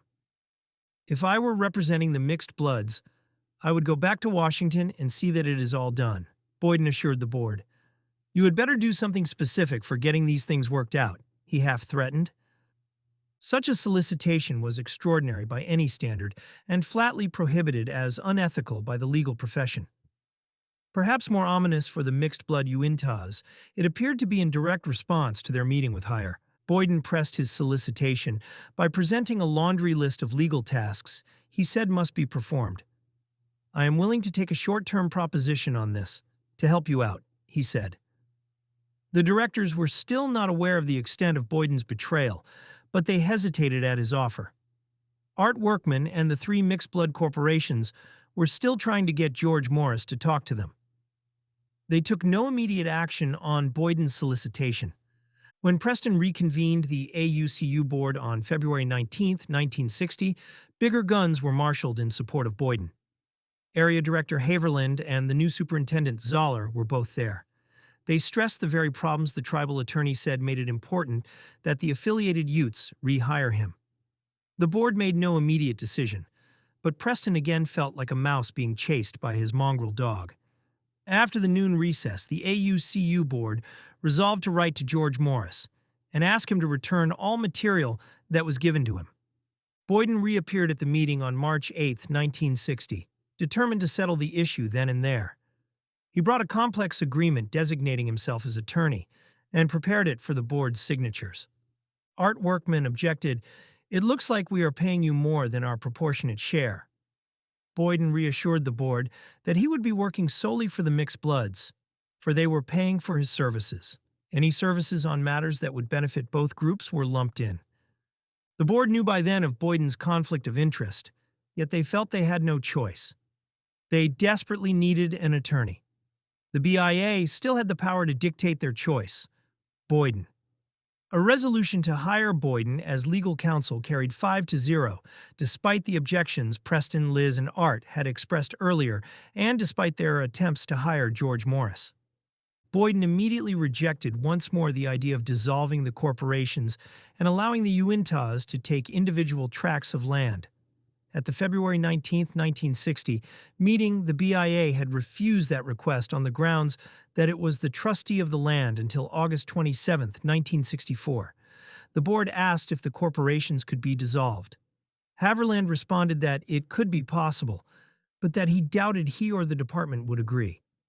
In any event, there would be no sale of the corporations until the Secretary of the Interior gave his approval. Supposing we got a sale for these corporations that would amount to appraised value or a little more, Art Workman asked. Would you or the superintendent approve the sale by the miners? No, that is where the trustee comes in, Haverland said. Until stock is issued in the corporations, it is held by the group as an undivided interest and is subject to the secretary's approval. There was no reason Art's or Elmer's proposal could not be considered, but the superintendent, whether it was Fleming or Zoller, always took the position that the board was locked in by the plan for distribution when the members tried to make their own decisions or to reject a proposal of Boyden's, instantly taking the opposite position when the issue involved protecting something important to them, like private treaty rights. Their proposals were rejected because the BIA, acting as trustee, would not give approval. Boyden thus succeeded in reinstalling himself as the representative of the AUCU, George Morris, like the lawyer from Vernal, whom old Jim Atwine had tried in vain to hire for the Uintas during the termination process, as well as Clayton Simmons and John Beaslin, whom the board had attempted to retain, was prevented from intruding into mixed-blood affairs. Despite every effort to secure independent counsel, not beholden to the tribe or the BIA, the mixed-blood Uintas found themselves firmly within Boyden's control as the summer of 1960 approached. Changing the rules. Once reinstated as lawyer for the AUCU, Boyden used his position to suppress efforts by the mixed-blood Uintas in spring 1960 to avoid selling to the tribe. First, he blocked the AUCU board's attempt to revive their private treaty rights. There have been substantial changes in the proposed regulations, Boyden announced. They will have to be republished, so you can proceed with the next step of getting them adopted. The so-called substantial changes included deleting the exclusive private treaty for members and the requirement of an offer to the tribe. Next, Boyden insisted, we have got to stop this subterfuge in the purchase of the stock. The stock in all three corporations should be placed under the trust with First Security Bank. The subterfuge he referred to was Art's attempt to secure financing to exercise private treaty rights. Art, however, was transparent in his intentions, and his proposal arguably served the mixed blood's interests far better than Boyden's experiment with corporate stock. Boyden's solution, placing the corporation stock in the bank's trust department, was itself problematic. In fact, no such trust yet existed. Boyden, former Superintendent Fleming, and the bank had proposed one, and Preston knew Boyden was negotiating with Ralph Cowan, but the board had not approved it. The BIA, as guardian, could act on behalf of the individual mixed-blood Uintas prior to August 27, 1961, when the Termination Proclamation was set to be published. Yet the Termination Act assumed that the mixed bloods were preparing to manage their own affairs, and the board was supposed to determine whether a trust would be created. Both Boyden and the BIA appeared to act in the tribe's interest. If the private treaty concept was revived, the tribe would lose the leverage to force the mixed bloods to sell their stock. Yet Boyden and the BIA certainly recognized that the private treaty was included in the plan for distribution to protect the mixed-blood Uintas against outsiders. The tribe was certainly an outsider in the sense that the Termination Act intended to end the special relationship of all Utes, both mixed-blood and full-blood, and thereby effectively end the existence of the tribe. The board repeatedly challenged Boyden and Area Director Haverland on the issue in February, March, and April 1960. The law says that if you sell your shares of stock, they must first be offered to the members of the tribe. And not the tribe, Preston challenged Haverland on February 19, 1960. Supposing we got a sale for these corporations that would amount to the appraised value or a little more, Art inquired. Would you or the superintendent approve the sale? Let me see what proposition I can make with the tribe, Boyden said on March 8, 1960. And then we will consider it, and all offers. Even though you are not required to sell to the tribe, it is the policy to require an offer to the tribe. Boyden then declared at the meeting on April 11, 1960, repudiating his prior instructions that they could buy and sell among themselves, and that the purpose of the private treaty was to keep the stock in the mixed blood group. There is an official situation on this in the Indian office. Preston and Elmer continued, nevertheless, to insist that they had a preferred right to purchase the corporate stock, to the exclusion of the tribe. Art pursued his plan to obtain financing and pay more than the appraised price. Boyden appeared to agree that all competing offers would be considered during the spring of 1960, even if he did not recognize that the mixed-blood Uintas had a preferred right. But by May, he apparently had different ideas and resolved to require a sale to the tribe. At that time, Boyden announced that the board must send representatives to accompany him to Washington, D.C. to sign agreements concerning the Utes' claims pending against the United States. Preston Allen and Art Workman were delegated to go. When they arrived in Washington on the Thursday before Memorial Day in 1960, it seemed that a show was being staged for them. The skill Boyden displayed was amazing. It seemed that everyone accorded him the utmost deference, orchestrating the decisions of the Department of Justice, the BIA, and all other interested parties in a way George Morris could never manage. On May 25, 1960, Boyden negotiated an agreement for the payment of $7.7 million to the Ute Indian Tribe, mostly to compensate the Uintas for losses incurred under the Treaty of Spanish Fork. That money might have belonged solely to the Uintas, but under the share and share alike amendment, both it and the reservation lands had to be shared with the other two bands. Preston and Art were then obliged to follow Boyden, like obedient puppies, as he handled the myriad other legal matters he claimed required the board's attention. Despite Boyden's insistence that any shares sold must first be offered to the tribe, Preston and Art continued to argue that only individual members of the groups had that right. Boyden responded by taking them to the BIA in Washington, where they were persuaded that his interpretation of the policy was correct. They followed Boyden into the office of Rex Lee, Deputy Commissioner of Indian Affairs at BIA headquarters on 19th Street and Virginia Avenue. Boyden led them in a back way, as if entering his private quarters. To their left loomed the massive stone building housing the Department of the Interior, the BIA's parent agency and the trustee of their land, even as the BIA was in the process of abandoning the mixed bloods, leaving them to a new trust arrangement with First Security Bank. Once inside, Preston and Art were struck by how BIA employees addressed Boyden on a first-name basis. Even Lee treated him with obvious deference. After introductions, Preston and Art sat nervously in wobbly chairs in front of Lee's desk, in the presence of, from the Indians' perspective, one of the most powerful men in government. Preston explained the long-standing interpretation of the Department of the Interior, confirmed by a formal legal opinion from Franklin C. Salisbury, the department's assistant solicitor for Indian Affairs. Member of the tribe meant exactly what it said. The individual members, not the tribe collectively. He also reminded them that, for 6 years, the mixed bloods had been instructed by Boyden and former Superintendent Fleming to enter into private treaty transactions. Preston and Art were stunned when their own lawyer argued against them.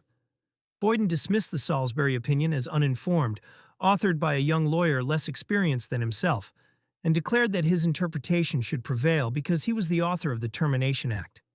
In Boyden's view, whatever members of the tribe could do individually, they could also do collectively. Therefore, the term member of the tribe should be interpreted to mean and the Ute Indian tribe. The deputy commissioner agreed with Boyden. Preston was incredulous. He had known from movies that lawyers could twist words to suit their purposes, but he had never realized it happened in real life. They had come to the meeting as beneficiaries of a preferential right granted by Congress and confirmed by a formal legal opinion from the Department of the Interior's solicitor. But now that right had been altered so that it had to be shared with a purchaser whose resources dwarfed their own, leaving them unable to compete for shares.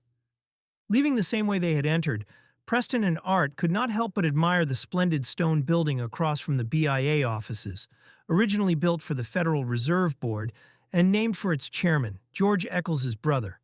Eccles's bank would, in effect, become a foster parent to the mixed-blood Uintas once the trust agreement was finalized. On the walk back, the fragrance of cherry blossoms was overshadowed by their apprehension for the Uintas' future. Nothing foolish. Boyden still faced obstacles in his scheme to acquire the mixed bloods range for the tribe. Commissioner of Indian Affairs Glenn Emmons had imposed strict conditions on purchases by the tribe, stipulating that they could buy only at appraised value and only if controlling interests in the corporation can be purchased. There was no guarantee that control could be secured with the first purchase, since the stock was divided among 490 separate shareholders. On top of that, roughly 150 private treaty sales, some with written approval from former Superintendent Fleming, still had to be addressed. Boyden therefore had to devise a plan that would void completed private treaty sales, prevent purchases above appraised value, and ensure that the tribe would gain control.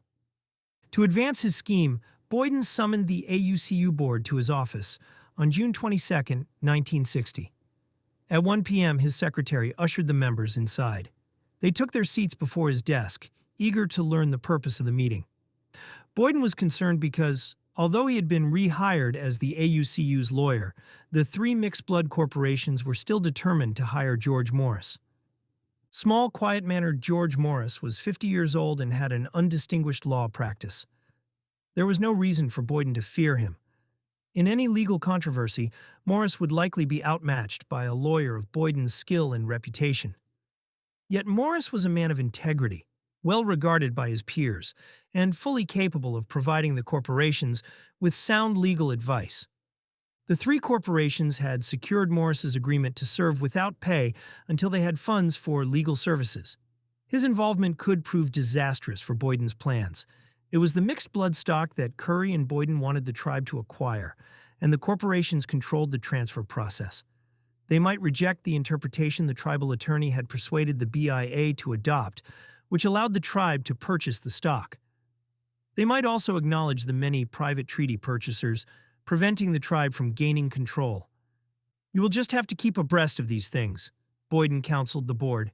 "You will just have to keep your eye on it and see that nothing foolish is done." Boyden urged them to write to the Secretary of the Interior, asking him to refuse approval for Morris's employment.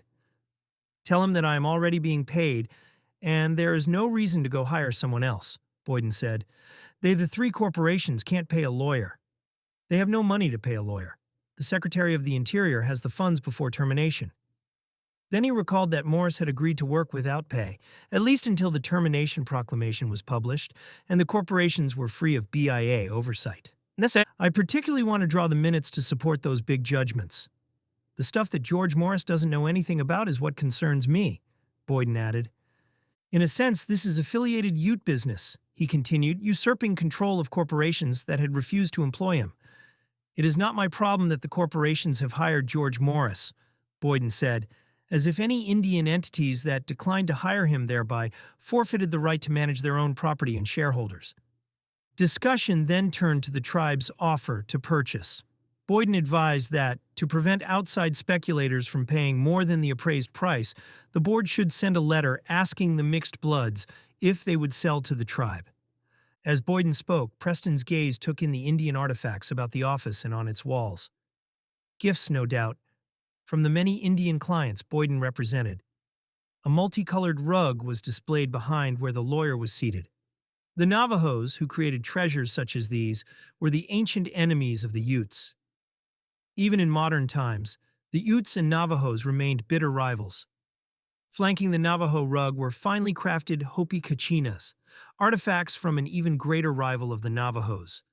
The modern Hopis resented Navajo encroachment on their traditional lands, even threatening the sacred Black Mesa. How could Boyden represent so many Indian groups with such intense rivalries? How could he protect the interests of one without undermining the others? And now, despite their efforts to avoid it, he had been installed by the BIA as the representative of the mixed-blood Uintas. Despite the rivalries between the Uintas and the Colorado Utes created by the share and share-alike amendment, or those implicit in the division of assets between themselves and the tribe, they were all represented by the same lawyer. Had these other Indian groups also been forced to hire Boyden? Put in the letter that it now appears we cannot operate this resource because there aren't enough people to maintain the stock. So we are sending you this letter to ask if you would be willing to sell to the tribe. To ensure it was worded exactly as he wanted, Boyden dictated the letter to his secretary. When she finished typing it, he handed it to the board for signature. "Why send this letter out?" Art demanded as he read the draft. "I thought we were going to sell to the highest bidder." Art understood that Deputy Commissioner Lee's interpretation of member of the tribe had eliminated his preferred right as a purchaser, But he had expected the mixed bloods could still meet the advertised price and bid against the tribe in a sealed bidding process. With that in mind, he continued his efforts to secure financing. "I have a bid on this thing for $500,000, Art announced. Boyden would not consider it. "You cannot bid for anyone else," the attorney declared. Only his proposal to sell to the tribe, bidding for its members, would be accepted. "The corporations will say we're sticking our noses into corporate business," Liz Bumgarner objected. Boyden brushed her aside. The corporations had no shareholders with authority to act, he said, because he was holding all of the stock certificates in his office. What authority he actually possessed was never made clear, particularly since George Morris, not Boyden, was now the attorney for the corporations. Steady hands in control? Lula Murdoch did not attend the next directors' meeting after the letter dictated by Boyden had been sent. She knew there would be trouble. Preston Allen was at his ranch branding cattle, after which he would have to drive them to the Rock Creek Range for the summer. It fell, therefore, to Art Workman to preside over the AUCU's stormy meeting on June 28, 1960. McMurdoch burst in as the board conducted routine business at Legion Hall. "How can you maintain that the Sheep Corporation has no authority to function or operate? How can you say we have no jurisdiction of any sort?" Mac demanded. "And where did this board of directors get the authority to ask our shareholders if they wish to sell?" "We met with Mr. Boyden, and the letter we sent out was under his supervision," Liz explained. "The Secretary of the Interior says this board had no authority to delegate to the various boards," Art added. It became clear that Boyden's letter was self-fulfilling. The shares were held by Boyden and rendered useless by the denial of private treaty rights, and Zoller, the new superintendent, would not allow the AUCU to spend money to manage the range, making it impossible for the corporations to operate. "We cannot even move any sheep on the corporation lands," Mack observed. The situation was hopeless. The mixed-blood Wintahs had been treated like the artifacts adorning Boyden's office walls, mere pawns in the execution of his designs. The affairs of all three groups had collapsed into chaos. "There is no use fighting among ourselves," Mack said, recognizing that the BIA and Boyden were exploiting the friction between them. The scene reminded Liz of the game her children had been playing that morning. Craig, her 9-year-old, was getting the better of his older sister Marlene in a game of Old Maid, so Marlene simply changed the rules to ensure she always won.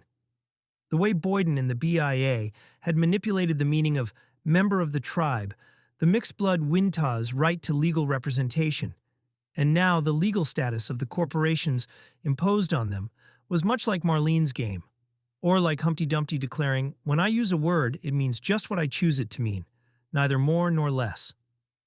"You people should take the question to the Secretary of the Interior," Liz suggested to Mack as the meeting adjourned, but even she knew there was little hope. No outside financing. Bickering among the mixed bloods, intensified by the constant policy changes, continued. On July 12, 1960, Elmer Hackford's brother, Callie, appeared at a board meeting.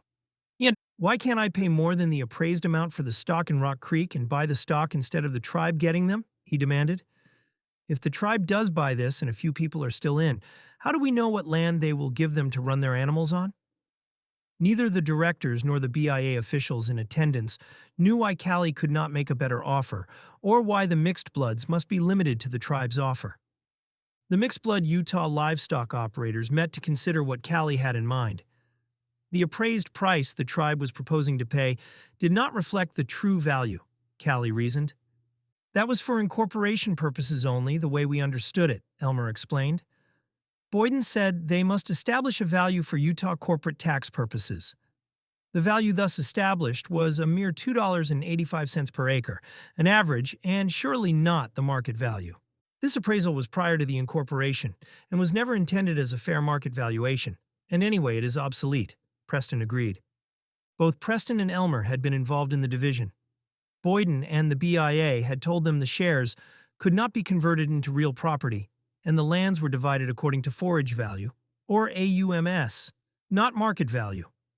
The value arbitrarily fixed for forage was much less than the market value of the land. Callie was correct for another reason. The shares were an element of and related to the value of their livestock operations, not to the value of the forage. Without it, they could not remain in business. The situation was more comparable to that of a prize bull, whose value is determined by breeding potential, not by the price of meat. Another thing troubling Callie was that he, Preston Elmer, and Mac Murdoch were officers of the range corporations. It was their obligation to see that the shareholders, including those who had no livestock and no concept of the value of range to a ranching operation, were dealt with fairly when they sold their shares. It was determined that Callie, as spokesman for all of them, would seek financing with which to purchase the shares in competition with the tribe. Callie contacted Delta, Utah, attorney Thorpe Waddingham, who represented businessmen in Arizona willing to guarantee over $400,000 with which to purchase the range shares. The livestock operators were to pledge their own shares as security for the transaction, as they would do if they financed with First Security Bank, subject to a reasonable rate of interest. Like Art Workman, Callie was seeking outside financing, but his plan was different. He was proposing the purchase of the shares rather than the land, and for the very purpose contemplated by the requirement of an offer to members of the tribe to enable individual Indians to acquire grazing rights that could be operated economically. There was no subterfuge in Callie Hackford's proposal. The individual mixed bloods were still members, even after the private treaty was changed to include the tribe, and could still accept offers to sell. If both Callie's group and the tribe accepted, sealed bidding would determine the market price. Calvin Hackford was a livestock man, not a stockbroker, but his proposal revealed a simple truth obvious to any investment banker.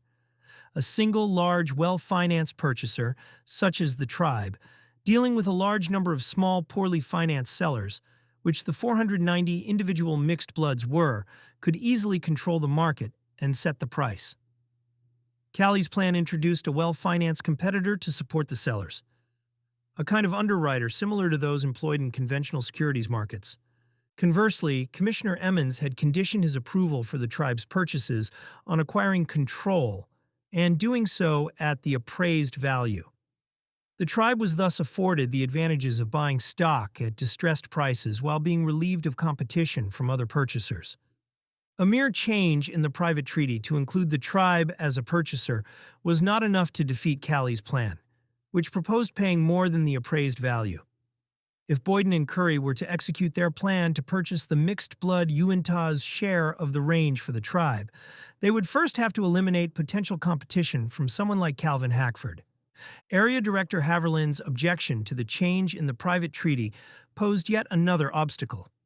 He maintained that the regulations would need to be amended before the tribe could compete with the mixed bloods. Even if that were accomplished, the BIA might face litigation, Haverland warned, because the superintendent had instructed the mixed bloods that they not only had the right to make private treaty purchases, but were required to do so if the stock was to have any value. Approximately 150 private treaties had already been approved. Boyden therefore took a final step that bypassed Haverland's objections, ended Callie Hackford's plan, and ensured that the range stock would be sold to the tribe. We have enough difficult problems to work out without being embroiled and entangled with technical definitions, Boyden wrote to Deputy Commissioner Lee on August 16, 1960. If you can give us a hand at this time, it would be greatly appreciated. He then instructed Lee, if there is any question about the authority of the Ute Indian tribe to make the purchase of the lands or stock in the corporations, the regulations should be amended forthwith. On the other hand, if the solicitor feels that an offer to the tribe is an offer to its members, an opinion to that effect should be obtained immediately. The letter was marked personal for expedited delivery. Deputy Commissioner Lee obliged. On August 24, 1960, the Secretary of the Interior sent Haverland a telegram requiring him to drop his objections. The interpretation consistently explained to the mixed bloods for so many years, and confirmed by Assistant Solicitor Salisbury's formal opinion, was in error, the telegram said, and the rights of the members individually extend to them when any number of them are acting collectively. The Secretary of the Interior thus made official the position that Commissioner of Indian Affairs Emmons had taken with Art Workman on June 27, 1960. An offering in accordance with the Act is to be made with the right of the Ute Tribe to meet the highest bid. The letter from the Secretary of the Interior also confirmed Rex Lee's decision, as requested by Boyden. Callie met with his backers. Have you secured the purchase? Thorpe Waddingham asked. No, Callie had to admit. Not at the present time. Why not? The tribe came back and made an offer of $1,100. This is where our complications set in on our end of it. The tribe has a right to meet this bid. Satnam, what happens now? If they have a right to come in and meet the bid, this could go on for quite some time. Yes, Callie agreed. It could go on for some time. Well, my clients can't commit to such a deal. We must have the stock to secure the owners of this money. We can't tie up our money indefinitely with nothing for security. It was clear that the new twist in BIA policy was fatal. Forced sale to the tribe? In mid-August 1960, Rex Curry was seated in his business manager's office in Fort Duchesne, contemplating one final attempt by a mixed-blood Uinta to purchase shares in the range corporations. This latest effort bore prospects of success, even under Boyden's redefinition of member of the tribe and the Secretary of the Interior's directive that the tribe be allowed to accept any offer to sell. I am a part-blood Ute Indian, Margaret Sprouse's letter read, and I am prepared to make you absolutely the best offer available for your stock. Mrs. Sprouse offered to purchase the stock of any mixed blood for more than the appraised value the tribe was authorized to pay. She had already negotiated the purchase of 66 shares of stock, while the tribe had yet to purchase a single share, and her offers had pushed the price above the amount the tribe was authorized to pay. If Margaret Sprouse or any mixed blood were permitted to make such purchases, the tribe would never be able to secure control. Margaret Sprouse, a mixed blood Uinta, 24 years of age, was married to a non-Indian. She and her husband were in the sheep business. She was anxious to acquire the shares for her own use and was willing to pay whatever the market would bear. She was doing so, moreover, on the advice that former Superintendent Fleming and Boyden had given on March 7, 1959, that she should purchase the shares from fellow mixed-bloods as a member of the tribe. Nipping this most recent challenge would be a difficult task, for it would require ending, once and for all, the notion that any mixed-blood member would be permitted to purchase. Mere semantic games would not be enough. It would now be necessary to go the final step and declare what Curry and Boyden had intended all along, that the Ute Indian tribe, and no one else, would be allowed to purchase. Curry had been on the telephone, discussing this latest crisis with Boyden. He looked at the letter Boyden had suggested be sent by the tribe. The Ute Indian tribe wishes to protest the acceptance made by the mixed-blood member as being outside the spirit and intent of the law. The tribal attorney directed that the letter say, because the tribe is familiar with the financial status of this member and is confident that these acceptances represent non-Indian interests.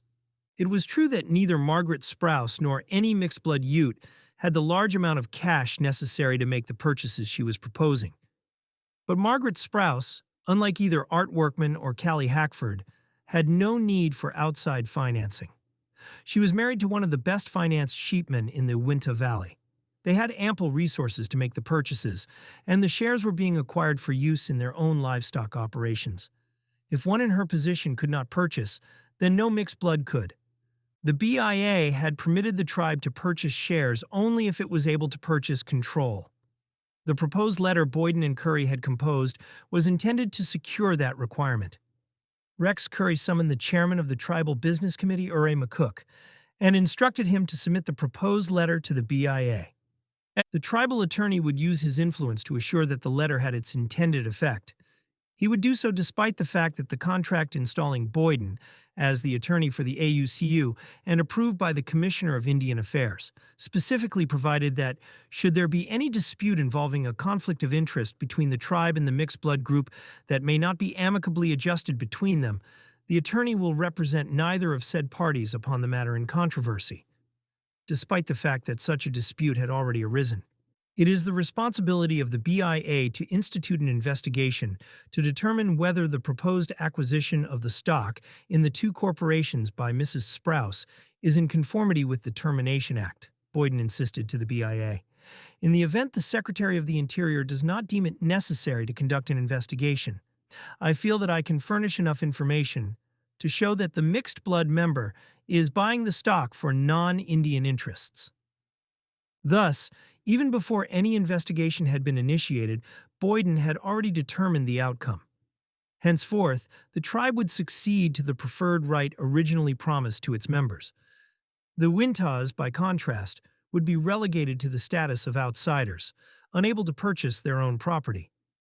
And thus were the affairs of government conducted for its Indian wards during that summer of 1960. Chapter 8. In Fate's Grip, Fall-Winter 1960. Does not grant a man freedom or equality to deprive him of his rights. It does not make him a better American to destroy his community and break up his traditional organizations. Consultation with Indians, followed by utter disregard of their wishes, is a mockery. So too is consultation accompanied by coercive pressure. Government by consent of the governed is not an alien doctrine. It is a measure of the genuineness of our democracy. It is at the heart of the many issues which American Indians face, and is an element by which the whole world will judge us. Oliver Lafarge, November 10th, 1955. Reggie Bumgarner advanced with a succession of short hops toward the cottonwood pole at the center of the lodge, elbows tucked at his sides, forearms extended straight ahead. He was one of many young men, moving in dancing leaps of perhaps 3 inches, feet together, knees slightly bent, torso erect, following paths their bare feet had beaten into the parched ground. They gestured to a fork some 20 feet above on the central pole. When they reached it, they seemed to drink from its great medicine above, then withdrew, only to advance again. Naked except for a breech clout, Reggie's body was painted black, his identity nearly indistinguishable among the others. The dancers' vigorous hopping movements fell in cadence with the pounding of a big drum station south of the lodge entrance. They chanted incantations in Ute to Wolf, the wiser older brother of Coyote. Plumes dangled from their little fingers, and eerie, melancholy notes from whistles in their mouths, carved from the wing bones of eagles, pierced the stifling, dust-choked air. The Lodge of the Great Mystery, as it was called, was more like a stockade. The heat of the sun at its summer solstice, radiant in the cloudless sky, beat down through the open beams forming its roof. Rivulets of perspiration coursed into the dancers' eyes, down their faces and over their bodies. Their breechclouts were heavily stained with the mixture of sweat, pigments streaming from their bodies, and the fine dust rising from the pounding of their feet on the dirt floor of the lodge. Reggie adjusted the wreaths of willow around his head, waist, wrists, and ankles, and stumbled to the shade of the wall of boughs surrounding the lodge. There, in a small compartment lined with willows, his personal items were arranged. He rested on his robe. The faces of the young men were anguished and drawn from 3 days of fasting. Some had become delirious and collapsed in fits of vomiting under the scorching sun. Meanwhile, Bill Reed, in traditional Indian attire at an altar in the lodge, urged them on. How else could they find the mystical power of Coyote's bigger and wiser brother, the creator of the Ute world? The Sundance had become an important part of Ute customs and way of life after Old Tabby led the Indians to the Uinta Valley. Adapted from other Indian groups, the Thirsty Dance went on for 3 to 4 days without food or water, for the health, well-being, and solidarity of the collective group. Now, 2 generations later, it was the 3rd day of the Utes' annual Sun Dance.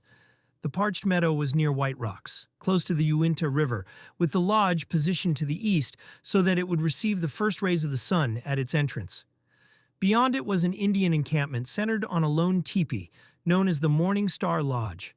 Outside the encampment were curiosity-seeking tourists. The non-Indians roamed freely outside the Lodge of the Great Mystery, but when one occasionally produced a camera, Elmer Hackford and others of the Ute Warrior Society warned them that photographs were forbidden.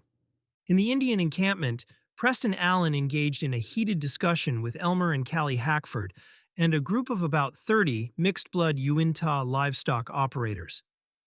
They comprised a majority of those ranging sheep and cattle who were struggling to resist Boyden and Curry's scheme to purchase their stock from the range corporations for the tribe.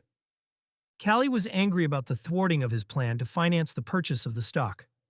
Others pointed out that if Superintendent Zoller had allowed Callie to use outside financing, then surely he would have to allow Margaret Sprouse to pay more than the appraised price, using her own family resources, and they would have ended up leasing range from her. or with no range at all. Margaret Sprouse was only trying to protect her own sheep, someone added. She was doing exactly what Boyden and Superintendent Fleming had recommended during the meetings of 1958 to 1959, another reminded them. The whole problem started with Art Workman's plan, someone else charged. If Art hadn't been greedy and tried to get the whole range for speculators, the tribe would never have decided to buy. Preston observed that the mixed-blood Uintas were always bickering, never agreeing on anything. How could they expect the AUCU board to act as their authorized representative if there were as many opinions as there were members? Another complaint surfaced. The corporations had undercut them. When Elmer and Max sent a telegram to the Secretary of the Interior asking that the regulations be published without the private treaty, no mixed-blood Wintah could get enough range to continue running livestock. Elmer defended himself. He and Mac were not opposing the mixed-blood Uintas. They were simply trying to ensure fair value for their shares. The $2,000 or $3,000 Margaret Sprouse was offering, he said, was not nearly enough. Callie interrupted, charging that the mixed bloods were so jealous of Margaret Sprouse, Art, or himself, making a few bucks that they upset the deal for everyone. Besides, he asked, what made Margaret Sprouse a speculator just because she was using money she and her husband had earned together? Art's deal involved speculators, but he was only trying to get fair value for the land for everyone. Margaret Sprouse is no more a speculator than the tribe, Preston agreed. Not only that, her offer was the best one the board had at the time.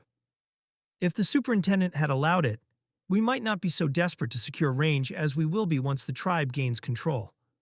Many of them wondered why they hadn't gotten behind Callie. Then Margaret and Art would have had to pay a fair price, even if they were acting for speculators. Boyden and the tribe would have had to pay a fair price too. Now, no one could get anything for their stock but the appraised price, authorized by the BIA, and the tribe was purchasing so many shares that it would soon be in control. The planning groups are the source of the problem, another complained. Preston Allen responded with as much anger as his mild nature allowed. The planning groups did not formulate these plans. They were dictated by John Boyden and the superintendent. Finally, Art Workman stepped forward.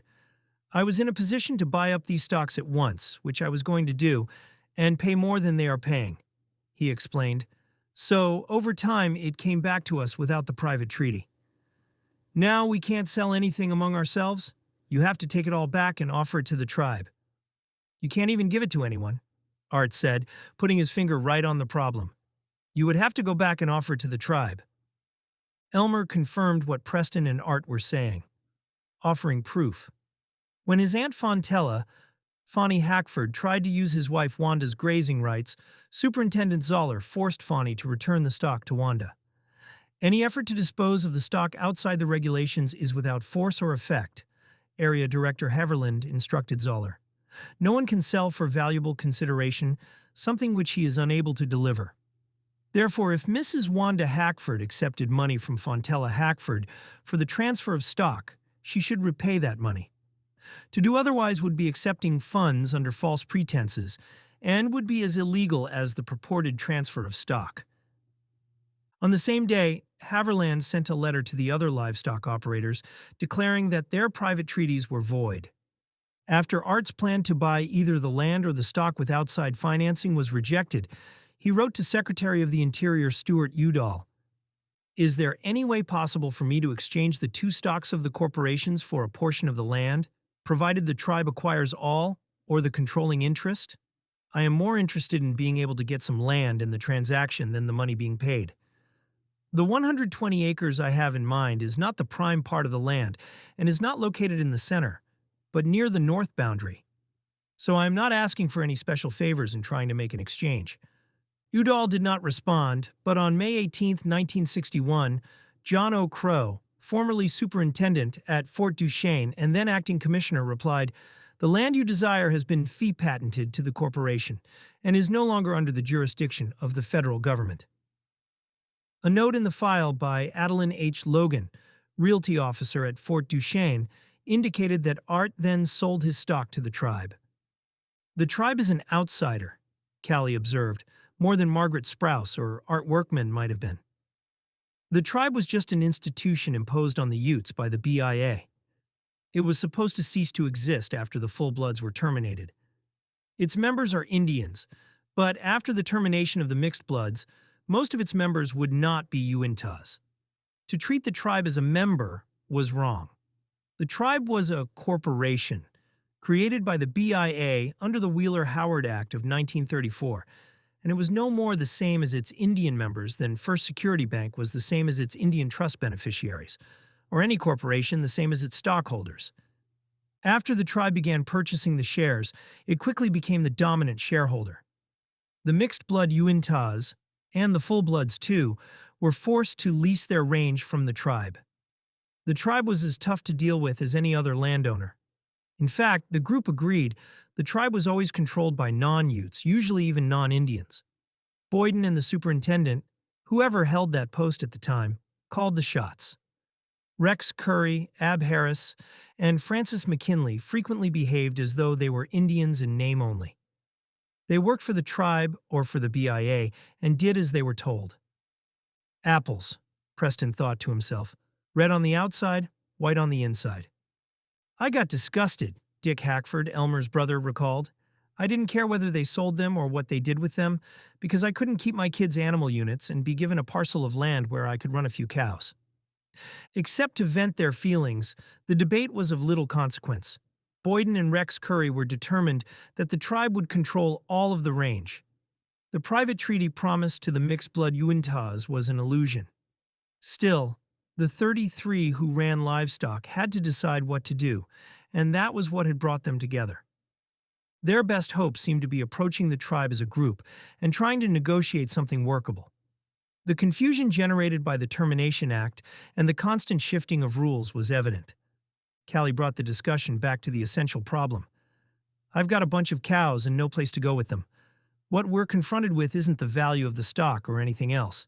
It's to provide grazing for my livestock. So, if I'm forced to sell the stocks, the sole purpose is to gain access to the range to run my cows. Callie was right. They could keep their shares and be minority shareholders with insufficient range, or they could sell to the tribe, lease, and hope the tribe would provide enough grazing. Either way, they were at the tribe's mercy. Hold out too long, and there would surely be pressure to sell, most likely through restricted access to the range. Elmer Hackford observed that they really had no choice but to accept Boyden's proposal. If they sold their shares to the tribe, Boyden said, the tribe would negotiate a long-term lease on preferential terms so they could remain in operation. Callie decided to talk to Rex Curry for the group. He was its natural spokesman. Rex Curry's second-hand Royal Blue Buick LeSabre was parked among the encamped Indians. After 4 years at Brigham Young University and joining the Mormon Church, Rex no longer participated in the Sundance. He had no lodge of his own at the encampment. With his job as business manager for the tribe, he could afford luxuries like the second-hand Buick. Yet he seemed increasingly estranged from the ordinary Indians of the Uinta Valley. Rex was there because Liz's son, Reggie, was dancing. Reggie and Rex were both nicknames for Reginald. Their proper names. It would have been unseemly and perhaps offensive to Liz if the brother for whom she had named her firstborn son had failed to attend. The mixed blood's feelings toward Rex were not rooted in jealousy over his relative prosperity. Material things mattered little to them. The issue was that Rex, along with Ab Harris and Francis McKinley, was economically dependent on the tribe, the BIA, and ultimately on Boyden and other non-Indians who spoke for both institutions. That dependence was likely why they had advocated for termination. Though they held power over the lives of Indians and were looked upon by Euro-Americans as spokesmen for the Indians, Rex and others like him often did not represent the Indian point of view.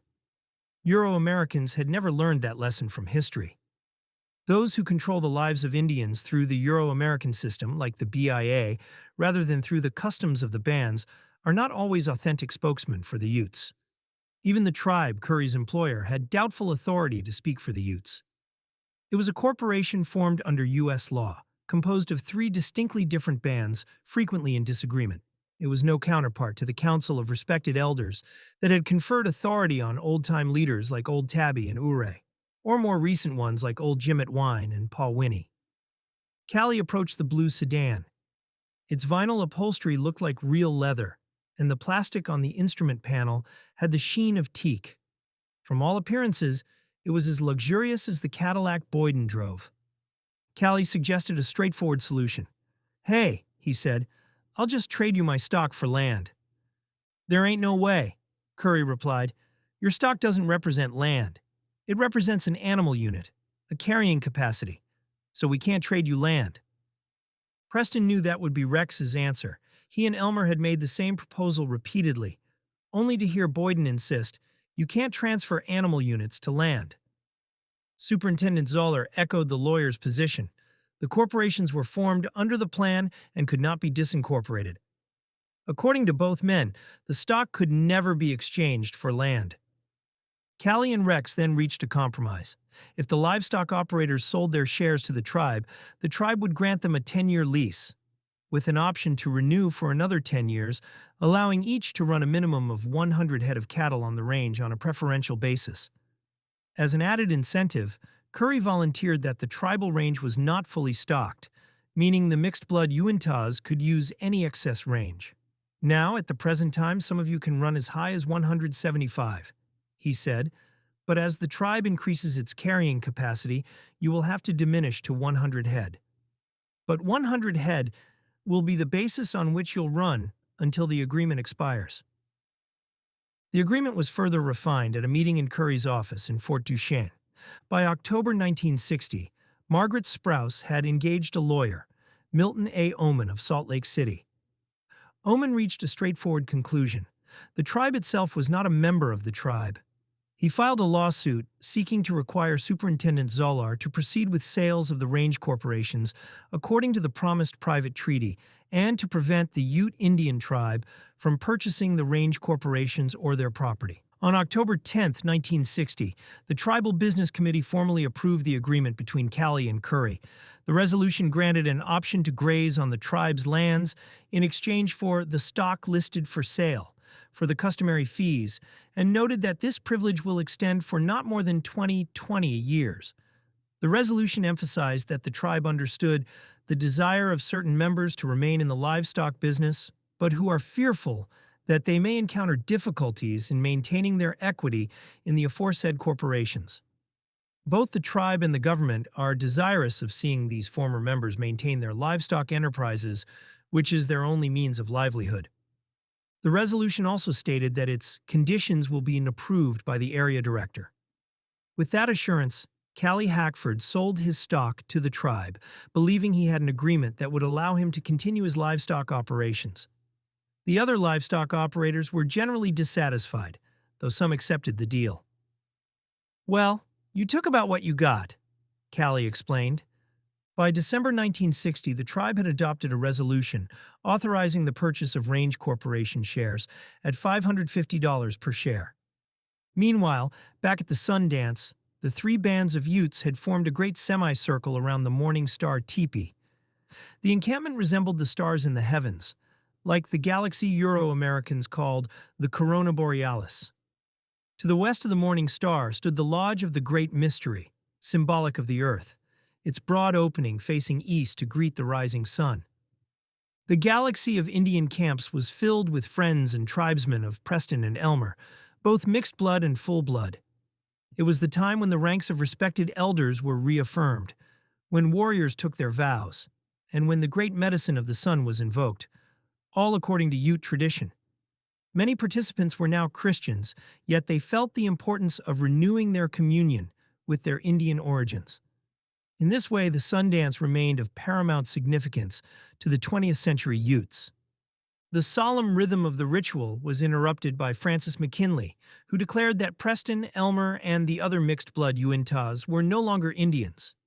To him, they were the same as the Euro-American spectators and should leave the encampment. The Sundance chief had taken Reggie to the Morning Star teepee, chanted his praises, and appointed Bill Reed to preside at the altar. Reggie and Bill were both mixed-blood Uintas. Preston and Elmer were designated members of the Ute Warrior Society, responsible for gathering timber to construct the lodge and altar. What authority did Francis have to decide who was an Indian? Did a government paycheck give him more power than the traditional elders of the Utes? Leaving the angry mixed bloods, Francis strode away, sliding aviator-style sunglasses, the kind state troopers wear, onto his nose. He climbed into his Chevy, taking care not to wrinkle the polyester suit, so new it still held its creases from the display rack.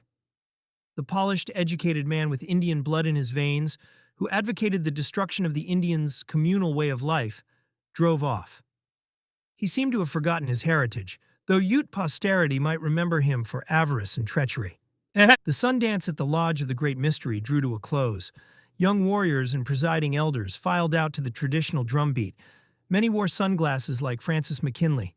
Their breechcloths were of broadcloth purchased at the dry goods store, rather than skins or hand-woven fabric. The Indian camps were now composed of camper trucks, trailers, and vans, and the occupants wore printed shirts and Stetson hats, a striking blend of tradition and modernity. The Utes were, after all, living in the 20th century, adapting to the clothing and conveniences of a new civilization, even if it had been forced upon them, was natural, even during a traditional Ute ceremony. There was no need to don a headdress or wear a blanket to put on a show for spectators. This was an Indian ceremony, performed by and for Indians. Yet non-Indian institutions were increasingly supplanting those of the Ute, and that was troubling. Affairs once affirmed in ceremonies such as the Sundance were now controlled by Rex Curry, Francis McKinley, Ab Harris, and others installed by the BIA. These men were less Indian in essence because they answered to John Boyden, Arthur Watkins, and other non-Indians. The Lodge of the Great Mystery, and every Sundance lodge, would never again be entered by the Utes. It would be considered sacred, allowed to return to nature. And like the mixed-blood Uintas who had participated in the ritual, it would be abandoned to whatever fate awaited them in mainstream American society. Chapter 9. The Game Steward's Apprentice, 1961 to 1964. Other letters I've written to people in Washington came back to this agency, and nothing was done, except to have the writer blacklisted, called an agitator and troublemaker. Still, the same problems persisted. When will it ever stop? There is a sad story connected with all of this, and maybe someday you will know all the facts. Bill Reed, April 21st, 1955. As the summer heat settled over the Uinta Basin in 1961, two new figures entered the saga of the mixed-blood Uintas. Charles Tabb George had graduated from the University of Utah College of Law in 1960 at the age of 40. His delayed entry into the legal profession reflected, in part, the considerable time he had spent as a chronic psychiatric patient. George was a stranger to the Utes. John B. Gale, Justice of the Peace in Roosevelt, and the Mormon missionary to the Indians, was better known to them. Gale had handled the Indians' petty legal matters for years, often with little sympathy. The Utes, in turn, had nicknamed him, less than respectfully, Begale. Both men were new employees of First Security Bank. George as a trust officer at its Salt Lake City main office, and Begale as assistant manager at the new Roosevelt branch.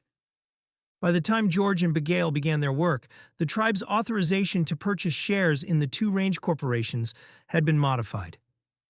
The new condition permitted purchases only if the tribe is the successful bidder for all the stock controlled by the First Security Bank as trustee. There was a reason for that.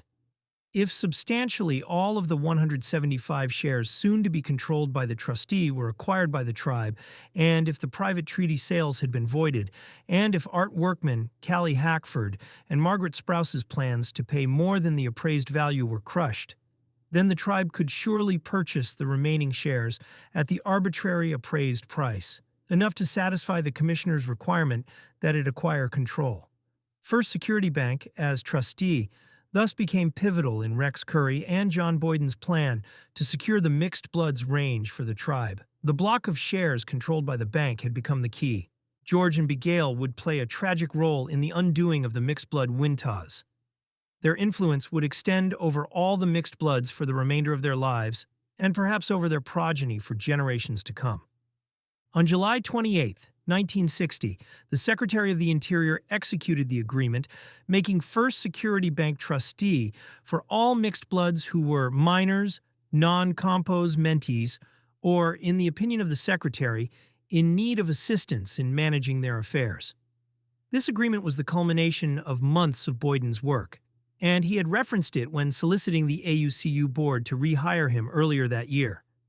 It also reflected George Eccles's long campaign, beginning with his letters to Commissioner Emmons in 1955 and 1956, and the efforts of high-ranking bank officers, including Ralph Cowan, dating from 1958. The as-yet unissued stock formerly subject to the trust constituted 35% of the total. Indirectly, the bank controlled all 490 mixed-blood shareholders' stock, for it held their certificates until August 27, 1961, and thereafter served as the transfer agent for the three corporations. Cowan had promised to act for the individual shareholders and under the trust agreement was obligated to give careful and sympathetic consideration to the needs of adult family members not formally under the trust. He was also expected to protect them from improvident dissipation of their assets and to use trust resources to acquire real property for farm or business purposes. The bank was thus positioned as the protector of all mixed bloods. George was immediately assigned to administer the trust. Under Cowan's supervision, he was to carry out the bank's promises. George had a personal bearing that engendered confidence. Tall, handsome, with a full head of dark hair and a slightly jowly middle-aged appearance, he projected the false impression of having decades of banking experience. Nothing hinted that he was, in fact, a novice lawyer and trust officer. In 1960, George had worked part-time at First Security Bank, learning the trust department's functions. Now he was entrusted with the administration of the massive affiliated Ute account, which Cowan and Eccles had worked so long to procure. George might have been in awe of the responsibilities he was undertaking, if he were not working directly under Cowan, to the extent of using Cowan's exact words in every letter he wrote and every act he performed. Working so closely with such an important man, recognized as an expert in the trust field, was a great opportunity for a new trust officer, particularly one with George's limitations. George had spent 14 years in and out of mental wards, yet he gave no outward clue of mental or emotional inadequacies that made him a poor counselor, especially for those of limited ability, or in matters involving property and tribal rights of such magnitude. At the time of his employment to handle the affiliated Ute account, he was undergoing electric shock treatments. Diagnosed as schizophrenic with depressive reactions, George's doctors described him as having feelings of helplessness and indecisiveness, and a tendency to cling to others. Choosing George to manage the affairs of the mixed-blood Uintas was a decision that reflected poorly on Ralph Cowan. There was little likelihood that George could help those in need of assistance in managing their affairs. Little hope he could protect individual Indians, as Cowan had promised, and little assurance that sales of shares in the three corporations would be conducted properly. As George embarked on this responsibility, he sat among rows of desks on the second floor of the Trust Department office at First Security Bank on Main Street in Salt Lake City. From that vantage point, he observed John S. Boyden holding frequent private meetings with Cowan throughout 1960. The subject of those meetings is revealed in a memorandum in the BIA files dated August 16, 1960. It discloses that Area Director Frederick M. Haverland and Tribal Attorney John S. Boyden had discussed severe problems relating to the transfer of Range Corporation stock certificates, and that Boyden had held meetings with representatives of First Security Bank. Haverland identified the problems in a letter to Boyden the same day. The probability that the mixed bloods would object to the inclusion of the Ute Tribe under the definition of member of the tribe. Those problems had to be addressed with the transfer agent, First Security Bank. Cowan had to be informed that Boyden had persuaded Deputy Commissioner Rex Lee that member of the tribe should be interpreted as meaning the Ute Indian tribe, rather than its individual members, because Cowan was expected to act on this new interpretation. Under the contract Cowan had entered into with the three corporations, if a proper offer was not made to the members of the tribe, the bank was obligated to refuse the transfer. If Cowan was not fully briefed on the changed meaning of member of the tribe, he might err, mistakenly concluding that individual Indians, like Preston Allen, Elmer Hackford, Art Workman, Callie Hackford, or Margaret Sprouse, were indeed members.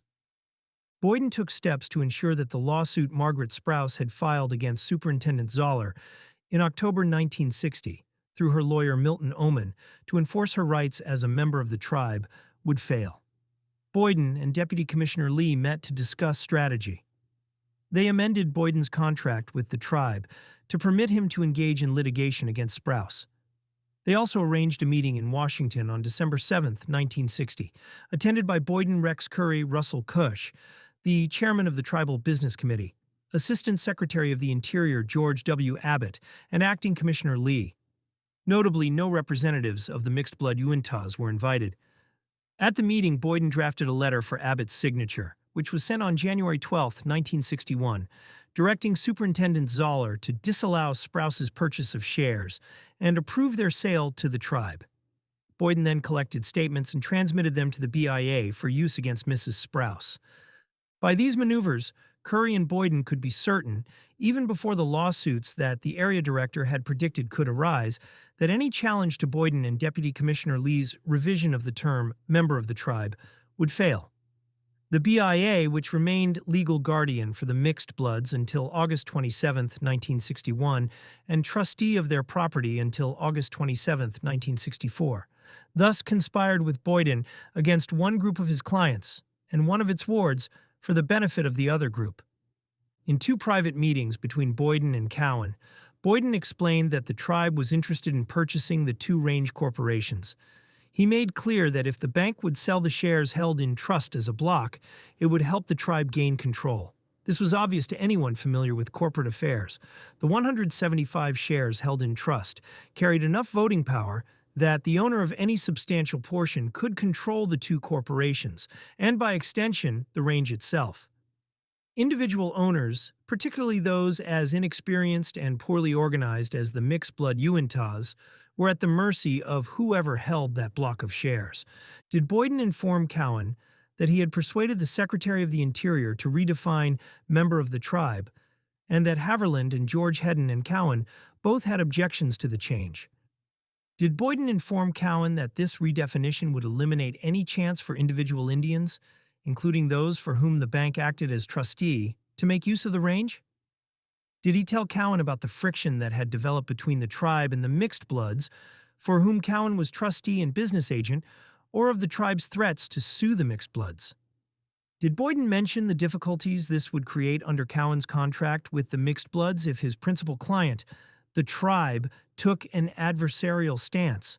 Was Cowan concerned about these matters, given that he had contracted with the corporations to act for the individual mixed bloods and to ensure that all transfers were properly made? By the time of Boyden's private meetings with Cowan, both the tribal attorney and the BIA had made it clear, through their actions and confidential communications, that they would aggressively assert that the tribe had rights as a member of the tribe. Regardless of one's perspective, the mixed bloods were entitled to have someone assert, with equal vigor, that fanciful interpretations could not be indulged at the expense of their rights as members. Ralph Cowan had contracted to do exactly that, and at that point in the termination process, there was literally no one else who could. Yet no protest, however faint, was ever raised against Boyden's scheme, at least not after Haverland's and Hedden's objections had been silenced. Perhaps Cowan did not appreciate that, in the context of the Merriam Report, he was obligated to follow sound principles in managing Indian property. That as guardian, he must conserve the capital of the ward and not permit him to dissipate his capital for living expenses. Or perhaps Cowan simply agreed to aid Boyden, regardless of the risk of harm to the trust beneficiaries. The former would assume a degree of incompetence that seems incredible. The latter, a shocking abuse of trust. The stock in the two range corporations was not delivered to the bank as trustee until October 20th, 1960. But 5 weeks earlier, on September 13th, 1960, Boyden appeared at a meeting of the bank's trust committee to propose that it sell the shares in each of the two range corporations to the tribe. At the very least, Ralph Cowan knew Boyden's purpose. The meeting of the trust committee was as somber as a conclave of undertakers. The rich wood paneling of the boardroom was more suited to bankers than to ritual or ceremony. At the head of the table sat Harold G. Steele, gray-haired and distinguished, as serious as a funeral director. He was George Eccles's brother-in-law and chairman of the trust committee. But Ralph Cowan, the secretary, presided. This meeting has been called at the request of Mr. John S. Boyden, Cowan announced. He wishes to present to the Trust Committee a proposal of the Ute Tribe to purchase, as a block, the shares of the Antelope Sheep Range Company and the Rock Creek Cattle Range Company held in the affiliated Ute Indian Trust. Cowan was technically wrong. The shares were not yet issued, but no one corrected him. The Trust Committee members seemed oblivious to the obvious consequence. A block sale would exclude anyone but a well-financed buyer like the tribe. Market dynamics would likely depress the price, to the detriment of the shareholders and the trust, if there were only one purchaser. At least no one raised a question. Boyden spoke next. The Ute Indian Tribe is interested in buying these two corporations because some of these mixed bloods are buying shares, claiming, "I am a member of the tribe, and therefore I am entitled to buy it and do as I please." One of them even said so in a letter to me. Again, the committee seemed unaware, or unwilling to consider, that competition would have driven the price up to the trust's advantage. They stayed silent. Boyden continued, citing the technicalities of the shares. Each miner's share entitles it to graze 2.5 cows for 6 months, and a sheep share entitles you to graze 5 sheep for 1 year. Of course, that isn't economically practical. Unless the miner is in the cattle or sheep business, these shares are largely useless. The only thing these miners have in common is that they are miners. There is no reason to believe they can combine their shares and make effective use of the range. No questions were recorded. The Trust Committee listened quietly as Boyden added his appraisal figures. The tribe has had the shares appraised, and each unit, one share in each corporation, is valued at $1,000. The tribe is willing to pay $100 more than the appraisal. No appraisal report was presented. Then came the warning. Others are seeking to buy this stock for speculative purposes. There are dangers. If the trust becomes a minority stockholder, I know from personal experience, as a former minority stockholder myself, that minority stockholders in range companies face many problems. He outlined his plan. If the stock held by the trust is offered as a block, enough additional shares can be purchased so that the tribe will hold a majority of the 490 shares outstanding in each company. The Trust Committee still said nothing. If they were not under Boyden's spell, they had been carefully instructed in advance what their decision was to be. There are obvious questions should have been asked, but weren't. What were the assets of the two corporations? No one asked. No one disclosed that the corporations would own 172,000 acres. Had anyone done the math, they would have seen that 172,000 acres divided among 490 Indians came to 351 acres each. Was an interest in 351 acres worth only $1,100? In 1960, wasn't land like that worth more than $3 an acre? No one asked. Who were the others seeking control of the corporations, and what motivated them? No one asked. Had they done so, they would have learned they were Preston Allen, Art Workman, the Hackford family, Margaret Sprouse, and other Winta livestock operators, all seeking the stock to protect their livelihoods and provide for their children, who were trust beneficiaries.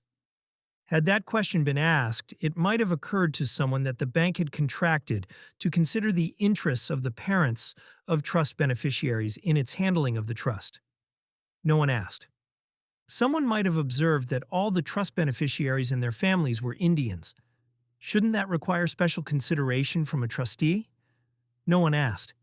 If they had, they might have learned, or already knew, that the Merriam Report had cataloged special responsibilities for trustees dealing with Indians and their property. Among them, selling their property was to be avoided because it would leave them landless and destitute. Someone might have asked to see the appraisal. Had they done so, they would have discovered that it wasn't prepared for the bank or even for the tribe, and that it was outdated. They would have learned it valued grazing rights represented by the shares, not the underlying land. And if they had pressed further, they might have discovered that the AUCU officers for whom it was prepared believed it was created simply for tax purposes. No one asked what price the others were willing to pay. Had they asked, they would have learned that Art, Callie, and Margaret were ready to pay more than the appraised value. A negotiation might then have followed. Could the land owned by the corporations be used for anything other than grazing? No one asked. In short, the trust committee asked nothing. From the minutes, it appears the bank officers simply accepted Boyden's words as if he were some kind of oracle. 2 days later, the trust committee met again. This time, George, Cowan's apprentice, was asked to make a trip to Roosevelt in the coming week to survey the wishes of the older miners and the parents or guardians of the younger ones. And so, in the span of a single week, Charles Tabb George was tasked with gathering the only information the trust committee would consider in deciding the sale of equitable interest in a tract of land larger than many entire counties in the United States. The very existence of the trust was mute evidence that the older miners and the parents of the younger ones were considered unqualified to make such a determination. George should have known, as anyone familiar with the mixed bloods did. That termination had imposed severe economic stress, leaving them desperate to convert any and all assets into cash. So why did the trust committee instruct him to ask? Was someone planning to exploit that desperation? Even so, one might feel some compassion for George. Sitting at his row of desks, he must have wondered what he would say to any parent who inquired about the terms of the sale. Suppose someone asked what property the corporations owned. How could he explain the economic prospects of corporations whose stock was not yet issued and whose operations had not even begun? How could he answer the questions the trust committee might have asked, but didn't? How could he possibly learn enough about 172,000 acres of remote rangeland in just 1 week? Ralph Cowan provided him no guidance beyond one instruction: obtain the signatures of the mixed bloods on a form consenting to the sale.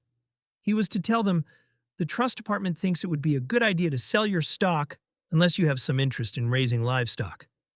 Even that task was nearly impossible. How could George contact 175 widely dispersed miners and their parents in 1 week? Yet he was to collect the signatures. And collect them he did. He simply brought the forms to the tribal offices and asked BIA employees, the agents of the purchaser, to secure the signatures for him. He asked me if I wanted to sell, and I told him no. Isilda Dot, Hendricks recalled. And he said, you better go ahead and sign, because if you don't, I can sign for you. I just went ahead and signed after he told me he would sign for me. The appearance of consent was enough. The trust committee reconvened 7 days later. George reported that 23 beneficiaries, or their parents, had requested that the stock not be sold, and that the bank had no authority to sell the stock of 4 others. George also reported that 50 beneficiaries, or their parents, had indicated they wished the stock sold, and 9 were held for incompetence, for whom it appeared the sale was in their best interests.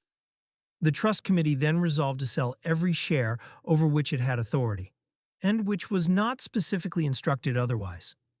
The shares sold amounted to the entire interest in the range of 147 of the 175 trust beneficiaries. The minutes offer no explanation of what best interest meant for incompetents or others whose stock was sold. They merely noted that very few lived in the Roosevelt area and many lived outside the state of Utah. In fact, in 1956, 61% of all mixed bloods lived in the Uinta Valley. By 1960, approximately 50% still lived there, despite the relocation program pressuring them to leave.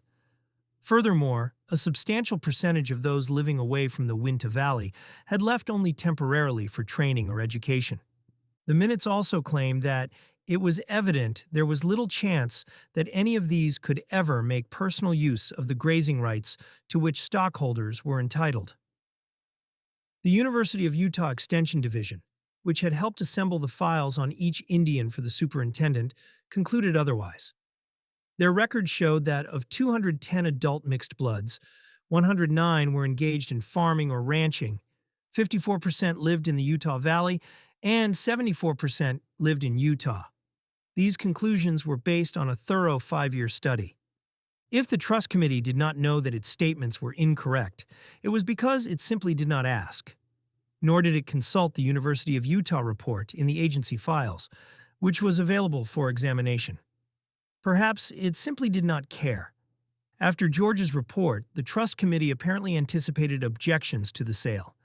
It resolved to make the sale subject to an option for the bank to repurchase no more than 15 units, one share in each corporation, within 5 years. The option was intended to protect anyone who might wish to purchase their stock. By that date, First Security Bank had spent 5 years soliciting the trust business of the mixed-blood Uintas.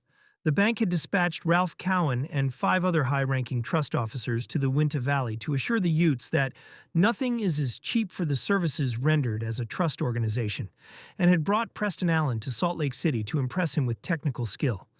Yet, despite this, the bank sold the minor mixed-blood's interest in the range with unbecoming haste. No reason was given why the transaction had to be completed in 9 days, why the trust committee could not wait until it had received the stock, or why a thorough investigation into the potential and importance of this decision for the Ute way of life was deemed unnecessary.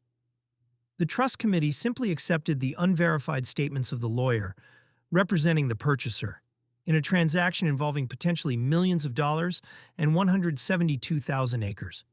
Cowan and George, in truth, only reflected the philosophy of the Honorable Felix Bruneau. It is not for me or any friend of mine that I am talking to you. It is because I know that it is good for the Utes. Had the AUKU board known, they might have questioned what had become of the expert abilities they had been promised. But they did not. The entire affair had the unmistakable appearance of a done deal. The sale of the miners' shares by the Trust Committee was completed on March 13, 1961. It marked the prelude to a period of panic selling of range shares by mixed-blood Uinta adults during 1961 and 1962. Those not engaged in the livestock business, or without an immediate need to retain their shares, were pressured to sell. After the offers of Art Workman, Callie Hackford, and Margaret Sprouse had been blocked, and after the private treaty had been revoked, the tribe became the only purchaser, and the only price accepted was that set in the appraisal. Mixed-blood Uintas, conditioned for generations to rely on the BIA as trustee and guardian, found themselves even more vulnerable to Cowan's encouragement to sell. Those who had once planned to sell to relatives or friends under the aborted private treaty quickly accepted the tribe as the substitute buyer. Many livestock operators were swept up in the selling frenzy. They were minority shareholders, confronted by a dominant shareholder, with grazing entitlements too small to use economically and no prospect of obtaining additional range. Callie Hackford was moving his cattle to the Rock Creek Range for the summer of 1961, according to the agreement he had negotiated with Rex Curry. Suddenly, a BIA ranger blocked the road. "You cannot go on the range without a lease," the ranger said. "I don't have to pay for a lease," Callie explained. "We're supposed to have an agreement." "What you're supposed to have and what you have are two different things," the ranger replied. It was the first sign of the final undoing of the mixed-blood Uintas. Callie, convinced the ranger did not understand, went to Curry to ask about the 20-year agreement. "Mine expired rather quickly," Curry said. Rex said it sardonically. They were not reneging on the deal, but Acting Commissioner Leon V. Langen had refused to approve the agreement and instructed the area director to reject it. "Well, that was only a verbal agreement," Boyden later explained. "You know, a verbal agreement is not legal." Once again, the mixed-blood Uinta livestock men were out of luck. The tribe then offered Callie one of its poorest range units, but he would have to bid against the public, including non-Indians. "I'm not trailing 60 or 70 miles, fighting cars and everything else, with no place to stay overnight to lease from you," Callie told Rex. "There's too much work involved, and it's hard on the livestock, trailing them over roads with small calves in the spring. I just won't do it." Callie was forced to purchase grazing land for his cattle and incur additional expenses for fencing, an impractical and economically burdensome solution. On August 27, 1961, by proclamation of the Secretary of the Interior, the mixed-blood Uintas were terminated. They were no longer entitled to services to Indians, and the United States was no longer their guardian. Any trust obligation specified by the Termination Act for individuals, rather than for land still held by the United States until August 27, 1964, or subject to approval for sale by the United States until that date, were thereafter discharged by First Security Bank. By the fall of 1961, the final outcome of termination was painfully clear. The mixed bloods' share of the common land and other tribal resources had been distributed in the form of stock in the three corporations. Yet the stock had been stripped of protections intended for the mixed bloods. The private treaty had been eliminated.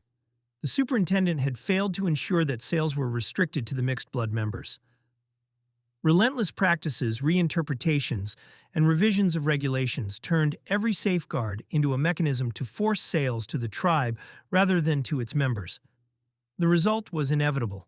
All but a small handful of mixed-blood Uintas were separated from their property, and many were compelled to relocate to the cities to find employment. By the end of 1962, a small minority still resisted the pressures to sell.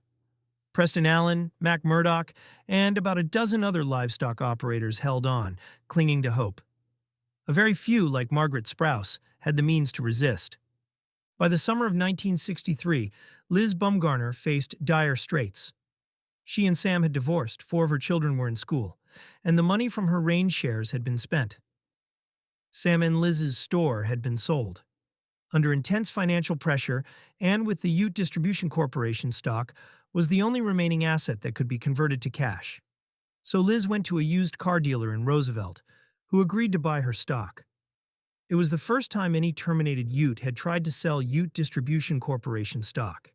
Indeed, it was the first time any Indian had tried to sell stock in any of the 3 corporations to a non-Indian. How the sale would be accomplished was a problem. Ralph Cowan held the stock certificates in Salt Lake City according to the transfer agent agreement.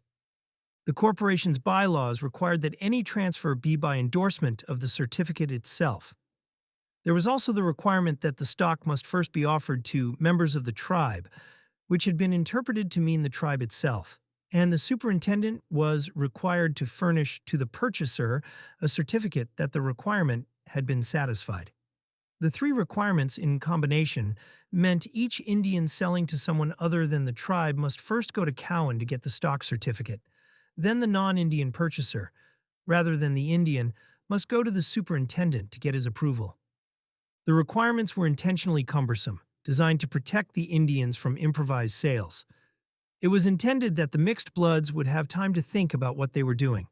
Cowan had been instructed to discourage the sale of stock of the Ute Distribution Corporation by any of its stockholders, and to emphasize and stress to said stockholders the importance of retaining said stock. He was to assure them that they saw a red-letter warning to that effect printed on each stock certificate. He was also to tell them that the stock represented enormous mineral values and should never be sold. The requirement that the purchaser must go to the superintendent was established to ensure that the superintendent could verify that the proper amount had been paid to the Indian in cash. Liz Bumgarner helped set up those careful restrictions as a director of the AUCU, but now her desire to sell, forced on her by circumstances, was in conflict with them. Ralph Cowan and Begale, Cowan's other new apprentice at the Roosevelt branch, would shortly nullify those protections. Cowan simply turned the protections devised for the mixed bloods upside down and applied them to protect himself. In Cowan's view, the main goal of the transfer procedure was to shield himself from criticism. He saw no reason why the requirements should be applied in such a way as to protect the Indians. When Cowan found it inconvenient for the Indians to come to him to endorse their certificates, he delivered batches of stock powers to the Roosevelt branch for blank signatures by mixed-blood sellers, which he accepted in lieu of endorsing the certificate. He also decided it would be sufficient if the Indian seller certified that the purchaser had paid the required amount in cash. The first deviation meant that no Indian would be warned against selling his or her stock. No one would explain the value of the minerals to them. The second deviation meant that no one, not Cowan, not the superintendent, would know for certain that the Indian actually received the cash owed. The Indians were left exposed to the very risks the procedures had been intended to prevent. Judge Begale considered the changes directed by his superior. At his desk in the Roosevelt branch, his stocky torso, rounded features, round spectacles, and striped suit gave him the appearance of an enormous beetle. As Indians approached, he seemed to take his cue from Cowan's own handling of the Range Corporation stock transactions, dressing up the process with an appearance of regularity. Promises the bank had made to protect the Indians were, at best, secondary. Begail wasted no time taking advantage of the opportunity Cowan had afforded him. Within a few months, he used the blank forms supplied by Cowan to develop a brisk brokerage in Ute Distribution Corporation stock. He encouraged Indians to sell whenever they came to the bank for any reason. He maintained accounts for non-Indian purchasers from across the United States. Mixed-blood Wintas, already stripped of their range shares, now flocked to the bank to sell what little they had left, collecting modest sums to alleviate the economic pressures imposed by the termination program. On March 10, 1964, Melvin Reed was paroled from the Utah State Penitentiary, where he had served time for a 20-year conviction stemming from a $20 bad check. While in prison, he had received a letter asking if he wanted to sell his Ute Distribution Corporation shares, with a form to list them for sale to members of the tribe. Melvin completed the form, offering his 10 shares for $6,500. Upon his release, Melvin visited his sister, Rita Jean Reed Tabby, and then the Riverside Tavern. That evening, he ran into Nick Murray, a used car dealer he considered a pretty good egg, and someone he had often socialized with. Murray loaned Melvin $30, just enough for Melvin to get drunk. Melvin was arrested and jailed in Roosevelt that night. Murray, who was boozing it up just as bad, was not arrested. The next morning, Melvin appeared before Judge Begail. Unbeknownst to him, Nick Murray was Begail's partner in purchasing Ute Distribution Corporation shares. As Justice of the Peace, Begail had earlier sentenced Melvin to quite a few jolts in that jail, so Melvin did not have too much respect for Gale. Seated behind the table in his home, where court was held, Gale peered at Melvin through the thick lenses of his round spectacles. Before he got to the matter of the drunk charge, Melvin recalled, "Gale asked me if I was going to sell my stock. I told him that I didn't know at the moment, and so he went ahead and fined me $200. So I told him that later on that day or the week or something, I'd pay him that $200. So he let me go." Melvin slept it off for a few hours at Rita Jean's house. Then Melvin's drinking friend reappeared. Nick Murray came down, according to Melvin's account, and he had this '59 Cadillac. And he came down there and he said, "I heard you were looking for a Cadillac," and told me to come on and go for a ride. Actually, I didn't want to because I still had a hangover, but I did go with him, and he had a bottle of whiskey there. So we took a ride. I didn't want that Cadillac, not at first. It took a little persuading. Well, what it actually amounted to, we got to drinking. And of course, after this bottle was about gone, well, naturally, I agreed to go along with him. He was a pretty good guy and all that old baloney. Nick took Melvin back to Begail's office. "We got down there," recalled Melvin, "and when he wrote up the contract, well, I was giving him $3,800, something like that, for the Cadillac, and it turns out I still owed him 400 and some odd dollars. And when I advertised them shares, I advertised them for $6,500. And I'm getting a $3,800 Cadillac and still owing him 400 and some dollars on the deal. Of course, I didn't pay any attention to all that until after I sobered up." Melvin signed 2 mimeographed pieces of paper. Begail notarized his signature on both instruments. One of the papers was the blank stock power that Cowan furnished. The other was an affidavit with operative facts, such as amounts and names, left blank. They were later completed to show, falsely, that one of Gale's out-of-state clients had purchased the shares and that Melvin had received $6,500 in cash. "The only thing that was on the blank affidavit was my name," recalled Melvin, "and they said they'd take care of it. I figured they already had the deal figured out, and they know what's going on." Melvin protested that he couldn't sell his 10 shares for less than the $6,500 he advertised them for. Begail said that they had a way to take care of that. So I didn't think any more of it. Well, he's telling me all the time, "We'll take care of it and everything." I figured, $3,300. That's going to take care of 5 shares, and I've still got 5 shares left. It got me all confused there and everything. Melvin went on a joyride in the red Cadillac. A girlfriend was driving when the car crashed, with Melvin, still drunk, in the car somewhere. The affidavit was then sent to Superintendent Zoller, along with hundreds of others for similar sales, as supposed proof that the transactions were proper. When Zoller saw Melvin Reed's phony affidavit, he could not have been fooled. He had seen too many blanks, erasures, improper notarizations, and other defects to believe these documents were genuine. Nevertheless, Zoller routinely issued the certification required by the transfer process, indicating that the law and regulations had been followed. With that certification in hand, Cowan executed the transfer. Zoller treated the certification as a mere formality, not as a safeguard against improvidence, and deliberately turned a blind eye to the overreaching he well knew had occurred. No one intervened to stop the sales, largely because of the precedent set during the sale of the Range Corporation shares.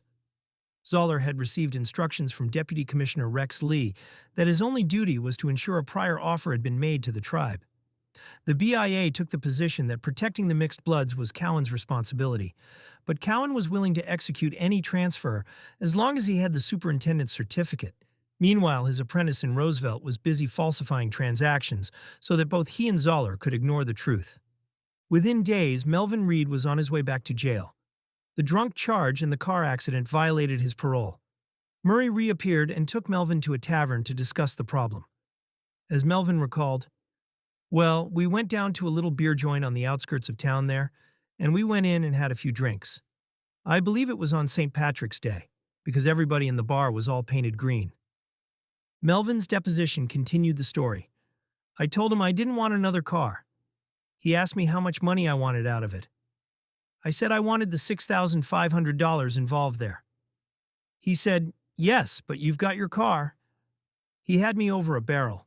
I didn't know what to say. The car was damaged, and it was true. So I told him, 'Just give me $1,000 and we'll forget about it.'" After sobering up, Melvin was angry. Nick Murray had been his friend. Everything had gone wrong. "Because I had fouled up," he explained. "I had been drunk, and I was on my way back to prison. I was just in a state of mind, mad about coming back and losing all my stock and everything else." Melvin approached the transaction with the naivete born of a lifetime under the paternalistic wing of the BIA. He understood that he was selling 5 shares for $3,350, $3,800 less the $450 he still owed Murray. And he was unconcerned about the details. He described the deal in terms of the trust that had guided his life. "When I was taking the papers over there, and I signed these papers and everything, he tells me everything is going to be taken care of. I'm taking him at his word. I'm feeling good anyway, and I've been out with Nick and all this. I just trusted him as a friend, that he wasn't going to pull a fast one on me, see?" The deception of Melvin Reed was repeated in variations with other mixed-blood Uintas. Letha Harris Wapsock, married to John Wapsock, a full-blood member of the Tribal Business Committee, was preparing for the Utes' annual Sundance. Chronic credit problems had prompted University of Utah social workers to recommend that Letha be placed under a trustee's supervision following termination, but the superintendent had not acted. By 1964, the Wapsocks were overextended at the local store. They needed coal and food, and one of the Sundance chiefs had requested that Letha manage a concession stand, which required additional cash. Letha went to Begale with her Ute Distribution Corporation stock. She had advertised the stock for sale with the superintendent at $500 per share, but Begale told her he could only offer $300 per share. "So I sat there a little while," she explained. Then she asked, "Can't you give me $50 more?" "Yes, I'll give you that much more," Begale replied. Letha signed 2 blank mimeographed forms. One was later completed to show she had sold the stock to a Mr. Johnson, whom she had never met. The other was completed as an affidavit in which she supposedly swore that she had received $500 per share from Johnson in cash. In reality, she received an automobile and a small amount of cash from a used car dealer. Repeatedly, during 1963 and 1964, destitute Indians went to non-Indian merchants, taking just about anything offered for their shares as long as they received enough cash to meet immediate needs. Begale and First Security Bank were usually in the middle, brokering the transactions and acting as the purchaser's agent. Indian sellers signed blank documents, later completed and notarized by Begale or other bank officers. The superintendent routinely ignored the obviously fictitious affidavits. Often, the Indian ended up taking a used car for most of the purported cash payment. Transactions were negotiated on bank premises, leaving the impression that the trustee and business manager selected for the mixed bloods approved. Officials at the bank's main office were aware of John B. Gale's activities, but instructed him to conduct them on his own time. Trust officers in the main office took an occasional snickle or gratuity for assisting. And so it was that the mixed-blood Winta Utes, already deprived of the communal land ownership essential to their way of life, were also deprived of the most important element of the Euro-American culture they were being forced into: tangible wealth. They found themselves being forced into the cesspools of poverty in Euro-American society. There seemed to be no one to help them, and nothing they could do. Chapter 10.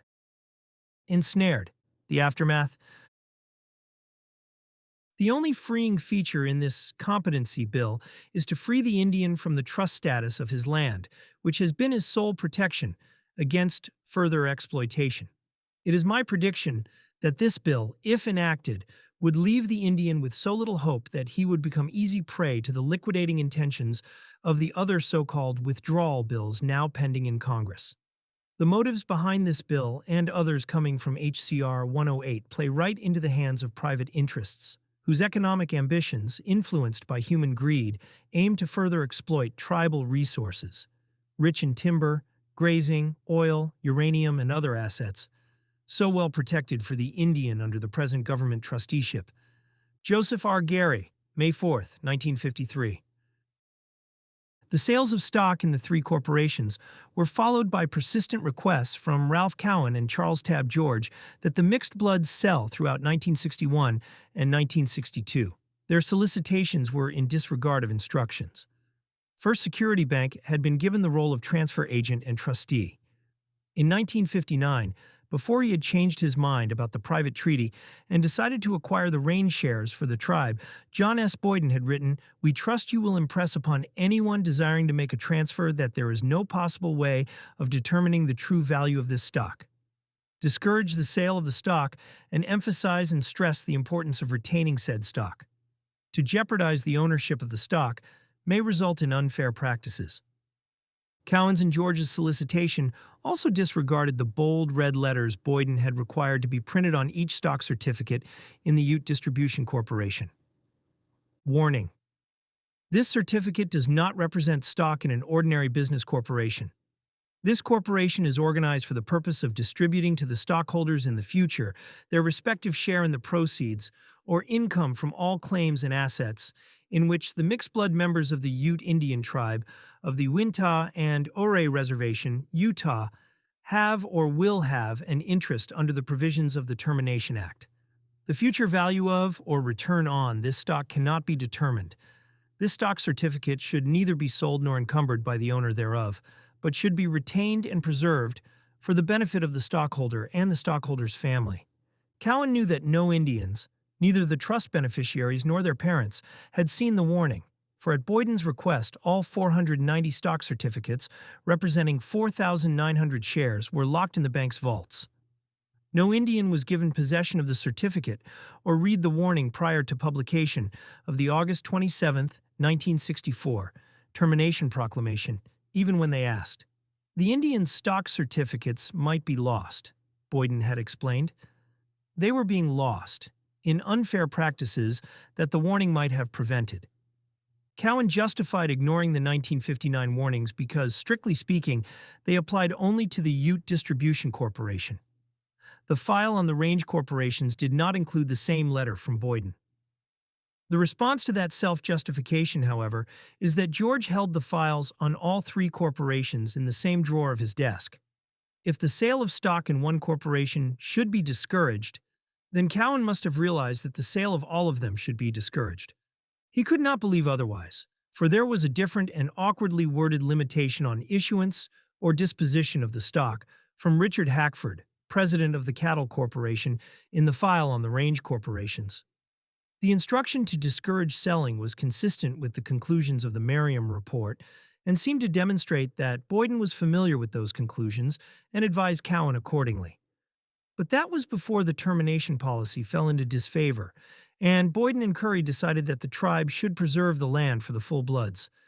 Cowan could see, or ought to have seen, When Boyden presented his offer to purchase the shares out of trust for the tribe in September 1960, that holding the certificates encouraged sales.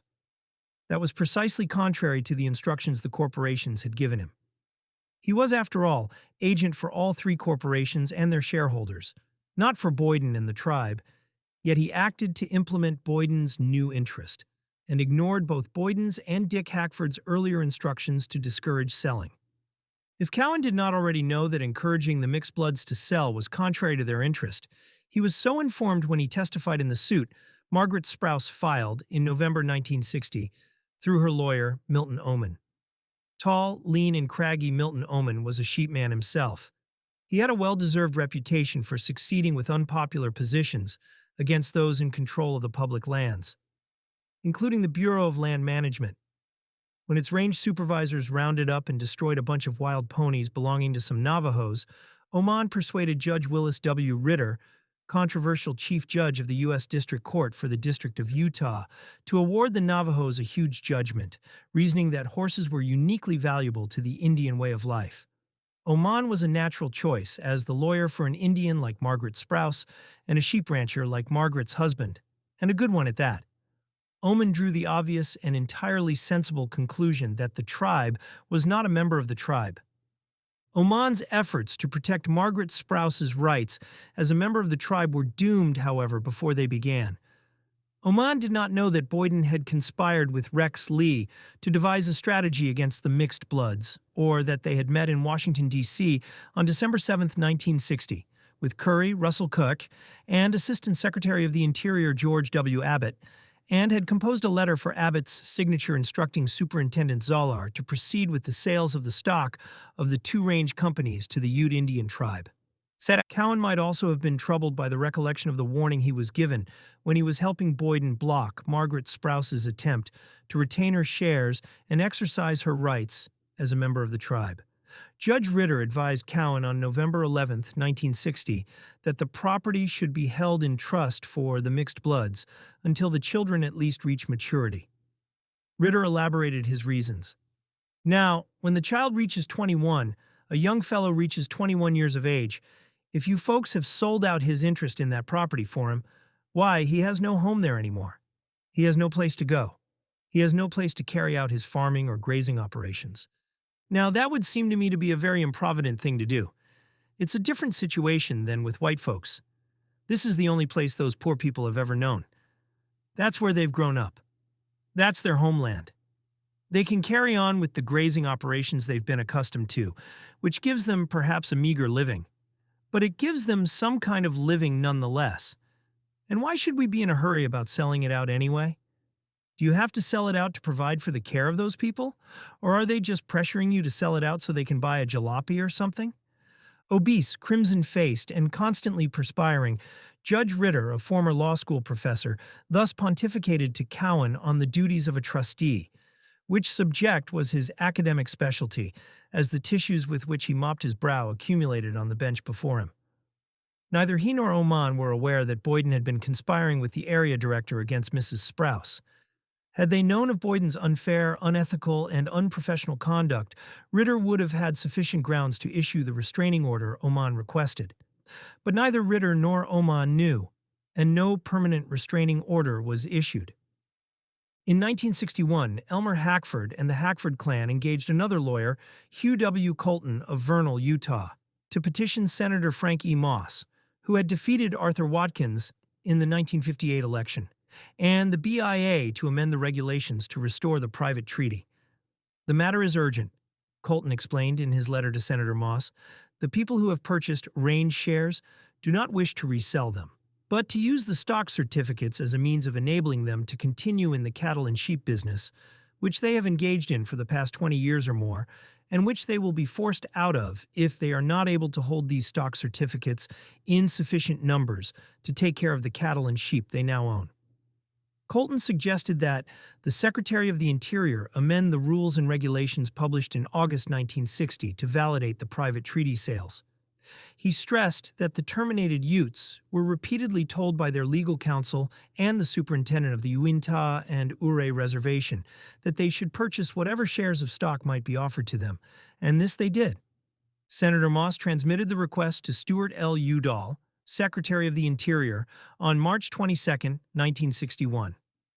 The soft, unresponsive administrative structure of the BIA ignored the senator, as it did the Indians themselves. There was no change in the regulations. Abbott's instructions to proceed with the sales of the stock of the two range corporations and the order to allow the stock to be sold to the tribe were not changed.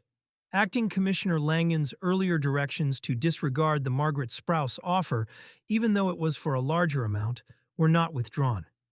Acting Commissioner Lee instructed Zoller, as requested by Boyden, Curry, and Russell Kook, on December 7, 1960, to proceed with the sale of the stock to the tribe on January 12, 1961. Boyden thus accomplished the design he had been building on since Rex Curry's telephone calls in early 1959.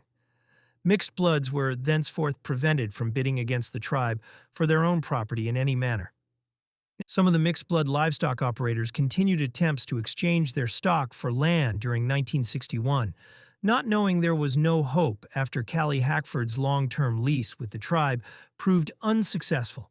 Rex Curry put any further efforts to an official end when he asked the BIA for a legal opinion whether it would be legal for the Ute Indian tribe to exchange trust land for shares of stock in the range corporations.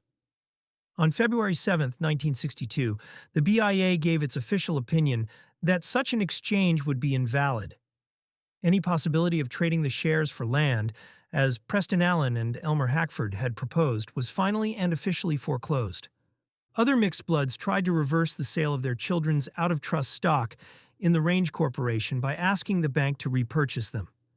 There is a provision in the terms of sale which makes it possible for the stocks that have been sold to be purchased back. Within 5 years, George advised those who made such requests and promised that he would try to arrange for repurchase. When word reached those who lived out of state, like Connie Mac Denver, they specifically demanded that the repurchase option be exercised.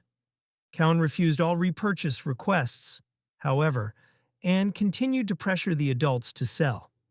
He furnished Boyden and the BIA with confidential records and other information concerning the corporations to aid the tribe, and even sent the stock certificates of those who had not sold to Superintendent Zolar so that the tribe could more easily acquire them.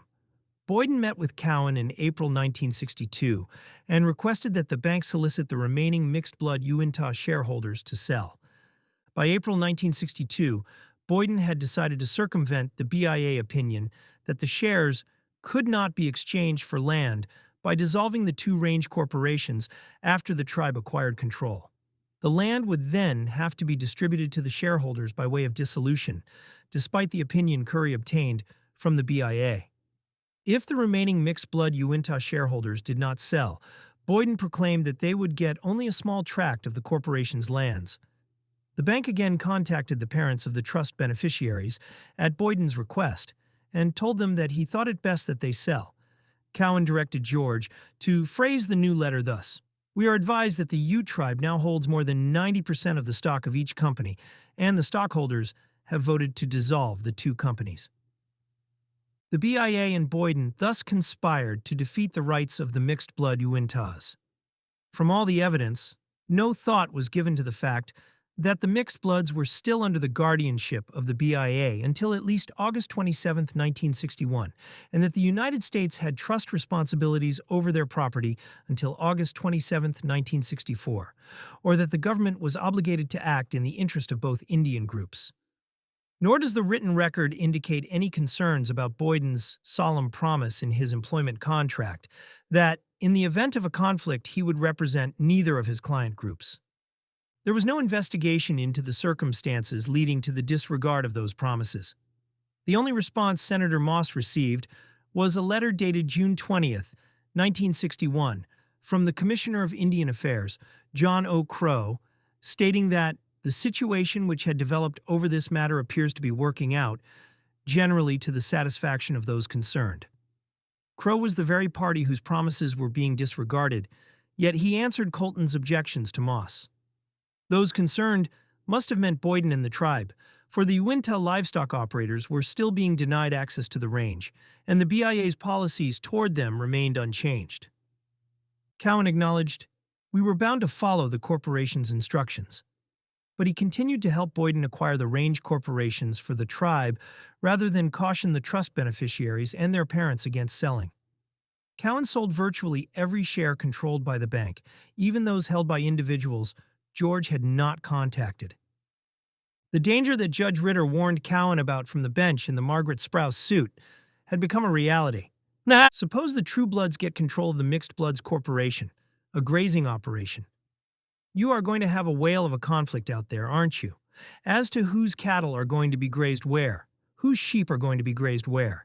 The True Bloods have their own livestock, and now they are in control of the Mixed Bloods Corporation.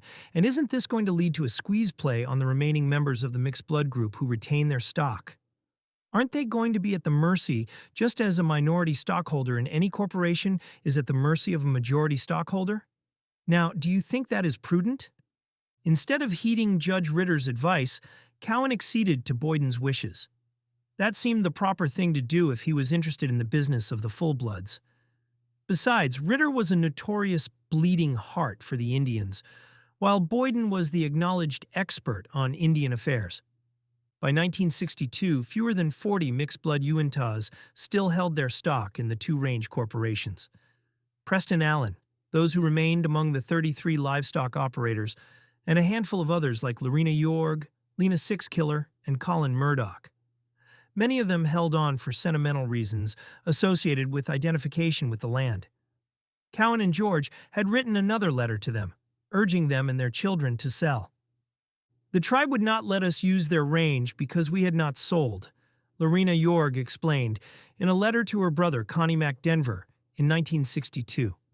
Connie was living in Los Angeles under the relocation program. George had contacted him, urging him to sell his children's stock.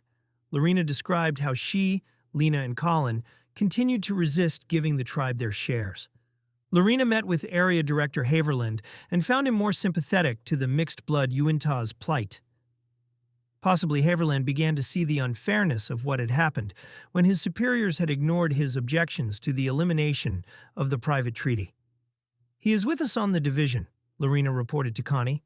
"He feels that the tribe should give us our share of the land. This would amount to about 350 acres per share, so this would give you about 3,150 acres for you and your family. The superintendent and the tribal attorney told me I could never get land if I held on to the stock," Preston complained in disbelief.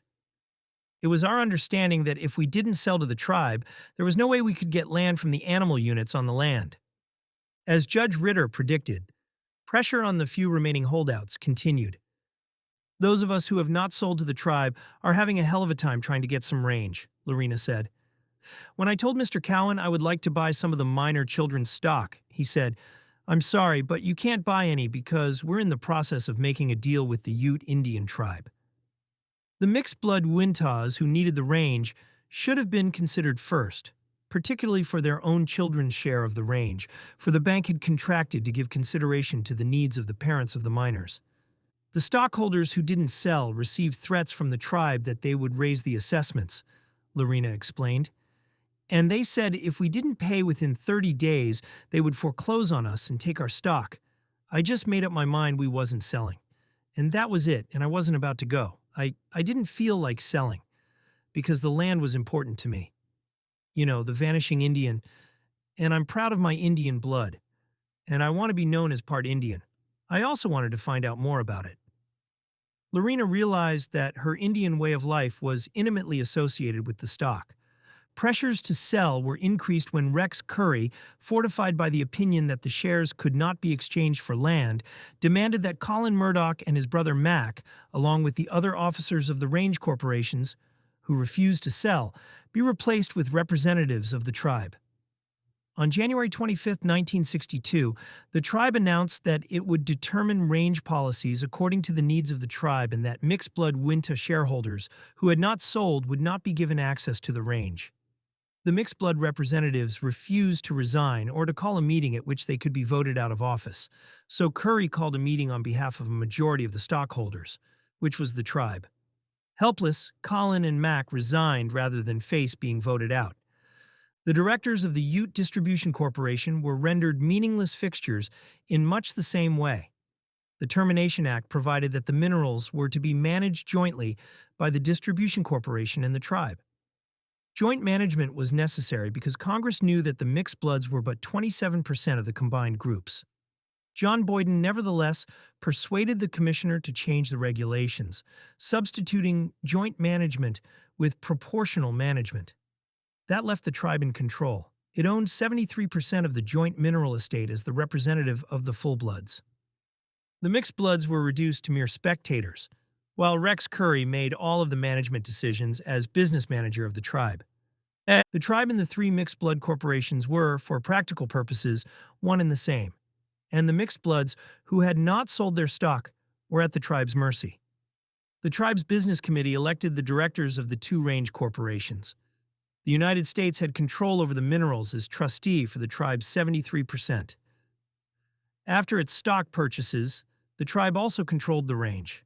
Lorena, Lena, Mac, Lula Murdoch, and Sarah Hackford, matriarch of the Hackford clan, directors of the Ute Distribution Corporation, were reduced to mere clerks, transmitting checks for the proceeds of the mineral leasing to the shareholders, who were now the tribe and non-Indians. As Preston and those who still held their stock tried to resist the mounting pressures to sell during 1961, 1962, and 1963, Cowan George and the bank left little doubt that they were fully committed to helping Boyden and the tribe acquire the mixed blood share of the range and to disregarding their instructions to discourage selling.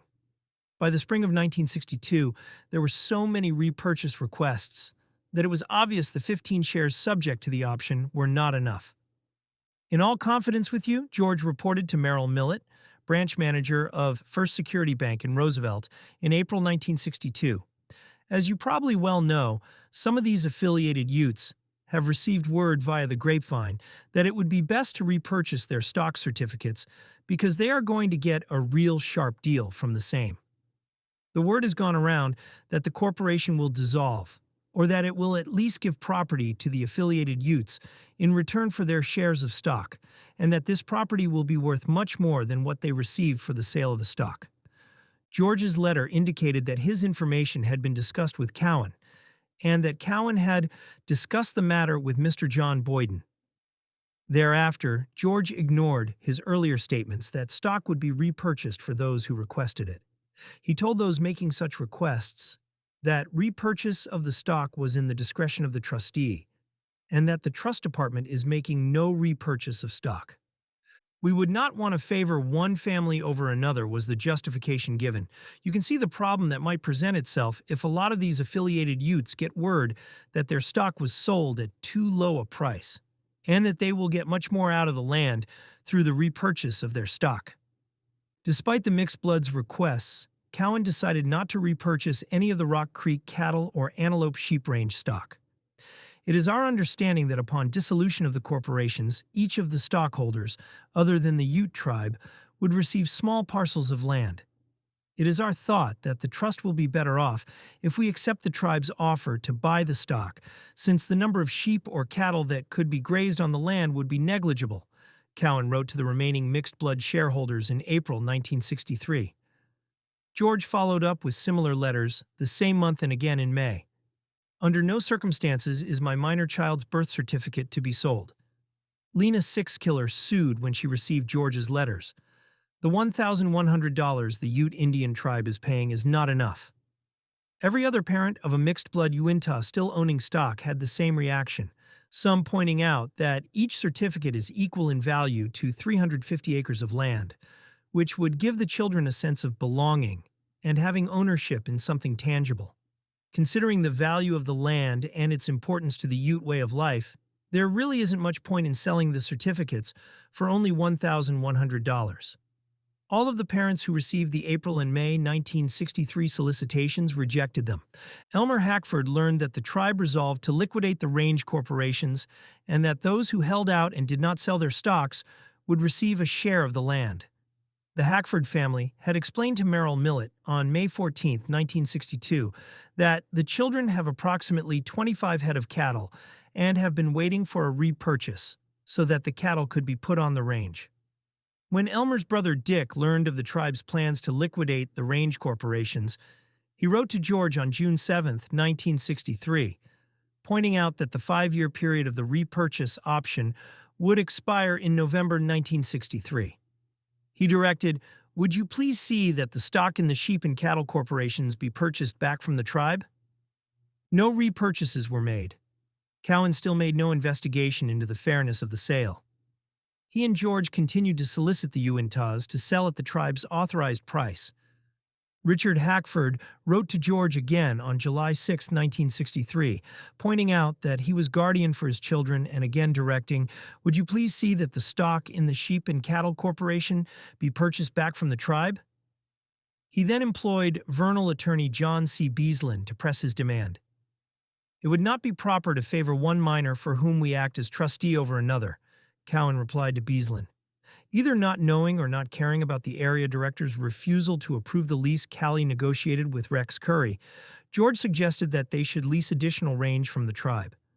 On February 28, 1963, the Tribal Business Committee resolved to dissolve the two range corporations to try to get the land back into trust status. On March 2nd, the officers of the range corporations, who were now the Tribal Business Committee, formally resolved to dissolve. Now that the tribe was in control, it became possible to trade the shares for land after all, despite the BIA's legal opinion to the contrary, dated February 7, 1962. The only apparent difference was that exchanging the shares for land was now in the interest of the tribal attorney or his client. The miners who were trust beneficiaries had no better luck with Cowan when they became adults than their parents had. By the fall of 1964, Connie Mack Denver Jr., living in Los Angeles with his father, became an adult and wrote to the bank asking that his stock be repurchased.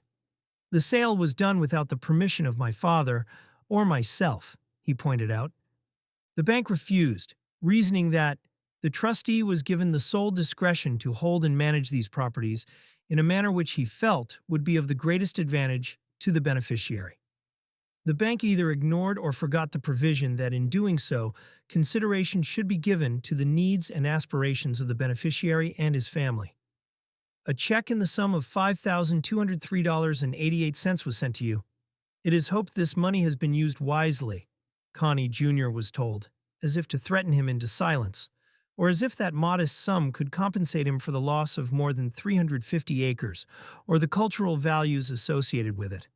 Lorena, Lena, Mac, Lula, and Sarah had succeeded Preston as authorized representative when they were elected officers of the Ute Distribution Corporation by the handful of Indians who still held stock. By then, the three corporations represented mixed-blood Uintas in name only. The tribe had over 90% of the stock in the range corporations, and non-Indian purchasers owned the majority of stock in the Ute Distribution Corporation. 20 years later, under oath, Boyden denied having more than casual knowledge about the Margaret Sprouse lawsuit and the events surrounding it. "I don't know whether I participated in it or not," he said. The ultimate act of duplicity and confirmation that the mixed-blood Uintas had been misled from the beginning of the termination program came when the range corporations were liquidated and all of the mixed blood's 27% interest in the range, minerals, and other joint resources were returned to the tribe and the few remaining shareholders. On July 13, 1964, representatives of the tribe met with Lena Sixkiller, Lorena Yorg, Colin Murdoch, and the 35 other mixed-blood Uintas, who remained as shareholders, to propose a formula for dissolution of the range corporations. Rex Curry proposed that the remaining shareholders sell their stock for cash. All of them rejected Curry's proposal, as they had done in the past. The meeting ended in a stalemate. The tribe then filed statements of intent to dissolve the corporations with the Secretary of State of Utah and petitioned for a court-supervised liquidation of the two corporations. John Boyden was right in the middle, where he always seemed to be when Indian rights were at issue. He acted as attorney for both corporations and also for the tribe, while the remaining mixed-blood Uintas secured lawyers and presented their own plan. Attempts to reach an agreement whereby the assets of the corporation could be equitably distributed to the minority shareholders have been to no avail, and the shareholders of the corporation are, therefore, presently deadlocked, Boyden reported to the court in the 1962 petition. While the negotiations dragged on, Preston Allen succumbed to the financial pressures and sold his range stock to the tribe. After several years of negotiations conducted at arm's length, the tribe and the 38 remaining mixed-blood Uintas submitted a joint plan, which the court approved in October 1966, distributing 14,150.56 acres to Lena Larina and the other holdouts, including First Security Bank as trustee for 15 who were still minors, which averaged 372.38 acres each. Holdouts were thus getting what Preston, Elmer, Callie, and the other mixed-blood Uintah livestock operators had wanted: individual tracts of land rather than stock in corporations. The balance of 156,272 acres allocated to the mixed bloods in the plans imposed on them in 1957 was returned to trust status with the BIA. The net effect was that the mixed-blood Uintas were eliminated and the White Rivers and Uncompahgres became the beneficiaries, together with the minority of full-bloods who were Wintas. Did John Boyden, Francis McKinley, Rex Curry, and Robert Bennett intend that result from the beginning? There is no evidence in the written record that they did. It is clear, however, that they intended from the beginning to solve the mixed-blood problem by getting rid of the mixed bloods. It is also clear that they seized upon every event to benefit the tribe, as representative of the full-bloods. And it is clear as well that Boyden, at least, and BIA officials who acted on his requests actively precipitated the events that resulted in benefiting the tribe and harming the mixed bloods. Art Workman's worst apprehensions during termination had come to pass. Art could now see that the holdouts were getting the land he wanted all along, and much more than the 120 acres he asked for. Jealousies were to be expected. The holdouts knew that they got what all of the mixed bloods had been entitled to from the beginning, not because they were more astute, but because they were more stubborn and less willing to trust Boyden, Cowan, and the BIA. Lorena, Lena, Mac, Lula, and Sarah were nevertheless obliged to issue checks for the annual dividend. They were stunned to learn about the extent of wealth in the reservation lands they administered as officers of the Ute Distribution Corporation. There were 1,236,000 acres, on which the tribe and the corporation jointly owned mineral rights, including the rangelands held by the two range corporations, lands held by the tribe, and lands taken by individual Indians in the division. These lands had produced approximately $2,245,300 in royalties from oil and gas leasing, with an annual lease income of more than $231,000. The reservation also held one of the largest coal reserves in the United States, amounting to more than 381,919,940 tons, along with more exotic minerals such as gilsonite and trona. The most valuable mineral, however, was oil shale. Known reserves of recoverable oil in oil shale were more than 110 billion barrels. Though undeveloped, the technology for producing oil from oil shale was well known, and the United States Geological Survey reported that oil could be produced from shale at prices as low as 26 cents per barrel. If and when these reserves were developed, they would make the Utes wealthier by far than the sheikhs of the Middle East. The plan imposed on the mixed-blood Uintas delegated the management of the enormous resources to the Ute Distribution Corporation. Now, however, most of the stock had been sold and belonged to non-Indians. The mixed bloods had no idea of the mineral values when they sold their stock. Because of the way in which their stock certificates were deposited with First Security Bank and the sales were conducted, they could not possibly have known. Lena, Lorena, Mac, Lula, and Sarah issued checks to Judge B. Gale, Nick Murray, and hundreds of others, virtually all of them non-Indians. The dividend was $143 per share. The dividends from the Spanish Fork claim amounted to $462 per share. All of that money was to have compensated the Uintas for the loss of their lands at the time of the treaty with Old Tabby. But because of the stock sales, non-Indians who shared in the $7.7 million settlement, Preston Allen and Art Workman had gone to Washington to help Boyden negotiate, received the benefits. The mixed-blood Uintas would see little of it. Another $248.50 per share came from oil and gas leasing. Every mixed blood's 10 shares of stock had already paid $7,105 in dividends, and that was merely a start. There would be more such payments in the future. John B. Gale had purchased 63 shares of Ute Distribution Corporation stock. Other non-Indians purchased even more. All of them must by now be wealthy men. It pained Lena, Lorena, Mac, Lula, and Sarah to make out the dividend checks. Non-Indians were receiving the Uinta's heritage. Those like Bigale who were reaping the benefits were the very persons who had been hired to protect the mixed-blood Uintas from their improvidence, and who had breached that trust to satisfy their own greed. Nothing could be done about it. Lena, Lorena, and Colin may have discovered why the termination program had not worked, but it was far too late to do anything for the mixed-blood Uintas as a group.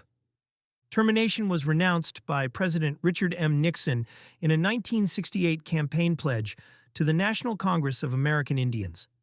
Secretary of the Interior Walter E. Hickel reaffirmed Nixon's pledge in October 1969, declaring that the administration is dedicated to improving, not destroying, that special relationship. Lewis R. Bruce, Commissioner of Indian Affairs, stated, "While I am around, there will be no question of termination even when the tribes want it, because we should take a careful look at these mistakes." Nothing was ever done to correct the mistakes of the Ute Termination Act, however, or to restore the mixed-blood Uintas to their property, or deny it to those who wrongfully appropriated it, including the Ute Indian Tribe of the Uinta and Ure Reservation.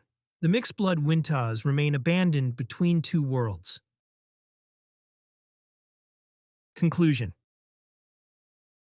I know how bad the conditions are among our people, but I believe that our people should have meetings and discuss the matter. We all know that something should be done. The people don't want to meet anymore. They seem to be discouraged and have given up hope. It somehow looks like we are going down instead of up. People were not informed. The committee took over, and the people have not, or were not, given the chance to see and approve the final bill. Where do we go from here? There should be some way to work out these things and the hatred that exists between the people. There should be ways of ironing this out so that everyone can benefit from what we have. Orrin Curry, November 20th, 1957. It was November 1963, one of those rare mornings only country people are privileged to experience. There was no trace of the haze, smoke, or noxious fumes that city dwellers mistake for air. The atmosphere was laden with the wonderfully subtle aromas of the countryside, a waft of juniper drifting down from the flanks of the Uinta Mountains, and the rancid yet ripe aroma of stockyards unused for several years, sharpened by the crispness of the onset of winter. Preston Allen, with one western-cut boot hitched on the bottom rung of the tumble-down rail fence, and his Stetson cocked back, the better to receive the morning rays, was oblivious to the beauty surrounding him. He was on his way to Liz Bumgarner's funeral and was having a pensive moment with himself, contemplating the events of the previous 14 years. The stockyards at Preston Allen's modest little Altona ranch were no longer in use and were showing the beginnings of decay. He continued to hold on to his and Juanita's shares in the two range corporations, essential to the success of his beef cattle operation. But when First Security Bank offered all of the shares held in trust for the miners and incompetents as a single unit, it was no longer possible to secure the necessary grazing rights. Preston Allen contemplated, as he stood there, that like Callie Hackford, he too would soon have to sell his shares. No mixed blood, other than perhaps Margaret Sprouse, had the $161,700 needed to compete with the tribe in that sort of purchase, and even Margaret's attempt to do so was crushed when Superintendent Zolar disqualified her as a purchaser, on the theory that using money acquired through marriage to a non-Indian made her offer a subterfuge. After he was forced out of the livestock business, Preston had been compelled to sell his ranch, which was on Indian land taken as part of his distributive share, to a non-Indian. His optimistic dreams when he returned from World War II had gone a-glimmering. His ranch would soon, no doubt, join countless rusting windmills, solitary chimneys, groves surrounding ghosts of homes, and haunted houses dotting rural America, silent sentinels of shattered dreams. Preston was helpless as his ranch joined other tracts of choice, Indian land passing into the control of Euro-Americans, just like those in the allotment era. Forced from the land, Preston and Juanita now worked at the Baptist Mission's home for Indian children. There were approximately 25 children there, ranging in age from babies in diapers to youngsters of 15. Juanita cooked and cared for the children while Preston looked after the custodial duties. It was a step down, to be sure, for one who had been the leader of the Utes a decade earlier, but there was no room for false pride. After all, these were Indian children, and it was better to be looked after by their own people. Preston reflected on the events leading up to termination. Arthur V. Watkins of Utah, the principal proponent of the policy, had said, "I see the following words emblazoned in letters of fire above the heads of the Indians. These people shall be free." The Uintas had been more free than Watkins recognized. They had been free to remain in the Uinta Valley, to share nature's bounty and the simple pleasures of their lives with one another, according to Indian customs. They had also been free to leave the Uinta Valley and go to Denver or Albuquerque or any other large city, where they could lose their identity in the scramble for jobs and the acquisition of personal property. They made that choice every year, but they had also been free to change their minds and come home to the reservation. Those who stayed in the cities had been free to come home for the bear dance in the spring, or the sun dance in the summer and share in their culture. Viewed in this light, the Indians were freer, not less, at least before Watkins's termination policy. Why had Watkins felt that he must deprive the Utes of making their own choices? The Indian heritage was an important thing to Preston, not a yoke to be shed. Why had Watkins ignored the warnings of the Merriam Report that leadership will recognize the good in the economic and social life of the Indians in their religion and ethics, and will seek to develop it and build on it, rather than crush all that is Indian? Why had they been unable to comprehend that Indians have much to contribute to the dominant civilization, and the effort should be made to secure this contribution? Being free, in Watkins's lexicon, evidently meant being prey to exploitation, and the plain meaning of words like members of the tribe constantly changed to suit the designs of others. Evidently, one could not be free unless he or she walked, talked, and acted like Euro-Americans, even like Mormons. The most admirable features of Indian culture had been the undoing of the mixed-blood Uintas. By nature non-acquisitive and non-exploitive, nurtured in a spirit of trust, generosity, and sharing, valuing communal property rights more than private ownership. They could not cope with intangibles like business corporations.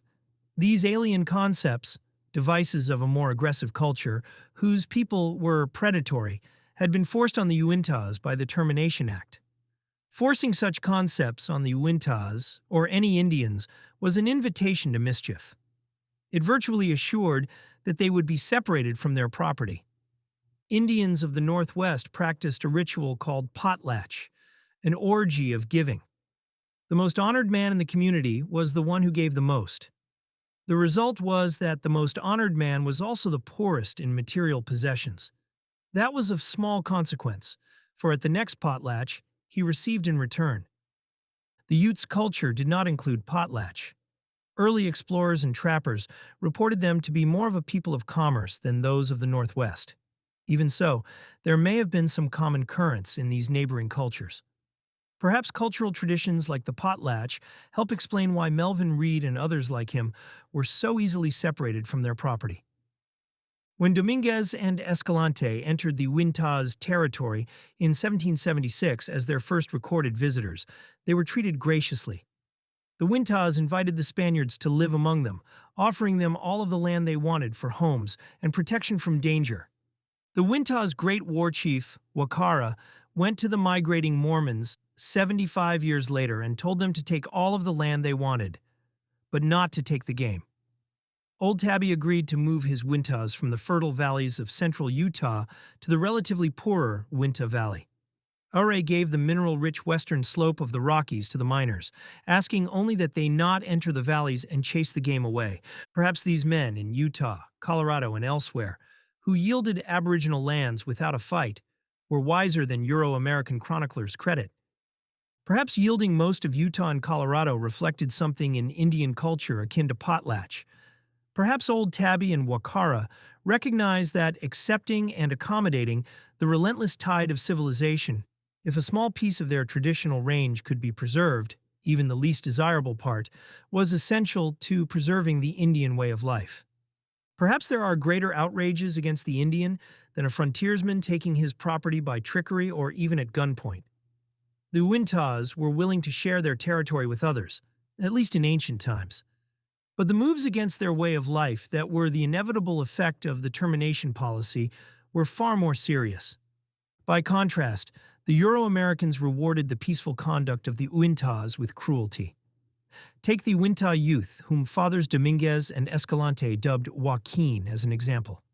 He attached himself to the explorers in western Colorado and guided them to the home of his people, whom they called Lagunas, in the Timpanogos.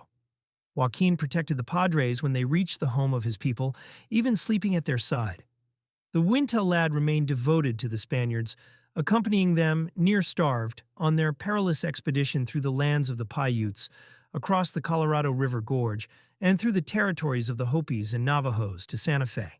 Doubtless he did these things because the Padres had assured him that they loved the Utes as our greatest friends. Yet when they reached Santa Fe, Dominguez and Escalante treated their greatest friend strangely. They simply presented the Laguna Indian to the Spanish governor as if he were a slave or less, an animal they had found wandering in the wilderness. In present times, the bank, Boyden, and the BIA acted contrary to the advice and promises given to the mixed-blood Uintas as a group, and to Cali, Elmer, and Preston in particular. Reneging on the promised private treaty was a particular blow to the Uintas' property and their prospects for becoming self-sufficient. Looking back on the events of the past decade, it was clear that the mixed-blood Uintas had trusted others too much. Yet that is what they had been conditioned to do so by generations of life under the guardianship of the BIA. They trusted Boyden. They trusted the policies that the BIA had set for them, policies designed by Boyden himself. Yet, in a more realistic sense, the problems ran far deeper than Boyden's performance. The law itself was fundamentally misguided. It was, in essence, a return to the errors of the General Allotment Act of 1887. That was 66 years ago, Watkins said, brushing aside objections that termination would repeat the mistakes of the allotment system. If we have done any job at all, there should be great progress since then. Yet the experience of the Utes proved that virtually nothing had changed. The promises of the Termination Act and of its architects were meant to ensure that the mistakes of the allotment system would not be repeated, that Indian lands would be protected and preserved for members of the tribe, both mixed blood and full blood, so they could prepare for the end of government supervision and control. Instead, these promises were turned against the very people they were supposed to benefit. Denial of the private treaty guaranteed that all the errors of the allotment system would be repeated. It was ironic how the outrages against the Indians and their property seemed to recur. Nearly a century had passed since the Treaty of Spanish Fork. Government agents ignored the promises made then, that the Uinta Valley would remain the exclusive home of the Uintas, and moved the White Rivers and Uncompahgres onto their land just 2 decades later. Little more than 20 years later, the government disregarded its pledge that no white person would be permitted in the Uinta Valley without the Uintas' consent, opening it instead to homesteading in 1905. In 1938, the government promised the Uintas and the other 2 bands that they could retain their individual identities, social structures, and property if they accepted incorporation under the Wheeler-Howard Act. Yet that promise was ignored little more than a decade later, when the Share and Share-alike Amendment was imposed on them in 1950. The government ignored that amendment just 4 years later, enacting the Termination Act and separating the Uinta Utes, particularly the mixed-blood majority, from property that had belonged to them exclusively in 1950. Now the government had forgotten yet again. It had disregarded the promise in the Termination Act that the mixed-blood Uintas would have the right to protect what little property remained through a private treaty. The consequence of this most recent broken promise was that the remainder of their lands were delivered to the White Rivers and Uncombat, constituting most of the full-bloods, who had had a doubtful claim, if any at all, to the land a mere 14 years earlier.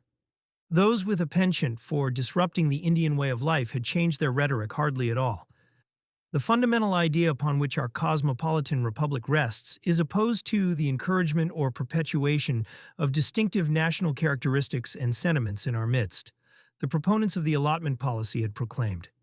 If the Indian cannot learn to forego such habits as are peculiar to savage life, and such political opinions and sentiments as are not in harmony with the general policy of our government, then he cannot, beyond a limited period, exist among us, either as a nation or as an individual. Even as Congress made those declarations in 1869, Brigham Young was establishing his own society on Ute land, based on sentiments not in harmony with the general policy of the national government. Indeed, the entire nation was an amalgamation of people who had migrated from their native lands to preserve a widely disparate cultural identity. Had Watkins been cynical or merely blind when he advanced similar arguments to justify the termination policy while being himself a member of a peculiar religious group? Were the massive holdings of the Mormon Church and its vaunted welfare system different from those of the Indians, aside from ethnic origins? The non-Indians who controlled U.S. policy toward American Indians, like Arthur Watkins and John Boyden, had ignored the warnings of the Merriam Report that if the Indians' traditional system of communal land ownership was disrupted and the Euro-American system of individual ownership forced upon them, they must be afforded the means to assemble an efficient farm or ranch. Otherwise, the very features of the Indian way of life most admired, such as generosity and sharing, would be the source of their downfall. The solution, the Merriam Report concluded, appears to be for the government to vigorously exercise its power of guardianship and assure that proceeds from the sale of lands should be expendable only for land or other productive purposes. It was as if Watkins and Boyden were using their control over Indian affairs to implement Mormon doctrine. A familiar tenet of Mormonism was that if the Indians would accept the Mormon religion, many generations shall not pass away among them, save they shall be a white and delightsome people. Indeed, Mormons claimed a special license to interfere with and change Indians' lives, to convert them, as they put it. The Mormons even claimed to have been directed by their God to convert the Indians to the Mormon way of life and persuade them to abandon their own culture. In pioneer times, Winta children were regularly purchased, often to protect them from death or sale into slavery, but sometimes kidnapped by the Mormons to be indoctrinated into their culture. Modern Mormons continue that practice, inducing Indians made destitute by government policies or otherwise to let them take their children from their homes and transport them hundreds of miles away to be reared and educated, indoctrinated, in Mormon homes. Watkins claimed that one of his signal achievements was the establishment during the 1950s of the Intermountain Indian School at Brigham City, Utah, to which he transported Navajo children from their homes hundreds of miles away. Perhaps Watkins's Mormon background may explain his disdain for the culture and beliefs of others. The Baptist Children's Home where Preston worked was at least an opportunity for some Indian children to be reared in the Indian culture. If only the mixed-blood Uintas, and the full-bloods too, for that matter, had been permitted to follow their own custom of making decisions through the Council of Elders. How different might this story be? It is difficult to say, but the older, wiser Utes like Old Jim at Wine, John Pawinny, Bill Reed, and Orrin Curry understood the Indian culture and why devices of another culture, such as business corporations, were ill-suited to it.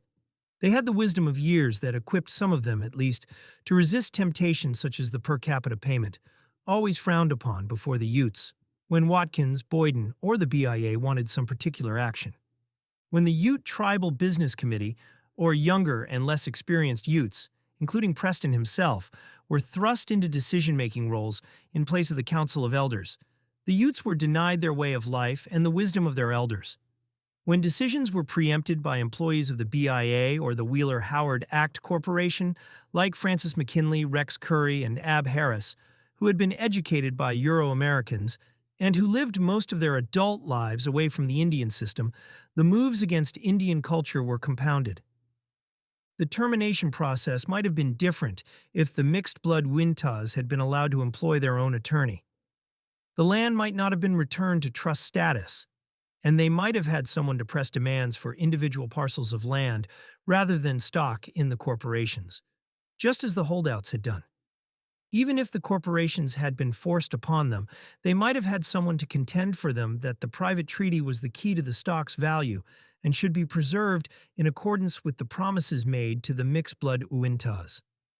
The livestock operators might have had someone to argue that the promises of preferred rights in the range be respected. It was neither discovered nor observed that the promises made to the mixed-blood Utes had been ignored to accommodate the acquisitive desires of Boyden and the tribe until it was too late. No one observed that the AUCU had not been afforded independent counsel, and the views and needs of its members were never considered in the adoption of the regulations. If the mixed-blood Uintas had an attorney for their own affairs, things might have been different. No man can serve two masters, reads the familiar phrase in the Christian Bible. Boyden had proven the words true. The events of termination had also proven that nothing changes much in human affairs.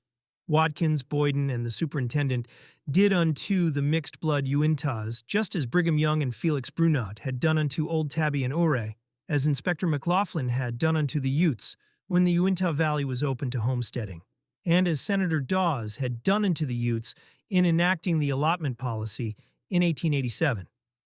They promised they were our friends, but all they wanted was our land, Red Cloud had lamented in his day, and it was still the same. For those not in the livestock business, shares in the corporations were just like the surplus lands of the Oklahoma Indians during the allotment era.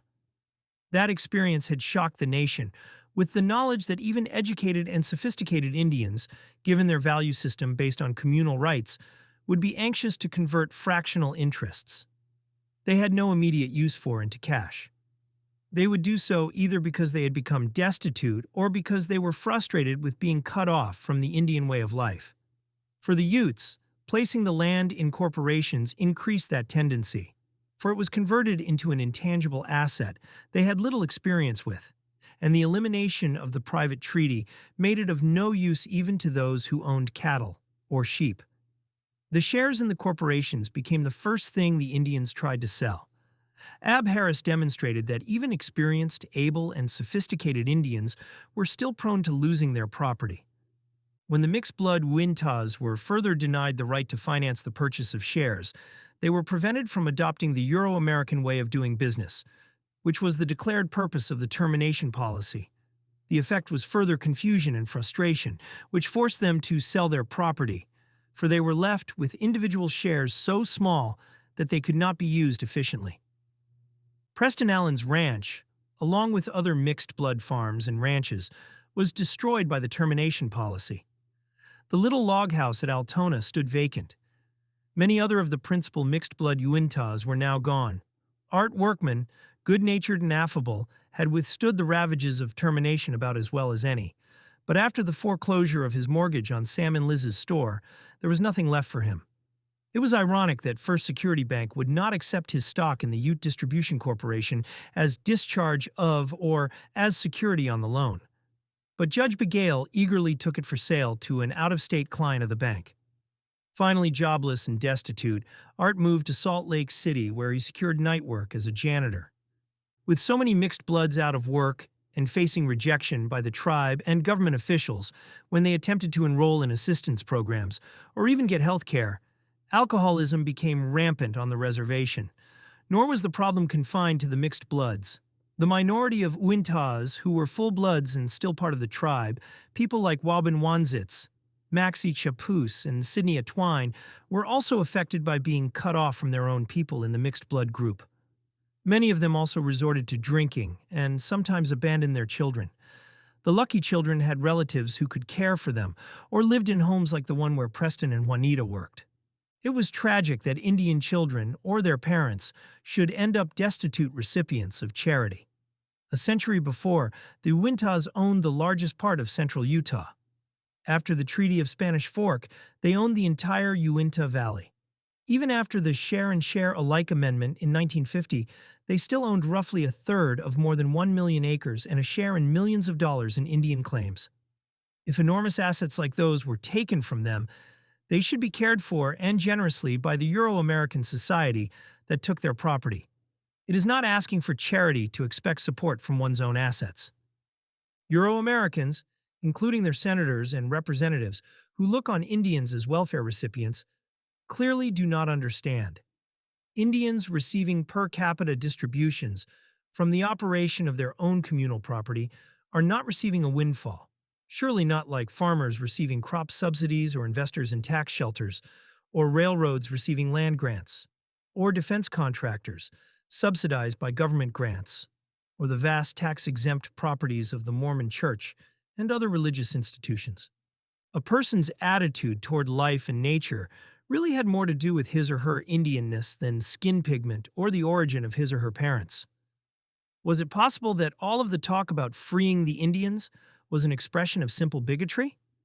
Non-Indians originated the practice of calling persons of mixed ancestry half-breeds or mixed bloods, with the implication that they were less than Indian and not quite Anglo. Worse than the racial slur implicit in such terms was the demonstrated misunderstanding of what it means to be an Indian. The Wintas recognized those raised and educated in their customs, and those who had adopted the Winta way of life as Indians. Before the coming of the Mormons, Wintas freely adopted members of neighboring tribes and bands and even trappers.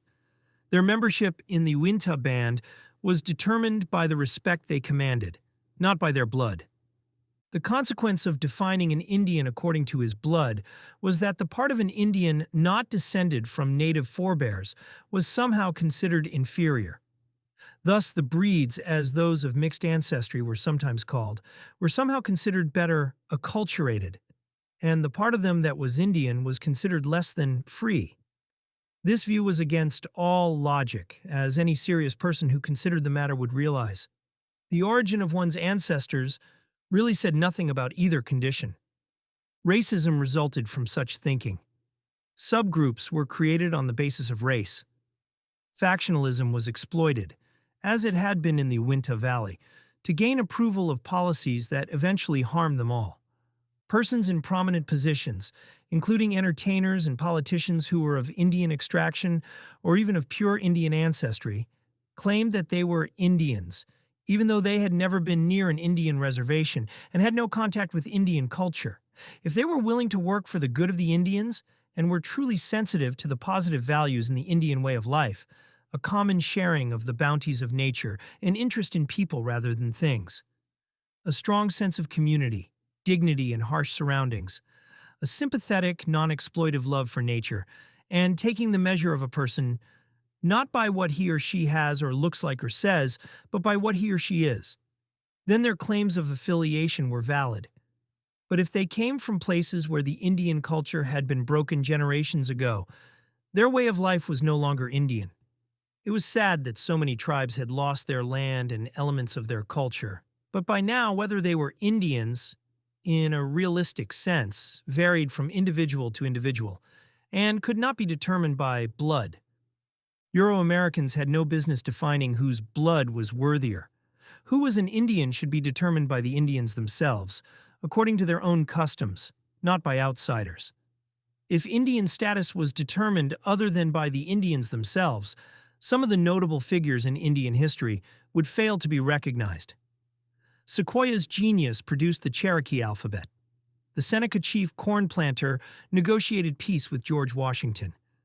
Yet Sequoyah and corn planter were both half-breeds. If the BIA had been permitted to define who was an Indian in those cases, Sequoyah and corn planter might never have qualified. Genes do not make an Indian. Meanwhile, the suicide rate among Utah Indians had skyrocketed to 20 times the national average. The Utah State Board of Indian Affairs recognized that most of the suicides are committed by men under 30, and that the major cause was the inability of young people to adjust to the schizophrenic existence caused by living in two cultures. The director of the State Agency on Indian Affairs was John S. Boyden, but he was unable or unwilling to recognize that the schizophrenia cited was the product of the termination policy he had cooperated in, authored, and spearheaded. The American public was oblivious to, or had closed its eyes to, its own accountability for the harm inflicted on the Indian way of life. It was popular for Americans to express concern, even outrage, over how Indians were treated, but few recognized that the most tragic moves against the Indian way of life were in progress during the decade 1953 to 63. Few would acknowledge that they, through their elected representatives, were responsible for those outrages. The moves against the Wintas' culture and property did not spring up fully developed.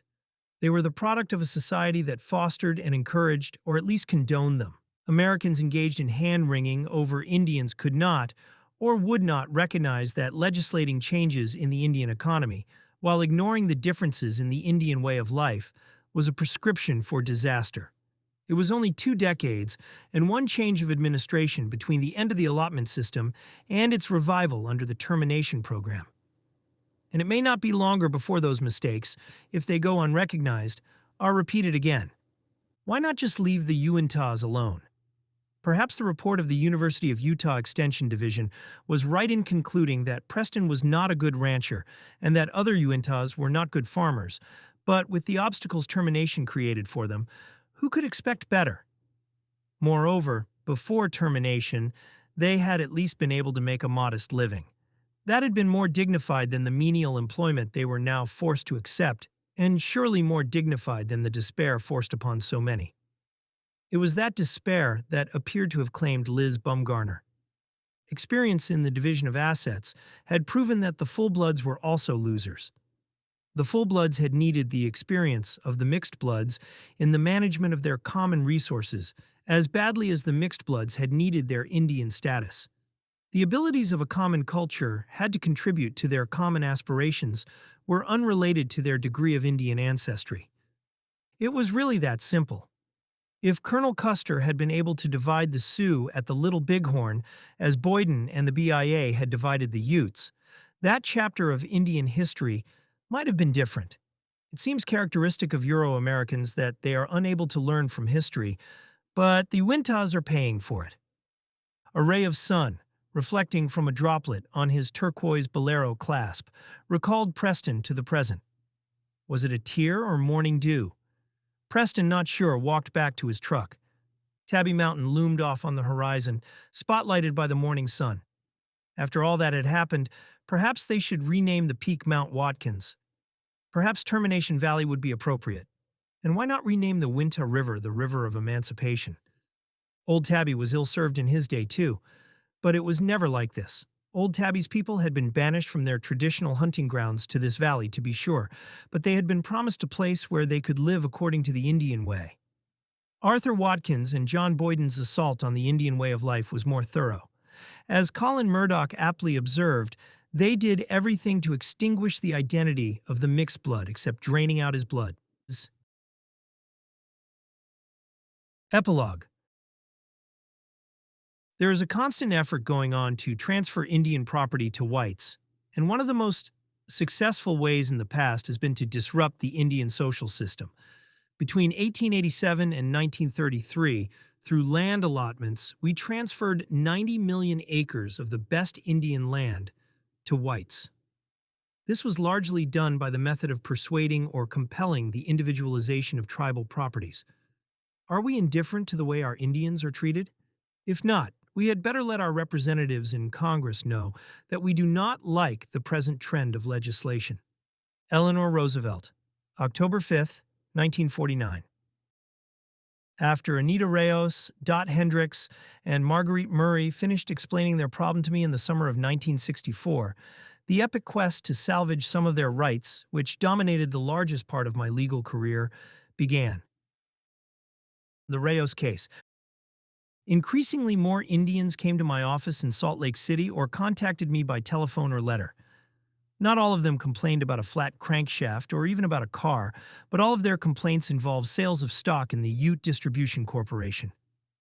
The investigation thus forced me to look at the stock certificates they had sold. I read over and over the bright red legend reciting that transfer of this certificate at any time prior to August 27, 1964, shall be invalid unless the certificate of the superintendent of the Uinta and Ure reservation is endorsed thereon, showing that a prior and proper offer has been made to members of said tribe. I also read over and over the words, "This certificate does not represent stock in an ordinary business corporation. It represents an interest under the provisions of Public Law 671, the value of which cannot be determined and should neither be sold nor encumbered." I found that Public Law 83671, as it was properly described, was an obscure act adopted by the 83rd Congress on August 27, 1954, having to do with a few hundred mixed-blood Indians of the Ute Indian Tribe of the Uinta and Ure Reservation, Utah. It provided for the termination of federal supervision over the trust and restricted property of the Indians subject to it. It also provided that no sale of any interest shall be authorized prior to August 27, 1964, without such a prior offer to members of the tribe. Just what did those provisions mean? Had they figured somehow in the plight of Anita, Dot, and Marguerite Murray? Fortunately, or so it seemed, there was a more experienced lawyer nearby who could be called on for advice. John S. Boyden Sr., who had a big reputation as the most experienced, knowledgeable, and influential lawyer in Indian affairs, possibly in the entire United States, had relocated his office to the suite just across the hall from my own new office. Mr. Boyden was then serving as the chairman of the Utah Commission on Indian Affairs. Moreover, Boyden had twice been the Democratic candidate for Utah governor. Having just resigned a position in Robert F. Kennedy's Justice Department, I was well acquainted with Boyden. The natural thing, therefore, was to step across the hall and ask my good friend, John Boyden, about this Public Law 671 and its restriction of sales to members of the tribe. To my surprise, Boyden informed me that he himself had drafted the law and had testified to Congress in support of its enactment. There was strong pressure in Congress for the termination of the Indians, Boyden explained, and Senator Watkins was chairman of the Subcommittee on Indian Affairs and pushed this program along as fast as he could. The mixed blood group were anxious to get their share of the reservation, many of them not even living on the reservation and not receiving benefits. They came up with their own program to terminate the mixed bloods and not terminate the others, and Senator Watkins agreed to the compromise. When I told Boyden that I was investigating the sale of Dot Hendricks' stock, Boyden remained helpful, to all outward appearances, but was sharply critical of Dot. She has squandered all of her own property, Boyden accused, and now she is wasting that of her children. But the law says they may dispose of their interest to the members of the tribe, I explained, and she may have been forced to sell to care for the needs of her family. It was then clear that Boyden's condemnation of Dot extended to all the mixed bloods. Member of the tribe was meant to protect the rights of the Ute Indian tribe, according to Boyden, and did not apply to Dot or any of the Indians who were being terminated. We had anticipated in the beginning that if one mixed blood wanted to buy from another, it ought to be pretty easy to do so, by what they called a private treaty, Boyden said. But because of subterfuge by certain persons, that was not possible. If it was going outside of the mixed blood group, why, then the tribe wanted the first chance, so regulations were adopted that prohibited the so-called private treaty.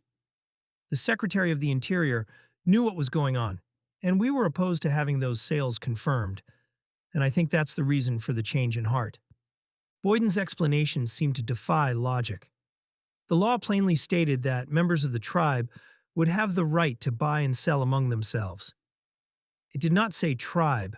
Moreover, despite Boyden's explanation, my obligation was to do what I could for Dot, Anita, Marguerite, and the other mixed bloods. What did it matter if they had acted improvidently or wasted their assets?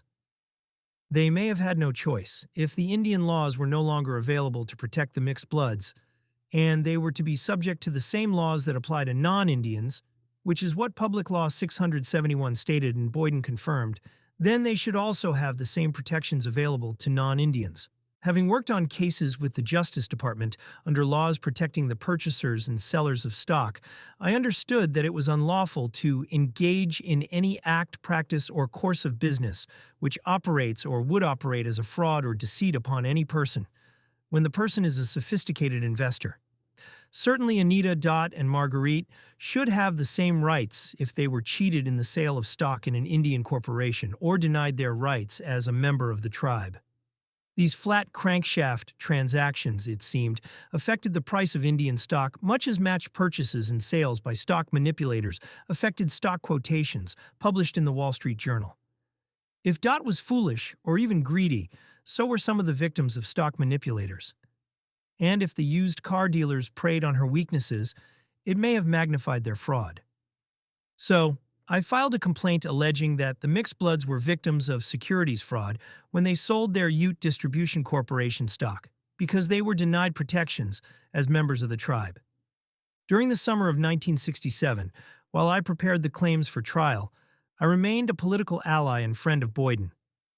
Our disagreement over whether the protections available to members of the tribe applied to the mixed bloods or only to the Ute Indian tribe was merely a professional disagreement common among lawyers. As the younger lawyer, looking for guidance from a more experienced senior, I furnished my venerable friend across the hall with copies of critical pleadings and kept him informed of the progress of the litigation. Boyden apparently went to school on the legal theories I was developing for Anita, Dot, and Marguerite Murray, that sales of their stock should be declared void because the requirement of an offer to members of the tribe had not been satisfied. Boyden soon asserted a similar claim on behalf of the tribe. On September 20th, 1967, he filed a suit alleging that the sale of a valuable tract of land purchased by Liz Bumgarner as part of the mixed bloods' share of the reservation should be declared void, and the tribe should be given a chance to bid on it because the condition had not been met. The property was then valuable because it was included within a federal reservoir project. Boyden's plan was to claim that the tribe, as representative of the full-blood members, had not been afforded the right to purchase. To accomplish his plan, it was necessary to bring Liz Bumgarner, then deceased, to court. Liz's daughter, Orana Mooseman, was among the hundreds of mixed bloods I was representing and was administrator of the Liz Bumgarner estate. Boyden therefore asked me to appear in his proposed lawsuit on behalf of the estate, and I did. The friendship came to an abrupt and undignified end, however, on the day Boyden took the sworn testimony of the purchaser who bought the property from Liz Bumgarner. Yes, I agreed with Boyden, as we conferred in his private office following the deposition. The testimony establishes that the requirement of an offer to the members of the tribe was not complied with. And yes, the result is that the sale is void. It does not follow that the tribe has a right to purchase the property, for if the sale is void, the property belongs to the estate. Boyden's countenance changed. He could see that there was logic in what I had said.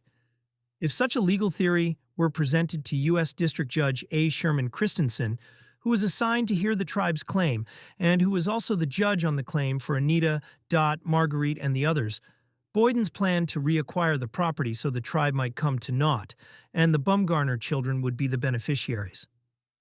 Within a matter of hours, a tearful Orana Mooseman was on the telephone discharging me as her lawyer. She said that she would find new counsel for the trial, which was only a few weeks away. When pressed to explain why, Orana blurted out, "I don't know. Uncle Rex told me to do it." A subpoena was issued for Rex Curry. He was put under oath before a court reporter.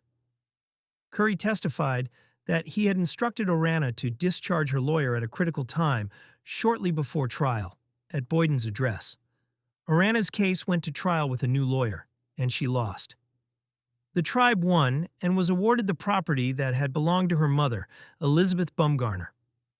The trial of the claims of Anita, Dot, and Marguerite began in a small private room adjoining Judge Christensen's formal courtroom in October 1967. Judge Willis W. Ritter had recused himself, in part because he felt his prior involvement in the Margaret Sprouse case might create an appearance of bias. Judge Christensen had loaned his larger courtroom to a visiting judge. This small Indian problem could be handled in the conference room, he assumed. The air was close and the ventilation poor as the unexpectedly large number of people, mostly Indians, crowded in. Marguerite was sworn to testify. "I don't believe she can hear me, Your Honor," Assistant U.S. Attorney H. Ralph Clem said, confused by the barely intelligible testimony of the Uinta Ute woman who had complained to him 2 years earlier about her flat crankshaft. "I believe that's the problem." Clem was nagged by the knowledge that it was he who had precipitated the suit he was now obliged to defend, with his clever little joke on his predecessor and friend 2 years earlier. And he must now try to establish that Marguerite Murray's 8th-grade education in a BIA boarding school equipped her to comprehend a stock transaction. "Does she have some near relative here that could perhaps make her understand?" the judge inquired. Marguerite Murray's daughter came forward. "I wonder if you'd come up and stay by her," the judge requested. Clem continued, Ask her if she knows what it means to tell the truth. That's the only thing I try to tell is the truth, Marguerite volunteered, before the question could be repeated by her daughter. Of course, I may make mistakes at times, but I always try to tell the truth to the nearest of my estimation. And you understand that you are under oath to tell the truth? Clem stressed. What we're trying to do is find out what you know about this. And I want you to tell me. And answer the questions to the best of your ability. Will you do that? Will you try to answer the questions the best you can? Yes, sir, I understand. Very definitely. I never try to make mistakes. Ask her if she knows where she got the stock that she sold, Clem requested of the daughter. Well, I'm quite sure that they were awarded to me by the United States government, Marguerite responded, again before the daughter repeated the question. Ask her if she knows why they were given to her. No. They want to know if you know why they were given to you, the daughter repeated. Well, let's see. I imagine they were given to me as a benefit.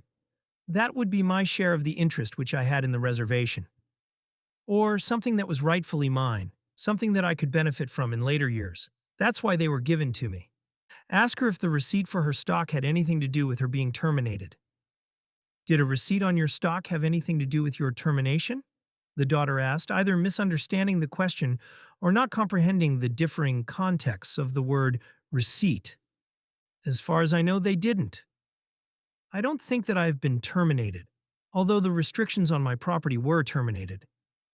Marguerite paused, then amended her response. But personally, I don't know that I have ever been terminated.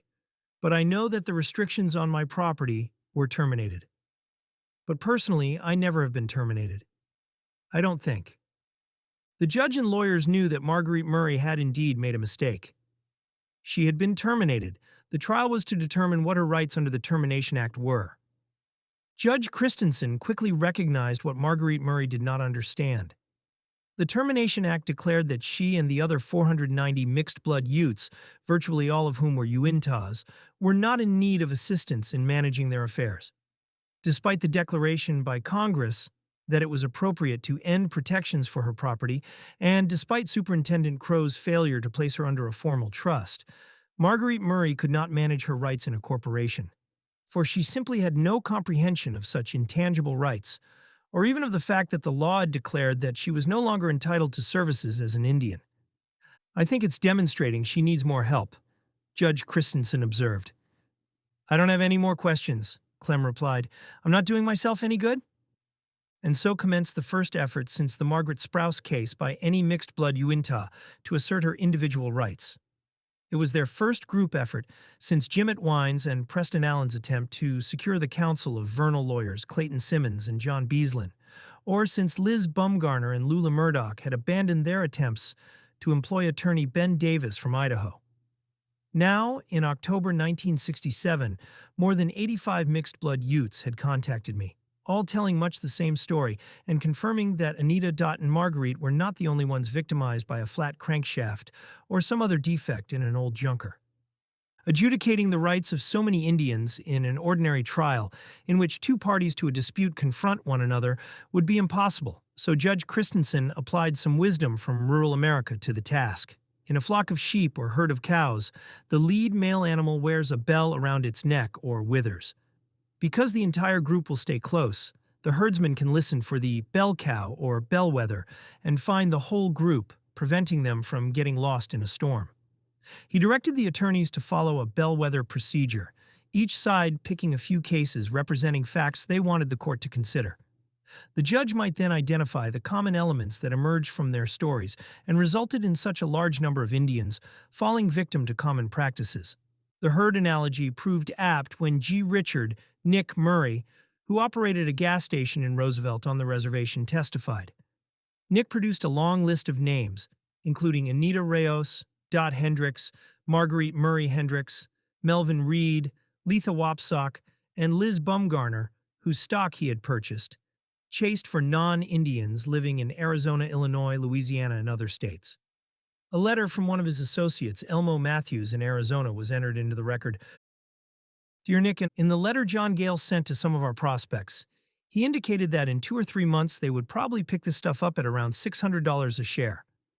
So I think we should have an agreement as to how much I can expect on stock sold at various prices.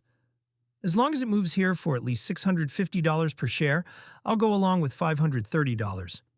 But if you let it go there for around $600 to my clients, then you'd have to come up on the other end to at least guarantee me around $125 to $150 per share. So long, Elmo. Nick testified that most mixed bloods were given a used car, either as full or partial payment. In each case, Nick presented an affidavit to the superintendent, bearing the signature of the Native American and stipulating that the purchase was for cash, usually for $350 per share. Each affidavit was a blank form when the Native American signed it. However, it contained at least the name of the purchaser and pertinent details. That information was not known at the time of the sale, because the stock had to be advertised for sale to members of the tribe for 3 months before Elmo Matthews could find a purchaser, and it could be transferred. The details were later added to the affidavit by persons whose identity was never revealed, and it was notarized usually by an officer of First Security Bank, most often John B. Gale, after the advertising was completed.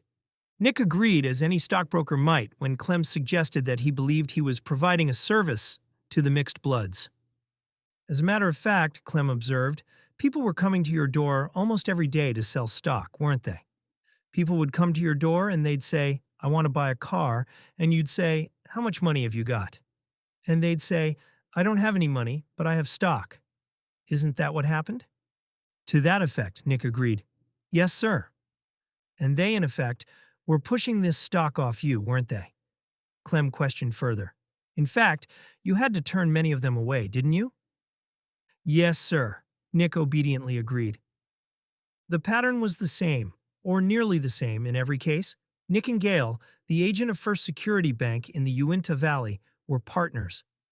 First Security Bank maintained accounts for Elmo and other purchasers, and Nick arranged for the purchases at his used car lot and filling station.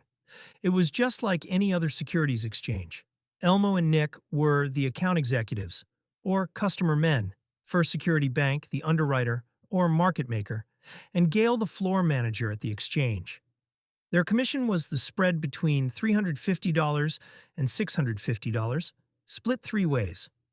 The transactions were accomplished in a gas station, rather than the swanky offices of a Wall Street broker, but every other aspect was the same. Leonard Burson, one of the bellwether Indians selected for Judge Christensen by the lawyers, was called to testify. Clem showed Burson an offer to sell his shares for $5,000, filed with Superintendent Zolar in September 1963, with his signature on the form. It was signed right there in that bank, First Security, before Mr. Gale. Burson agreed. But when Clem showed Burson an affidavit that Burson had been paid $5,000 filed with the superintendent 3 months later, in November 1963, Burson denied that it was on a document that also appeared to have his signature. "That's not my signature," Burson blurted out on the witness stand. "I never did see an affidavit like this." "There is mine," he said, pointing to a noticeably different signature on the offer to sell. "Did you subsequently take this document to the Bureau of Indian Affairs?" Clem asked. "Never did," Burson replied. In fact, Burson did not get $5,000 for his stock. He was given a used Ford. On cross-examination, the bank's attorney, Marvin G. Bertoch, tried to establish that Burson was drunk and that his signature on the affidavit merely looked different because it was shaky. Burson was adamant that his signature on the affidavit was forged, but that his signature on the offer to sell was genuine. What was clear was that the transfer document had been held for 3 months, and then Gale had either notarized a forged affidavit or notarized the signature of a drunk. Judge Christensen was unimpressed by either possibility. The records of the Uinta and Ure agency at Fort Duchesne were placed in evidence. They showed that when the affidavit supposedly signed by Burson and other mixed bloods arrived at the office of the Bureau of Indian Affairs in Fort Duchesne, in the envelope of a used car dealer, Superintendent Zolar was not misled about the documents having been altered or even forged. On the contrary, Adeline H. Logan, the realty officer at the Uinta and Ure agency, who processed documents concerning the sale of stock, testified that she could not help but notice numerous irregularities in the way sales were being negotiated. She testified that the documents were not submitted by the Indian at all, because they arrived in envelopes with the return address of car dealers. There was evidence of tampering, including outright forgery. Purchaser names were erased and car dealer names inserted. Dollar amounts were altered, and the documents were post-dated to give the appearance that the sale was after the 3-month advertising period. In some cases, the purchaser signed a guarantee for the seller. Mrs. Logan dutifully placed little red check marks and exclamation marks by the irregularities to attest that they had been noted and then brought them to Superintendent Zolar's attention, for the BIA remained guardian of each mixed blood until August 27, 1961, and sale of their property was restricted until August 27, 1964. At least in the sense that the superintendent had to certify that any sale of their property before that date was conducted properly. Superintendent Zolar had also received a letter from Rex Curry, the tribe's business manager, just the day before Burson's affidavit arrived, warning him that false affidavits were being submitted. Some of the people have agreed to take automobiles as part payment for the stock, Curry wrote. Acceptance of an automobile would not fulfill the requirements of receiving as much as the shares are offered for. The seller should receive only cash instead of equipment and chattels. I am sure that some of the sellers may be taken advantage of by automobile salesmen. Logan wrote in the margin of Curry's letter, "Note for files. This memo was discussed with Mr. Z, i.e. Zoller, but he did not think the points raised should be a further concern of ours, since the members have been terminated. The stock is unrestricted, and they are therefore free to do whatever they wish, as long as the Bureau complies with CFR 243, Code of Federal Regulations, Volume 25, Part 243, which we will do until August 27, 1964. Nor was this all. The officers of the Ute Distribution Corporation recognized the dangers. They met with Superintendent Zolar and explained that mixed bloods were being given used automobiles rather than cash, warned both the bank and the superintendent that a car was not the same as the cash price for which the stock was advertised, and insisted that it was the superintendent's responsibility to require that the advertised price be paid. In our involvement with offering 970 shares for 129 members and the furnishing of certificates to the First Security Bank of Utah for the 808 shares sold to non-members prior to August 27, 1964, we could not help but note several irregularities and indication that advantage was being taken of some of the sellers, Logan reported in a memorandum to Zolar. Zolar instructed her to do nothing. His rationale? Since the seller furnished us with an affidavit or certified statement to the effect he had received from the named non-Indian buyer the price he had asked, it is not our responsibility to pursue the matter further. It then became clear that Ralph D. Cowan, Chief Trust Officer of First Security Bank, who had agreed with Preston Allen that the bank would protect the Indians, was at least aware of the irregularities and may have fostered them. Certainly, there could be no doubt that his agent Begale did. On the witness stand, Cowan was shown the letter he had written to Ab Harris assuring him that it would be our duty to see that these transfers were properly made, and further assuring the AUCU that we have people specially trained for this type of work. Cowan acknowledged that he wrote the letter but testified that he actually took his directions from John Boyden, the attorney for Ute Distribution Corporation at the time. Cowan explained, "We released no certificates except those that had been sold because he had received a letter from John Boyden instructing that the stock of each mixed blood should be held due to certain unfortunate experiences which they have had in the past." When the first mixed blood attempted to sell her stock in September 1963, Cowan refused to give her the stock certificate. That first person happened to be Liz Bumgarner, the sister of Rex Curry, and an officer of the AUQ, whose instructions Cowan testified he was bound to follow. Cowan was handed a letter from a mixed blood dated March 7, 1964, demanding that he provide the stock certificate. He was asked, "In fact, some of the stockholders asked you for their stock, and you refused to give it to them." "That is correct," Cowan affirmed. Cowan was then handed the bank's contract to act as stock transfer agent. "Mr. Cowan," I asked, "is there anything in the stock transfer agreement which authorized you to hold stock certificates of individual stockholders?" "Not specifically, no," replied Cowan, "but I believe that we are to follow the instructions from the counsel for the corporation." Cowan either ignored or was unaware that George Morris was counsel for the corporation, not Boyden. Cowan was then asked to explain how he could comply with Boyden's request not to give the mixed bloods possession of their stock without violating his agreement to see that transfers were properly made. Transfer of Liz's stock could not be permitted, at least not pursuant to the conditions printed on the certificate, until the superintendent certified on the stock certificate that the transfer was proper and that the law had been complied with. Liz could not get the superintendent's endorsement if Cowan would not give her possession of the certificate. And you found that a little awkward because you were holding the stock certificates in your vault, didn't you? I asked. We had to work out a procedure, yes. That would still take care of it, Cowan agreed. You instructed Superintendent Zoller. I questioned further, showing a letter from Cowan dated September 23, 1963. That the bank will accept a separate certificate and a separate stock power in lieu of the endorsement of the stock certificate itself and the stamping of the superintendent's certificate relative to advertising on the stock instrument itself. I think that's true, yes, Cowan said. Thus, neither Liz nor any other Indian ever saw their stock certificate because Boyden instructed Cowan not to allow it. According to Boyden, unfortunate experiences would follow if they had access to their stock. One of the unfortunate experiences, for Liz, was that she never saw the clear warning on her stock certificate, printed in bold red letters, stating that it should not be sold because its value could not be determined and because it represented the Indian's heritage. The provision requiring endorsement on the certificate itself was mandated by law, regulations, and the Articles of Incorporation. It was one of the conditions of transfer that Cowan and the bank had contracted to enforce. Was there any reason why you authorized a deviation from those procedures? I asked Cowan. Yes, Cowan explained. We were endeavoring to protect those who were the owners of the certificate. The judge's expression showed confusion. You were endeavoring to protect the owners of the certificate? I pressed.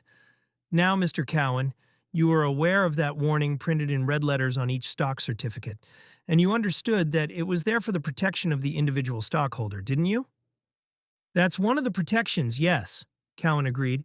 Didn't it ever occur to you that the requirement of the endorsement on the certificate itself might be for the purpose of ensuring that the warning is actually communicated to the Indian? Well, that's... Cowan paused at length, confronted with the obvious fact that withholding the warnings conflicted with his promise to ensure transfers were properly made. I guess it's on there in warning to them, yes, he finally replied.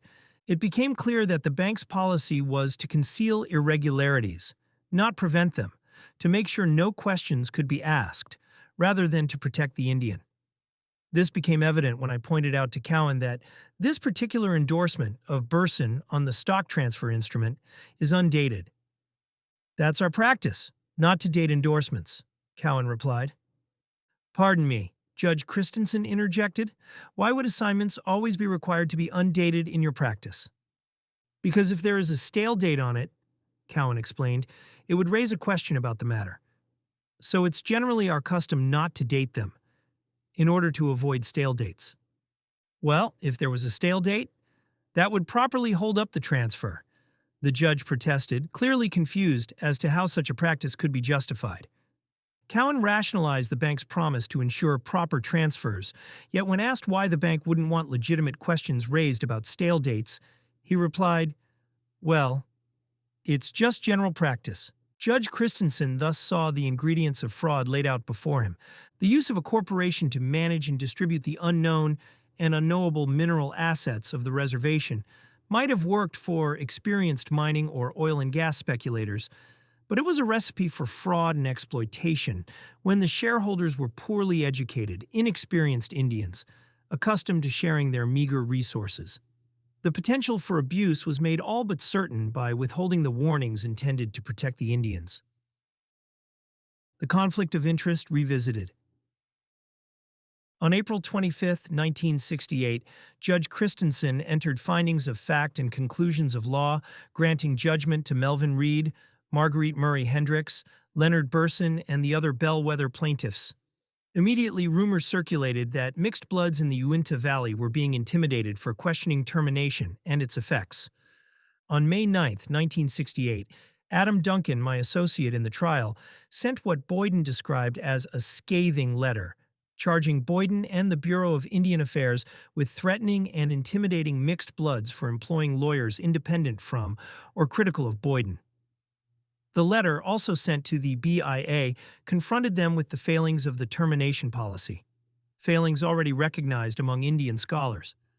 It represented perhaps the worst in over a century of depredations practiced on the Utes. The Bureau had been unbelievably callous regarding the needs of the mixed bloods. We fully intended, unless our clients were persuaded or intimidated otherwise, to do all we could, belatedly and haltingly, to right a grievous wrong. It seemed only proper that Boyden and the Bureau reassure their wards and former wards that they had a genuine interest in protecting what was rightfully theirs, and that it was their right, as citizens, to seek redress in the courts of law. As the President said not too long ago, it is time to put our first Americans first. On May 28, 1968, Boyden nevertheless opposed the interests of the mixed bloods in the Rayos case.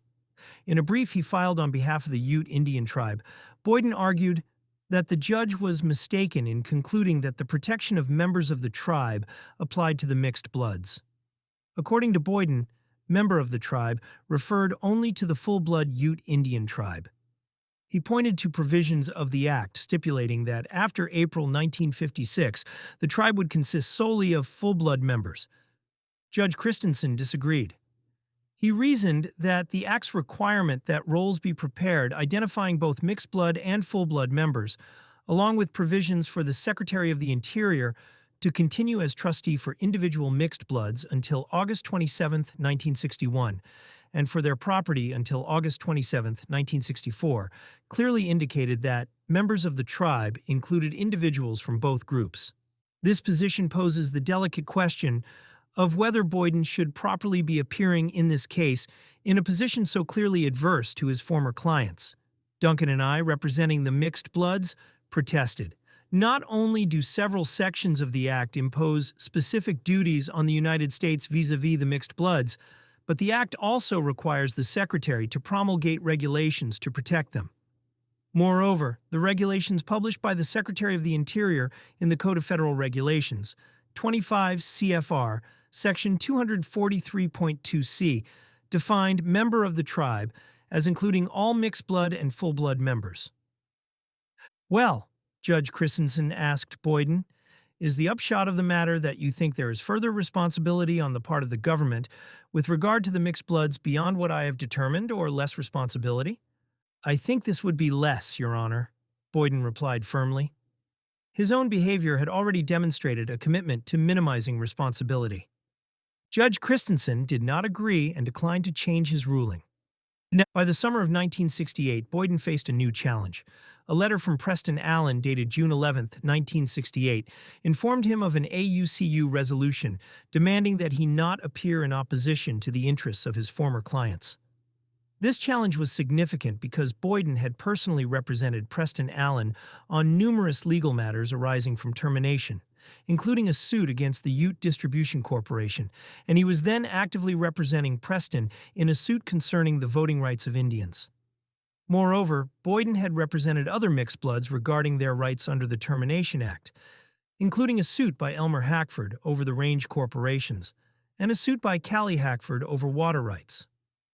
I have been requested to advise you, Preston wrote to the attorney, who had directed virtually every step of the AUCU during the termination process, that at the regular meeting of the Board of Directors of Affiliated Ute Citizens on June 10, 1968, the following resolution was unanimously adopted. Resolved, that Preston Allen, as President of Affiliated Ute Citizens, be authorized and directed to address a letter to Mr. John S. Boyden, former attorney for Affiliated Ute Citizens, advising Mr. Boyden that the Board is of the unanimous opinion that it would constitute a manifest breach of the terms of the contract of employment between Affiliated Ute Citizens and Mr. Boyden dated February 13, 1960, if Mr. Boyden were to intervene, either on his own behalf or in his capacity as attorney for the Ute Indian Tribe, in opposition to the position taken by Affiliated Ute Citizens in their lawsuit against the United States now pending before the United States District Court in Salt Lake City, Civil Number 82-68. Further resolved, that a formal demand be made upon Mr. Boyden that he refrain, at all times in the future, from taking any position in any legal proceeding in conflict with the interests of affiliated Ute citizens or any of its members in accordance with the terms of said contract. The letter had been put in proper legal form with Duncan's assistance. Boyden seized upon the clause in his contract with the AUCU requiring that any dispute be resolved amicably. If there was no dispute, he reasoned, then he could ignore Allen's letter. He promptly wrote to Rex Curry, the business manager for his principal client, the Tribe, to ask if Allen's objections could not be resolved amicably. Curry assured Boyden that there was no conflict of interest. Boyden therefore rejected Preston Allen's demands in a letter dated July 2, 1968. According to Boyden, the provision against conflicts of interest applied only for the term of the contract. Since the contract had expired on February 12, 1963, and no such controversy arose during the term of the contract, Boyden did not consider himself bound by the AUCU. Moreover, Boyden stated, "I further reserve the right to take such action, as in my opinion might be required by the highest ethics of the legal profession, and in good conscience, including termination of the contract. I have never assumed any legal cause for you, which produced a conflict of interest with the tribe." Boyden thus ignored the disputes over the division of property and the controversies surrounding the private treaty purchases. He also disregarded his recent position that member of the tribe meant only the tribe. He continued, "You have provided me with no confidential information that could in any way be used against you by the Ute Indian tribe. If any conflict of interest did present itself, it would not be necessary for you or anyone else to make a formal demand upon me for taking a position that could not be fully justified in ethics and in good conscience." When the matter came before Judge Christensen, he invited Boyden, Duncan, and me into his chambers. I listened with what I hope was well-concealed satisfaction as the judge admonished Boyden repeatedly, explaining in the most forceful terms that he could not properly oppose the interests of his former clients. Christensen stressed that Boyden's contract having expired was no excuse. Confidences reposed during the term of an agreement extend far beyond its duration, making the conduct he proposed both unfair and unethical. Boyden should have been abashed. Instead, he pointed to the concluding paragraph of his letter to Preston. "Your attack upon Public Law 671 is contrary to the interests of the Ute Indian tribe." He repeated that position to Judge Christensen. "I am in no position to desert my client of many years. Simply because Preston Allen and his associates during the early days of the division used my services for certain purposes, that gives them no reason to dictate my activities in following the mandate and duty I have toward my client, the Ute Indian tribe." Judge Christensen repeatedly quoted the provision in Boyden's contract stating that the attorney will represent neither of said parties upon the matter in controversy. Boyden simply ignored this and refused, despite the judge's admonitions, to adhere to the terms of his contract, claiming that legal ethics did not require him to do so. Faced with Boyden's adamant refusal, Judge Christensen had to decide whether to grant the AUCU's request to bar him from appearing in opposition to his former clients. My expectations were at their highest as Duncan and I rejoined Preston in the courtroom. I could hardly believe my ears when Judge Christensen announced from the bench, "Mr. Boyden will do what is right," and simply dismissed the AUCU's objection. Thus did Boyden demonstrate, as he had written to Curry on June 28, 1968, "I am sensitive to matters that may imply a conflict of interest." A few days later, at a social function of the Utah State Bar Association, I perhaps intemperately remarked to its president, Scott M. Matheson, that the Bar Association would be unwilling to enforce its code of ethics against a lawyer as prominent and influential as John S. Boyden. "This Bar Association will do something about it," Matheson, the future governor of Utah, assured me when he learned of the hearing before Judge Christensen. "You give me that complaint." The next day, knowing that professional complaints often accomplish little and sometimes harm a client's case, I regretted having made the comment. Still, Scott Matheson was a man of high integrity, respected by both me and the public. The proper course, it seemed, was to provide him with the facts concerning Boyden's duplicity. After all, he had requested them. The matter was, moreover, properly within the Bar Association's concern. When Matheson and the Board of Bar Commissioners reviewed the facts, they adopted a resolution directing that Boyden was not to represent to the court that the bar approved of his conduct. Boyden complied with that direction, or appeared to do so, until July 1969, when he asked the Justice Department to amend his contract to represent the tribe. In a letter to David R. Warner, chief of the litigation section of the Justice Department, Boyden represented that the bar had rejected claims by the mixed-blood Utes, that he had disregarded the provisions of his contract, stipulating that, in the event of a conflict, he will represent neither. The impression left by this hair-splitting argument, however, was the exact opposite of the bar's resolution. The purpose of Boyden's July 1969 letter to Warner was clear: to amend his contract so he could oppose the interests of his former client, the affiliated Utes, in the litigation I was conducting. He acknowledged that he had been employed by the affiliated Ute citizens of the state of Utah beginning July 13, 1956, and that his agreement included the provision that in the event of a conflict of interest between the tribe and the mixed bloods, he should represent neither party. Boyden further acknowledged that the AUCU had attempted to employ Ben Davis from Idaho as their attorney but were unable to do so, persuaded at a special general membership meeting on November 3, 1956, that he would have to be associated with Mr. Boyden anyway, leaving us AUCU with the opinion that Mr. Boyden was the one attorney who knew more about Indian affairs and Indian legislation than any other attorney in the state of Utah. The events in progress was demonstrating, if demonstration was required, that another attorney would not have to be associated with Boyden, but the assertion illustrated how the AUCU had been kept firmly under Boyden's control.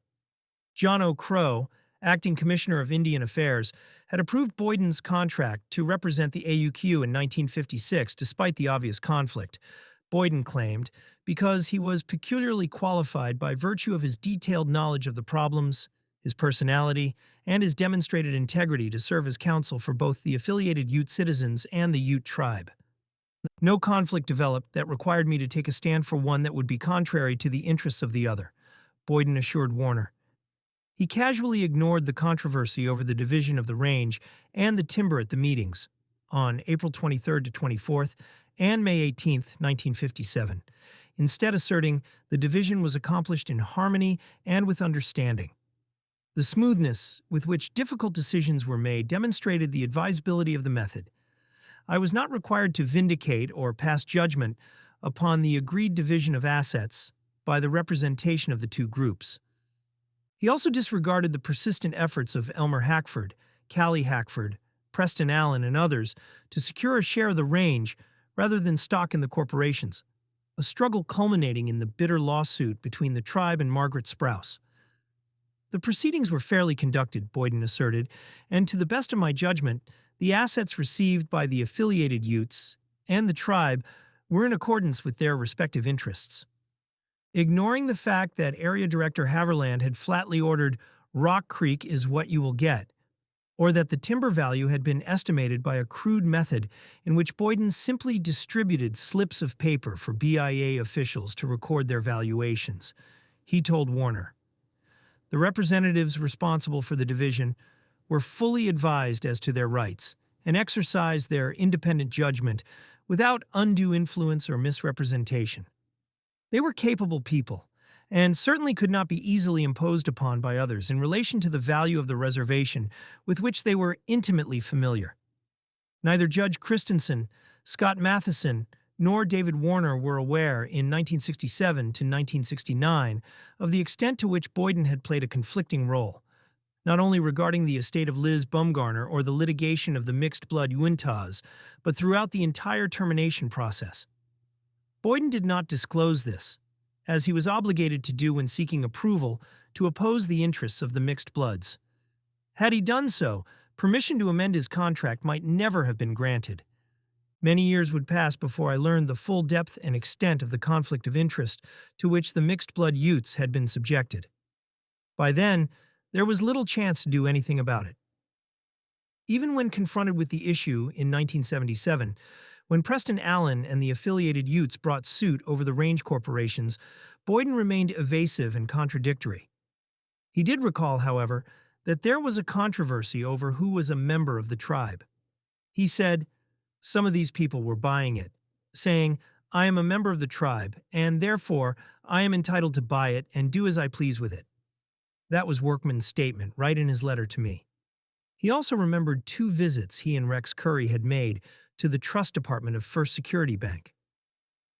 I went up and talked with Mr. Cowan and told him that the tribe was interested in buying, Boyden admitted, though he could not recall if he participated in the sale. Thus did John Boyden honor his agreement that he will represent neither of said parties upon the matter in controversy. In practice, however, he worked behind the scenes with the U.S. Attorney to defeat the Margaret Sprouse suit, even going so far as to draft the letter for Assistant Secretary Abbott, instructing Superintendent Zoller to deny Mrs. Sprouse's offer and allow sale to his client, the tribe. He also proposed that the BIA amend his contract with the tribe to permit him to engage in litigation against Mrs. Sprouse.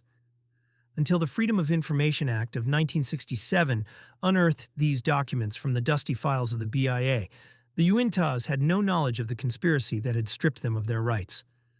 And so did I, for I lacked sufficient information even to suspect the worst. The affiliated Utes case before the Supreme Court.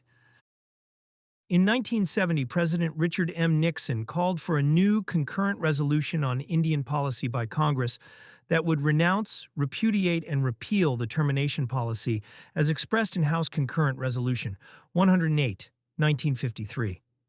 With this new Indian policy, the termination of the Ute Tribe officially came to a halt. However, the mixed bloods had already been terminated, and their portion of proceeds from oil, gas, and mineral leasing, derived from assets held in federal trust, continued to flow through the Ute Distribution Corporation to non-Indians in Utah and elsewhere. On April 21, 1971, still a young lawyer, I opened the official-looking envelope from the U.S. Supreme Court. A satisfied smile crossed my face, followed by a heavy sigh of relief as I read the words, "Writ granted." Judge Christensen had decided the Reyes case on April 19, 1968. He ruled that First Security Bank and B. Gale had defrauded Anita, Dot, Marguerite, and hundreds of other mixed bloods who, by that date, had come forward with stories of flat crankshafts or similar defects. Judge Christensen further ruled that the conduct of Superintendent Zolar had breached the duty of the United States to protect its Indian wards. The judge accepted the testimony of well-qualified geologists and oil companies that the oil reserves of the reservation had a value of $414 million. In addition, the stock represented an interest in approximately $8 million in claims against the United States, already adjudicated for wrongs committed at the time of the Treaty of Spanish Fork. Those values speculatively represented about $28,000 per share of stock. However, the judge ruled that the measure of damage was market value, what a reasonable purchaser would have paid had she or he known the facts, not speculative value, and awarded a mere $1,500 per share, from which the value received at the time of sale had to be deducted. Faced with that decision, Preston Allen and the directors of the AUCU authorized a suit against the United States, seeking to require that the AUCU, rather than the Ute Distribution Corporation, manage the mineral estate and that individual mixed bloods be paid the proceeds from mineral leasing. The mineral assets were still held in trust by the United States. If Judge Christensen would not award their full value to the mixed bloods, Preston Allen and the AUCU board reasoned, the remaining assets should at least be returned to AUCU control. The two cases were consolidated on appeal. Thus, the Reyes case became known as Affiliated Ute Citizens v. United States.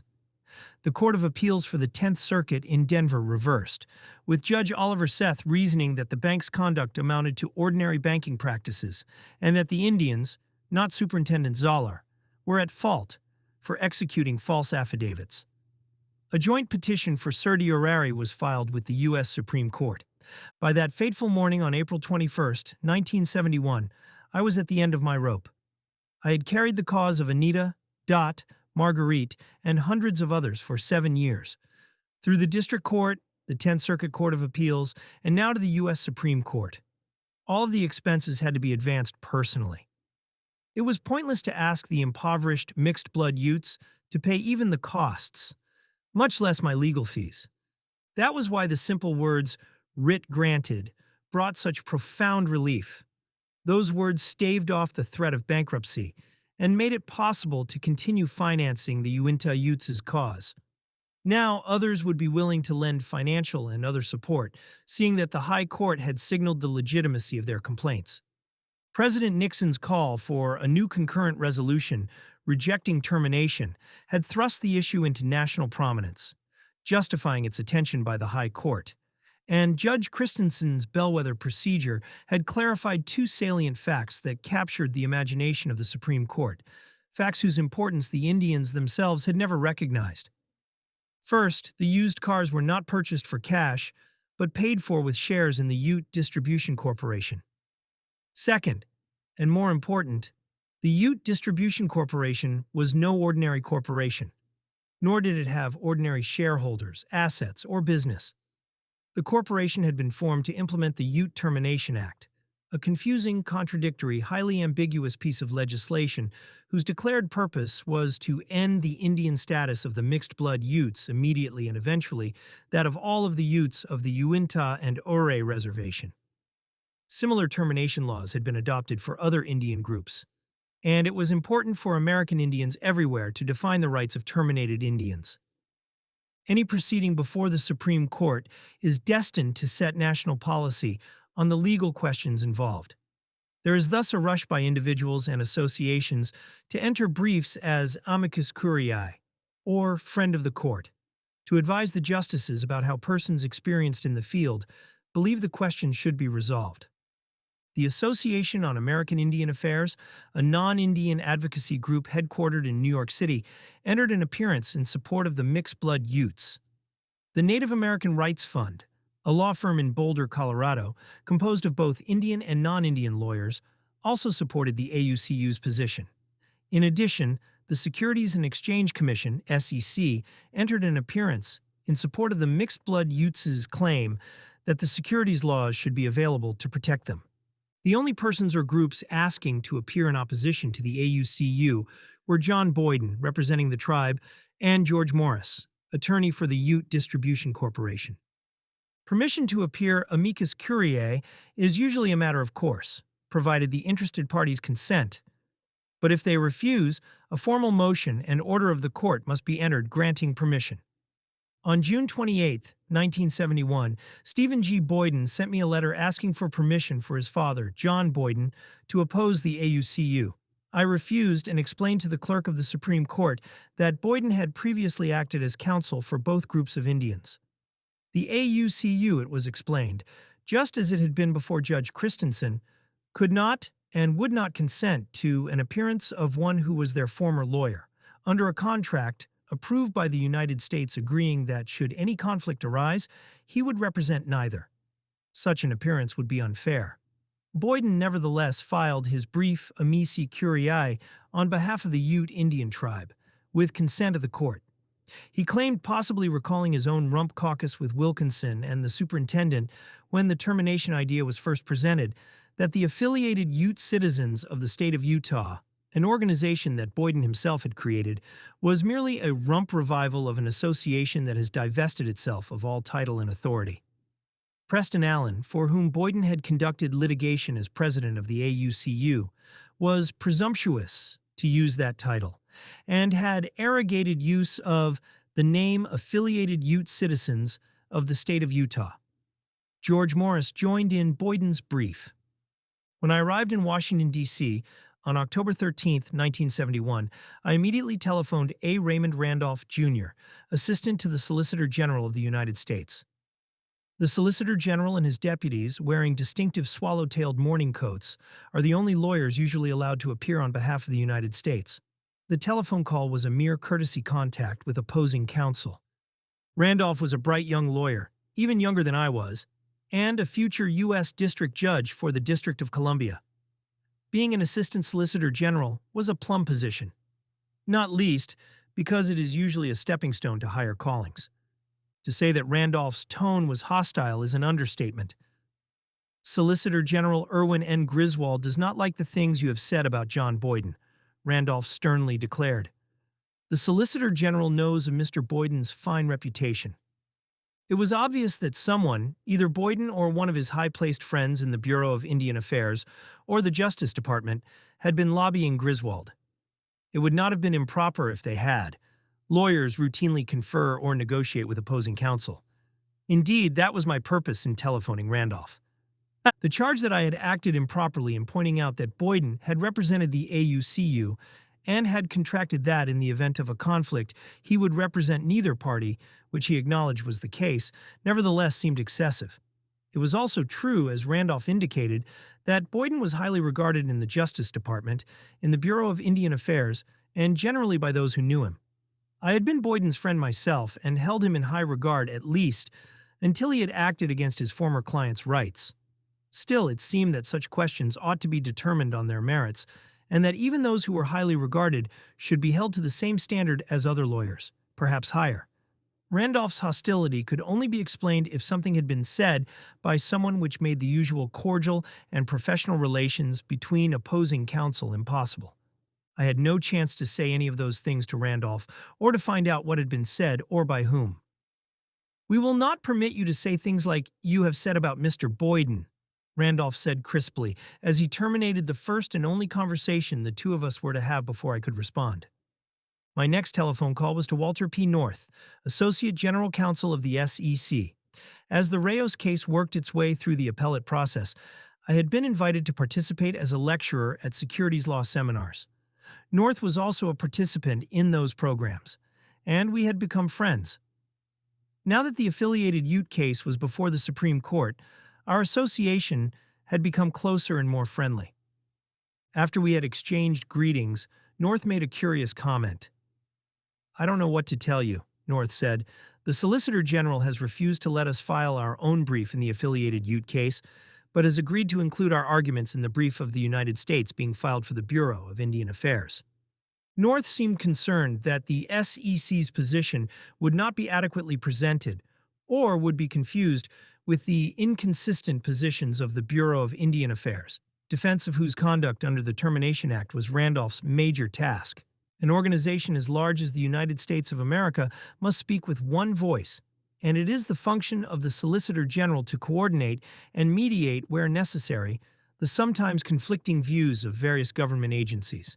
Independent agencies, such as the SEC, frequently present their views, but they must do so under the direction and control of the Solicitor General. "I don't know what to do about it," North continued, "but the Solicitor General has directed that we are not to discuss the case with you. We have to do what the Solicitor General directs, but Mrs. North and I would like to invite you to our home for dinner." I eagerly accepted the invitation. The evening was warm and cordial. North discussed securities law issues with me, only in the abstract, of course, well into the early morning hours. If that discussion tracked very closely with the argument that the SEC might have presented to the court, but the Solicitor General had not allowed, well, that is a mere coincidence. Still, when the Supreme Court convened the following Monday, the young lawyer was better prepared, much better to discuss the securities law as it was applied to flattened crankshaft complaints. On October 18, 1971, when the affiliated Ute case was argued, the spectators' gallery was brilliant with turquoise and silver jewelry. An official delegation of the AUCU had traveled to Washington, D.C. to attend the proceedings and report to the membership. Getting them into the chamber was a challenge, for attendance at Supreme Court proceedings is an attraction to tourists, and seating is limited. Curiosity seekers queue up outside the court, groups of whom are ushered in for a short time to view the proceedings, after which another group takes their place. I explained to the clerk of the court that I had clients in Washington for the proceedings and inquired if it would be possible for them to attend. "Certainly, Mr. Nielson," the clerk responded helpfully. "We make special arrangements for the litigants. How many passes will you need?" I apologetically replied that 20 would be needed. "20!" the clerk exclaimed. "That is an unusually large number, but we will accommodate you." I then discovered that 20 would not be nearly enough. In addition to the official mixed-blood delegation, a large number of other Indians had traveled to Washington on their own. I had to go to the clerk again and beg for 20 more passes. Visibly irritated, the clerk complied. When I entered the courtroom, I learned the rest of the story. Both the Ute Indian Tribe and the Ute Distribution Corporation had sent delegations of their own, and they already occupied more than 20 seats in the gallery. There would be few tourists other than Indians attending arguments before the U.S. Supreme Court on that day. I took my place at one of the long tables assigned to counsel, one on either side of the speaker's rostrum in a central position before the justice's bench. I was all alone.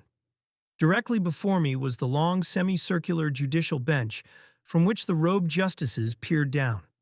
To the left sat Randolph, in his swallow-tailed coat, representing the Solicitor General. Also seated with Randolph were Boyden, lawyers representing First Security Bank, and separate staffs from the Bureau of Indian Affairs and the Interior Department. They occupied all of the available chairs, and more of them were seated nearby. Any observer would have thought me badly outnumbered. When the proceedings commenced, I reasoned with the court that if the mixed bloods were told that they were no longer Indians, but were to be like any other citizen in the mainstream of American society, it was only fair that the United States, First Security Bank, Boyden, and John B. Gale all be held to the same standard. Disregard of the protections in Indian law for members of the tribe should be treated like any other material fact or any other act, practice, or course of business for the purpose of securities laws. The securities laws, in other words, should take color and meaning from other agreements, statutes, and surrounding circumstances, I reasoned. When Marguerite Murray sold her stock to Nick Murray for $350, she was defrauded by his failure to tell her that he had a purchaser in Arizona for $650. The car dealer's failure to disclose the true price of the stock, or that it was being sold in the non-Indian market at a higher price, was a failure to disclose a material fact, just as the subscribers to the investment letter of Capital Gains Research Service, defendant in a prominent securities law case of the period, were defrauded when the investment advisor failed to tell them that he had a financial interest in the security he was recommending they purchase. The court held the bank and its officers liable. John B. Gale's activities in developing a market disclosed, within the very language of one or the other of those subparagraphs of Rule 10b-5, a course of business or a device, scheme, or artifice that operated as a fraud on the Indian sellers, Mr. Justice Harry Blackmun wrote. The United States was not liable, even though Mr. Justice William O. Douglas wrote a separate concurring opinion, dissenting in part, and reasoning that only by imposing liability on the United States could the values of the reservation be restored to the mixed bloods. The mixed bloods' final rejection. The affiliated Utes case ought to have been a triumph for the mixed blood Uintas. Instead, it marked both the beginning and the end of any effort by the courts to remedy wrongs of termination inflicted on the Utes. Thereafter, the doors to the courthouse were closed and the Utes denied any recourse. The Court of Claims. With their grievances already adjudicated by the U.S. Supreme Court, the mixed blood Uintas asked the United States Court of Claims to implement their rights. There it was demonstrated that they had been finally liberated and freed, just as Arthur Watkins and John Boyden intended. The trial of the Rayos case before Judge Christensen established that the mixed bloods had been stripped of their Indian status and the rights and services available to Indians. The United States acknowledged that the rights thus denied included their interest in the wildlife, water rights, timber, and other resources of the reservation. That fact was made clear when the United States filed a formal document with Judge Christensen stating that the provision of Public Law 671 that they shall not be entitled to any of the services performed for Indians because of their status as an Indian, and the laws of the several states shall apply to such member in the same manner as they apply to other citizens within their jurisdiction, eliminated all of those rights.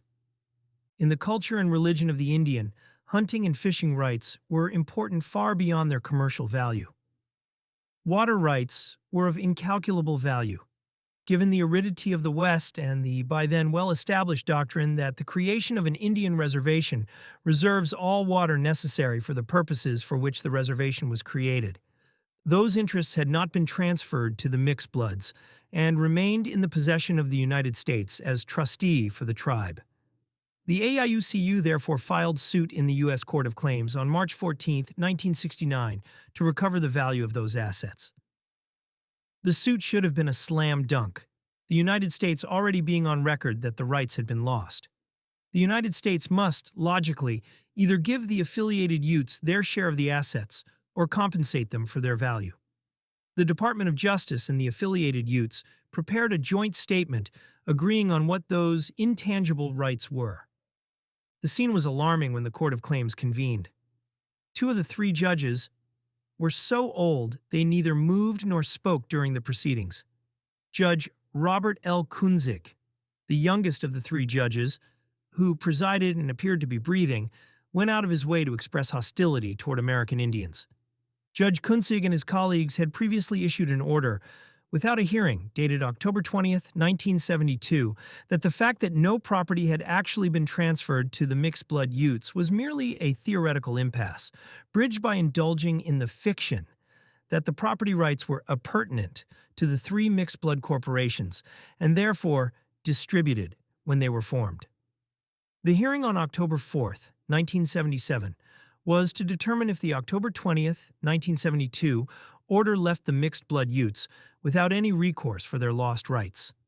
The court refused to consider the agreed fact that in 1961 the BIA had denied the AUCU's requests for an independent lawyer, or that the Ute Distribution Corporation's efforts to secure independent counsel were frustrated until after August 27, 1964, by Superintendent Martin M. Zoller and Area Director Frederick M. Haverland's refusal to pay any lawyer but John Boyden.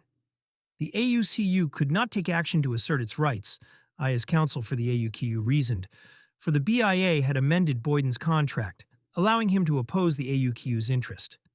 The court either refused to consider or ignored that the Range Corporation stock had been acquired by the United States in trust for the tribe in 1960 and thereafter, 3 years before Anita, Dot, and Marguerite first appeared at my office to complain about their flat crankshaft. A scant 3 weeks later, much less time than required to give careful consideration to the complex affairs of the mixed-blood Uintas, the Court of Claims issued a cryptic order dated October 28, 1977, declaring that the affiliated Ute claims were barred by the statute of limitations and their rights could not be considered. The contradiction that the shares were acquired by the United States for the tribe when it was also guardian for the mixed bloods until August 27, 1961, was never explained. It was agreed that the assets had not been distributed and remained in trust with the United States. The purpose of the Termination Act was to end the tribal status of mixed-blood Utes and to convert their status to that of ordinary American citizens. Judge Kunzig declared in his order dismissing the affiliated Utes' claims. The division and distribution of assets were effected by 1961, all intangible assets being conveyed either in the form of shares in the Ute Distribution Corporation or as appurtenant to land, whatever claims plaintiffs may have matured then, and became barred by the statute of limitations in 1967. The mixed-blood Uintas still had no water, timber, hunting, and fishing rights or other services derived from their Indian ancestry. None of the three corporations had authority to deal with any of those matters. The Uintas' heritage, which the United States promised to protect in the 1865 Treaty of Spanish Fork, was gone, and no one knew when or where. After Arthur Watkins was defeated for re-election to the Senate in 1958, he was rewarded for his years of service to the Indian community by being appointed chairman of the Indian Claims Commission, a division of the Court of Claims itself. What influence his presence may have had, direct or indirect, in the decision to deny the AUCU any relief, or if it had any influence at all, can only be speculated. Of Glenda Meara. 1962, Anita Reyes' 16-year-old daughter, Glenda June, had been honored as the Indian Princess of the Uinta Basin. By May 1966, Glenda had become an adult. She was having marital difficulties and needed money. Glenda had been living in Los Angeles with her husband, Ernie Meara, but they had recently relocated to Salt Lake City. Ernie began drinking too much and got into minor difficulties with the law. Anita was living in Albuquerque and could not getting any help. Glenda telephoned Lena Sixkiller, president of the Ute Distribution Corporation, to see if she could get some money by selling her stock in the corporation. Sixkiller offered to come to Salt Lake City and buy it. but told her that $600 was the most he could pay. Glenda then sold another share to the man at the grocery store to get money for food, but he would pay her only $400. Glenda read in the newspaper about Judge Christensen's decision in the Rayos case in 1970. She came to see me, her mother's lawyer, and complained that she had not been paid a fair price for her stock. She never realized that Lena could not pay more than $600 because that was the price Begale had established in the market he was running with Nick Murray and Elmo Matthews. Her stock was held in trust by First Security Bank, but the bank did not tell her when it transferred her stock to Six Killer and the man at the grocery store that she could only get $400 to $600 because its agent in Roosevelt had rigged the price. Glenda did not know and could not know that Begale's course of business had been the reason she did not get a fair price until after that had been determined by Justice Blackmun, speaking for a unanimous U.S. Supreme Court. But by then it was too late for her to become a plaintiff in her mother's lawsuit. After Judge Christensen's decision, another lawsuit was filed on April 20th, 1970, for Glenda and the other mixed bloods who had been unable to join the Rayos case because their stock had not been sold in 1965 and they were minors when it was filed. The outcome of the Miera case seemed a foregone conclusion. The liability of the bank had already been determined by the nation's highest court, and neither Glenda nor any of the minors could be considered late in filing their claims, for the bank was their fiduciary and trustee right up to the moment their stock was transferred. By then, Judge Christensen was no longer in full-time service as a U.S. District Judge, and the case was assigned to a new U.S. District Judge, the Honorable Bruce S. Jenkins. A partial summary judgment regarding liability was promptly entered in favor of Glenda Miera and the other minors, but the bank appealed to the 10th Circuit Court of Appeals. The Circuit Court's opinion was that the bank should at least be permitted to try to show that Glenda and the other minors were not affected by its and Begale's conduct, and remanded with directions that the trial court consider that question. Judge Jenkins, possibly reading the appellate court's opinion as a vindication of the bank, or the Court of Claims' decision as a rejection of the mixed bloods as Indians, made an about-face and denied all of the minors, including Glenda, any recovery. Glenda knew or had reasonable cause to know of the allegations against the bank before April 20th, 1970, Judge Jenkins concluded, but these were matters that could not have been known by Glenda or any of the minors until they were determined by the Supreme Court in 1972. Jenkins overcame that factual impasse by engaging in a fiction, as the Court of Claims had done. Glenda knew Jenkins ruled because her lawyer had knowledge of the claims and had advised all association members of the Rayos decision. There has been no evidence provided to suggest that they needed more lenient treatment than those who were included in the Rayos case. He further concluded, implying that she should have sued along with her mother. Glenda's first contact with either me or Duncan was in 1968, and we could not advise persons we had never met of their rights. If we had, 1968 was well within the limitations period for a claim filed in 1970. Glenda could not file her claim in 1965, when her mother and the other Rayos plaintiffs did, because she was a minor until August 25, 1966. The very bank the Supreme Court found to have defrauded her was then her trustee, with her stock locked in its vault. Jenkins's reasoning implied that the bank could be expected to bring suit against itself. The law recognizes such an assumption as mockery, however, and provides that the statute of limitations does not run against a trustee until the trust terminates, and not thereafter until the breach of trust is discovered. Stunningly, on August 3, 1983, Jenkins found against Glenda Miera and each of the other minor mixed bloods. They were held to a standard of care and diligence that was impossible, literally, to comply with. The Range Corporation case. The U.S. Supreme Court had found the practices surrounding the sale of Ute Distribution Corporation shares to be false and deceptive and in violation of the mixed bloods' rights as a member of the tribe.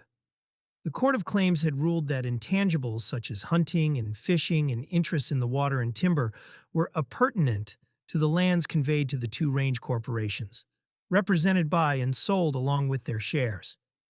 The only remaining recourse, therefore, was to demand compensation for those rights from the United States, which had reacquired the range shares for the tribe. without paying the mixed-blood Wintas for those values or informing them that they were being acquired at a time when it still had limited duty to the mixed bloods and control over their property until August 27, 1964. Suit was filed on that theory for Calvin Hackford. It was the final effort of the Uintas to salvage any vestige of their property and culture, at least insofar as I was concerned. The details of the concerted action between the bank and Boyden and the conduct of the BIA detailed in this volume had by then been discovered and were introduced into evidence before the Honorable Bruce S. Jenkins. Jenkins ruled, as he had in the Mira case, and as the Court of Claims had done, that the affiliated Utes were barred by the statute of limitations. They were barred, according to Jenkins, not because of anything they knew, but because he assumed again that their attorney knew or should have known.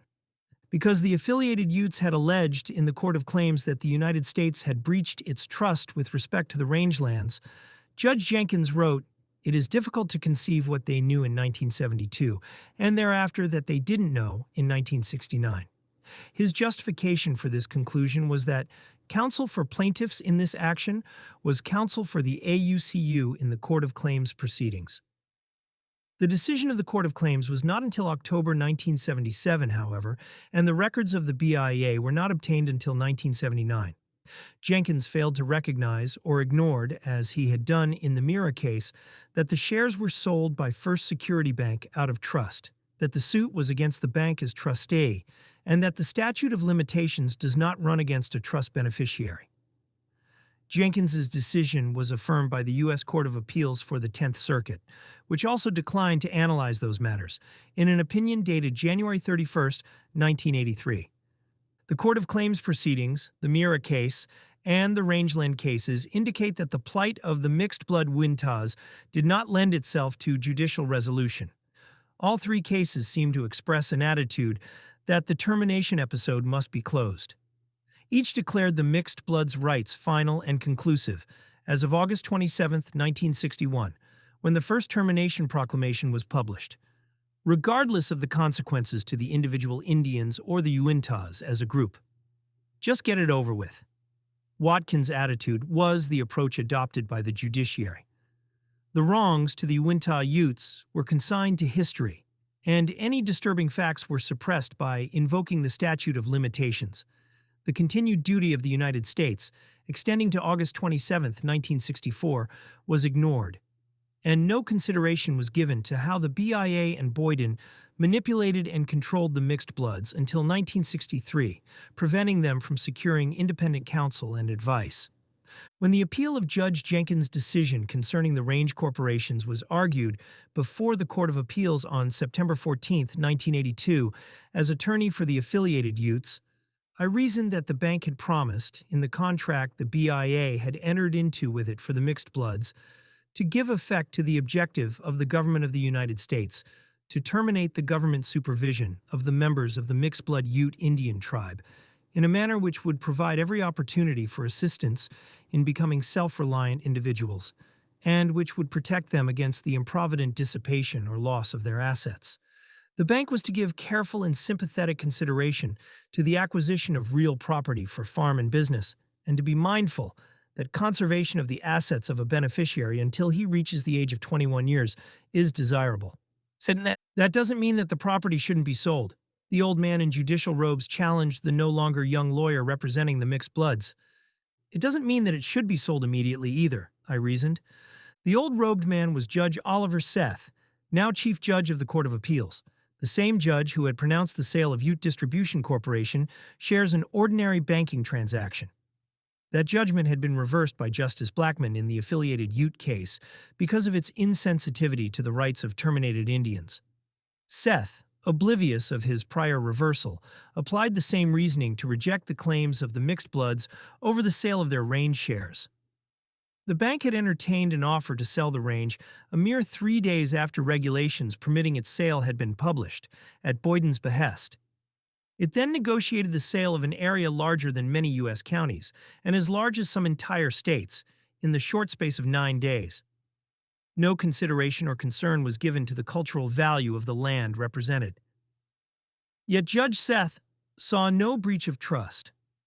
Notions about Native Americans being entitled to protection of the law equivalent to that available to other citizens, or to equity, in the sense that solemn promises entered into for their benefit should be enforced, appear to be difficult for some to comprehend.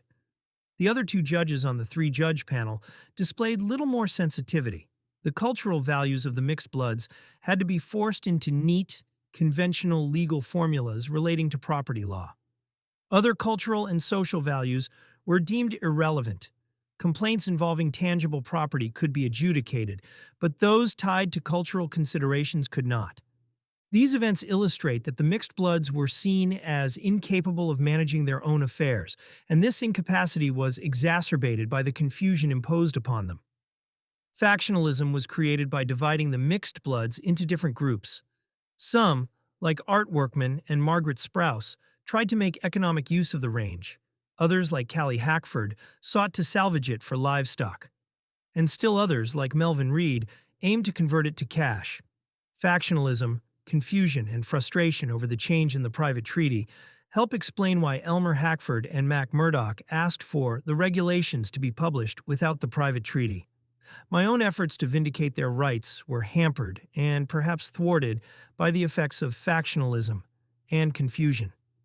Callie Hackford, the lead plaintiff in the suit over the range corporations, even told the court that he no longer wanted to participate, fearing it might somehow jeopardize his water rights. The courts may have felt incapable of adjudicating the rights of a group so lacking in unity or common purpose. They may have failed to recognize that the mixed bloods' inadequacies lay at the root of the problem, and that the failure of the BIA was, ultimately, the failure of the entire program, leaving the mixed bloods vulnerable, while Boyden and Curry exploited their weaknesses. The complex, truly unique socio-legal problems presented cannot be appreciated without stepping, in an allegorical sense, into a Ute's moccasins, I urged. To get that flavor, the court should consider the manuscript of Worthier Blood, later The Dispossessed, a draft of which is part of the record. Thus, the Court of Appeals had before it the manuscript of this volume, a unique opportunity to understand what history would say of its work. The judicial process, however, reacts slowly, and the judges refused to accept or consider the manuscript, not because it was irrelevant, but because it did not conform to the customary neat format of a legal brief. Postscript. In 1976, Congress's Task Force 10 recognized BIA mismanagement of trust assets and non-ethical and illegal BIA administrative actions through each phase of the termination process. Yet nothing was ever done to correct the situation for the mixed-blood Utes. 30 years after Arthur Watkins, John Boyden, and Ernest Wilkinson began their moves against the culture of the Uinta Utes, these Indians remain no more integrated into the American mainstream than when the episode began. I still receive telephone calls from frightened and confused Indians, often in the early hours of the morning. How is our case going? Will there be any money paid out? Please help. They arrested my husband because he was drunk. Lend me a few dollars. I need to get back to the reservation. What happened to our hunting and fishing rights? The frustration and confusion are not confined to mixed bloods. On September 30th, 1996, as this work neared completion, Maxie Chapoose came to me, so exasperated by interference from the Tribal Business Committee in his conduct of business on tribal-assigned lands that he wanted to be terminated, having already approached Senator Orrin Hatch, our Utah, had been approached by Maxie with a proposal for voluntary withdrawal. Maxie was among the minority of full-blood Uintas who had remained in the tribe. He had served as a representative on the Business Committee during the implementation of the Termination Act and had been present when the affiliated Ute case was presented to the U.S. Supreme Court. Maxie was asked to read to me what he had said in 1968 about wanting his only son to be able to say, "I am an Indian and proud of it," and his objections to President Eisenhower in 1958 regarding termination. He said he still felt the same. He had successfully petitioned a Ute tribal judge to place his son on the full blood roll, despite the fact that his mother was non-Indian and the Termination Act provisions that disregarded anyone with less than 51% Indian ancestry. Nevertheless, he resolved to pursue termination if it meant gaining control over his own property and freeing himself from interference by the Business Committee. "This is not the same as termination," Maxie told Hatch. He proposed a voluntary withdrawal of tribal members without penalty of losing benefits. I advised Maxey that he could and should seek greater control over his property, but cautioned him that formal termination would entail the loss of benefits, as it had for the mixed bloods. I reminded him that his rights as an American Indian were additional rights beyond those of citizenship, and even if he could not immediately use them, they could prove valuable to his son, grandchildren, or descendants in the future. In May 1997, Orana Felter, formerly Orana Moosman, née Boomgarner, wrote to me inquiring about possible improprieties regarding the tribe's litigation against her mother's estate, Liz Bumgarner. By then, the tribe had recovered her mother's property included in the reservoir project under the right of refusal granted to tribal members. Ethics required that I inform Orana I could not discuss the matter without consent from the lawyer who had replaced me, as we were in an adversarial relationship after she discharged me. The replacement lawyer, the Honorable David Sam, U.S. District Judge, had not provided the requested consent. The frustration of Maxey and Orana is evident. Their experiences exemplify how, in 1954, advocates of termination could claim that Utes, or any Indians, wanted to be terminated. How Maxey, Orana, and others like them will cope with this frustration remains unresolved as this work goes to press. Other full-blood Utes, by contrast, appear relatively secure. With their culture intact and increasingly astute management of tribal resources, they seem to have prospered. The Uncompatibility Plan, advanced by Francis McKinley, with the support of Robert Bennett and Ab Harris, has largely been realized. Together with full-blood White Rivers and the remaining minority of Uinta full-bloods, they have succeeded to full ownership of the Uinta Valley Reservation and its assets. Today they appear on television, extolling the Indian way of life and lamenting termination, echoing John Boyden's claim that the mixed bloods chose to go their own way. Yet they are unable to explain how that choice was made, why it occurred, or even what termination truly was, and how it adversely affected the mixed bloods. They do not recognize that, in the process, they too have been made poorer, deprived of rights, and subtly reshaped by policies that were never in their favor. Acknowledgements.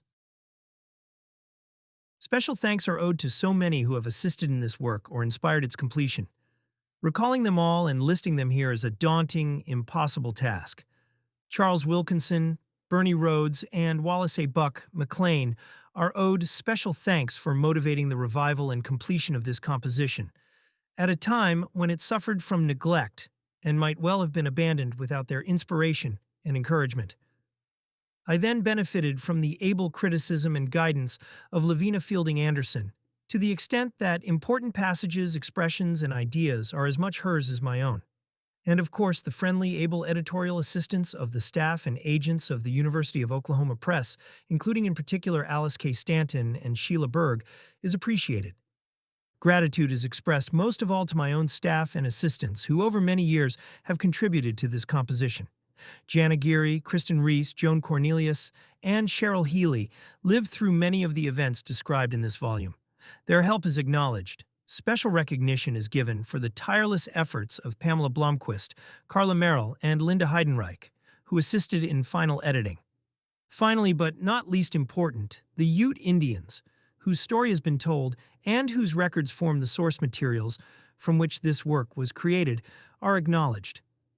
They are too numerous to list, but the input and information of Preston and Juanita Allen, Elmer and Wanda Hackford, Calvin Hackford, Joseph Arthur Workman, William Reed, Julius Murray, Orana Felter, and Maxey Chapoose exemplify the contribution of many others. Melvin Reed did not live to see his expressed wish for his story to be told in this book satisfied, nor did Albert Harris, Preston Allen, Anita Reyes, Dot Hendricks, Art Workman, and many others, or John Boyden, Arthur Watkins, Rex Curry, or Francis McKinley. Their memory, and that of the other mixed-blood Utes and their protagonists, is etched in my mind, and now it is hoped that of every reader.